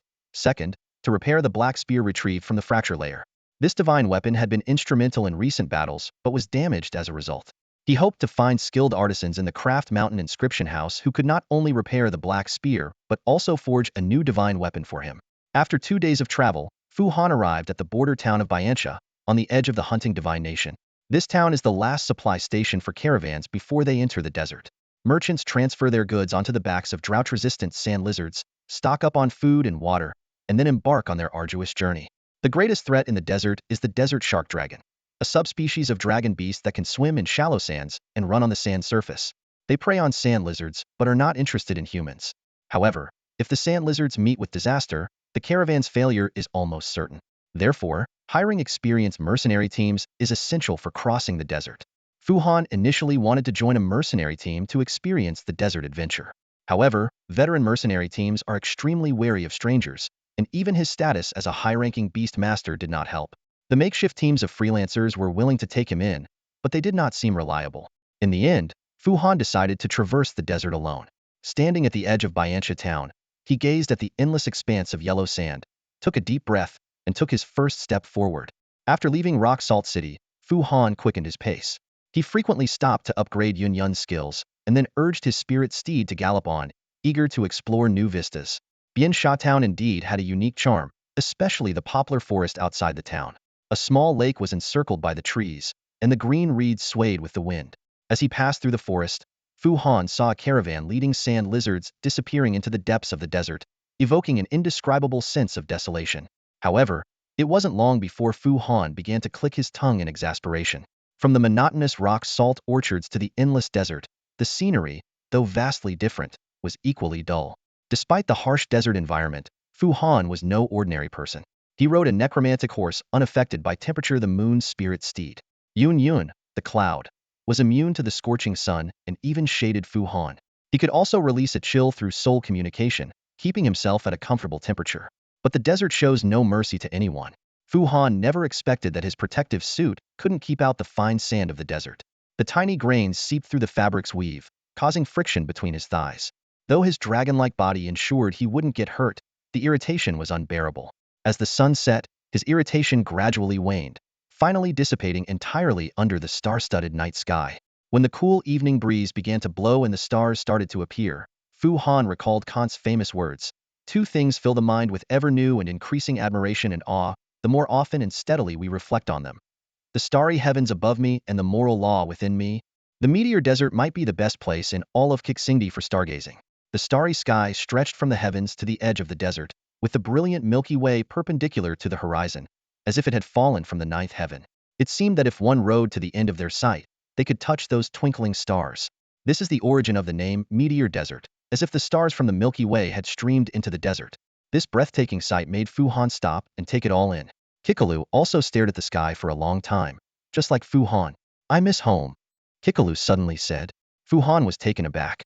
"Where's your home?" Kikalu raised her small hand and pointed to the brightest part of the Milky Way. "There." Fu Han was astonished to realize that Kikalu was an extraterrestrial being, which explained her name, Star Ferret. "You can go back and visit, right? As a star spirit, you can ignore the distance of soul connections, can't you?" Kikalu pouted and shook her head. "I could, but your core field is too far away. I can't find my way home." Fu Han was even more puzzled. "What does that have to do with my star domain?" "Of course, we signed a soul-linked contract, so I can only enter the soul world through you." "Wait, are you saying the soul world is actually the starry sky?" Kikalu was surprised. "Of course. I thought you knew that." Fu Han actually knew some related theories, such as the domains of the gods and souls returning to the Milky Way, all based on the principle that the starry sky is the soul world. But he always thought those were the fantasies of the starry faith, a superficial understanding of the universe. Hearing Kikalu now, he realized he might have been the ignorant one. Moreover, Kikalu said his core field was so far away that she couldn't find her way. Could this be related to him being a transmigrator? Just as Fu Han was about to ask more questions, he noticed tears sliding down Kikalu's cheeks. Who wouldn't miss their home? "Kikalu, don't cry. I know how to break the soul link," Fu Han said earnestly. Kikalu shook her head. "No, it's fine. You go home. Just come visit me when you can." "Well, you can go home, and then come back to sign the contract again." Kikalu still shook her head. "No, your soul field is so far away, I wouldn't be able to find it. Kixingdi is so big, I might not find you either. Kikalu continued. Actually, you don't need to worry about me. Your lifespan is short, so I'll be able to go home soon. When you die, I'll wish to go home. Okay. Fu Han was speechless. According to Kikalu, it seemed like he was going to die soon. Of course, Fu Han understood what she meant. By star ferret standards, human lifespans are indeed short. By the way, Kikalu, is the Lor Wona you often visit close to us? Fu Han suddenly remembered this. Kikalu nodded. Lor Wona is in Kixingdi. Fu Han raised an eyebrow, thinking there couldn't be only 2 star ferrets in Kixingdi, right? That would be too rare. Lor Wona loves reading and reads repeatedly. So it stays with a family that has a lot of books, Kikalu explained. Loves reading? The personalities of star ferrets are so different. Why doesn't Lorona ever come to play with you? Kikalu sighed. Lorona has to read. No time to play with me. Reads that diligently. Fu Han thought for a moment and then asked, what do you like? Kikalu? Me. Kikalu rubbed her chin with her small hand for a long time, then beamed. I like following you. Fu Han laughed. All right, then keep following me. Okay. Kikalu flew back onto Fu Han's head, tugged at his hair, and said, let's go. All right, let's go. Apart from its starry night sky, the desert has another advantage. It has star beasts. On the second day in the desert, Fu Han found the fire slimes he was looking for. With Chiyu's help, Fu Han ignored the flames on the fire slimes and caught the largest one barehanded. Then he offered it an irresistible touch contract, accept or die. The fire slime wisely complied, allowing Fu Han to acquire its inherent skill, flame attachment, which also granted Yun Yun the ability to imbue herself with fire elements. In the following days, Fu Han couldn't help but look into the sky, hoping to spot the wind slimes drifting with the breeze. Another day passed, and the priest brother sent a message saying he was ready. Fu Han calculated that it had been 4 days since Su Shi arrived at Rock Salt City. It must indeed be a significant business deal. The beach by the ICC finally returned to tranquility as the Pinnapetus left the area after their breeding season. Fu Han stood by the shore, reminiscing about his frequent visits over the past few weeks, having almost witnessed the entire breeding process of the Pinnapetus. However, this experience only earned him a meager 0.5 favor points from the Eternal Tree, leaving him feeling somewhat mocked. As per routine, Fu Han set up security measures and then projected his consciousness into the council hall through the sacred tree. The priest had been waiting for some time and immediately bowed apologetically upon seeing Fu Han appear. I apologize for keeping you waiting. Fu Han waved it off and asked tentatively, it's fine. I wonder if your important task went smoothly? The priest laughed heartily, his eyes gleaming with excitement. Smoothly. Very smoothly. We've gained another powerful ally to fight against the cult of decay. Oh? Who is it? Fu Han asked curiously. The priest replied candidly, the Church of the Hunt. Their hunters are incredibly formidable in combat. As an ally, you might not be aware, but their sacred salt roast is the best delicacy in the world. Is that so? It's a pity. I can't taste it, Fu Han said regretfully. The priest also showed a troubled expression. Indeed, it's a pity. Mainly, it would be too frivolous to ask the chief to deliver the salt roast for us. But don't worry, I believe the day when the North and South reunite will come. When that happens, come find me. I have some personal connections with their priestesses. The most authentic salt roast comes from their hands. Reunite the North and South? Fu Han mused. He realized that there were still many respectable sects on the southern continent, and seeking common ground while preserving differences might not be impossible. But he firmly held one premise. The cult of decay must be completely eradicated. I look forward to that day, Fu Han said sincerely. The priest was deeply moved. I thought all young people of the Star Alliance saw us as a great threat, but it seems you, an outsider, do not. Fu Han pondered for a moment and replied, mainly because groups like the cult of decay are even more terrifying than any great threat. The priest nodded in agreement. They will be destroyed eventually. He then changed the subject. By the way, what do you need me to do to assist with the skill replication? And how long will it take? Fu Han smiled and explained. It's quick. Just connect 2 star beasts to the hall, and I need to perform a soul touch on them. Oh. The priest seemed thoughtful. So, a rebirth beast won't do? Fu Han detailed the differences between the rebirth beast and the necro star beast, as well as the strict control of rebirth techniques by the Death God sect. He added, if it's a rebirth beast, it has to be done in person. The priest sighed softly. No problem. This time, it's my star beasts. The priest then requested authorization from the chief and summoned 2 stars to his side.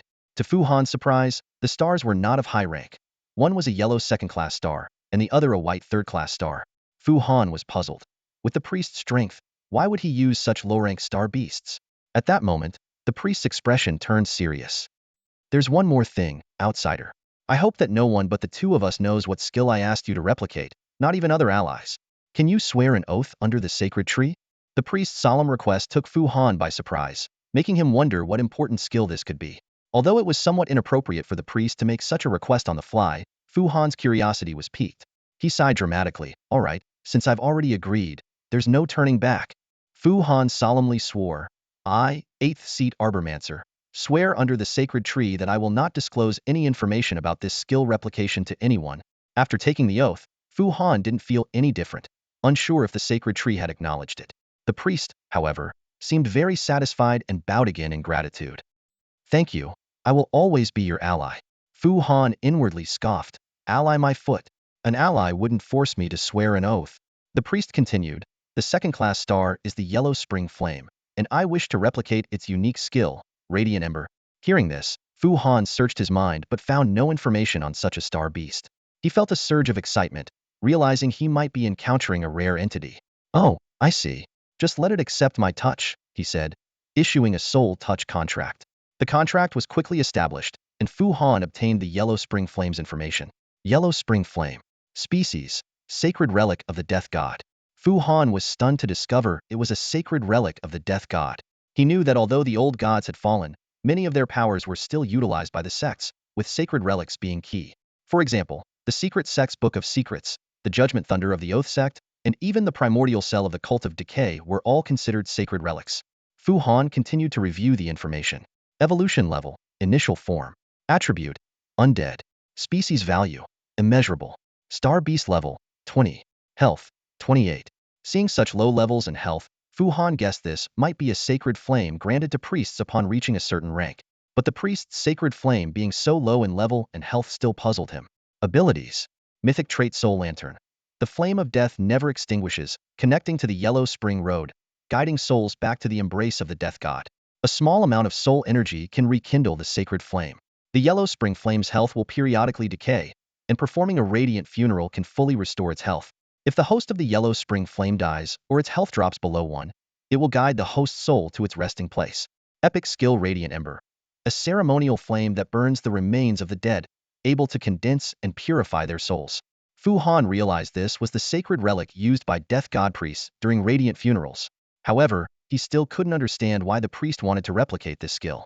This question lingered in his mind, making him even more curious about the priest's true intentions. Fu Han fell into deep thought. The situation before him seemed to present only two possibilities. The first possibility was that the skilled radiant flame might be more suitable for another star beast. However, Fu Han quickly dismissed this idea. He recalled that the flames of ash burial were only effective on corpses and had no effect on the living. While it might work wonders against undead and the departed, what other star beast would need this skill? The second, and more likely possibility, was that the priest intended to abandon the netherfire. This reminded Fu Han of a scholar who had given up on the crystal treasure box. Although the netherfire was powerful, it had a significant drawback: it would periodically decay and, without ash burial, would eventually backfire on the priest. Fu Han frowned as he pondered.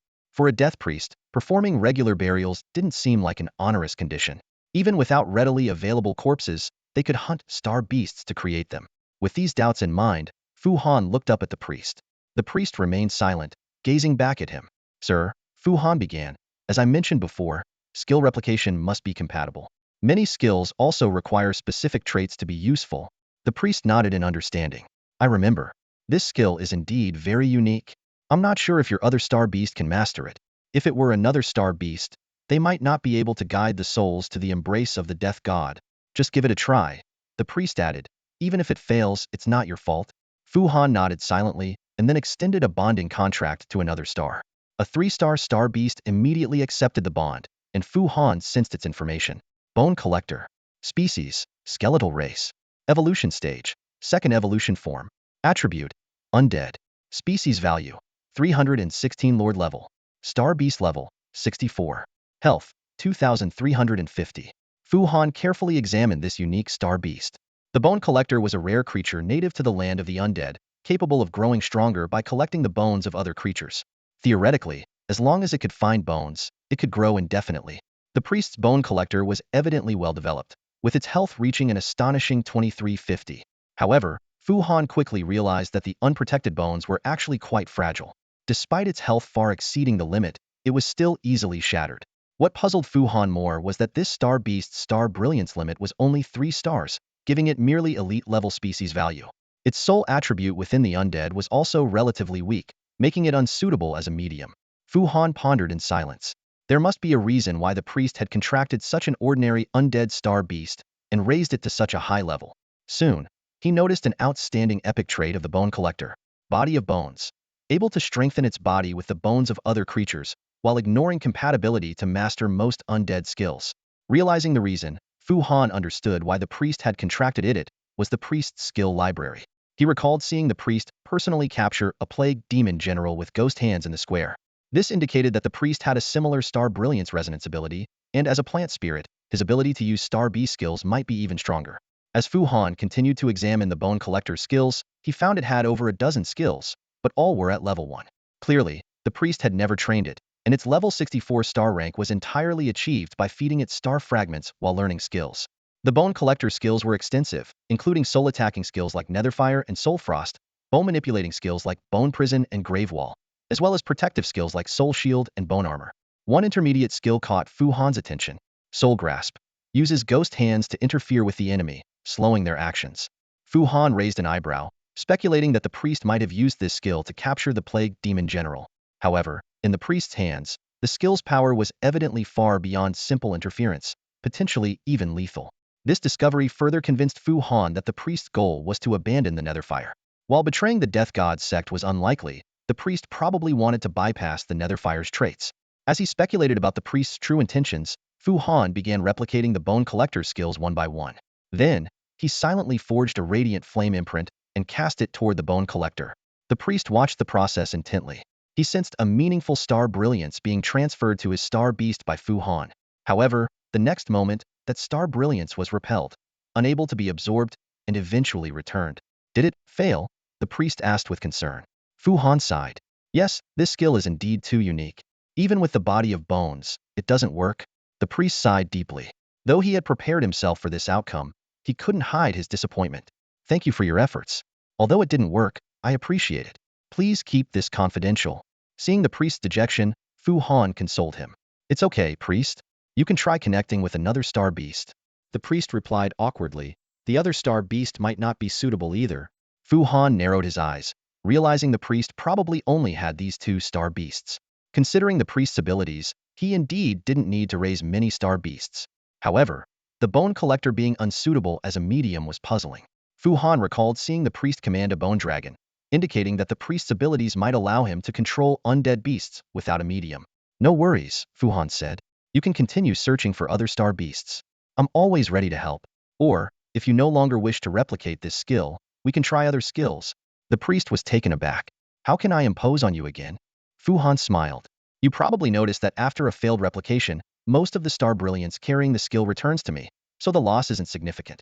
And since I promised to replicate a skill, I intend to fulfill that promise. Just help me prepare some potions to restore my mental energy. The priest bowed deeply. Thank you, sir. I realize my request for skill replication was unreasonable. I owe you a favor and will repay it in the future. Fu Han responded with a smile. No need to be so formal. We are partners meant to support each other. Starlight everlasting. After exchanging thanks with the priest, Fu Han and his companion left the council hall one after another. Returning to the shores of the frozen sea, Fu Han called back his star beast, opened a portal, and resumed his journey through the desert. This time, he had made significant gains, acquiring over a dozen skills, including the Radiant Ember. However, he didn't rush to study the necromancy skills. The Radiant Ember skill had stirred a series of questions in his mind about the Grim Reaper, spirits, and the underworld flame. Questions he had previously ignored but now found pressing after encountering the priest's underworld flame. The more Fu Han thought about it, the more he doubted the Grim Reaper and the Radiant Burial. Among the deities he knew, only the god of fertility seemed to be a true deity. The god of fertility was indifferent, almost irresponsible in Fu Han's eyes, allowing the blight to ravage the world.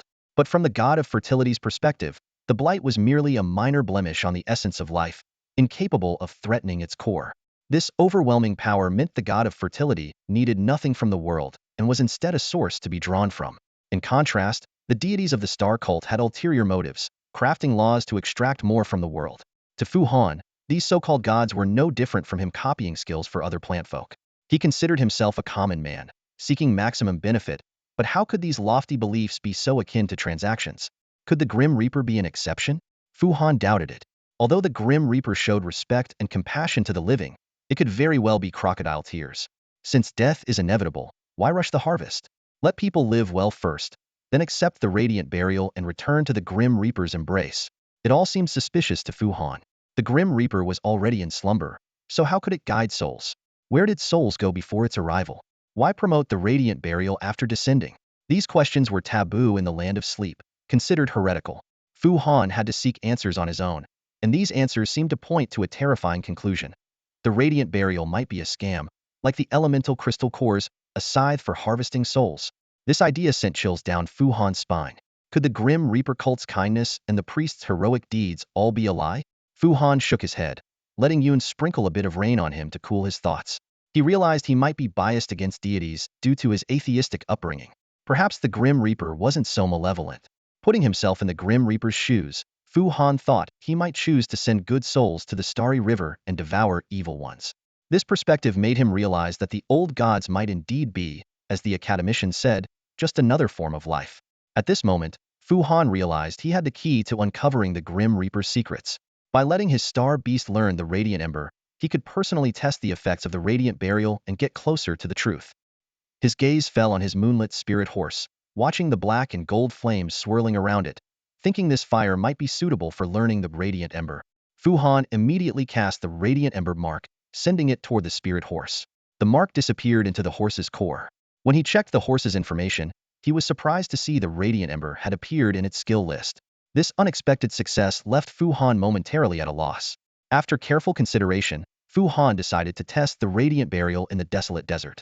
After all, he was already an excellent secret priest and had no need to risk posing as a Grim Reaper priest again.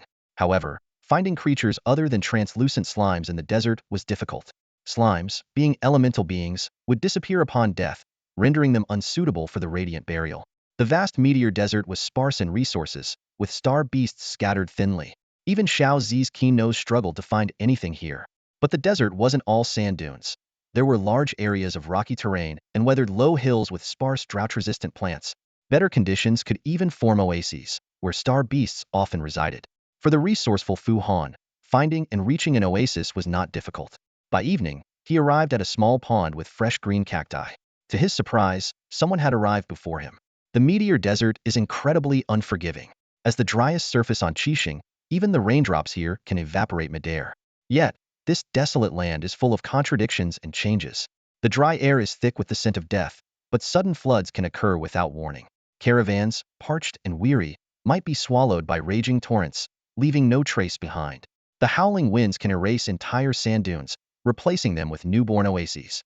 Conversely, a once-lush oasis might be buried under sand overnight. In such a harsh environment, oases are invaluable treasures.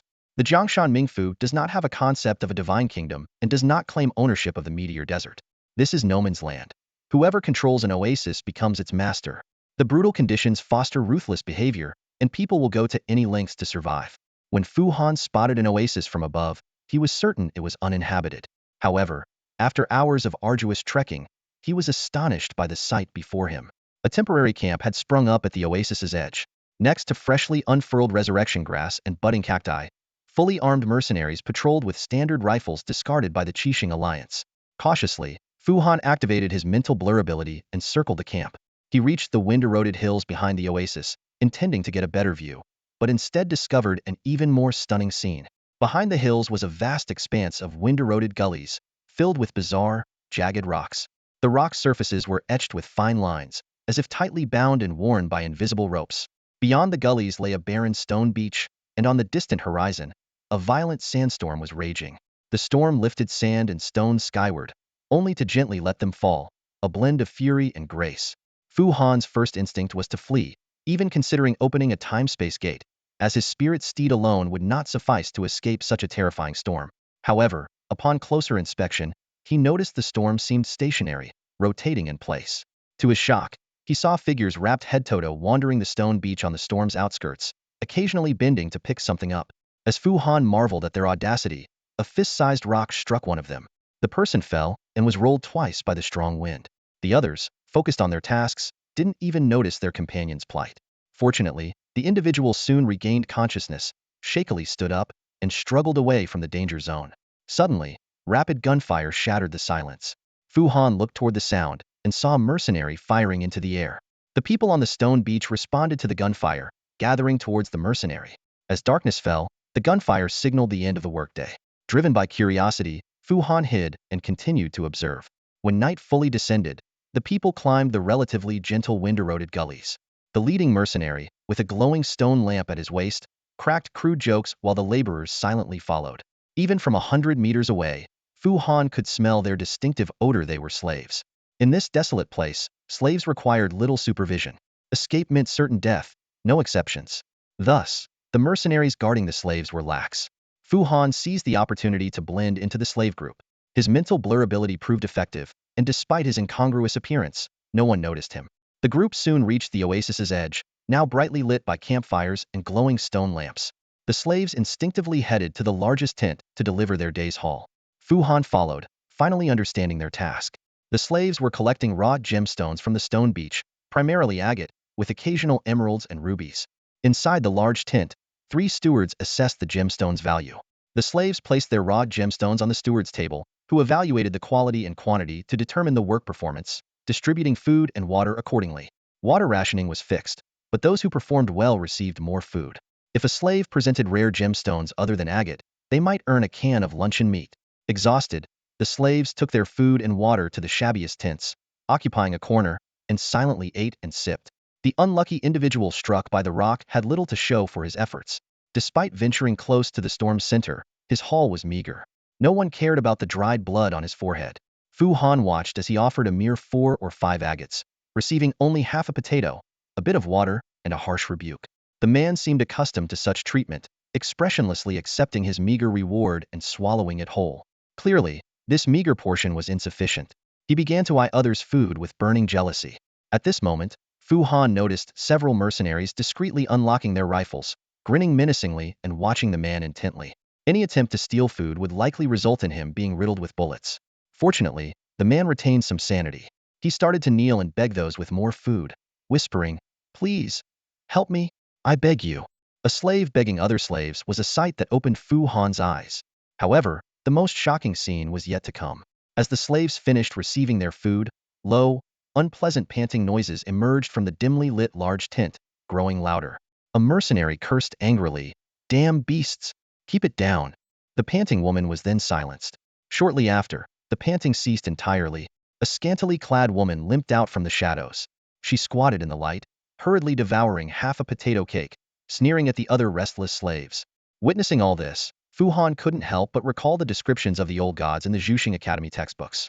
He once thought those descriptions were demonizing the old gods, but now it seemed every word in the book was a true reflection of reality. Slaves were extremely rare in the realm of death, and only those guilty of severe crimes were turned into bone slaves. Fu Han recalled the servants in Rock Salt City. Despite their low status, they were well-fed, clothed, and even paid. The sight before him in the desert was shocking. Just as Fu Han was contemplating whether to take action, an arrow shot out from the darkness, striking a fully armed mercenary in the throat at a distant outpost. The mercenary only managed to gurgle before collapsing. Suddenly, the ground shook violently, and a massive sandshark dragon burst forth from the earth. At the same time, the largest cactus on the oasis's edge began to move eerily. "Enemy attack!" The mercenaries screamed in terror. 2 stewards, who were appraising gemstones, scrambled to their feet, searching for cover. The lead steward frowned and summoned his star Beasta scorpion with an arrow-like tail. The scorpion could shoot sand stingers to attack enemies, but it was clearly outmatched by the sandshark dragon and the eerie cactus. The steward could only retreat while fighting, already considering a retreat in his heart. "Send the signal. Send the signal," someone shouted amidst the chaos. The beast master with the scorpion finally remembered to call for aid and hastily reached for the signal gun at his waist. However, before he could grab it, a flame falcon descended from the sky, its fiery attack piercing his chest instantly. There were at least 4 beastmasters among the attackers, while the mercenary camp had only 1. The disparity in strength was evident, and the ambushers had the element of surprise. The battle's outcome was inevitable. As the scorpion turned into a shooting star and vanished into the night sky, the fight quickly came to an end. The attackers emerged one by one, collecting the mercenaries' weapons and loot. There were 5 of them, all wearing headscarves that obscured their faces. Fu Han observed the group carefully. The burly man with the bow seemed to be their leader, as his precise shots were deadly. The owner of the eerie cactus was short and spoke in a childlike voice, suggesting they were young. The tall, skinny owner of the sandshark dragon was tending to his injured beast, cursing under his breath. The woman who controlled the flame falcon was cold and silent. Fu Han hadn't seen her star beast, guessing she might be a master with a star resonance. The last member was a bald, dwarf-like old man who seemed more interested in the gemstones than fighting. The skirmish not only decimated the mercenaries, but also left many slaves dead or injured. The burly man ordered the surviving slaves to gather, saying, "Consider yourselves lucky to be alive. We don't need the food and water, so you can have it. Head south whether you make it out of the desert or not is up to your fate." As the burly man turned to leave, a weak yet determined voice called out from the group of slaves, "Give us 2 guns." Fu Han recognized the speaker as the man who had been hit by a rock. The burly man turned back with interest and asked, "What?" The man struggled to stand and said, "We won't make it without guns. If we encounter star beasts, we'll die, or we'll be captured by another gang. You don't want to feed us just to have us die elsewhere, right?" "Bloodsuckers," the short woman exclaimed cheerfully. "Oh no, boss. We've been recognized. We should silence them." The burly man laughed as he loaded a gun and aimed it at the slave. "Isn't it better to die with a full stomach? Or do you want to starve to death?" "I want to live," the slave said firmly. The gunshot rang out, the bullet grazing the slave's head. The burly man frowned and asked, "I'm curious. How did someone like you end up in this situation?" The slave remained silent. The burly man tossed 2 guns to him. "Get the bullets from their bodies." The slave caught the guns and immediately instructed the others, "Quick, get the food. Take as much as you can. Don't eat too much, but take a lot. Hurry." He handed one of the guns to an old man who had helped him earlier, telling him to watch over the others. The cold woman spoke up unexpectedly, "That guy might form a bandit group. You shouldn't have given him guns." The burly man shrugged. "Some people are like resurrection grass. They can survive even in the dunes. He's meant to live. As for the future, who knows? Maybe he'll turn out like us. We are bandits after all." The dwarf-like old man grumbled about the meager loot, but the burly man muttered that the old man might have hidden something valuable again. Soon, a makeshift but functional floating vehicle arrived to pick them up. The vehicle headed west and quickly disappeared into the night. The slaves, meanwhile, trudged southward. Once everyone had left, Fu Han carefully inspected the camp, confirming no survivors. He whispered, "The hidden priest comes to give you a star burial. Return. All of you return." Fuan had witnessed a myriad of funeral rites, ranging from elaborate to simple, and some with no ceremony at all. Although he didn't fully grasp the intricacies, he observed a clear pattern. The rites varied depending on the person. Enemies received almost no ceremony, while ordinary civilians had more elaborate procedures. He once saw a death priest leading a deceased person's family through the city of Yanyan, unaware that it was a special ritual for those whose bodies couldn't be found, unrelated to the funeral rites he was familiar with. Feeling nervous about conducting his first funeral rite, Fuan wanted to choose a bad person among the slaves to practice on, but realized he couldn't judge who was good or evil. Eventually, he set his sights on the only beast master in the camp, who was notorious for his harsh demands for gems from the slaves and his frequent use of foul language. Fuan decided to use him as a test subject. To truly understand the essence of the funeral fire ritual, Fuan chose to personally connect with the soul rather than using his moon spirit steed to release the ritual fire. The process made him extremely uncomfortable after acquiring necromantic abilities. He constantly felt as if he were on the verge of leaving this world, perceiving things beyond sight and hearing mysterious whispers. Despite the discomfort, he persevered to master the skill. The release of the funeral fire was unexpected. It consumed very little starlight but required a long preparation time and could only be performed on a stationary target. After the first attempt, the skeleton remained intact, leading Fuan to realize that this was how bone slaves were created in the realm of the death god. When he used the funeral fire on the skeleton again, the bones disintegrated into starlight and then condensed into a tiny dark bead.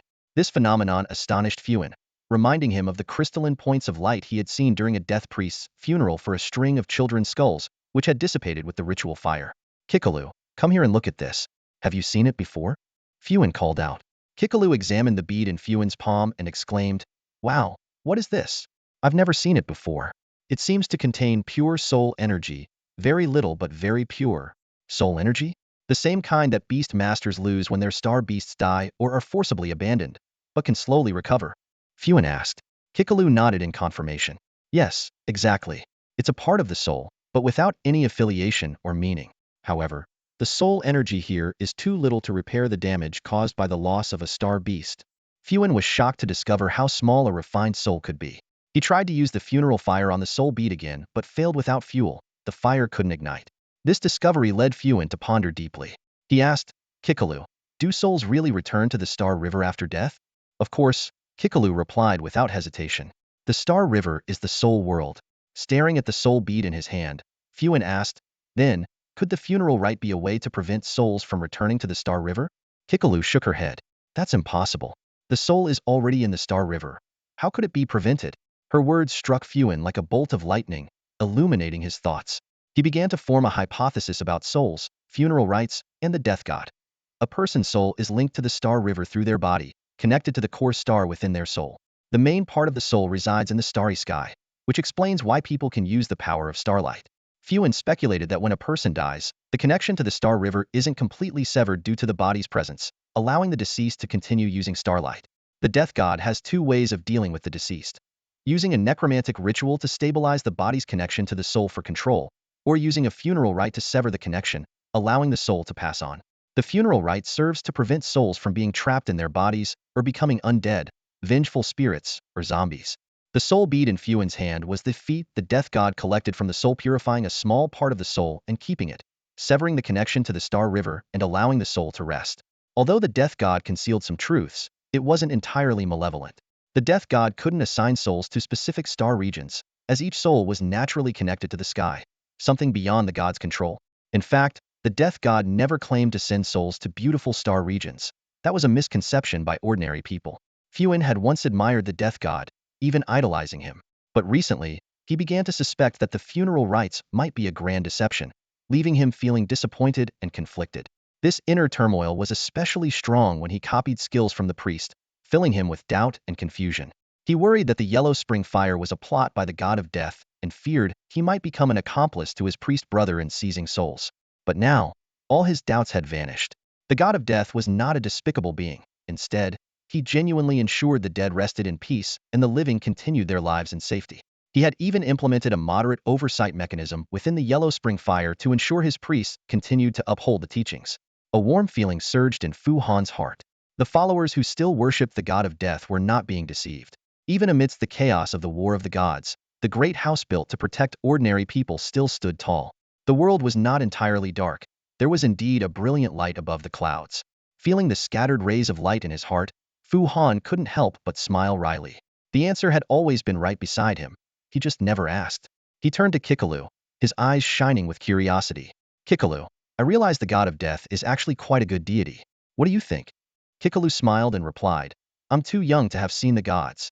But from what I know, most of them are pretty decent, except for the god of decay, right? Fu Han pressed. Kikalu pouted. Well, yeah, definitely not him. Fu Han raised the soul sand in his hand. So, what does this stuff do? How do you use it? I don't know. Kikalu tilted her head in thought. Why not ask someone from the god of death's cult? Fu Han pursed his lips. If they find out I have this, the entire cult might come after me.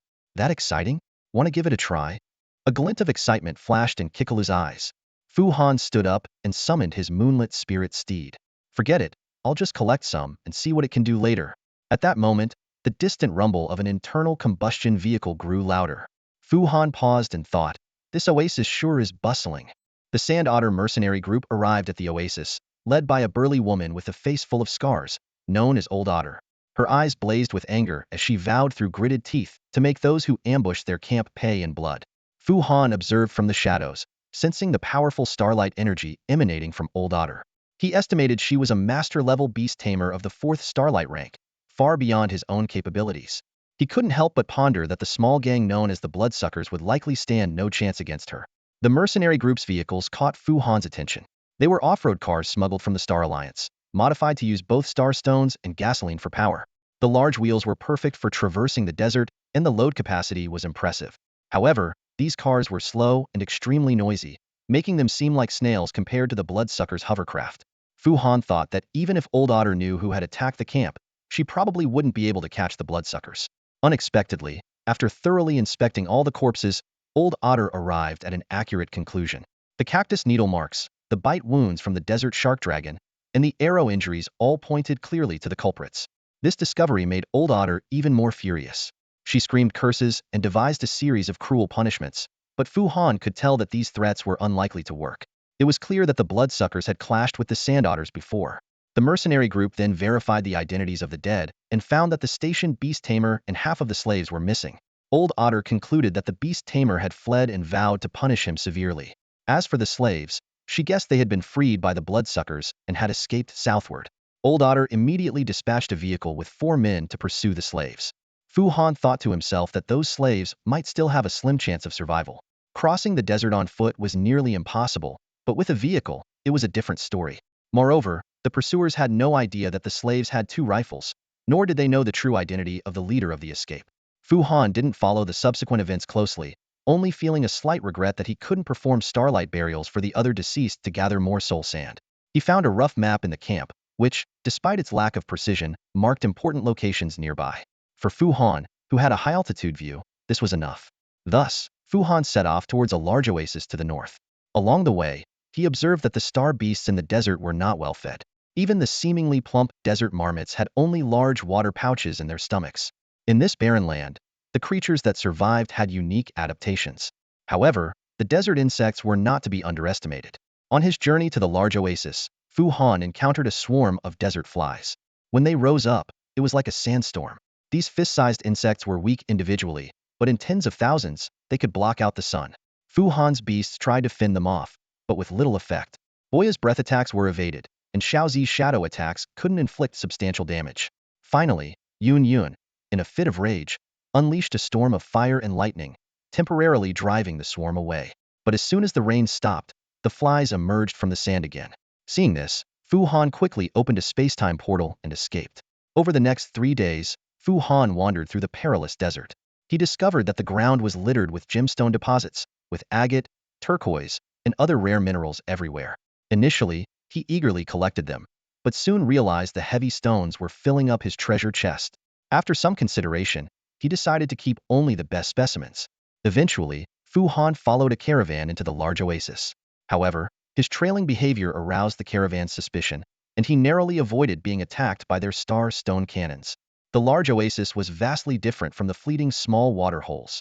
Its lake was fed by an extensive underground water system, ensuring it never dried up. The lush date palm groves produced sweet, delicious dates.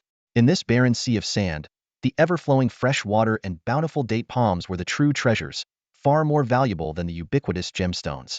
As a crucial supply station on the way to Jiangshan Mingfu, the large oasis had always been fiercely and ruthlessly contested. Although it could support some people, it was far from enough to accommodate all who coveted it. Thus, there was no cooperation, no integration, not even enslavement here. Each change of ownership saw the brutal eradication of the previous inhabitants. The dense date palm groves stood as silent witnesses to these bloody histories. However, the desert dwellers accepted this law of the jungle, believing that the strongest deserved the best land. It's worth noting that desert dwellers did not refer to the indigenous people who lived there for generations, but rather to those determined to make the desert their home. Throughout history, the desert had been a haven for those seeking to escape the world. During the War of the Gods, it was a rare sanctuary. Even after the war ended, people continued to choose desert life to avoid heavy taxes and the strictures of the star worship cult. Most importantly, in the desert, 2 rifles were enough to lead a small group to survival.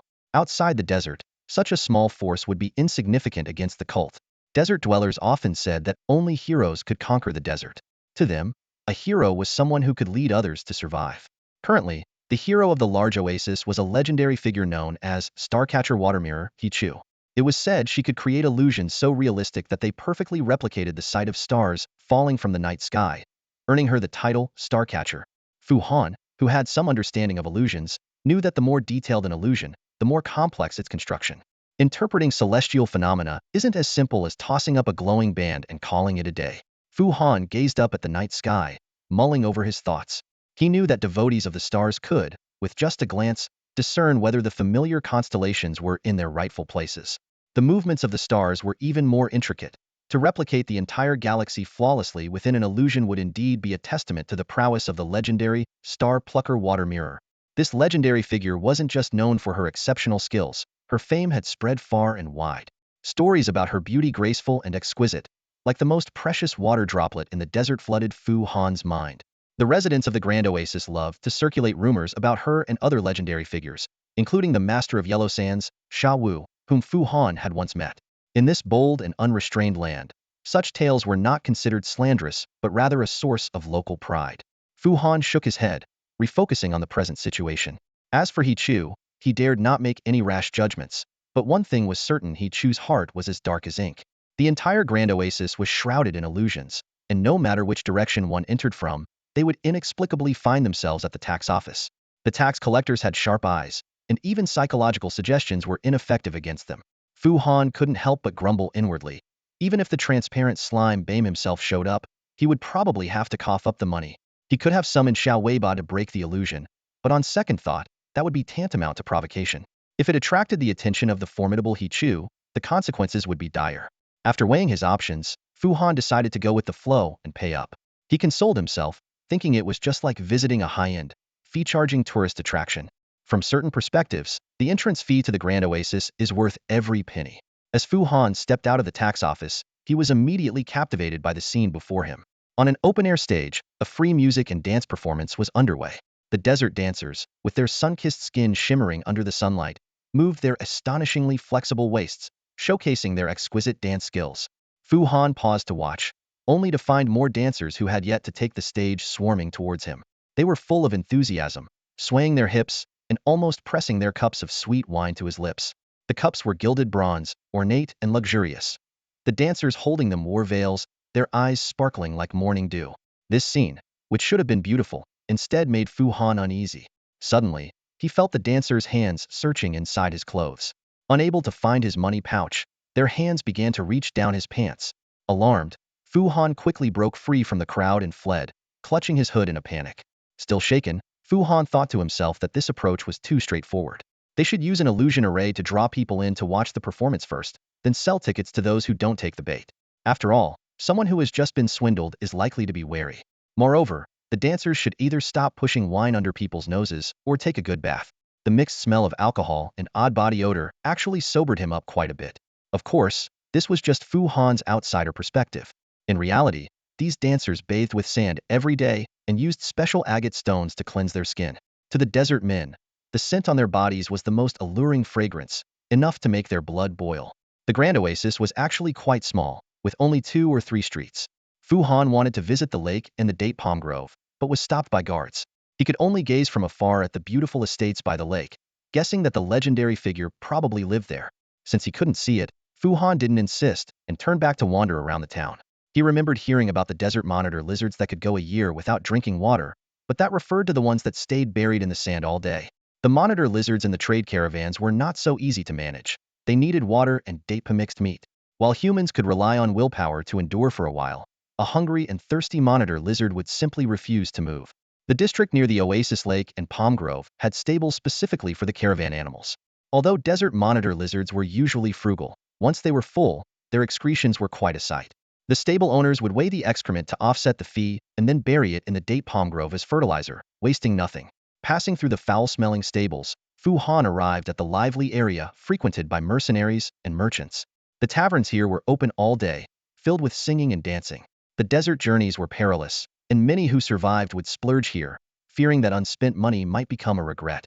The scenes in the taverns were quite wild, making the conservative Fu Han blush. As Fu Han hesitated about whether to enter one of these dimly lit taverns, he suddenly spotted some familiar figures. A burly man with a bow, a tall and thin man, a dwarf, a graceful lady, and a short girl. It was none other than the small band of righteous thieves known as the Bloodsuckers. They were carrying large, bulging sacks, presumably filled with the gems they had stolen from the camp, and it seemed there were even more this time. Fu Han recalled the old dwarf mentioning they would sell to the Secret Affairs Bureau, and his interest was piqued. He quietly followed them. Before long, they entered a tavern called The Masked. The sign at the entrance stated that masks were required for entry. As Fu Han got closer, he noticed many knife and axe marks on the door beam, and upon closer inspection, he could discern the insignia of the secret sect among them. This was undoubtedly a property of the secret sect. While desert people generally rejected the star worship sect, they were particularly tolerant of the secret sect. After all, the Secret Affairs Bureau thrived in the alliance of rising stars, let alone in this small oasis. Moreover, the secret sect's arms business was quite popular in the desert. The cheap, decommissioned firearms from the alliance of rising stars were more marketable than the nearby craftsmen's guild's luminous stone weapons. Fu Han adjusted his coat, donned a black mask, and pushed open the door to the masked tavern. As a member of the alliance and a high priest of the secret sect, This was his first time dealing with the Secret Affairs Bureau, and he was unsure how much his identity would matter here. Upon entering, Han Fu immediately looked up to observe the ceiling. The roof of the masked tavern was adorned with scattered glowing stones, forming a constellation of the God of Secrets, creating an atmosphere that was both mysterious and dim. This type of decor was a common favorite among all followers of the Starry Faith and a hallmark of the secret sect. Though the tavern was dimly lit, it was exceptionally lively. Han Fu was surprised to find that every table was occupied. The patrons were well-dressed and well-mannered, with no loud chatter or the presence of dancers and singers. What was even more astonishing was that there wasn't a drop of alcohol in sight. While Han Fu was still puzzled, an unmasked attendant approached and quietly asked if he was there for business or a drink.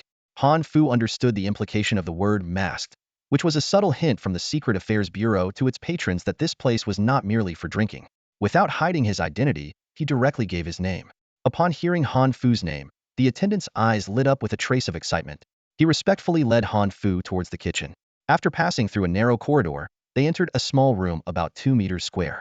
The attendant knocked on a wooden panel on the wall, and the room began to descend slowly, revealing itself to be a cleverly disguised elevator. The sight of the basement made Han Fu raise an eyebrow. It was essentially a large underground market, showcasing a variety of goods from the Star Alliance. Unmodified diesel generators, water purifiers, tents, sleeping bags, sunglasses, sand goggles, and even openly sold rifles. While it wasn't uncommon to see Star Alliance goods being sold in the southern continent, such a complete and brand new inventory was indeed rare. The attendant asked Han Fu if he wanted to browse around first or go straight to see the boss. Han Fu chose the latter, and he was led to a room called the negotiation room. While waiting, the attendant brought him a bowl of creamy date brew. Han Fu took a sip and found the date brew to have a unique taste, rich with a milky aroma and filled with date fragments. It was sweet, but had almost no alcohol flavor. He let most of it be enjoyed by Kikalu, who had transformed into a ferret. Kikalu drank it with great delight. Shortly after, the owner of the masked tavern finally arrived. She was a voluptuous woman in her 40s, with a beauty mark on her left nostril, still exuding charm. She introduced herself as Ms. Liu and then explained the truth about the date brew. It was the authentic date brew, only roughly fermented, mixed with milk and frosting sugar, making it more of a dessert. When Han Fu inquired about the type of milk used, Ms. Liu responded with a meaningful question, asking for his guess. Han Fu was momentarily stunned into silence. Fortunately, Ms. Liu did not reveal that the date brew was made by beautiful girls from the Great Oasis stomping the dates with their feet, or Han Fu might have been tempted to scold the attendant who had bought him the drink. Fu Han stared at the glass of date wine in front of him, feeling a mix of emotions. He couldn't help but recall his days as a student, fighting for meat buns in the academy's dining hall. Now, he was a high-ranking chief priest, yet he felt out of place with such a luxurious drink before him.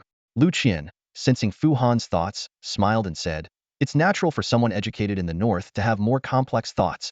Her words carried an implied understanding, as if she had already seen through Fu Han's background. Fu Han was well aware of the intricate relationship between the Secret Affairs Bureau and the Qixing Alliance. As he pondered how to respond, Lu Qian continued, "You must be curious how I know.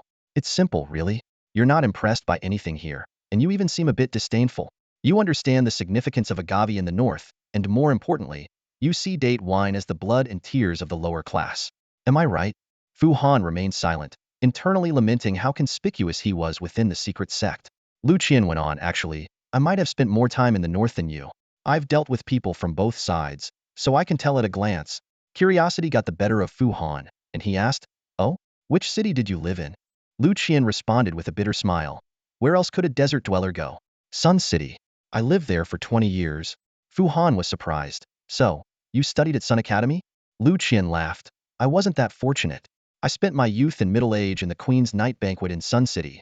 Those days of youth are long gone." Fu Han was momentarily speechless, unsure how to respond. Lu Qian, however, continued with a smile, "Chief priest, you have a kind heart, but some things aren't as you think. For example, this bowl of date wine isn't the blood and tears of the lower class. It's a good livelihood. The coin you spend on it is enough to support their children. For me, Sun City was paradise. I lived in luxury, adored by all men. That was true happiness.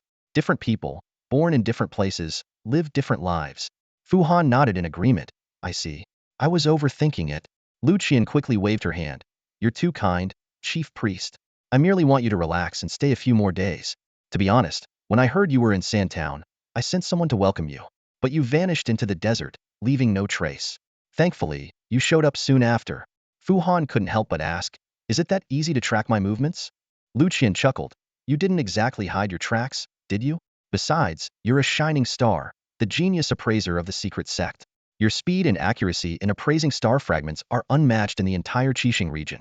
Even the veteran appraisers of the Qixing Alliance with new equipment can't match your speed. And you're still so young. You're bound to reach the pinnacle of legendary appraisers. Actually, in many eyes, you already are a legend. Fu Han suddenly realized that his reluctance to waste time had made him memorable within the secret sect. He asked, "So, you sent someone to welcome me for the star fragments?" Lu Qian nodded. "If it doesn't interfere with your journey, we'd like to ask you to appraise our star fragments. The Qixing Alliance's control over star fragments is too strict. It's easy to transport discarded weapons, but star fragments, not so much. Sending them across the sea for appraisal is simple, but they never return. And here, the costs are high. This great oasis is quite remote, and other appraisers don't have your kind heart. They wouldn't even appreciate date wine. They look down on it." Fu Han gestured for Lu Qian to stop. He knew the Secret Affairs Bureau wasn't truly in dire straits, just temporarily lacking a suitable appraiser. For Fu Han, appraising star fragments was a minor task. The only issue was the price. But he wasn't short on money now. He was more interested in Lu Qian, who could talk about the Qixing Alliance. "So," Fu Han proposed, "I'll stay a few more days to help with the star fragments, but I have some questions and might need your help with a few things." Lu Qian smiled.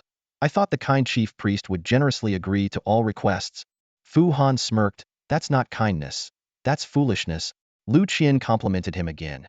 "You truly will become a legend?" Unmoved, Fu Han asked directly, "What happens if you use a directional teleportation rune array to send someone or something to the north?" Caught off guard by the technical question, Lu Qian could only share what she knew. Direct teleportation doesn't work. You need to use an interlayer treasury as an intermediary. "Why?" Fu Han pressed. Lu Qian sighed. "My dear chief priest, I'm just a dancer. If someone tells me it doesn't work, I know it doesn't work. As for why, that's beyond someone like me." Fu Han fell into deep thought. He had always wondered why the directional teleportation rune arrays of the Star Sect weren't used for travel to and from the north. Even Kira had arrived on the eastern continent via a cloud whale. It seemed he needed to either understand the reason or obtain an interlayer treasury for intermediary use. "I need to find Shangli," Fu Han thought to himself. He then asked, "You must have been involved when the Decay Saintess went to the eastern continent, right? Do you know how she did it?" Lu Qian sighed. "The Secret Affairs Bureau is vast. I only heard bits and pieces about that. But if I were her, I'd find a way to cross the equator first, then activate the teleportation." "Just crossing the equator will do?" Lu Qian nodded slightly, a glint of shrewdness in her eyes. She spoke softly. "If you have anything particularly dangerous that needs to be transported, we can tailor a thorough plan for you." Fu Han shook his head, his expression calm as he replied, "At most, I would go myself." Hearing this, Lu Qian's face lit up with a confident smile. "That's simple. Leave it to me." Fu Han shook his head again, a hint of contemplation in his voice. "It's not the right time yet." He paused briefly, then changed the subject. "Do you have any news about Zhuxing City?" Lu Qian's eyes brightened at the question, and her speech quickened. "Zhuxing City has now been corrupted into a wasteland." She paused and added, "However, new Zhuxing City is already under construction." Fu Han frowned slightly and asked, "Are your people involved in this?" Lu Qian smiled and shook her head, explaining, "Not my people, but my superiors. The support that Zhuxing City requested all came from Sun City." "Good." Fu Han nodded, not pressing for further details. He then asked, "There should be an observatory here, right?" Fu Han still felt a lingering attachment to Zhuxing Academy. He wondered about his few friends, the respected mentors, and the kind-hearted cafeteria ladies who, despite their harsh words, had good intentions. Images of the academy and familiar faces flashed through his mind. Fu Han had already learned that the people of Zhuxing City had evacuated, which gave him some comfort. When he heard that Lu Qian could contact Zhuxing City, he felt even more relieved. Now, Fu Han could slowly gather news about everyone. He pondered that perhaps, even from afar, he could contribute to the rebuilding of Zhuxing City. However, he quickly realized that his situation was not safe.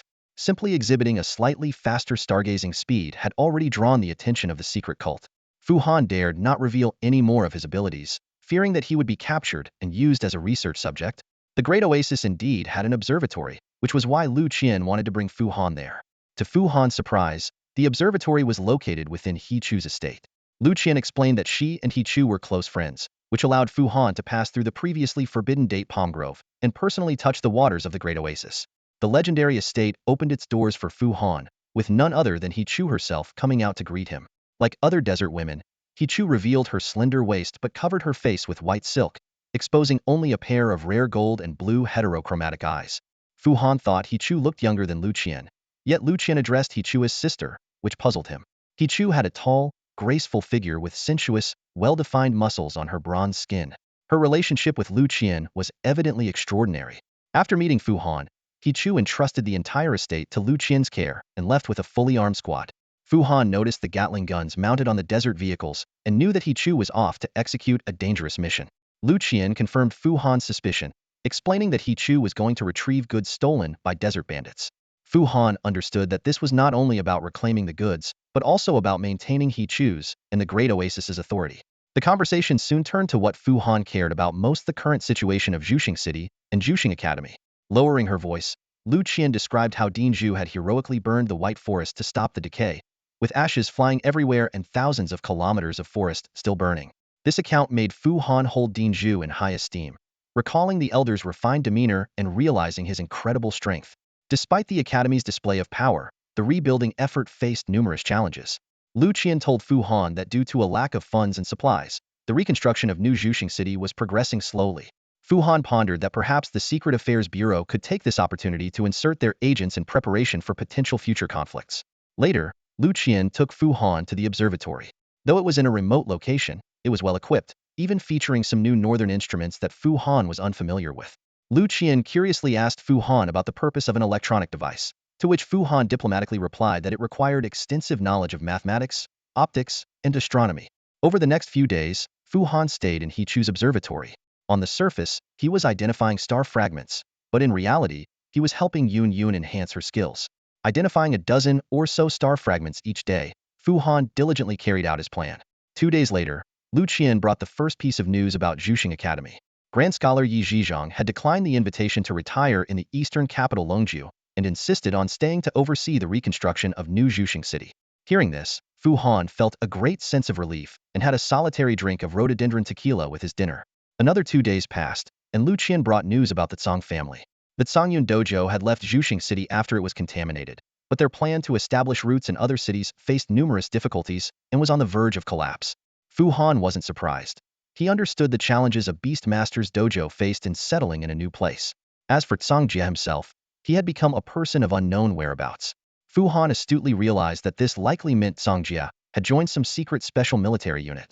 This speculation made Fu Han thoughtful, considering the potential implications of this development. This aligned well with what Fu Han had learned. He pondered silently. With Tsangjia's talent and skills, as long as he was willing to join the military, he would undoubtedly be seen as a key candidate for grooming. It seemed inevitable that he would become a high-ranking officer in the future, so it wasn't surprising that his records were hidden. What Fu Han didn't expect was that the once familiar guy would ultimately choose a military career. On this day, besides bringing news about Tsangjia, Lu Qian also brought Fu Han a small gadget. It was a portable TV capable of receiving satellite signals, allowing access to Qixing Alliance's satellite channels. Fu Han curiously examined the compact device and discovered that it had quite a variety of programs, including TV dramas, movies, and some talk shows. However, he soon noticed that most of these programs were overwhelmingly praising the Qixing Alliance and criticizing the Fuxing sect. The only thing that piqued Fu Han's interest was the live broadcast of the Qixing Beast Master competition. As he fiddled with the small TV, Fu Han suddenly thought of his own terminal. He turned to Lu Qian and asked, "Since this can receive satellite signals, can I get a terminal to use as well?" Lu Qian shook her head and explained, "No, terminals need dozens of satellites to operate properly. Ordinary satellites don't dare to pass over the land of divine slumber." Fu Han was puzzled. What happens if they pass over here? Lu Qian, a bit surprised by her chief priest's lack of knowledge, asked back, "Have you heard of the star-shattering dragon arrow?" Fu Han nodded. "Guess which stars it shatters," Lu Qian said meaningfully. "Whoa!" Fu Han exclaimed, realizing the power of this weapon. Pointing to the portable TV in his hand, he asked again, "Then why can this work?" Lu Qian patiently explained, "It's different. This broadcasting satellite is specially designed. It's very small and hard to detect. Plus, it's single function and cheap to produce. If it's destroyed, they just launch another one." She pointed at the small TV, adding, "If it gets no signal at all, it means the satellite has been found by the star-shattering dragon arrow. Just wait a while and try again." Whoa! Fu Han couldn't help but marvel at the might of the star-shattering dragon arrow and the Qixing Alliance. He then asked, "Is this thing popular in the desert?" "Pretty much," Lu Qian replied. "But the batteries are expensive, and few people watch those shows. The live broadcast of the competition is quite popular, though." Fu Han looked at Lu Qian thoughtfully and suddenly asked, "Why do I feel? You must be getting something out of this." Lu Qian grinned mischievously. "Hee hee, I run a betting pool. Do you want to place a bet? But chief priest, with your wealth, please don't bankrupt me." Fu Han gave a thumbs up and praised, "You really know how to play the game." He Chu said she would return in 2 days, but it actually took her 5 days to get back to the Great Oasis. It only took a brief moment to wipe out the desert bandits, but an unexpected sandstorm delayed her for 3 days. The desert shows no mercy to anyone, not even to legendary figures. Upon her return to the Great Oasis, He Chu immediately extended her hospitality to Fu Han by hosting a banquet. At the feast, Fu Han was treated to the most authentic desert music and dance. The dancers, adorned in exquisite silk, moved gracefully, creating a stunning visual display. However, their incredibly flexible bodies often performed movements that left Fu Han in awe, showcasing a breathtaking beauty. He Chu was a person of few words, in stark contrast to the talkative Lu Qian. When they conversed, it was usually Lu Qian who did most of the talking, while He Chu listened quietly. Fu Han wasn't even sure if she was truly paying attention. As the host, He Chu was never impolite, always inviting Fu Han to share a drink or introducing him to local delicacies such as homemade dried fruits, candy treats, fresh dates, and cactus fruit. Although Fu Han had already sampled many of these foods over the past few days, the quality seemed to have improved since He Chu's return. He brought some to Kikalu, hoping it would appreciate them, but Kikalu was too busy playing to pay much attention. On the 7th day of his vigil in the observatory, Fu Han finally received news about Mu Qi. Unlike the renowned Songjie and Grand Scholar Yi, Mu Qi was an obscure figure, making it difficult to gather information about him. Fortunately, the news was generally positive. Mu Qi's father ran a pharmaceutical company and had incurred significant debt to purchase Mu Qi's first star beast, the Spirit Leaf Fairy. After the incident in Juxing City, his father's company went bankrupt and was blacklisted by various banks. This meant that Mu Qi had to shoulder family responsibilities prematurely. However, Mu Qi had now made something of himself. He became the captain of the hunting team at Juxing Academy, leading a 16-member squad into the wilderness to hunt star beasts. This was not only to prevent star beast attacks on temporary residential areas, but also to collect resources for the academy and enhance the combat skills of the students. With excellent star beast configuration and solid pharmaceutical knowledge, Mu Qi was elected as the captain. His Spirit Leaf Fairy could simulate plants, providing supplies and healing, while the carnivorous flower served as the main combat force. After several hunts, the carnivorous flower evolved from a seedling to a mature plant, significantly boosting its combat effectiveness. Mu Qi's hunting team achieved remarkable results, and the Secret Affairs Department's informants happened to witness them returning triumphantly to receive awards. The awards were presented by a professor named Chu, who used to be in charge of the breeding center, which had since been contaminated by the scarlet rot. Fu Han felt uneasy about the prolonged presence of the scarlet rot in Juxing City and considered whether he should return to the eastern continent to investigate. However, the threats from the cult of decay and Kyra remained unresolved, and the key issue lay with Shangli. After careful consideration, Fu Han decided to first go to Jiangshan Mingfu to address the Black Gun issue. If there was no progress by then, he would return to the eastern continent via the Secret Affairs Department and deal with the cult of decay, Kyra, and Shangli afterwards. The next day, Fu Han bid farewell to the Great Oasis and set off on his journey once again. The days he spent in the observatory were the most relaxing he had experienced recently, mostly filled with sleep except for training Yun Yun's skills. After leaving the Great Oasis, Fu Han had Yun Yun test its upgraded rain skill.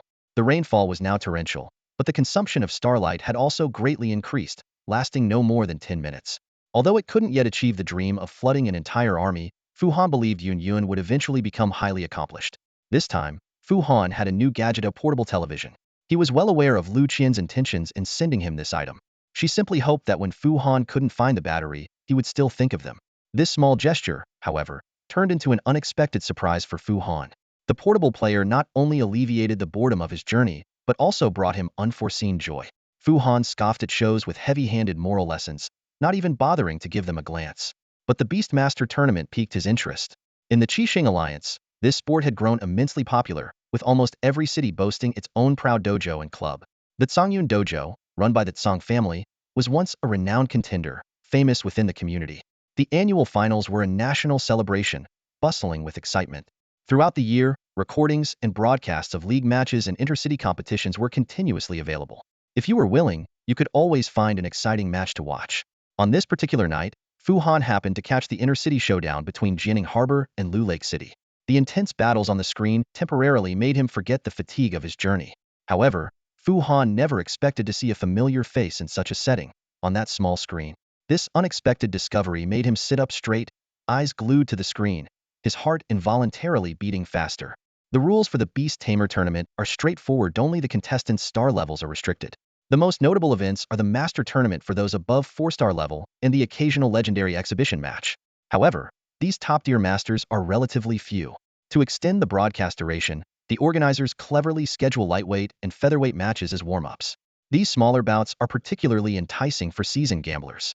A contestant who has reached the master level has likely fought hundreds of battles. Their beast configurations, skill combinations, and decision-making habits are well known, leading to rigid betting odds. In contrast, the preliminary matches are full of surprises and unpredictability. The match Fu Han witnessed was a 4-on-4 team battle. The objective was to destroy the opponent's energy crystal or render all opposing members unable to fight. Both teams had identical lineups. One senior beast tamer as the captain, 2 intermediate tamers as deputies, and 1 junior tamer as support. What was supposed to be a contest between senior tamers turned into a spectacle dominated by a junior tamer from Jinningport. This junior tamer was none other than the 7th-seat Wemikido, Xiao Mao. Who would have thought a junior tamer could possess a 3-star level mirror cat? Even more astonishing, this mirror cat had no physical form. When Xiaoweba's illusion field enveloped the arena, visible to all spectators and captured by cameras, this meme entity was already unbeatable. Xiaoweba created clones through the illusion field, endowed them with illusionary attacks, exploited opponents' vulnerabilities with its phantom eyes, and hindered them with telekinetic limbs. Single-handedly, Xiaoweba immobilized the 4 opposing tamers. The key was that the opponents, despite their efforts, couldn't identify Xiaoweba's true form among the illusionary clones, helplessly watching Xiao Mao's teammates attack their energy crystal. Not only were the contestants searching for Xiaoweba's true form, but the audience and commentators were also trying to devise countermeasures. Fu Han chuckled inwardly. How could they possibly find it?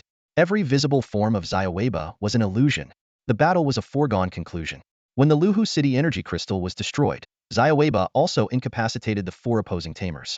Ultimately, Xiaoweba's owner Junior Beast Tamer Miao Yuhan was named the match's most valuable player and gave a brief interview. As Fu Han had anticipated, Xiao Mao was younger than him. This was good news. Fu Han believed that the Solar Wood was measured in its choices. If they selected someone so young for the Solar Council, the descent of the end barrier might not be imminent. The young girl appeared confident on camera. Her lively eyes and 2 prominent canine teeth made her somewhat resemble a cat. She confidently introduced herself and Xiaoweba, emphasizing Xiaoweba's exceptional mental strength and intelligence. Fu Han couldn't help but wonder if Miao Yuhan was her real name. Fu Han recalled Xiaoweba mentioning they needed to go somewhere they could gain admiration. It now seemed clear this place was the Beast Tamer tournament. For a tamer like Xiao Mao, without any foundation, the arena was indeed the fastest way to accumulate admiration and grow stronger. However, the risk was being noticed by other Wemikido. For instance, Fu Han had seen the match, so scholars with unclear motives might have seen it too. The real concern wasn't the scholars aware of Xiaoweba, but the merchants wielding dual powers. After all, the Beast Tamer tournament had close ties with commercial groups. If merchants sensed something amiss, Xiao Mao could be in danger. However, Xiao Mao had always been lucky. Perhaps the merchants would indeed be unable to harm her. Beyond the Great Oasis, the desert was dotted with other oases and riverside settlements, belonging to various factions. Some were open to all like the Great Oasis but charged higher fees. Others were lawless bandit groups like the Sandrat Gang, devoid of any morals. They chased caravans in sand vehicles, extorted goods, and those who dared resist might end up as slaves. The map Lucian gave Fu Han detailed the factions and their threat levels, instructing him to mention her name if he encountered anyone in the eastern desert. With this safeguard, Fu Han traveled more freely. He had plans and goals, losing curiosity about the desert. For example, he now ignored sudden battle noises, focusing on his destination. Additionally, desert dwellers naturally respected lone travelers, understanding the desert's dangers and guessing their strength.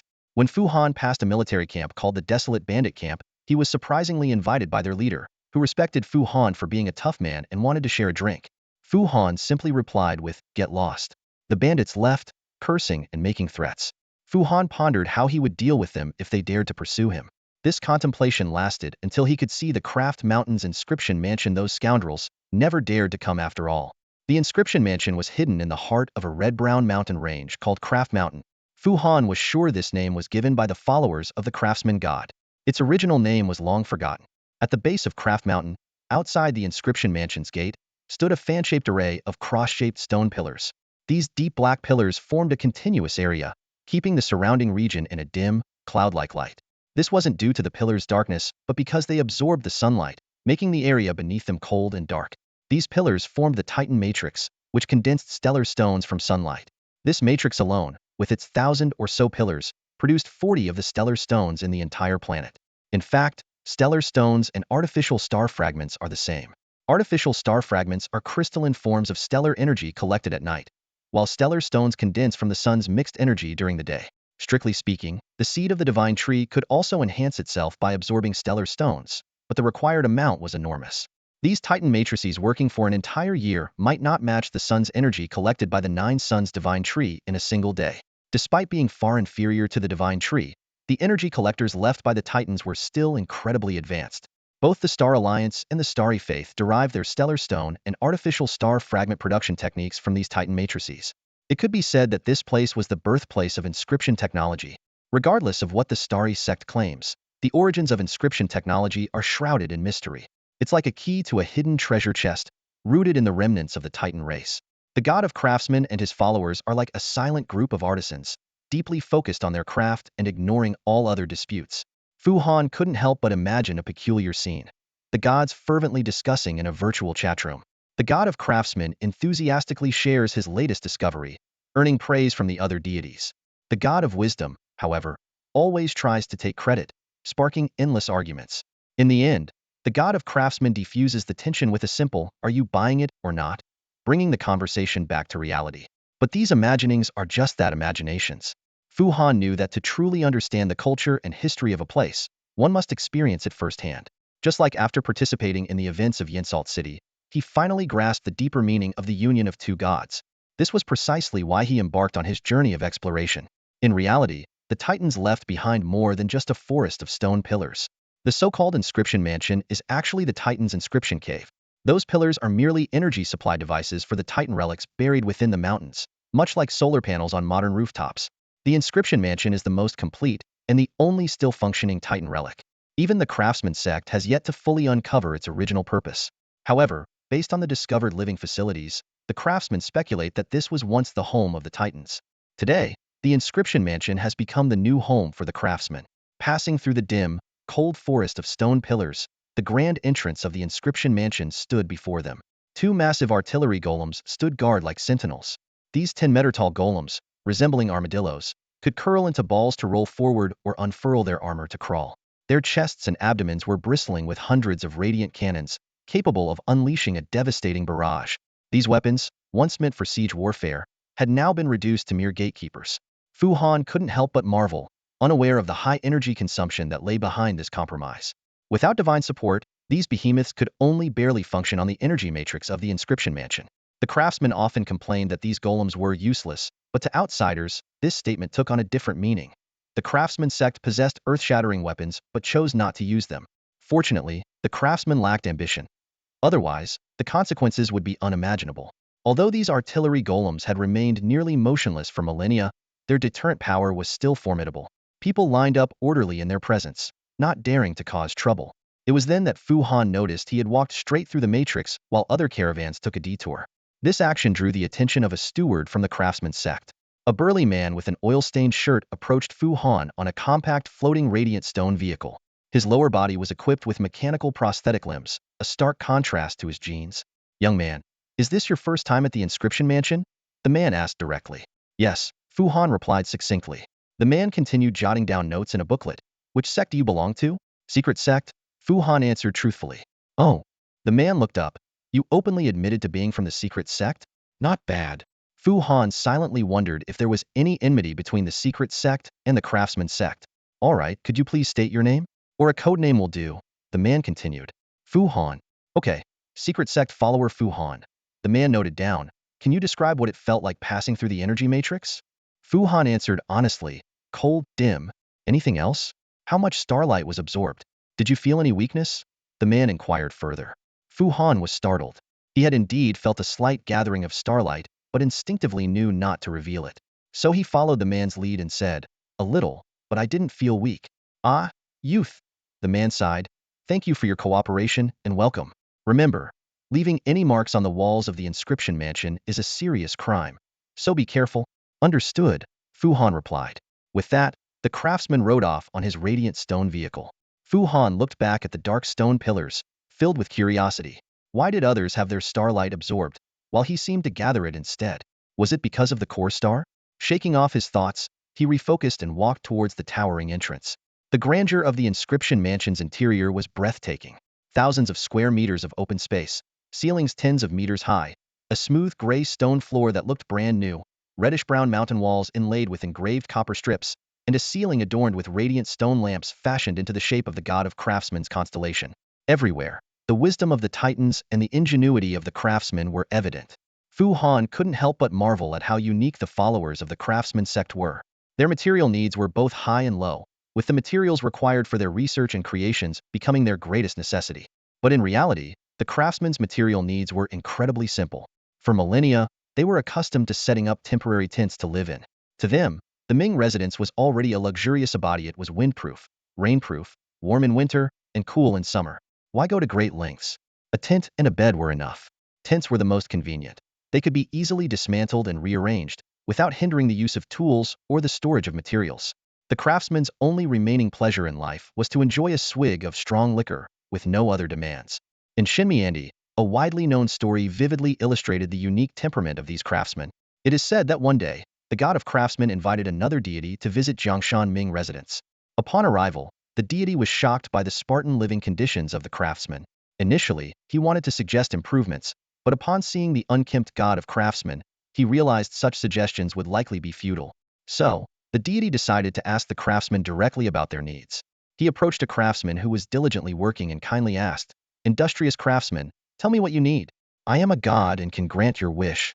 The craftsman looked up at the deity, studied him for a moment, and earnestly replied, "Great deity, I need you to take 2 steps back. You're blocking the light, and I can't see these small parts clearly." This story is widely believed to be true in Shinmiandi because the craftsman indeed would do such a thing. As for the identity of the visiting deity, there are multiple versions of the tale. The scene at Jiangshan Ming residence was quite unique, as if a grand temple had temporary sheds set up within it. Walking through it gave one the peculiar feeling of wandering through a royal palace while visiting a food stall. Even more surprising was that the guests here were all high-ranking officials or elite beast tamers, each wealthy and dressed in luxurious clothes. However, faced with the disheveled and unkempt old craftsmen, these distinguished guests could only nod and smile obsequiously, fearing to offend them. This sight made Fu Han chuckle inwardly. The working class has truly risen. Before leaving the great oasis, Fu Han asked Lu Qian about the best craftsmen at Jiangshan Mingfu. Lu Qian suggested that upon arrival, he should ask 3 different craftsmen and see who they unanimously recommend. Fu Han thought this was a reasonable approach since craftsmen are usually straightforward about skills. Upon reaching Mingfu, Fu Han followed the plan. He approached 3 seemingly idle craftsmen and asked who the best gunsmith was. To his surprise, their answers were strikingly similar. "Do you really need the best? The second best won't do? That guy's got a terrible temper. I'd suggest you find someone more agreeable." This only piqued Fu Han's curiosity. He reasoned that the more skilled a craftsman, the more confident and temperamental they might be. It seemed that this person, whom even other craftsmen found difficult, must be exceptionally talented. Determined to find this master, the 3 craftsmen pointed him to a specific location, the northeast corner of the first floor of Mingfu. Following their directions, Fu Han observed the bustling scene around him. Various inscribed artifacts were being bought by merchants, nobles were commissioning custom inscribed prosthetics, and inscribed firearms were in such high demand that they were being auctioned off. However, when Fu Han reached the top-tier gunsmith's workshop, he found a stark contrast to the surrounding hustle and bustle. The area in front of the workshop was eerily quiet, the forge's flames were weak, and the hammer on the anvil seemed untouched for a long time. A row of polished long spears stood on a weapon rack, and a couple of garments lay on an old fur-covered bed, but the owner was nowhere to be seen. Just as Fu Han was about to examine the spears, someone called out to him.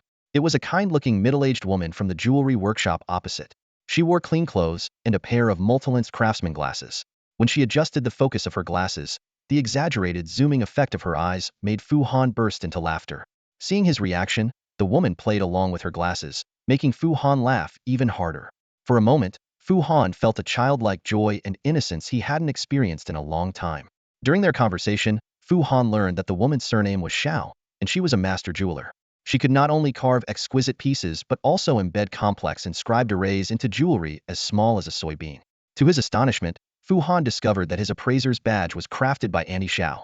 When Fu Han explained that he was looking for the master gunsmith, Auntie Xiao sighed and started to rant about the craftsman's eccentricities. He only made long spears and would judge whether someone's skills were worthy of his weapons. He was often wandering around, either drinking or sleeping, and he liked to criticize others, frequently causing disputes. Hearing all this made Fu Han a bit worried. But Annie Xiao cheerfully said, "Humph, who cares? Just ignore him. I'll make you some roasted buns later." Fu Han was intrigued by Annie Xiao's so-called baked dough. Although he wasn't sure what it was, the name alone made it sound unique. When Annie Xiao started preparing it, Fu Han eagerly offered to help, secretly planning to learn the recipe. Annie Xiao asked, "Han, you're young and practice martial arts. You must have a good appetite, right?" Fu Han proudly replied, "Of course, I can eat a whole cow." This wasn't an exaggeration. He could indeed eat that much when extremely hungry. Hearing this, Annie Xiao sighed in relief. "Then I don't need to worry." Fu Han didn't understand her meaning, but he soon had a bad feeling. Annie Xiao's dough-making skills were lacking, and she kept adding water and flour, making the dough bigger and bigger. Fu Han quickly stepped in to help, finally achieving the right dough-to-water ratio. Next, Auntie Xiao tore the dough into small pieces, rolled them into balls, flattened them, and placed them on a baking tray. She was about to put them in the oven when Fu Han asked, "Auntie Xiao, are you just going to bake them like this? No other ingredients?" "No need, no need. This way, you can taste the pure flavor of the grains," Auntie Xiao said confidently. Fu Han frowned, thinking, is this the idea that high-quality ingredients need only simple cooking? But is a lump of dough really a high-quality ingredient? Before long, the baked dough came out of the oven, but it had turned into a tray of charred lumps. After a moment of silence, Auntie Xiao awkwardly said, "Maybe we need to wait for it to cool down before eating it." Fu Han's eyes widened. Was Auntie Xiao trying to poison him? He cautiously asked, "Auntie Xiao, is it necessary? It's all burnt to a crisp." Auntie Xiao, not willing to admit defeat, said, "But it still smells a bit fragrant. Isn't the burnt smell stronger?" Fu Han countered. Auntie Xiao took a deep breath and immediately coughed from the strong burnt smell. Cough, cough, cough. "You're right, it's inedible. Cough, cough, cough. I'll try baking another batch." Cough, cough, cough. Fu Han quickly stopped her. "Let's not waste any more food. I'll handle it." In reality, the craftsman sect was well supplied. The Ming Mansion had Titan clan preservation technology and a logistics team hired from Rock Salt City.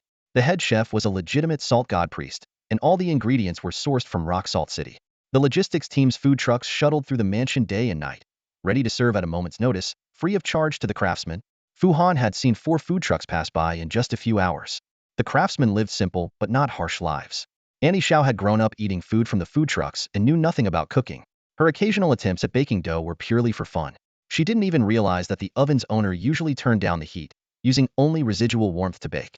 Fu Han couldn't imagine what baked raw dough would taste like. He admired the craftsman's precision since the dough wasn't fermented. It couldn't be called bread. Since it was neither crisp nor crunchy, it wasn't a biscuit. So they simply called it baked dough. It was indeed just baked dough. To avoid wasting more food, Fu Han took over the cooking. When the next food truck passed by, he requested a large bowl of vegetable soup and a bowl of braised beef in Annie Xiao's name. Then, he boiled water on the forge and sliced the prepared dough into the pot. Annie Xiao curiously asked, "Han, what is this? Is it part of your martial arts training?" Fu Han laughed. "This is called knife-cut noodles. It's not for martial arts, but it should taste good." Actually, Fu Han's knife-cut noodle skills were average, far from the professional level where the noodles were uniform in size, length, and thickness. But this time, he was confident. After all, Auntie Xiao clearly didn't know how to cook. Anything would be better than her baked dough. Soon, the knife-cut noodles, with vegetable soup as the base and braised beef as the topping, were ready. Fu Han added some pre-made seasoning from Rock Salt City, and the dish was complete. To be fair, most of the credit for this dish went to others. The soup base, toppings, and seasonings were all pre-made, so the taste depended mainly on others' craftsmanship. Fu Han had only sliced the noodles, and not particularly well. But to Annie Xiao, this was already impressive culinary skill. She was fascinated by the lively process of making knife-cut noodles, and more importantly, the noodles were delicious. They enjoyed the noodles amid Annie Xiao's praise. After finishing their meal, they looked at the still empty workshop across from them and fell into a brief silence. "Do you think he won't come back?" Fu Han asked. Annie Xiao replied, "The longest time he didn't come back was 2 weeks. He got into a fight with someone and was detained." Both of them were. Fu Han thought, that's practically administrative detention. Clearly, just waiting wasn't a solution. Although Fu Han and Annie Xiao had a pleasant conversation, after 5 or 6 hours, they had run out of topics, and Annie Xiao's work remained untouched. Fu Han decided to find a second target. "Annie Xiao, I'm also looking for a runic device that can record space-time coordinates. Who should I ask for that?" Annie Xiao looked at Fu Han for a moment and said, "What? You think your Annie Xiao can't handle it? Why look for someone else? Just ask me." Fu Han stood up in surprise. "Oh, I can ask you? That's great. I'll be counting on you then. Annie Xiao laughed heartily. Don't be in such a rush. Let me explain. I can indeed make a runic array to record spacetime coordinates. But nowadays, such devices are almost impossible to create.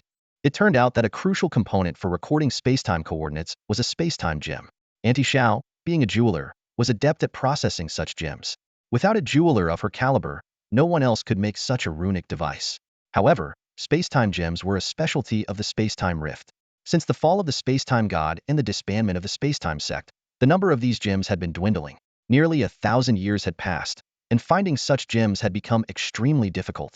So, I can make it, but you'll have to find the materials yourself, Annie Xiao concluded. Fu Han thought for a moment, then summoned Luotian and showed Annie Xiao the runic spacetime gem hanging around the dragon's neck. Your dragon is quite beautiful. Auntie Xiao complimented Luotian before examining the gem closely. Yes, this is a spacetime gem, but it's very small, enough to record just one spacetime coordinate, right? Fu Han nodded. That's too few. One coordinate isn't enough. Annie Xiao laughed. How many coordinates do you want? As many as possible, of course, Fu Han replied. Annie Xiao smiled and explained. Let me put it this way. A time-space gem, 10 times the size of this one, can store about 128 time-space coordinates. So, how many coordinates an inscription device can store depends on the size of the gem you provide. Han Fu blinked, his mind racing. He hesitated for a moment and then asked, what if I find a gem 5 times this size? Would it store 64 coordinates? Auntie Xiao shook her head and lightly tapped the table with her fingers. No, you would have to divide it into 5 parts, each storing 5 coordinates. She paused and continued. If you could find a gem 100 times this size, it could record 65,000 coordinates. However, she shrugged. Such a gem probably doesn't exist. So, even the top-tier time-space gems can only be divided into fixed sizes to record 128 coordinates. Han Fu didn't question the reasoning further. He simply memorized the rules silently. His gaze swept over the items on the table, finally settling on Luotian. After some thought, he pointed at Luotian and asked, so, if I gather 10 gems like this one, can they be combined? Auntie Xiao raised an eyebrow, a mysterious smile playing on her lips. That would be tricky. There are no more than 3 people in the world who can do that. Han Fu's eyes lit up, excitement written all over his face. An idea struck him and he exclaimed, then one of those 3 must be you, Auntie Xiao, right? Hearing this, Auntie Xiao couldn't help but lift her head, a proud smile spreading across her face. With a slightly teasing tone, she replied, what do you think? Fu Han had an uncanny ability to get along well with elders and often receive their favor. Whether it was Madame Lan, Scholar Yi, and Professor Chu at the academy, Mr. Li Yinfu in the realm of death, or Aunt Xiao when he first arrived at the craftsman mansion, his charm seemed to work wonders. Aunt Xiao, a top-notch jewelry artisan, was sought after by many, but only a few earned her approval. Fu Han, however, managed to secure her promise with just a bowl of knife-cut noodles and enviable stroke of luck. Despite Aunt Zhao's assistance, the inscription device for recording spatial temporal coordinates remained an unsolved mystery. Fu Han contemplated various ways to gather the 9 spatial temporal gems, seeking help from other Arborians at the Solar Council, mobilizing the hidden sect for a widespread search, and visiting all the jewelry workshops and material stalls in the craftsman mansion as per Aunt Zhao's advice. He decided to first locate the hidden sect's base and delegate these tasks to them. After bidding farewell to Aunt Xiao, Fu Han stepped onto the leap ladder leading to the 2nd floor of the mansion. This magical inscription array could elevate or lower individuals swiftly and efficiently. The 1st floor of the mansion was filled with long-established artisans, whose workshops held memories and honor passed down through generations.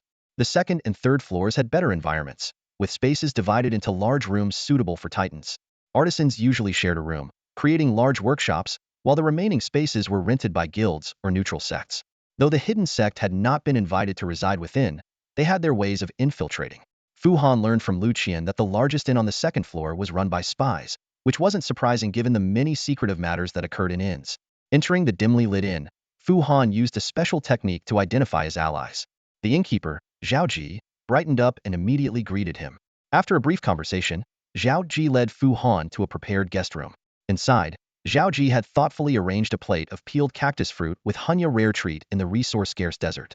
Zhao Ji explained that this gesture was in recognition of Fu Han's generosity in helping a mother and daughter in Rock Salt City.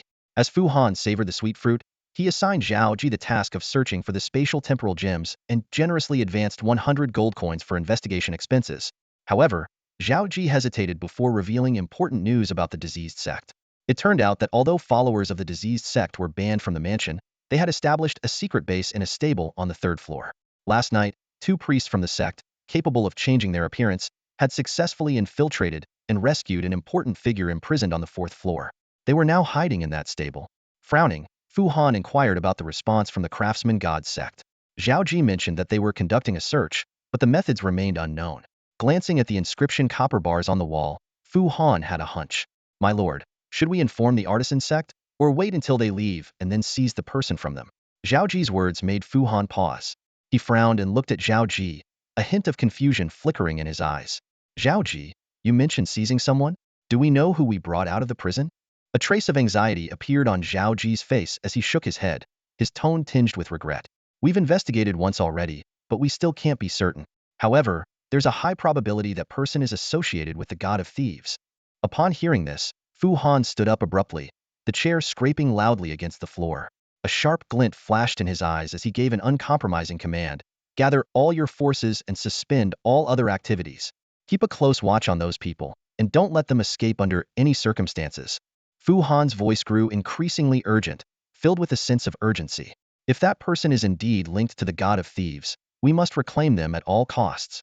He paused briefly before adding, if you succeed, the reward will be twice as much as these. Hearing this, Zhao Ji's face lit up with joy, a glimmer of greed in his eyes. He immediately bowed and replied, yes, my lord. Before the words had fully left his mouth, he had already turned and hurried away to rally his men for the urgent task. Shangli, the man Fu Han couldn't stop thinking about. He was incredibly important to Fu Han. With furrowed brows, Fu Han's mind raced. Shangli held the key to Kyra's whereabouts, clues about the abandoned intermediate treasury, and possibly even the method to obtain the time stone. This elusive and cunning man had become the linchpin to all of Fu Han's problems.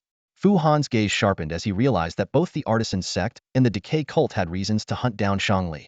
That fugitive was likely him. Even if there was just a slim chance, Fu Han couldn't afford to miss it. Zhao Ji's footsteps interrupted Fu Han's thoughts. He brought new information. The decay priests and the fugitive had hidden in a concealed lair within the beast pen, entering complete silence. They had successfully evaded the first wave of search, but the Ming mansion had tightened security, with scout drones now patrolling the streets. Fu Han's worry deepened. If it really was Shangli, he might succumb to torture and escape with the priests. Did he have restraints on him when he was brought in? Fu Han asked urgently. Zhao Ji nodded in confirmation. He was wearing the Ming mansion's star suppression shackles. They're very difficult to break. Fu Han quickly assessed the situation. He decided to secretly assist their escape, ensuring that he would benefit regardless of the outcome. Just don't let them slip away. I'll handle everything else, Fu Han instructed. Then, Fu Han personally went to investigate the beast pen. With his keen senses, he detected the presence of primal cells and soon found the hidden lair. Inside were 3 people, 2 priests, and a prisoner. As Fu Han was about to leave, a blinding red light suddenly illuminated the courtyard. 7 or 8 scout drones appeared in the sky, and a cold warning voice echoed. Ming Mansion Security Division apprehending fugitives. Everyone, cease movement immediately. Fu Han's heart raced as he dispelled his mental blur, standing still. Moments later, a group of combat artisans armed with various gleaming stone weapons flooded into the courtyard. The last to enter was a heavily modified female artisan with mechanical limbs. Her cold gaze scanned everyone present. As the red light gradually receded, Fu Han was cleared of suspicion. The female artisan ordered all unrelated persons to leave. Fu Han took 2 steps back, quietly reactivating his mental blur, continuing to observe the tense situation. Before long, a war artisan hurried over and reported to the woman with the slender inscribed prosthetic limb, Warden, both sides have been thoroughly inspected. Fu Han was taken aback. This woman was the warden. It was both good news and bad. The prisoner was most likely Shangli, but their chances of escape had just plummeted.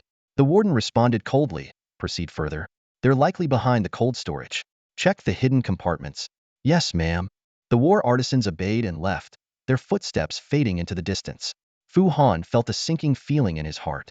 Such precise predictions made their escape seem nearly impossible. Suddenly, the warden turned sharply, her piercing gaze fixed on Fu Han. You knew all along, didn't you? Not reporting to me is a crime in Mingfu. Fu Han was momentarily stunned, but quickly regained his composure. He shrugged nonchalantly, saying, well, I belong to the secret keepers. TCH, the warden scoffed. It's all about the money, isn't it? Fu Han kept his hands up, his tone playful. Money makes everything negotiable. Before he could finish, a violent explosion echoed through the air. 7 or 8 tentacles, covered in grotesque growths, burst out from the direction of the cold storage, thrashing wildly. Courting death, the warden shouted fiercely, charging towards the tentacles without hesitation. Her inscribed prosthetic limb sliced through the air with a deadly arc. Seeing this, Fu Han quickly took off his jacket and summoned his Chiyu armor. He swiftly put his jacket back on and followed the warden into the fray. Han Fu was well aware that the combat artisans no longer saw him as a threat, but he worried that Chiyu's bioarmor might make the artisans fail to recognize him. To counter this, he cleverly put his jacket on over the armor and followed the crowd to watch the commotion. In reality, the cult of decay had never shown any real intelligence. Their hallmark was always a sickening distortion. Despite having a well-ordered primal chain of inheritance and ample primal cells, their foolish actions had made them universally despised. Their schemes were laughable, and Han Fu realized that expecting them to come up with a sophisticated and meticulous plan to break someone out of prison was overestimating them. However, their brute strength when their plans failed was something to note.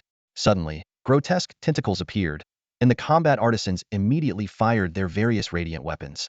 However, the severed tentacles released a noxious gas, forcing the unprotected artisans to retreat quickly. The warden made a swift decision and shouted, "Pull back! Evacuate the area!" Someone asked, "Ma'am, do you mean this section, or the entire third floor?" The warden thought for a moment before replying, "The entire third floor. Move quickly." The combat artisans promptly followed the order. Meanwhile, the workers in the beast pens had transformed into corrupted beings and charged out from the crimson mist. The warden didn't flinch. She raised an eyebrow and drew a chain sword from her waist.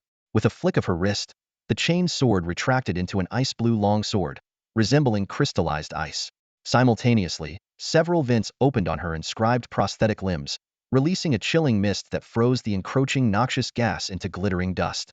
The warden reversed her grip on the chain sword, lightly tapped her toes, and transformed into a blue streak of light. Her movements were like dancing in the snow, graceful and efficient. The chain sword fluttered like a ribbon, freezing any enemy it touched into ice sculptures that shattered instantly. In the blink of an eye, all the minions were eliminated. Although Han Fu didn't sense a strong stellar energy fluctuation, he judged that the warden must possess legendary-level strength, likely masked by her inscribed prosthetics. Witnessing the warden's combat prowess, Han Fu realized that the prisoners might have little chance of escaping. He decisively abandoned his previous plan and began contemplating his next move. First, Han Fu signaled to the crowd near the exit, indicating that the spies should withdraw. This would not only prevent them from getting infected by the noxious gas, but also avoid conflict with the artisans, leaving room for a possible diplomatic resolution. Next, Han Fu planned to take advantage of the chaos to confirm whether the prisoner was Shangli. Beyond that, he decided to adapt to the situation. As Han Fu silently concluded that the decay priest was doomed, a massive figure emerged from the dense noxious mist. It was a star beast unique to the land of decay, the carrion crocodile. This creature was one of the abominations that survived the pollution of the elemental kingdom. The carrion crocodile before him had clearly undergone further noxious modification. Its skin was a deep green with a metallic sheen. More disturbingly, a fleshy tongue protruded from its gaping maw. With a human face growing on Ithis was a servant used by the decay scientists to house extreme malevolent traits. The human face quickly spotted the warden, contorted in rage, and roared at her. Simultaneously, the crocodile spewed a thick, noxious gas from its mouth.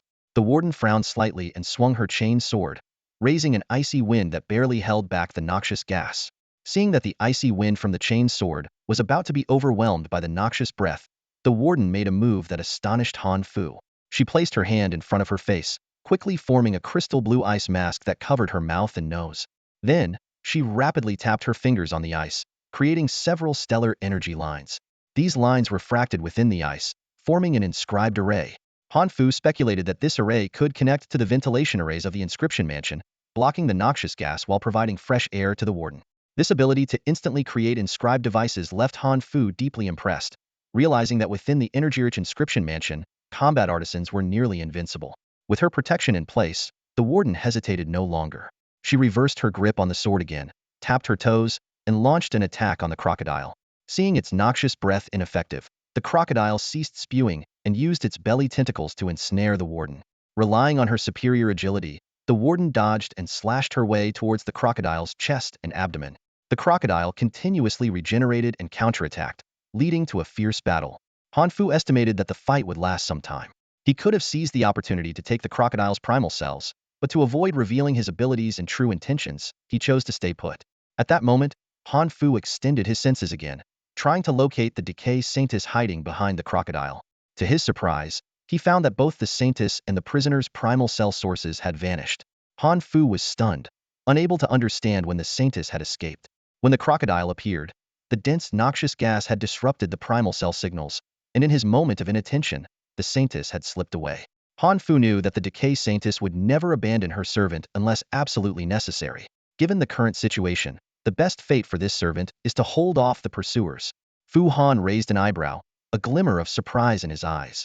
He hadn't expected her to have such a skill, able to escape silently with a prisoner in tow. Without further delay, Fu Han quickly retreated 2 steps and reactivated his mind blur. Utilizing his levitation ability, he swiftly flew towards the jump ladder. Since he couldn't detect their primordial cells, it was likely they had already left the 3rd level with the evacuating crowd. By now, the Ming Mansion was in complete chaos. The news of the scarlet rot spreading was like a chilling wind, sending shivers down everyone's spine. People were panicking, fleeing in all directions, with shouts and cries echoing through the air. When Fu Han reached the jump ladder on the 2nd level, the scene before him made him frown. The jump ladder was under strict control, only allowing personnel from the 3rd level to evacuate to the 2nd, making it impossible for anyone to leave the 2nd level.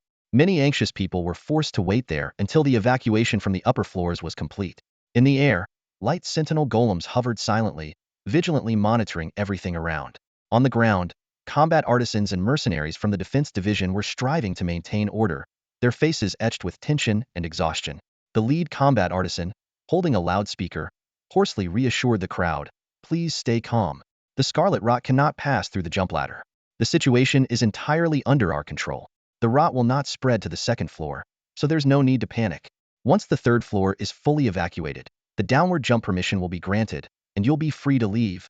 However, his words did not have the desired effect. Many people still crowded around the jump ladder, angrily shouting. Someone loudly accused, "The artisan church is preventing us from leaving. They're treating our lives with contempt." Fu Han silently assessed the situation and concluded that the artisan church's handling was reasonable. Ensuring the evacuation of the 3rd floor's personnel was not neglecting human life. They just hadn't anticipated that a corrupted Saintess was hiding among the crowd. As soon as Fu Han arrived, he sensed her presence. But in this chaotic, noisy environment, he couldn't pinpoint her exact location. One thing was certain, though. She and the prisoner were currently together, concealed within the throng gathered in front of the jump ladder. Because the auras of the diseased Saintess and the prisoner were nearly identical, Fu Han specifically searched the most crowded places but couldn't find his target. He spotted Zhao Ji at the edge of the crowd and made his way over. Zhao Ji was startled by Fu Han's sudden appearance. He instinctively wanted to salute, but was stopped by Fu Han raising his hand. Fu Han led him to a less crowded area and asked in a low voice, "The person should have come down by now. Have you noticed anything?" Zhao Ji nodded. "Of course, we provided cover for them." Fu Han asked in surprise, "Really? Where are they?" Zhao Ji lowered his voice. "Look to my left, the tallest and fattest mercenary." Fu Han discreetly glanced over and indeed saw a burly mercenary standing by the wall, his clothes barely containing his fat. The surrounding mercenaries kept their distance from him. Fu Han frowned. Why is there only one? After carefully sensing, Fu Han was surprised to find that the sources of the 2 original cells were both within that fat mercenary. Zhao Ji explained. That burly mercenary was turned into a corruption mist by her. She disguised herself as the mercenary and hid the prisoner inside her body. Fu Han asked in astonishment, "You all saw this? When did she do it?" Zhao Ji detailed the entire process, including how the Saintess paralyzed the mercenary, dispersed the others, and disguised herself. He also pointed out that the mercenaries on either side were their people, covering for the Saintess. Fu Han looked again at the fat mercenary and marveled at the reliability of the spies. He asked, "That burly mercenary isn't one of ours, is he?" Zhao Ji laughed. "Only you, High Priest, would worry about such things. Fortunately, he isn't." Fu Han frowned. "I doubt the situation above can hold for long. They will be discovered." Zhao Ji agreed, noting that the combat artisan commanding the mercenaries was already suspicious. Fu Han realized the urgency of the situation. The Saintess might take everyone present down with her, but she couldn't leave the sealed lift. At that moment, the artisan commander finished his call and walked towards the fat mercenary disguised as the Saintess. Suddenly, a middle-aged woman broke through the barricade and clung to the commander's leg, crying. This episode caused a commotion, and the crowd began to push against the barricade. The commander was furious and ordered the weapons to be charged. The light sentinels and mercenaries reacted quickly, and their radiant weapons shone brightly. Only the fat mercenary disguised as the Saintess seemed unfamiliar with the procedure, but the 2 mercenaries beside her skillfully covered for her. After the commotion settled, the commander reiterated the situation and tightened security. He seemed to forget the fat mercenary's odd behavior, who was then positioned in his blind spot. Fu Han praised the spy's handling of the situation, but remained worried that the warden above might investigate. He asked Zhao Ji if they had any other plans. Zhao Ji explained their strategy of spreading rumors on the first floor, causing merchants to flood towards the sealed lift, forcing the guards to deploy more personnel. They planned to take the opportunity to move the Saintess to the first floor. Sure enough, shortly after, a mercenary came to ask for assistance. The commander dispatched an artisan and 6 mercenaries, including the disguised Saintess, to the first floor. Fu Han marveled at the spy's impromptu planning abilities, and Zhao Ji humbly stated that most of it was his arrangement. Finally, Fu Han sincerely said, "With your abilities, you shouldn't just be running an inn." Zhao Ji bowed slightly again and said respectfully, "Sir, for ordinary people like us who haven't awakened our cores, my status is already quite high. In the southern continent, the gap between beast tamers and regular people is even wider." Upon hearing this, Fu Han's eyes flashed with a hint of contemplation before he responded, "Then make more money. Keep an eye on her and don't lose track." "Yes, sir," Zhao Ji replied, then asked, "Do you need me to arrange for you to go to the first floor?" Fu Han was taken aback by this unexpected suggestion. He hadn't anticipated that the spies had a way to escort him out. However, recalling his near-death experience the first time he entered the treasure vault, he shook his head and cautiously replied, "No need for now. I have my own methods." Fu Han had already prepared an escape route for himself. Before entering the Ming mansion, he had asked Luoshen to mark a space-time coordinate on a hill overlooking the main gate. But at this moment, he was in no rush to leave. Rather than running around like a headless chicken, it was better to stay close to Zhao Ji and wait for more information from the spies. Before long, Zhao Ji received a message. The plump mercenary disguised as the Saintess has successfully taken on the task of clearing the way for the dung cart and is heading out. Just then, a blood-soaked figure descended from the 3rd floor via the leap ladder. It was the warden. After a brief inquiry into the situation, she immediately issued a series of orders. "The red rot on the 3rd floor has not spread further. Cease the evacuation of the 3rd floor. Deploy combat artisans skilled in suppressing the red rot to clean up the mess on the 3rd floor immediately. All light scouts are to conduct a thorough search on the 2nd floor, looking for the prisoner's shackle signals. No one is to leave the 2nd floor until this is done." With that, the warden turned with a few artisans to head to the 1st floor for inspection. Seeing this, Fu Han frowned and had a sudden idea. He remembered the spy's tactics for disrupting the opponent's actions and decided to mimic them. As the warden's gaze swept over, he deliberately made a show of looking panicked and attempting to flee. His act worked. Perhaps due to her professional instincts, the warden immediately spotted Fu Han, the escapee, in the crowded room. Without hesitation, she leaped into the air, gracefully soared over the crowd, and caught up to Fu Han in just a few strides, grabbing him by the collar and sternly demanding, "Why are you running?" Dangling in midair, Fu Han feigned panic and stammered, "I need to pee." The warden, exasperated, retorted, "Want me to freeze it for you?" Fu Han quickly waved his hands. "No need for that." Despite the warden's long prosthetic legs, she still stood shorter than Fu Han. Holding him by the collar with one hand, she had to stand on tiptoe, making her stance appear slightly strained. Seeing Fu Han had given up on running, she put him down and asked coldly, "Do you know where the Saintess has gone?" Fu Han furrowed his brow and retorted, "Since you're asking, does that mean she's no longer on the 3rd floor?" He glanced around, suddenly looking panicked. "Warden, I need to get out of here. There are too many people around. I'm worried she'll spread the crimson rot here." The warden turned and looked at the crowd waiting for the jump lift, her brow furrowing. She recalled how the Defense Bureau initially hadn't realized the enemy was from the Cult of Decay until the crimson rot mist appeared, throwing everything into chaos. The frantic voices from her communicators still echoed in her ears. God knows how they bypassed the virus detection rune array, she muttered. At that time, the combat craftsmen were already engaged with the enemy, leaving no choice but to eliminate them first. In the Battle of the Three Cities, the Craftsmen's Guild suffered almost no losses, but dozens of ordinary people died needlessly. Although the casualties were kept to a minimum, it was only because the area near the beast pens was sparsely populated. Now, with so many people around, a conflict with the Decay Saintess would spell disaster for them all. The warden sighed deeply and raised her wrist to speak into her communicator. "Open the jump lift, let them go, and release the target. I don't believe they can escape this desert." The order was executed immediately. As she lowered her hand and turned around, she realized the young priest from the secret cult had already vanished. She suddenly felt she had been outmaneuvered, but watching the crowd surge towards the jump lift, she had no choice. She raised her wrist again. "Prepare the field equipment." The combat craftsmen were invincible within the enclave, but outside, where the rune copper strips were not visible, there were many limitations. The main issue was energy. The radiant stones were quite bulky. For someone like the warden, heavily modified with prosthetics. Leaving the enclave required downgrading and equipping a radiant stone pack, a process that took time. Night had fallen over the desert, and the starlight spilled across the sands. Without vegetation to retain heat, the temperature had dropped below 20 degrees. The entrance to the enclave, guarded by the Titan matrix, was even colder and darker. Inside, it was brightly lit, but outside, without the visible rune copper strips, it was pitch black, with only the occasional torch or portable radiant lamp providing faint illumination. Most of the people fleeing hesitated at the entrance, torn between the brightly lit, warm enclave and the vast, cold, starry desert night. They doubted the truth of the message and didn't know where to go. The Saintess, now disguised as a burly mercenary, roughly pushed through the crowd, making way for a dung cart. Her icy gaze met the muttered curses around her, veins bulging on her forehead. Keluoth's Saintess suppressed her anger, reminding herself that the most important thing right now was the thief's descendant she held. Keluo was unlike ordinary decay followers. She was born and raised within the cult, nurtured by Kayla. To her, Kayla was everything. Teacher, monarch, sister, mother, god. She was willing to follow any of Kayla's commands. Keluo was one of the 8 whispering saintesses who could hear Kayla's whispers, and the youngest among them.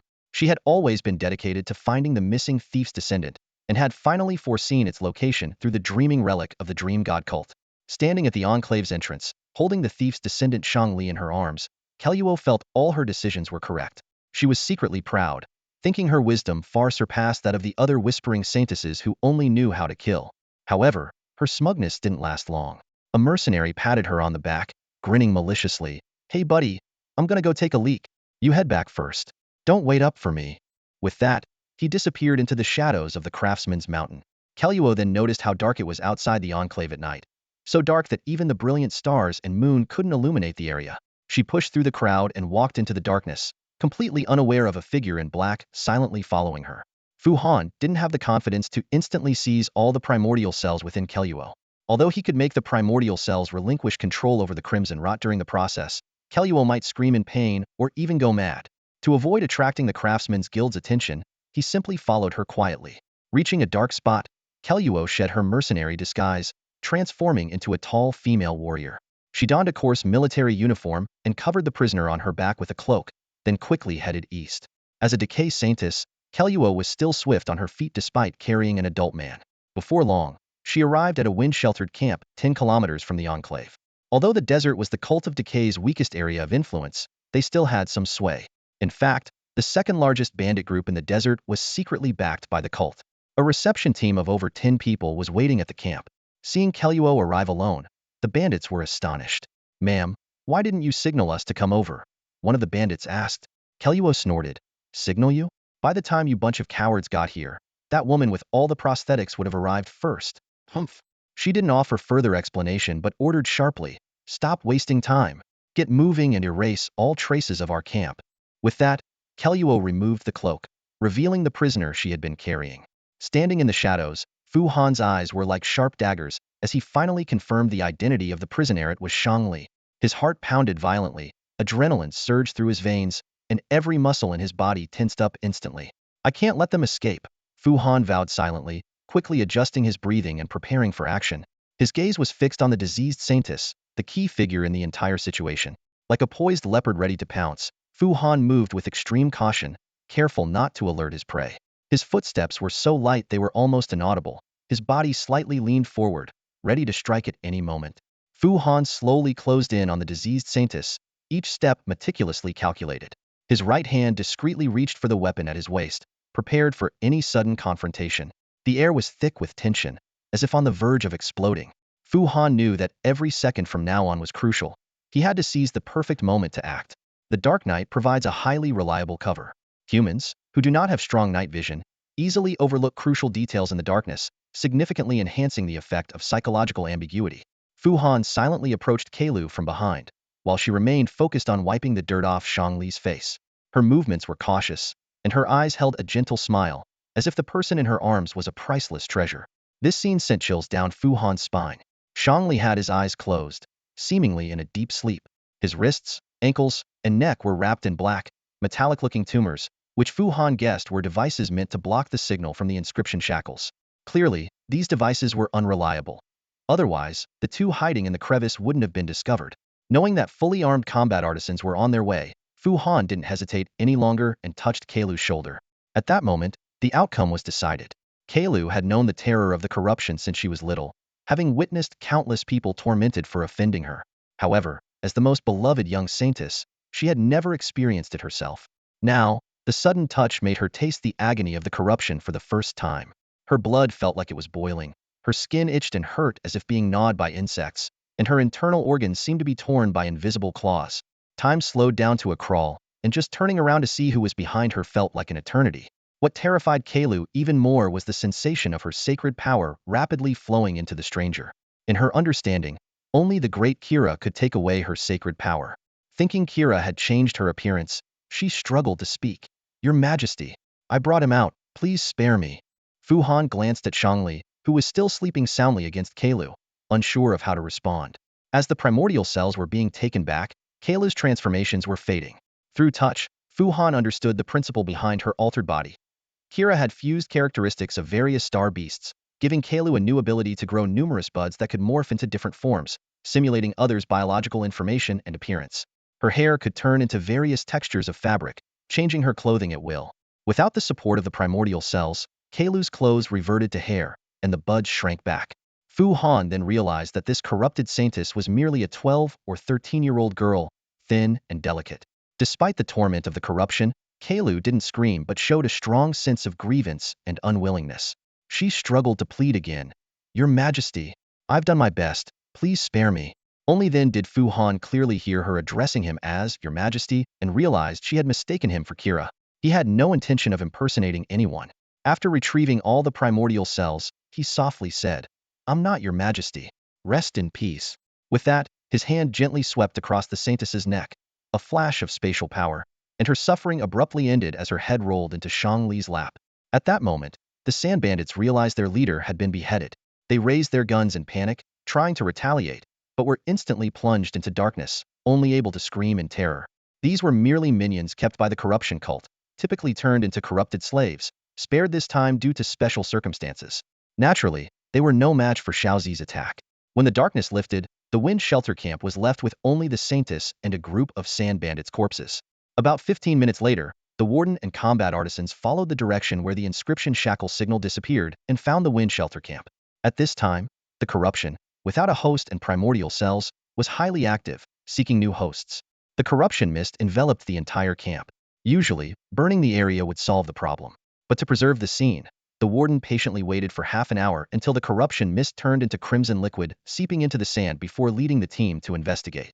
The results made the warden's face darken. The artisans detected the residual energy of two elements in the camp, with dark elements being the most concentrated. From the expressions of the mercenaries before they died, it was clear they experienced extreme fear. Moreover, they had all been killed instantly by some dark element star beast. Based on this information, the artisans deduced there was a 57% probability that these mercenaries were killed by the Night Priest. The Night Priest specialized in using darkness to devour people's courage, then having dark mutated beasts attack the enemies, causing them to die in fear. This probability was quite high compared to similar deductions, more than double that of the second most likely suspect, the Hidden Sect Priest. However, after hearing the report, the warden furrowed her brow. Her intuition told her that the Hidden Sect was the real culprit behind the saintess's death and Shang Li's abduction. "What about other aspects?" the warden asked. "The spatial distortion hasn't stabilized. The perpetrator must have left through a spatial gate, but the gate was open for a very short time, making it nearly impossible to trace," the artisan replied. The warden's face remained stern. "And the shackle signal?" "Untraceable," the artisan sighed. "I can only tell you it was taken far away. Ma'am, our leads have all gone cold." "Heh." The warden chuckled lightly. "Not completely. Make the second suspect our primary investigation target." The artisan murmured, "Ma'am, that's not scientific." "I am science." The warden's voice grew sharper. "Notify the garrison. Arrest all suspected Hidden Sect believers in the inscription manor, and thoroughly examine their activities over the past 2 days. Make them explain their actions logically." "Yes, ma'am. But I reserve the right to report your improper handling to the Grand Artisan's Supervisory Committee." The warden nodded expressionlessly, but inwardly wanted to flick the young artisan's forehead. She thought to herself, "Does this guy have a problem? Just use whatever rights you have directly. Why tell me? Trying to show off?" Not wanting to argue with these blockheads, the warden continued issuing orders. "Find out the origins of those sand bandits. Whoever they belong to, make sure they disappear completely in the desert. Ma'am, regarding this, I suggest issuing a craftsman's mountain bounty after clearing their lair to ensure they are thoroughly eliminated, the artisan proposed. The warden raised an eyebrow. Interesting idea. Then this task is yours, from eradication to issuing the bounty. The artisan was stunned, then muttered, Ma'am, I have some research. It's not convenient. Did I ask for your opinion? The warden retorted. The artisan frowned and shouted, With all due respect, ma'am, your orders are somewhat arbitrary. The warden nodded, then finish the task and report to the Grand Artisan's Supervisory Committee. Yes, ma'am. The young artisan was on the verge of tears. Fu Han guided his mystical steed, carrying the unconscious Shangli quietly out of Wuzong City. Their figures gradually faded beyond the city gates, heading towards the secluded forests of Haji Mountain. The sound of the steed's hooves echoed on the silent mountain path, accompanied by the rustling leaves, as if the forest itself were playing background music for their secretive journey. In Fu Han's mind, the time stone flashed, permanently recording the coordinates of Wuzong City. Although the shores of the ice sea provided an excellent hiding spot, he was unwilling to reveal his secret base. His gaze swept over Shang Li's pallid face, calculating where to take him to a remote and deserted spot before waking him up. At this moment, Shang Li was doubly restrained by the Xingfu and the inscribed shackles, akin to a bird with its wings clipped. The Xingfu ravaged his body, suppressing his physical functions, while the inscribed shackles acted as invisible chains, sealing off his star power. A slight smile tugged at Fu Han's lips, recognizing this as an unprecedented opportunity. The mystical steed continued its gallop, the mountain wind howling past. Fu Han's thoughts flowed like a stream through the mountains, constantly churning. He pondered how to exploit this rare chance to extract the information or items he needed from Shangli. However, the specifics of his approach required careful consideration. As night fell, Fu Han slowed the steed's pace, beginning to search the dense forest for a suitable resting spot. He knew that the upcoming confrontation would be a test of both intellect and patience. Taking a deep breath, Fu Han prepared himself for the impending clash. His gaze once again fell on Shangli, contemplating how to initiate this meticulously planned interrogation. In the hunting god's realm, there were no star beasts to be found, only endless yellow sand in the desert, which Fu Han disliked. In contrast, the untamed wilderness of Hejishan made him feel comfortable and at ease. Especially after capturing a horned wild bull, the allure of the mountains and forests became even more enchanting. Fu Han first fed his star beast, then attempted to perform a radiant burial on the wild bull. As before, he obtained a soul sand. Comparing the two, Fu Han noticed that the soul sand from a star beast's radiant burial was significantly smaller than that from a human. This discovery further confirmed the strength of the human soul and explained why humans became beast tamers, not the other way around. After completing these tasks, Fu Han placed the remaining steaks on the fire to roast, filling the air with a delicious aroma. He walked over to the unconscious Shangli, soothed the corruption causing his slumber, and then returned to the campfire to continue roasting the meat, patiently waiting for Shangli to wake up. In his sleep, Shangli fell into a dream about his childhood. In the dream, he was back in the slums of the city of divine slumber, struggling to survive alone on the muddy streets. After a heavy rain, the streets were nearly deserted, and no one was willing to give alms. Shangli knew clearly that if he returned empty-handed, he would lose his shelter, be denied food, and might even be beaten. Although he had grown accustomed to such a life, his 3-year-old sister had become his concern. She was young and helpless, always crying, Brother, I'm hungry, and brother, play with me. Their mother, due to festering sores on her thigh, could no longer work, making their situation even more dire. To get food for his sister, Shangli had to take risks. On this particular day, his luck was surprisingly good. A drunk man collapsed in a deserted alley, and Shangli found a heavy purse on him. Hiding in a secluded spot, he opened it to find 4 gold coins and a large amount of silver and copper coins. This fortune thrilled Shangli, and he decided not to hand it over to the gang leader but to take it home directly. However, upon returning home, his mother screamed in horror, How did you steal the purse of a plague priest? Are you out of your mind? Shangli was shocked to find that the ordinary brown silk purse now bore a crimson plague emblem. His mother lifted her skirt, revealing her festering legs, and angrily questioned, Look at this. This is what happens when you offend the plague. Aren't you afraid? Do you know how itchy and painful it is? The whole house reeks of my stench. Can't you smell it? How dare you? Under his mother's urging, Shangli hurriedly grabbed the purse to return it. But as soon as he stepped out, he found himself already outside the city, following the sewer. Checking the purse again, the plague emblem suddenly emitted a red corrupt mist. Shangli quickly took the money, stuffed it into his pocket, and threw the purse into the sewer before running for his life. The corrupt mist chased after him, polluting everything in its path. His sister's painful cries echoed in his ears. Brother, it hurts. It hurts so much. His mother's screams during a beating also rang out. It wasn't me. It has nothing to do with me. Spare me. Shangli could only keep running, his family's cries echoing in his ears. At that moment, a woman in uniform suddenly pulled him into her arms. Shangli found himself unable to move as the woman brought her lips close, and the corrupt mist was forced into his mouth. Shangli woke up with a start, finding himself leaning against a large tree. Dappled sunlight filtered through the leaves, and the air was fresh and pleasant. Not far away, a man in black was roasting meat by the campfire, the aroma making Shang Li's mouth water. As he swallowed, the man in black turned and smiled at him. Awake? Shang Li recognized Fu Han and asked in surprise, Fu Han, how is it you? Fu Han shrugged and said, a coincidence. Do you want to eat first, or listen first?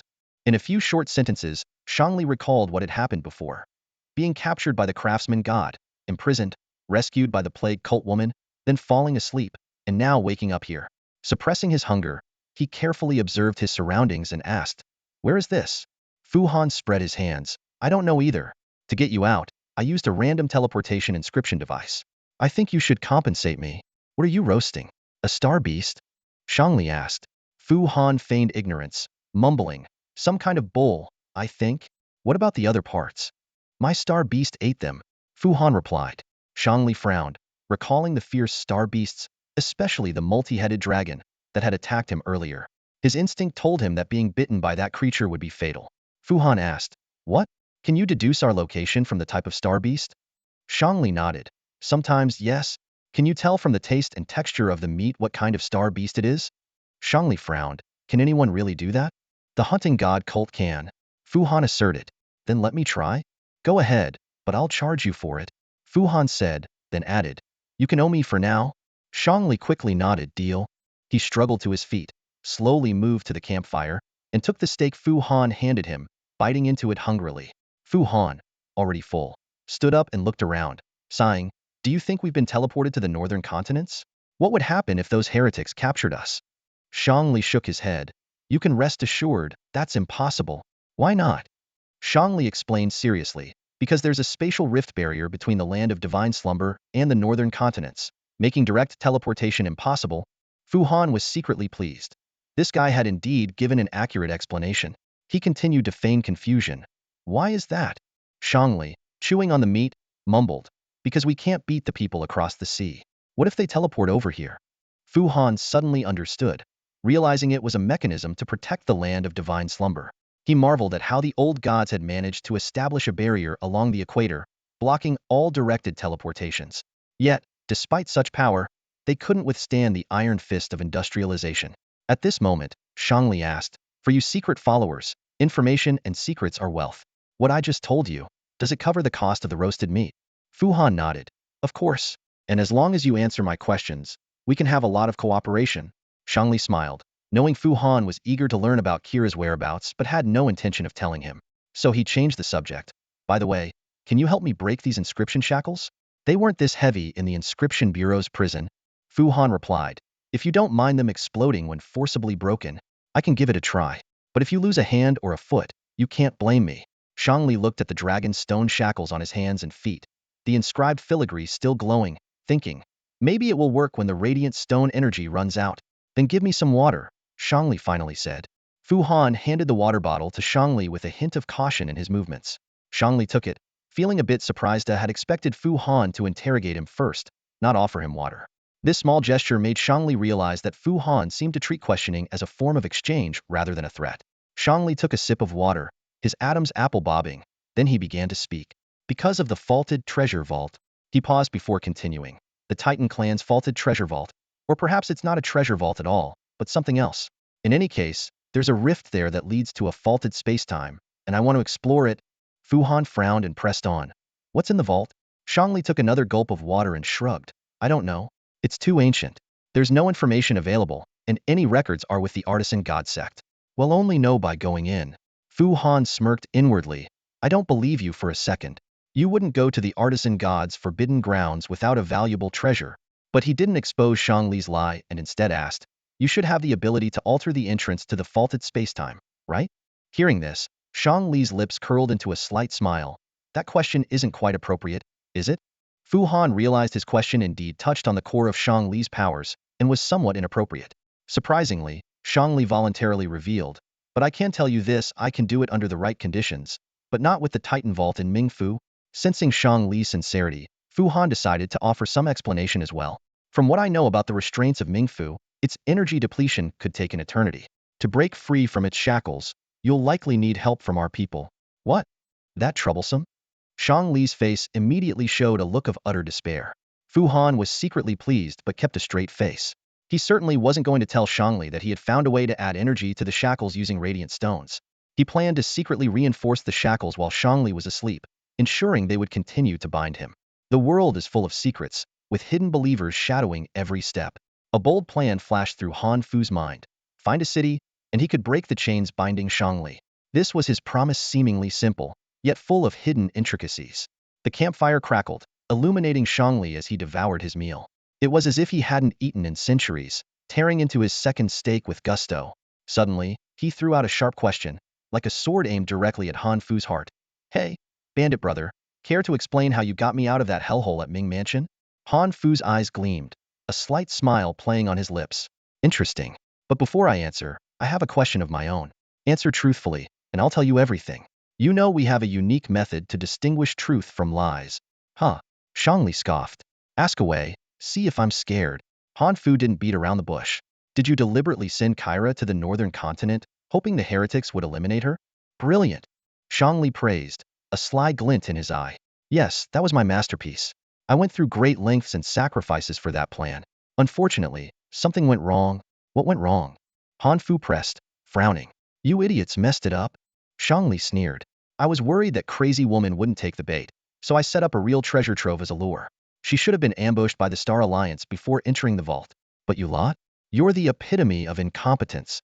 Han Fu fell into deep thought, replaying past events in his mind. Suddenly, a crucial point struck him.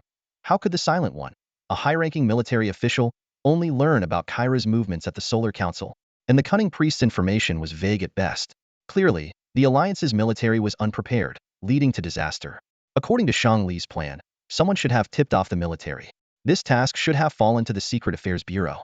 The failure in this link caused the ensuing chaos. No wonder Shang Li doubted Han Fu's words. He even suspected Han Fu was acting, believing his real goal was to rescue Kyra. Han Fu's brow furrowed, momentarily speechless. Shang Li suddenly laughed, his tone mocking. "What's the matter? Truly clueless or just playing dumb?" Han Fu didn't respond directly, instead changing the subject. "One thing you should know, the rotten cult and we are now mortal enemies." "That's right." Shang Li nodded. "That's why I'm still willing to talk to you. But tell me, where do you think the operation went wrong?" "Too many possibilities," Han Fu said slowly. "Maybe Kyra offered a better deal, or the message was intercepted.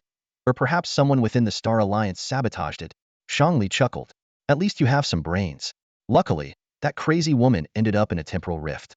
Just wait a while, and she'll vanish into thin air." "Let's hope so," Han Fu sighed. "But even in a temporal rift, she can still command the rotten cult to wreak havoc." "Stop." Shang Li raised his hand to cut Han Fu off. "Now it's your turn to answer my question. Don't think you can dodge it." Han Fu sighed, pointing to the black gun leaning against a tree. "Like I said, pure coincidence.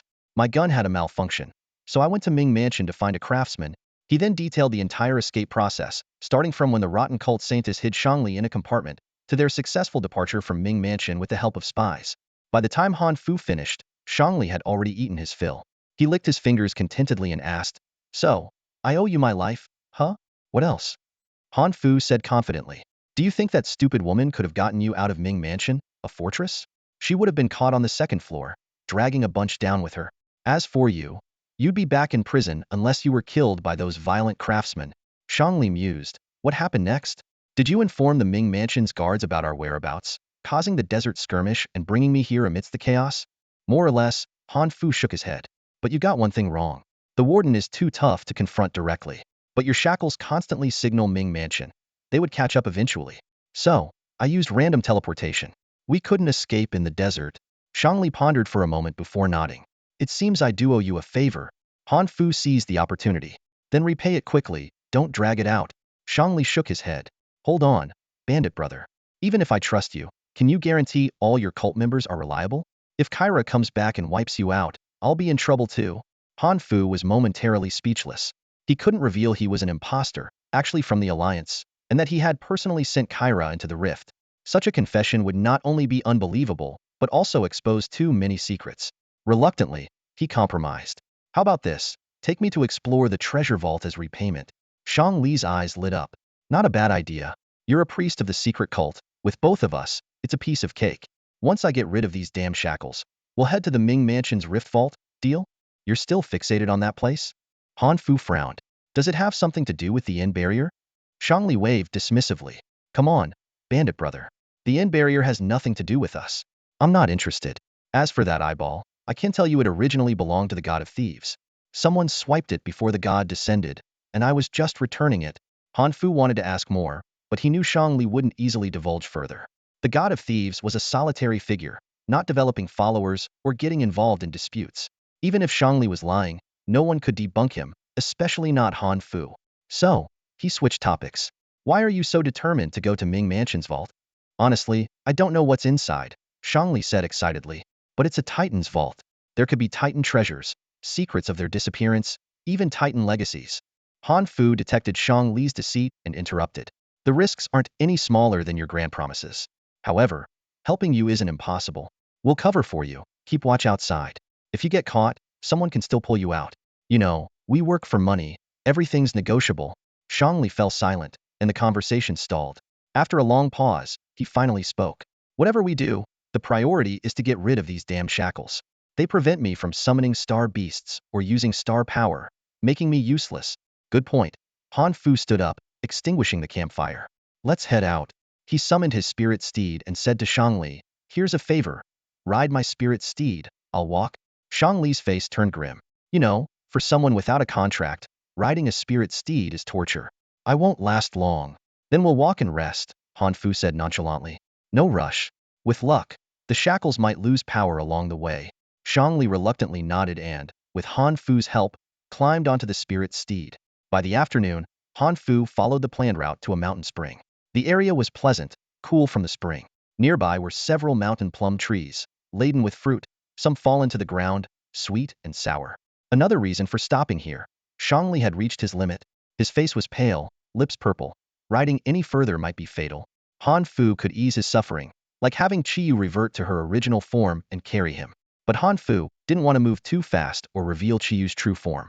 Besides, making Shang Li suffer a bit was necessary. Only then would he appreciate the rewards to come. When Fu Han helped Shang Li to the cool mountain spring, the exhausted Shang Li felt rejuvenated.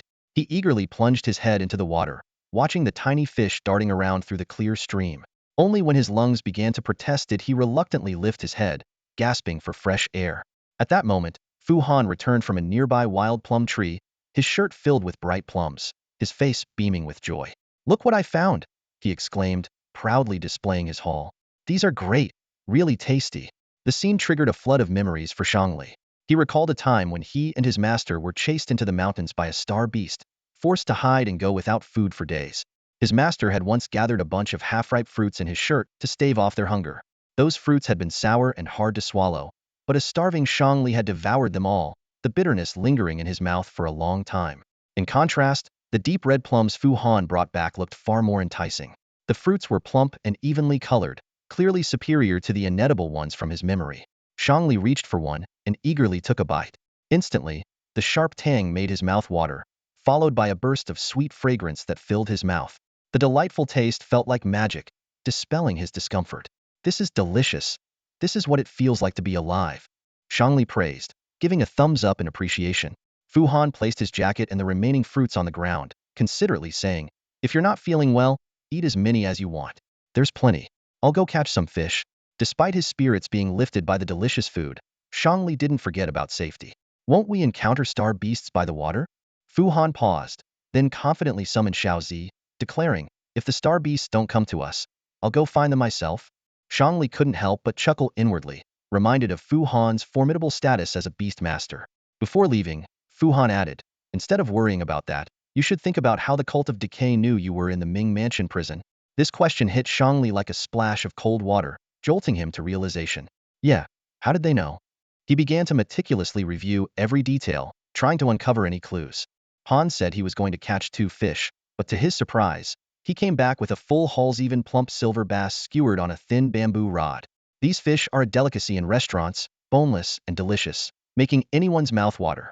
In the gentle currents downstream from the mountain spring, a large school of black-backed, silver-scaled bass seemed like a gift from the heavens.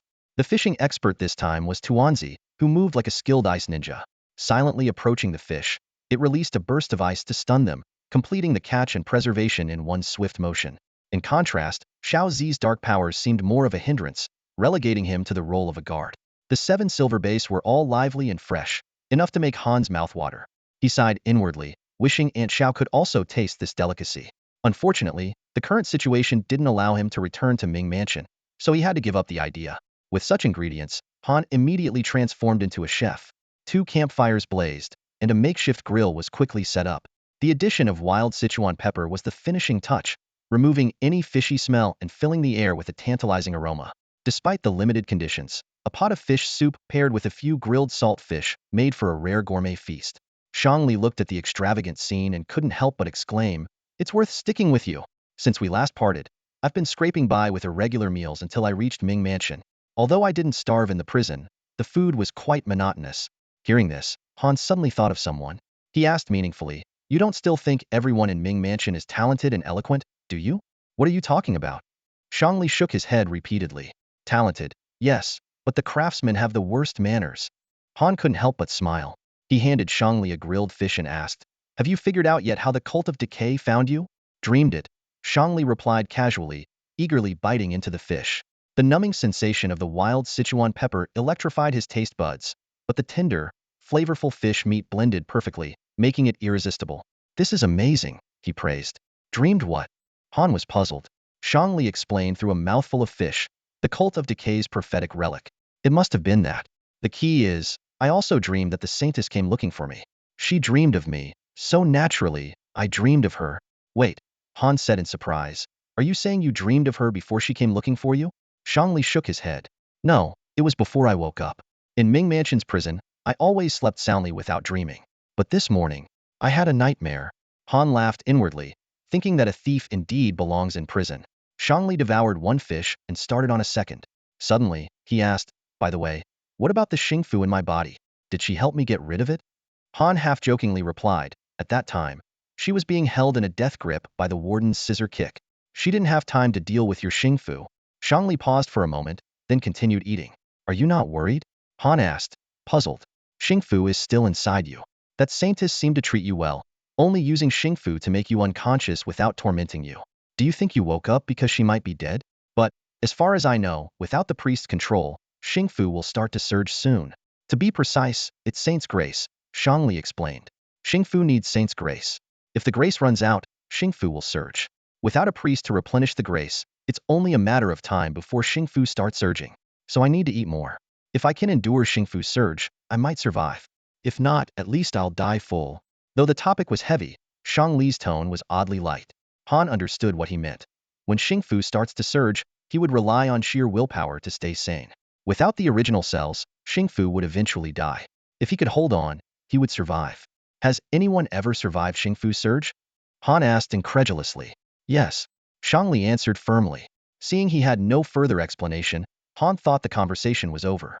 But Shangli suddenly spoke again. "My master, Kyra wanted to turn him into a slave for her use. He endured a whole day of Xingfu's torment.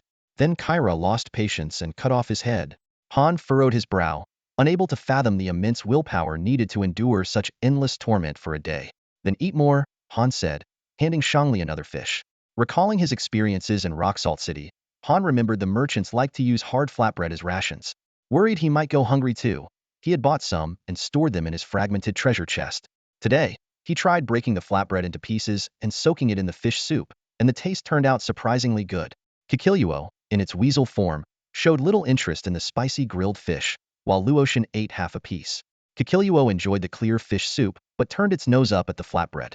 Looking at Luotian, Shangli curiously asked, "What kind of spirit dragon is this? It's so unique and beautiful." Han made up a story on the spot. "It's a desert spirit dragon. What are its stats? What's its ability?" Shangli pressed on. Han continued his fabrication. "It's very powerful, capable of summoning clouds and rain." Wow, Shang Li's eyes sparkled with admiration. This meal, Shangli enjoyed thoroughly. For grilled fish and 3 bowls of fish soup with soaked flatbread left him almost immobile, yet he still stuffed 2 mountain berries into his mouth. After all, with the constant threat of Xingfu's torment, he began treating every meal as if it could be his last. Seeing this, Han couldn't resist some verbal torment. I say, do you have any inheritance you need me to pass on to your heirs? I'll only take the agreed-upon fee. I have no heirs, Shangli said helplessly. Oh, so you have assets. Han's eyes lit up. You said you owe me a favor. Now's the time to repay it. I'm afraid you won't live long enough to take me to your treasure vault.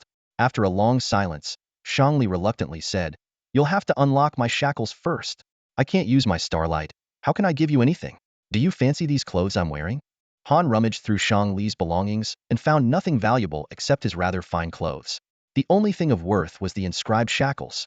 Fu Han let out a long sigh, his brows furrowed. He remained silent for a moment, his eyes flickering as if deep in thought. Suddenly, he looked up at Shang-Li, a sly glint in his eyes. You must have hidden quite a few treasures in the dimensional vault, right? Fu Han asked tentatively, his tone tinged with anticipation. Shang-Li shook his head helplessly at the question. With a wry smile, he explained, Brother Bandit, you might have misunderstood. I'm a thief's chosen, not a time god's chosen. The location of the dimensional vault keeps changing. If I put my stuff in there and the vault disappears, what am I supposed to do? Fu Han nodded thoughtfully, but his eyes still held a hint of skepticism. After all, even Luoshun had the ability to track temporal coordinates. How could Shangli not possess such skills? Sensing Fu Han's doubts, Shangli continued, however, I do have some valuable items. I have a fragmented vault box, but it can only store gems, nothing else. He paused, his gaze falling on Fu Han. I noticed you're using a fragmented vault box too. Does yours only store food? I've been meaning to ask, did you create your box in a kitchen, or do you not know its properties? Fu Han was taken aback, confusion written all over his face. What properties? Just as I thought, you don't know. Shangli chuckled softly, a sly look in his eyes. He began to explain slowly. I owe you a favor, so let me pay some of it back. Shangli then detailed the properties of the vault box. He explained that when a chaos mutant is brought into the main timeline, it undergoes adaptive evolution. This evolution is closely tied to the environment it's in. If the evolution environment is carefully designed, it can evolve into a specific form. For example, if you set up a room for storing items for the chaos mutant to evolve in, it might evolve into a vault box and gain the fragmented vault box skill. Shangli went on to explain that this skill reaches its max level at level 3. At max level, the box can only store items it deems valuable. The room set up for its evolution would influence its perception of valuable. Typically, people design fragmented vault boxes to store precious items like star fragments, jewels, and the like for emergencies. So, did you let it evolve in a kitchen? Shangli suddenly asked. Fu Han shook his head, somewhat embarrassed. No, but my fragmented vault box is only level 2. That's the best time to use it. Cherish it while you can, Shangli remarked. He pondered for a moment, a flash of excitement in his eyes. Speaking of which, we could visit a temporal fragment, contract a chaos mutant, and create a new vault box. I'll lead the way. How's your combat ability? However, as soon as he finished speaking, Shang-Li's expression grew serious. He murmured, first, you need to survive. With that, Shang-Li fell silent again, as if recalling something he didn't want to elaborate on. The air grew tense, and both men were lost in their own thoughts. The conversation with Shang-Li was quite enlightening for Fu Han. He realized that if he had been more aggressive from the start, he might have fallen into Shang-Li's trap. More importantly, he learned the secret method of crafting treasure chests, knowledge typically reserved for high-ranking nobles. Fu Han was surprised to discover that the fragmented treasure chest maxed out at level 3, contrary to his expectation that it could go beyond level 8. He regretted hastily upgrading it by 1 level. He wondered how Luoshun defined the concept of expensive. However, with the space-time gate in hand, this didn't seem like a major issue. Fu Han's gaze fell on Shangli, and an idea formed in his mind. He planned to have Shangli find an inconspicuous treasure vault, and then secretly have Luoshun track its coordinates. This way, he would have a place to store his items. This thought reminded Fu Han of something else. He looked directly at Shangli and asked, besides you, are there others who can open rifts in space-time? Shang-Li's lips curved slightly, as if he had anticipated this question. Opening a space-time rift is easy, he said slowly. But finding a target in the chaotic, fragmented space-time is not. Unless. He paused deliberately. Someone possesses some of the powers of the god of space-time. Fu Han's eyes lit up. So, it is indeed possible, he pressed. Or can you confirm that no one in this world holds any of the god of space-time's powers? Shangli remained silent, his brow furrowed. Fu Han continued, of course, if you stay alive, we can keep an eye on things. But if you die, is there a chance Kira could escape? Seeing Shangli still silent, Fu Han added, I know the time flow in the fragmented spacetime differs greatly from the main spacetime. Is it possible that Kira is in a time flow so slow that she could live for thousands of years? Shangli finally spoke, shaking his head. That's impossible. The time flow where she is extremely fast. Even if she had an immortal body, her soul would be consumed by time. Fu Han pondered. This was different from his hypothesis. He had thought Kira might be trapped in a slow time flow unsuitable for survival, making her desperate. Now it seemed she was simply growing impatient. Fu Han recalled a time when he passed through a space where water flowed upward, where 120 minutes equaled 5 minutes in the main spacetime. If Kira was there, she would have lived through what felt like over a decade in the main spacetime. I wonder, Fu Han asked tentatively, have you calculated how long she can live until she dies? At most 10 years, Shangli replied calmly. Fu Han was shocked. 10 years? That long? He questioned. I want to know, what are your thoughts on dying before your enemy? Shangli smiled indifferently. It doesn't matter. As long as she dies, that's enough. Hey! Fu Han became serious. Do you know that she's still giving orders to the corrupt cult? In that space-time, her patience will only grow thinner, and her decisions more reckless. She will incite wars and spread corruption, bringing chaos to the entire Qixing land. Shang Li's voice turned stern. Fu Han, if we don't eliminate her, Qixing land will never know peace. 10 years is just a brutal campaign. No matter how mad she gets, no god can conquer time. She will eventually perish. We will prevail. But I can stop all this. Fu Han said urgently. Don't underestimate my power. I have other companions and supporters, some even more powerful than legends. Now is the time when Kira is weakest. We can eliminate her completely. Hearing this, Shangli looked at Fu Han and silently laughed. Naive. Shangli sighed. Fu Han, I know you're a good person, but not everyone is like you. Did your companions tell you that everyone should do their part to save the world? How could you, such a shrewd person, believe that? How naive. Shangli laughed loudly. I can't tell you the truth, Fu Han. The power the corrupt cult wields is an extremely ancient and primal force. This power does not come from the soul but resides in the flesh. It is easily transferable, which is why the corrupt cult is so strong. Their power hasn't weakened despite the god's slumber. Do you understand? He stood up and pointed at Fu Han, questioning him. Do you still think 10 years is long? Do you still think your friends merely want to eliminate this scourge? Do you want to see a scene where a stronger Kira rises after the weaker one falls? Or are you the one who wants to take her place? But can you outcompete them? Fu Han was stunned, speechless for a long time. He finally understood Shang Li's intent. Killing Kira was just one goal. More importantly, it was about permanently sealing her primordial chain. After all, the treasure vault of the god of fertility was discovered by Shang Li, who naturally knew the story of Yang and the source of Kira's power. Fu Han pondered for a long time, trying to persuade Shang Li to follow his advice, disclose Kira's whereabouts, and help the Solar Council eliminate this scourge. But he had to admit, he was instead convinced by Shang Li. At least, he no longer dared to let the council's leaders face Kira. The possibility of a stronger Kira emerging after a weaker one falls was too high, and that was the last thing Fu Han wanted to see. Fu Han didn't even have the confidence to handle a small cat, let alone anything else. This was practically playing with his life. But if Kira were to die, the primordial chain might be left in that space-time, which was equally dangerous. However, that was a problem for the distant future. For now, the most important thing was to ensure no one could find her. As for the chaos the corrupt cult might cause, Fu Han sighed and thought, at worst, I'll just have to collect more primordial cells, which is indeed the safest option. Just as Fu Han was about to speak, Shang Li preempted him, saying, You just mentioned that your people are willing to eliminate this scourge and prevent suffering. It's simple, really. Just get rid of her 8 whispering saints. Each one you eliminate will damage her soul, shortening her time there by a few years. Fu Han squinted and asked, What are whispering saints? Shang Li's eyes narrowed further. You're pretending to be a secret priest, aren't you? How can you not know anything? Fu Han's heart sank, thinking, I'm done for. I've been found out. The origin of the term saintess was specifically researched by Fu Han. Initially, this beautiful title referred to young girls sacrificed to the decay demons, hiding a grim reality. Over time, as the leaders of the decay cult became female, the status of the saintess gradually rose. Eventually, the title of saintess became widely used. In the decay cult, the whispering saintess holds a unique position. They are the highest-ranking priests, second only to Kayla, and directly take orders from her. Their commands are considered Kayla's will. To ensure they can receive instructions at any time, Kayla entered into a forbidden contract with them, enabling soul communication. Shangli mentioned that this contract is similar to the soul bond with the star beast, but has its differences. Hearing this, Fu Han couldn't help but think of the Solar Council, as their methods and structure are strikingly similar.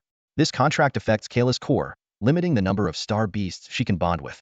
However, Kayla's soul core is exceptionally vast, allowing her to have 8 Whispering Saintesses simultaneously, showcasing her immense power. The title of Whispering Saintess is an identity rather than a rank. Some Whispering Saintesses are assigned critical tasks. Fu Han had met a former Whispering Saintess who was executed, the same wayward Saintess he encountered in Linny Town. She later initiated a war against the Death Cult and was ultimately killed by the chief underworld officer. Fu Han initially thought there were 7 Whispering Saintesses left, unaware that one of them had rescued Shangli earlier. In reality, only 6 Whispering Saintesses remain. By the time Shangli explained the structure of the Decay Cult and the role of the Whispering Saintesses, night had fallen. This information is confidential within the Decay Cult and not widely known. Shangli was surprised to find that Fu Han, a secret priest tasked with tracking Kayla, knew nothing about it. Facing doubt, Fu Han explained that he had a personal vendetta against the Decay Cult and wasn't working for them. Shangli was skeptical but had seen Fu Han's night demon statue and believed he was a high-ranking member of a secret faction. Shangli speculated that Fu Han's lack of knowledge might be due to his rapid rise to power, causing him to be sidelined by senior members. Despite feeling insecure, Fu Han regained his confidence, knowing that spies everywhere recognized him as a priest. He assured Shangli that he would address the issue of the Whispering Saintesses, planning to raise it at the next council meeting to gauge other members' reactions and identify who stood for justice and who coveted the Decay Cult's power. Fu Han asked Shangli if he could ensure that Kayla wouldn't be found by others, such as those with the power of the god of time and space.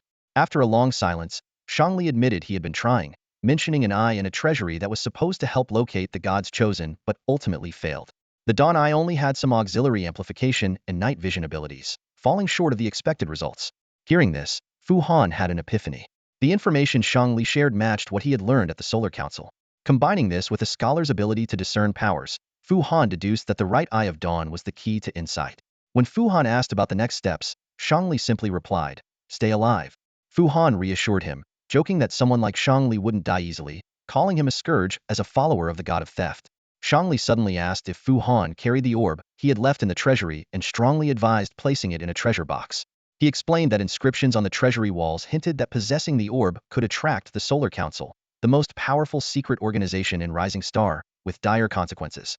Fu Han questioned if Shangli intended to harm him, but Shangli denied it, explaining that he didn't dare take the orb himself.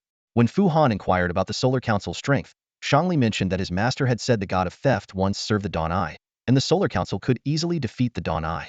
He emphasized that this was a matter for gods, not something small fry like them could meddle with. The two men silently gazed at the forest night sky, each lost in thought. Fu Han knew that the Dawn Eye was actually established by the plant men and was, in a way, synonymous with the Solar Council. The Solar Council was most powerful during the End Barrier era and maintained significant influence for a long time afterward. Even in the Old God era, it retained some of its former glory. However, looking at himself and then at the little cat, Fu Han couldn't help but lament the decline of the Solar Council. Time changes everything, and even once mighty entities cannot escape the fate of decay.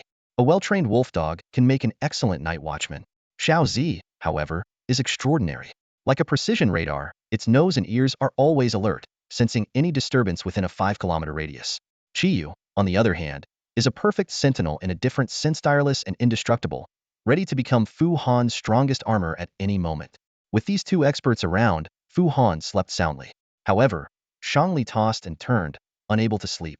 The threat of the night demon and demon wolves hung over him like a sword, keeping him on edge. Helpless, he began to study the inscriptions on his shackles carefully. As a skilled treasure thief, Shangli had a good understanding of inscriptions. While not as proficient as the craftsmen of the inscription house, his foundational knowledge was solid. His intelligence and agility were exceptional, allowing him to solve complex puzzles in the vault of the Dawn's Eye and ultimately seize its treasures. Before long, Shangli discovered the charging inscription on the shackles. He realized that these shackles were powered by glowstones rather than self-charging. On reflection, this design made sense. Since the inscription devices were used within the inscription house, utilizing the Titan matrix was the primary consideration. The auto-absorption feature would be redundant. This meant the shackles would eventually run out of power. If they continued to operate for a long time, it must be Fu Han secretly recharging them while pretending to sleep. Realizing this, Shangli found it even harder to sleep. He closed his eyes and feigned rest, waiting to see if Fu Han would make any moves. However, this time, Fu Han was genuinely asleep. After talking with Shangli, he realized that while his initial plan to eliminate Kira wasn't entirely wrong, the method might be counterproductive. Kira being trapped in the fragmented layer meant Fu Han's original sequence chain remained unique in the main timeline. This was a great opportunity to strengthen himself and weaken the decay cult. Since neither side wanted Kira to escape or anyone to enter the fragmented layer, they were effectively aligned in their goals. Fu Han decided to temporarily abandon his plan to extract Kira's whereabouts. He realized that keeping Shangli shackled wouldn't work if he wanted his help. Therefore, there was no need to continue secretly recharging the shackles. Thus, Fu Han slept soundly that night, while Shangli remained on edge. At dawn, Fu Han woke from his dreams. Eager to practice the insights he had gained from a night of spear training, he got up and began swinging his spear in the open space. Despite staying awake all night, Shangli's exceptional mental strength kept him unaffected. He closed his eyes and listened to the whooshing sound of Fu Han's spear. Suddenly, Fu Han approached Shangli and shouted, "Hey, Shangli, wake up!" Shangli feigned grogginess and opened his eyes, only to see Fu Han squatting in front of him, pointing excitedly at the shackles. "The inscriptions have gone out. The shackles are out of power."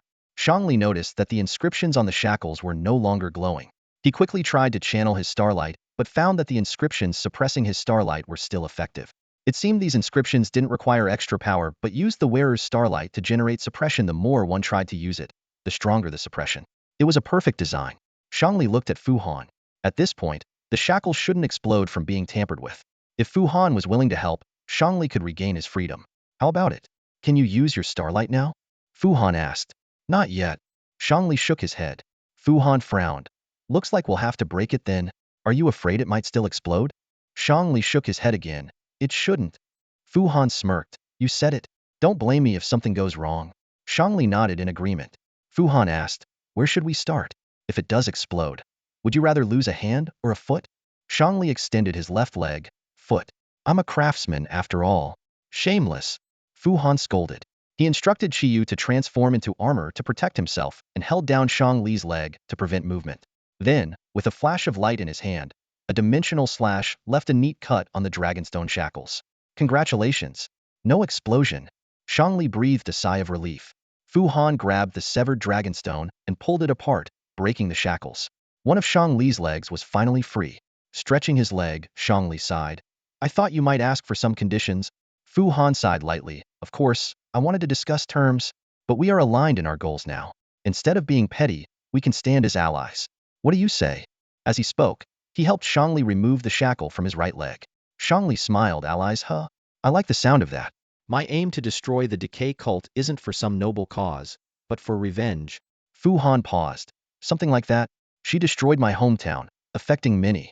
I'm also seeking revenge, but I want to be as noble as possible." "I knew it. For reputation." Fu Han shook his head. "For peace of mind. How did you sleep last night?" Shangli was momentarily speechless. Fu Han continued to remove the shackles and proposed, "We can work separately. I'll find a way to eliminate the Holy Maiden of Whispers. You ensure Kira doesn't escape the fragmented layer or let anyone in. Along the way, we support each other as allies." "Good proposal," Shangli responded. "But, my friend, I'm just about to be free from these shackles. At the same time, I'm getting closer to being tortured to death by the Crimson Decay." Fu Han laughed. "Don't be so pessimistic. Didn't I say you wouldn't die? Think about who I am. We have a secret bureau in the north." Shangli's eyes lit up. "You have anti-decay serum?" Fu Han nodded mysteriously. Seeing hope, Shangli said excitedly, "Name your price." Fu Han smiled. "Didn't I just say? Mutual support as allies, so it's free." "Really?" "Ha ha ha." Shangli laughed. "Really?" Fu Han confirmed. "But I urgently need a time stone. Also, you promised to show me around the vault. Don't go back on that." Shangli nodded seriously. "If I survive, consider it done." By this time, Fu Han had already skillfully unlocked the shackles on Shangli's limbs. His gaze then shifted to the more complex collar around Shangli's neck. With a serious expression, Fu Han solemnly said, "Don't worry, I won't let you die. For the sake of my time stone, my treasure trove, and the mission we're about to complete together, let the rot return to dust." Shangli nodded slowly at these words, closed his eyes, and echoed with the same determination, "Let the rot return to dust." The collar around Shangli's neck was indeed larger and more intricate than the shackles on his hands and feet. As Fu Han reached out to deal with it, he suddenly hesitated. Frowning, he mused, "I just thought, if the craftsman wanted to ensure an escapee's death, wouldn't they just need to design a self-destruct mechanism into this collar? This remark left Shangli stunned. He looked down at the collar but couldn't see the inscriptions on it due to the angle. Feeling slightly embarrassed, Shangli explained, I haven't really studied the inscriptions on the collar closely. After all, it's below my neck, out of sight. Despite his apprehension, Shangli decided to trust Fu Han. Taking a deep breath, he said, let's take a gamble. Go ahead. Fu Han carefully manipulated the collar, both of them holding their breath. With a final soft click, the collar fell away. Shang Li's head remained firmly on his shoulders, and both men breathed a sigh of relief. Scratching his head sheepishly, Fu Han admitted, I've watched too many movies and got it into my head that the thing would self-destruct. I almost made you believe it too. Shang Li laughed and said, turns out the craftsmen didn't design such a feature. Even if they did, it would make more sense for it to explode once outside the boundaries of the Mingfu prison. With the suppression of the starshine lifted, a certain level of trust was established between them. Considering his own corruption that could flare up at any moment and the fact that Fu Han hadn't yet obtained the anti-corruption serum, Shangli decided to demonstrate his rapid travel ability to Fu Han. Fu Han originally thought Shangli had a similar directional teleportation ability like a time-space portal, but when Shangli explained, Fu Han was surprised to discover it was an entirely different capability. Shangli smiled mysteriously and said, I can travel through the interstices of space. This unexpected ability made Fu Han's eyes widen, clearly making him even more excited for the adventures ahead. The narrow rift in space resembled a surreal painting, with shattered light and swirling purple star mist intertwining, as if standing on the edge of the universe. Through this mysterious purple fog, one could vaguely see the other side of time and space, a desolate wasteland, sending chills down one's spine. Shangli led Fu Han into this strange space in a manner as enigmatic as a magic trick. He merely placed a gentle hand on Fu Han's shoulder, and in the next instant, the rift in space swallowed them like an invisible giant beast. Before Fu Han could react, he found himself in this eerie spatial gap. This is the rift in space. Ever heard of it? Shangli asked with a somewhat proud tone, smiling. Fu Han nodded. I've heard of it, but this is my first time here. He recalled the lessons at the Star Forging Academy and silently thanked himself for not attempting such a dangerous venture back then. Shang Li's expression turned serious as he pointed to the surrounding star mist, his voice low, no matter which direction you go, it leads to being lost. Especially that area behind us, can you see it? Fu Han followed his gaze and saw nothing but void. Even if a single hair touches that space, Shangli continued, you'll be considered as having entered it. After that, the main timeline won't accommodate you anymore, and you'll be lost here until you die. Curious, Fu Han asked, what exactly is that space? Shangli shrugged. Those who delve into such unknowable questions don't end well. Those who know can't tell you anyway. Fu Han smirked and shifted the topic back. So, how do we start moving quickly? We don't move. We let the space move us. Shangli replied with a mysterious smile, pointing towards the direction of the main timeline. The scene behind the star mist started to rush backward like a faster winding tape. Shangli watched intently, as if searching for something. About 15 minutes later, the scene began to slow down, and a dark, somber city emerged before them. Wuzong City, is that okay? Shangli asked. Fu Han nodded. It'll do. All right then, Shangli said. You go out first. I need to change. Fu Han was taken aback. Huh? Just give me a few minutes. I can't be recognized. Shangli explained. Fu Han then remembered that in the land of divine slumber, Shangli was a highly sought-after figure. Many hoped he would help find their family's treasure or legendary artifacts. Since Kyla's disappearance, he had become even more of a focal point. Without his ability to move through the spatial rift, he would have been caught long ago. Fine. Fu Han walked towards the main timeline alone. Soon, an old man with white hair and beard appeared behind Fu Han. Shangli? Fu Han asked in surprise. The old man nodded. But we should use a different name. How about I pretend to be your father? Fu Han kicked out without hesitation. Shangli dodged, laughing. Just kidding. You're a high priest, and I'll be your driver. Fu Han frowned. I've never seen such an ostentatious driver. Just pretend to be a scholar. I'll call you Mr. Li and say you're my advisor. Good. That works. Shangli agreed. Then I'll be Mr. Li. Fu Han nodded in agreement and was about to lead Shangli into the city when Shangli stopped him. Aren't you going to disguise yourself? Fu Han casually replied. Not all members of secret sects hide their identities. For example, I walk the world openly. Shangli was momentarily stunned, then cursed. You really know how to spin a tale. Fu Han shook his head with a mysterious smile. You wouldn't understand. As they stepped into Wuzong City, Fu Han's gaze was drawn to the towering structure at the center. In that ominous place, bone dragons often flew around, a sight that never ceased to amaze. Shangli seemed to share the sentiment, remarking, bone dragons do look cool, but compared to real dragons, they're quite fragile. Plus, they can't be stored in the soul realm, too conspicuous. Fu Han asked curiously, your star beast lineup must be impressive if you don't even consider bone dragons. Shangli shook his head. My star beasts aren't for combat. They're good for escaping but useless in a fight. When we work together, you can assume I'm not there for any combat. Fu Han was puzzled. You're a god's chosen one. Why not contract a combat star beast? Heh, I'm favored by the god of thieves. How could I fight? That would make me a robber. Shangli laughed. Fu Han pondered, recalling their previous encounter in the treasure vault, where Shangli indeed didn't fight back. Could it be his divine power? Perhaps he traded combat ability for something more crucial.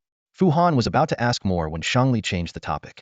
Left with no choice, Fu Han led Shangli straight to the bone servant's former husband cafe. Shangli thought it was a secret meeting place and whispered to Fu Han, your secret sex women are stunning. Fu Han chuckled quietly. She's a devout follower of the god of death. See that bone servant wandering around? That's her ex-husband. Shangli shivered. Then why bring me here? To drink coffee. Fu Han replied nonchalantly. The proprietress personally brought them coffee and chatted briefly with Fu Han. He then entrusted his advisor, Mr. Li, to her care and quietly left for the inn opposite the Temple of Informers. Shangli understood and put on a scholarly demeanor, chatting with the proprietress. He knew Fu Han's Real Miscianto, find an anti-corruption serum for him. However, Fu Han had his own plans. With the original sequence, he didn't need any anti-corruption serum. But to avoid arousing Shang Li's suspicion, he had to put on a show. So, Fu Han found the innkeeper Zhang Qi and asked him to get a syringe of antibiotics. On the southern continent, everyone knew the beneficence sect, which managed medicine, was not kind. Those green-robed beneficence priests were known to charge exorbitant fees based on the person's wealth. It was those cheap antibiotics smuggled from the north that proved to be practical medicine. In the southern continent, oral antibiotics, though much more expensive than in the north, were still relatively easy to obtain. Injectable antibiotics, however, were quite rare, but for secret cults with the right connections, this wasn't an issue. Zhang Qi quickly brought back an advanced needle-free injector from the Zhonglu Trading Company and placed it carefully in front of Fu Han. Fu Han examined the injector closely and was pleased to see that it bore no labels or markings, which made it easier to smuggle from the north. Although the price was steep, what cost only 2,000 yuan in the Union region had soared to 2 gold coins in the southern continent. Fu Han no longer cared about such small expenses. The entire process took less than an hour. When Fu Han returned to the inn, he found Shangli still engaged in an enthusiastic conversation with the innkeeper's wife. Seeing his return, the innkeeper's wife politely complimented Mr. Li on his knowledge and then excused herself, leaving the two guests some privacy. As soon as Fu Han sat down, he eagerly presented the injector to Shangli. You already got it? Shangli asked in surprise, a hint of admiration in his eyes. Looks like you're in luck, Fu Han nodded. But we should use it now. It's close to expiring. Hearing this, Shangli's attention immediately shifted to the timing of the injection. He stared at the blue injector with some concern. Is it safe to use it now? He asked. Fu Han thought for a moment before responding. If it works, the scarlet rot will start to flare up sooner. But the symptoms will be much milder, and you should be able to handle it. Right here in Wuzong City? Shangli inquired further. Fu Han shook his head slightly, his tone turning serious. The death cult is very sensitive about the scarlet rot. It's better to head into the mountains. Then let's go now. Shangli decided swiftly, placing a gold coin on the table. He stood up, carefully supporting Fu Han by the shoulder, and the two of them slipped into the folds of time and space, vanishing from the bustle of the inn. Shang Li's method of slipping into the crevices of time and space to move quickly was like a double-edged sword, agile but imprecise. Trying to return to the spring by the mountain was like searching for a needle in a haystack. No wonder he had to scour the mountains and forests to find the treasure, often with an empty stomach. In comparison, Fu Han's time portal showed its clear advantage. In Heji Mountain, there were plenty of flat and secluded spots. The two chose a campsite and emerged from the time-space rift. Xiaozi scouted the area to ensure it was safe, and Fu Han began administering the injection to Shangli. As the blue serum entered Shang Li's body, Fu Han secretly performed a spell to extract most of the Xingsu and primordial cells, leaving only a trace. This maneuver ensured Shangli retained some symptoms while leaving a tracking mechanism. How much sooner will the Xingsu flare-up happen? Will this medicine even work? Shangli asked anxiously. Before he could finish, he raised his hand abruptly. Wait, it's working. I can feel it. In just 10 minutes, Shang Li's body temperature soared to a scorching level. Fu Han hastily summoned Yun Yun to cool him down with rainwater. Is this what the Xingsu flare-up feels like? Shang Li muttered. Fu Han shook his head. No, the Xingsu flare-up is 1,000 times more painful. You're just having a severe fever. 1,000 times? That's an exaggeration. I already feel like I'm dying. I'm not exaggerating. I've experienced it. 1 second feels like 3 years. Stop bragging. Believe it or not. After a long silence, Shangli suddenly asked, then how did my master endure it? Fu Han sighed. All I know is, he must have been an extraordinary person. Truly extraordinary. Another silence followed. Shangli suddenly said, he was just an ugly, yellow-toothed, hunchbacked old man, very creepy. Fu Han retorted mercilessly, you look decent, yet you're acting like you're dying from a fever. TSK, TSK, TSK. Shangli said nothing more, turning his back as silent tears fell. All night, Shangli tossed and turned, unable to sleep. Fu Han checked on him multiple times and found nothing amiss besides the high fever. By morning, Fu Han was refreshed but noticed Shang Li's lips were dry from dehydration. He quickly gave him water and urged him to drink more. Shang Li drank nothing the entire day. By dusk, his skin was in severe pain. Fu Han checked and found his body covered in blisters, a sign that the dying Xingsu was seeking a new host. This is a good sign. It means you're almost cured, Fu Han comforted. Shang Li was too weak to speak. As night fell, the blisters began to emit Xingsu gas. To prevent secondary infection, Fu Han had to remove Shang Li's clothes and use leaves to fan away the fumes. At dawn, the Xingsu was gone from Shang Li's body, but the blisters had burst, leaving him weak and unconscious. Yun Yun brought down a gentle rain to cleanse the filth and heal the wounds. By noon, Shang Li finally woke up. Though feeling weak, the discomfort of the past 2 days had vanished. He was startled to find himself naked and hurriedly asked, why am I not wearing any clothes?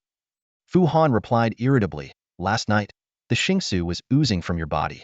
If I hadn't taken off your clothes, you would have been a goner. Shang Li recalled the torment of the previous night, feeling as if 1,000 insects had been gnawing at him. He quickly checked his body and face. Fu Han reassured him, I've treated you. Don't worry. No scars. Shang Li finally breathed a sigh of relief and lay back, saying, I owe you one. Once I recover, I'll help you find a treasure. Besides the time-space gem, is there anything else you want? Fu Han was momentarily lost in thought, remembering the past. After a brief silence, he replied, anything that can boost my strength would be useful. Shang Li nodded, true, your star level is still low. So improving your strength is crucial. Fu Han felt a twinge of annoyance and asked, what's your star level then? Shang Li smiled, I'm a legend, of course. Fu Han wanted to retort but held back. On second thought, it wasn't too far-fetched for someone who could find treasures and explore on his own to be a legend. Fine. I'll rely on you then, Fu Han half-joked. Shang Li sat up excitedly, no problem. I'll make sure you live the good life. Before he could finish, his stomach let out a loud growl. Fu Han sighed and shook his head, following you. I'd probably starve most of the time. Here, eat. He pulled out some roasted cassava from the embers. As the saying goes, illness comes like a mountain, but leaves like a thread. Though Shang Li's spirits had lifted, his body was still extremely weak. After eating a couple of pieces of cassava, he drifted off to sleep again. Fu Han pondered for a moment, deciding to find some meat to nourish him. He asked, if I go hunting, can you take care of yourself? Shang Li replied, I can hide in the space crevice, but you'll have to come back and save me. Fuan nodded in agreement, indicating he wouldn't stray far. Shang Li, however, called him back and took out a small coin-sized inscribed device from the treasure box at his waist. This is a double voice stone, Shang Li explained, handing the tiny artifact to Fuan. No matter how far apart they are, paired stones can replicate each other's sounds. The inscriptions on it can store and amplify the volume. We can use it to communicate when we split up. Fuan accepted the double voice stone, examining the rare item closely. The inscription process wasn't complicated, but finding a matching pair of stones was extremely difficult. Remember, don't let anyone else hear our communications, Shang Li cautioned sternly. And don't lose it.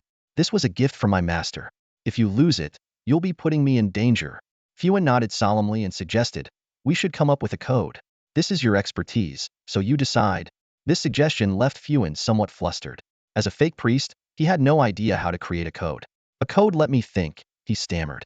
You rest first. I'll be back soon. 3 days later, nourished by sufficient protein intake, Shang Li had fully recovered. He was ready to set out alone to search for the treasure Fuan needed. Before departing, Shang Li asked if Fuan had any precious antiques he could borrow. It was then that Fuan learned Shang Li needed a reference item to locate the treasure, just as he had previously needed the relic of the Dawn's Eye to find the treasure trove. Without Kyra's cooperation, Shang Li wouldn't be able to find the holy tomb of the fertility god either. Fuan could have offered a fragment of the Star of Worship as a reference, but after careful consideration, he handed over an old, worn black spear to Shang Li. Shang Li was skeptical about this choice. To him, The broken spear seemed useless for locating the treasure. But Fuan insisted. The seemingly ordinary spear was actually a god-slaying artifact, a secret known only to Fuan. If it could be used to locate the treasure, its value would be immeasurable. Reluctantly, Zhongli clicked his tongue and left with the black spear. Since they hadn't agreed on a code, they decided not to use the double voice stones unless absolutely necessary and arranged to meet at the Bone Servant Cafe in 3 days. As summer arrived, the scenery of Wuzong City subtly transformed. The midday sun pierced through the clouds, casting a sacred glow over the solemn city. However, this sense of reverence was soon disrupted by the hustle and bustle within the city under the sunlight. People gathered in small groups, either smoking or sunbathing, injecting life into the grand city. Wuzong City was particularly beautiful in the summer, with swaybai trees in full bloom everywhere. The delicate white flowers adorned the black buildings, glistening under the sunlight and creating a harmonious picture with the surroundings. Fu Han once thought the swaybai trees held some auspicious meaning, but upon inquiry, he learned that people planted them simply for their beauty and their ability to bloom in this otherwise bleak place. This realization made Fu Han appreciate the flowers even more, admiring their pure beauty. Just as Fu Han was lost in the scenery, Zhang Qi brought some bad news, interrupting his reverie. Word from the desert had it that Mingfu spies were being thoroughly investigated by the Security Bureau. Although there was no concrete evidence, most of the spies were expelled from Mingfu, and the remaining ones had gone silent. Fu Han knew this was because he had helped the Saintess escape. Fortunately, the expelled spies had safely reached the Great Oasis. This surprised Fu Han, as he had little interaction with Mingfu spies, being part of the Bureau of Secret Affairs. Zhang Qi explained that it was due to Fu Han's influence. Understanding this, Fu Han decided to personally go to the Great Oasis to deliver the promised reward. At that moment, Zhang Qi brought another message. The high priest of the temple wished to see Fu Han. Fu Han recalled being visited by a lavishly dressed priestess when he had fainted while identifying the church's fragment. Zhang Qi confirmed it was indeed the high priest. Fu Han donned his ceremonial robe and walked through the mist-shrouded courtyard to enter the Temple of Whispers. He was directly led to the yard, where the high priest awaited beneath the statue of the God of Secrets.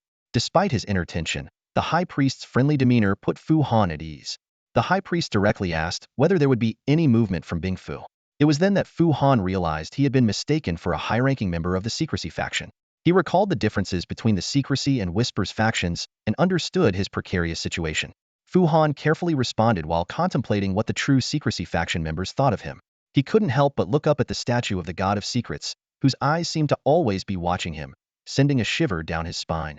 The high priestess adopted a humble and cautious demeanor as she carefully invited Fu Han, attempting to discern the movements of the decay cult.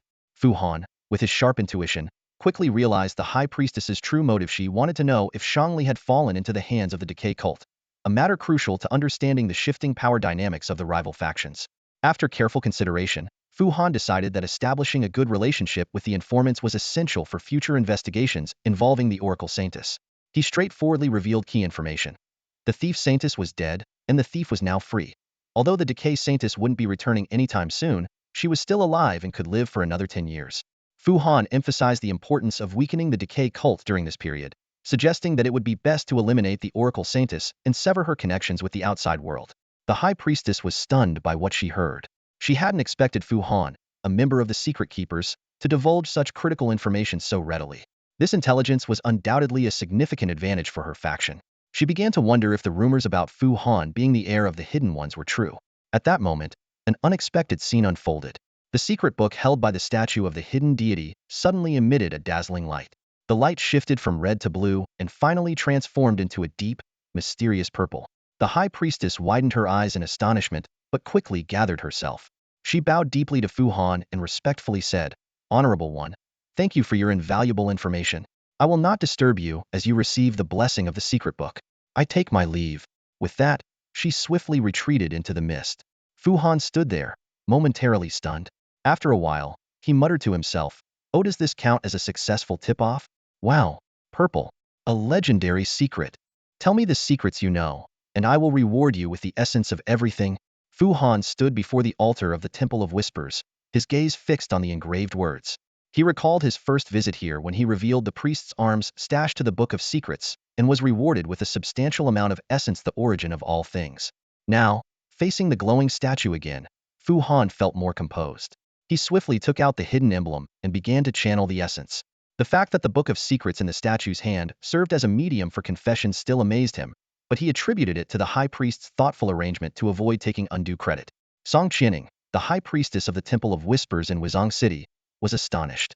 To her, the ordinary statue performing miracles was irrefutable proof that Fu Han was favored by the secrets. As the essence surged into him, Fu Han felt dizzy and sleepy. He realized that absorbing too much essence at once had an effect similar to intoxication. His core, once pure white, had now tinged with blue, marking a significant step towards the fourth rank of starlight. Fu Han staggered back to the inn, too exhausted to respond to Zhang Qi's concern, and fell into a deep sleep. When he awoke around noon the next day, he still felt groggy. Zhang Qi brought a lavish meal prepared by the high priestess and explained that he might feel lethargic for the next couple of days. Though unaccustomed to being taken care of, Fu Han's fatigue and hunger made him accept Zhang Qi's help. After eating, he inquired about his condition from Kikalu. She explained that it was like a soul being overly satiated and temporarily sluggish, but he should be fine after some rest. Realizing this, Fu Han decided to allow himself to rest. He spent the next 2 days living a pig-like life. On the third day, though still tired, he forced himself to meet an appointment at a cafe. The proprietress, seeing his state, joked, "You may be young and strong, but some things still need moderation." Fu Han quickly explained it was due to overabsorbing essence. She understood and prepared a special drink to help him recover. While waiting for his drink, Shangli arrived. Though he still appeared as Mr. Li, he looked more frail and pale than when he had left. Fu Han asked about his condition with concern. Shangli, exhausted, handed Fu Han the black gun inside. "This gun is truly something. Using it as a reference, I discovered that the treasury found by Suo was deliberately buried." Fu Han asked in surprise, "Couldn't you find it?" Shangli replied proudly, "How could I not? But I haven't slept for 3 days." Fu Han was puzzled. "Why the rush? You can always search later." Shangli shook his head. "No, I fear it might disappear. It's hard to believe someone would deliberately hide an already lost treasury." Fu Han questioned, "Wasn't it hidden by the god of time and space?" Shangli explained, "If the god of time and space didn't want it found, it would be obliterated. And if he wanted to hide something, he wouldn't do it so clumsily. This seems more like something your sect would do." Fu Han frowned and remained silent. Just then, the proprietress brought in the special drink and, seeing Shangli, asked if they needed 2 cups. Fu Han nodded in agreement. After placing a fragrant cup of coffee, the proprietress left. Fu Han pushed the coffee towards Shangli. "You drink first. I don't want you passing out." Shangli drank most of the cup in one go, feeling much better. As he regained some energy, Shangli took out a bracelet-like inscribed device from the treasure box and handed it to Fu Han. "This is the key to the treasury, but it's only effective for 7 days. It's also the time-space gems you wanted. Use it well." Fu Han looked at it with delight. The black gold bracelet was embedded with over 20 time-space gems, enough for his use for a while. The inscribed array on the bracelet could tear open a time-space rift, temporarily opening the doorway to the lost treasury. However, Shangli could only anchor the location for 7 days, after which it would vanish. Shangli confirmed that the treasury had no star rank restrictions, but felt it was quite extraordinary, warning Fu Han to proceed with caution. Fu Han asked, "So you don't plan to go in with me?" Shangli smiled. "If you invite me, I'll go. But by the rules, the treasure is split 50-50, and am not much of a fighter." Fu Han realized that Shangli typically didn't accompany clients into treasuries. He provided the key and then stayed out of it. This was a standard practice, and Shangli had always adhered to it. "You haven't been inside this treasury?" Fu Han asked. Shangli shrugged. "Of course not. Treasuries aren't places you can just waltz into. This one is very unusual. Be careful." The proprietress then brought Fu Han's coffee. Taking a sip, Fu Han immediately felt his soul's fatigue lift significantly.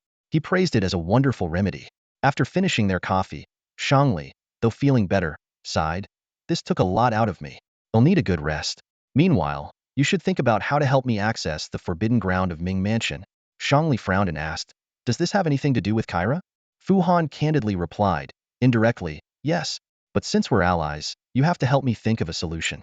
Besides, when the time comes, I'll take you along to explore the treasure vault, and we'll split the benefits evenly." Shangli snorted, thinking, everything else is nonsense, but the part about splitting the benefits evenly sounds pretty good. Fu Han then informed Shangli of some unfortunate news.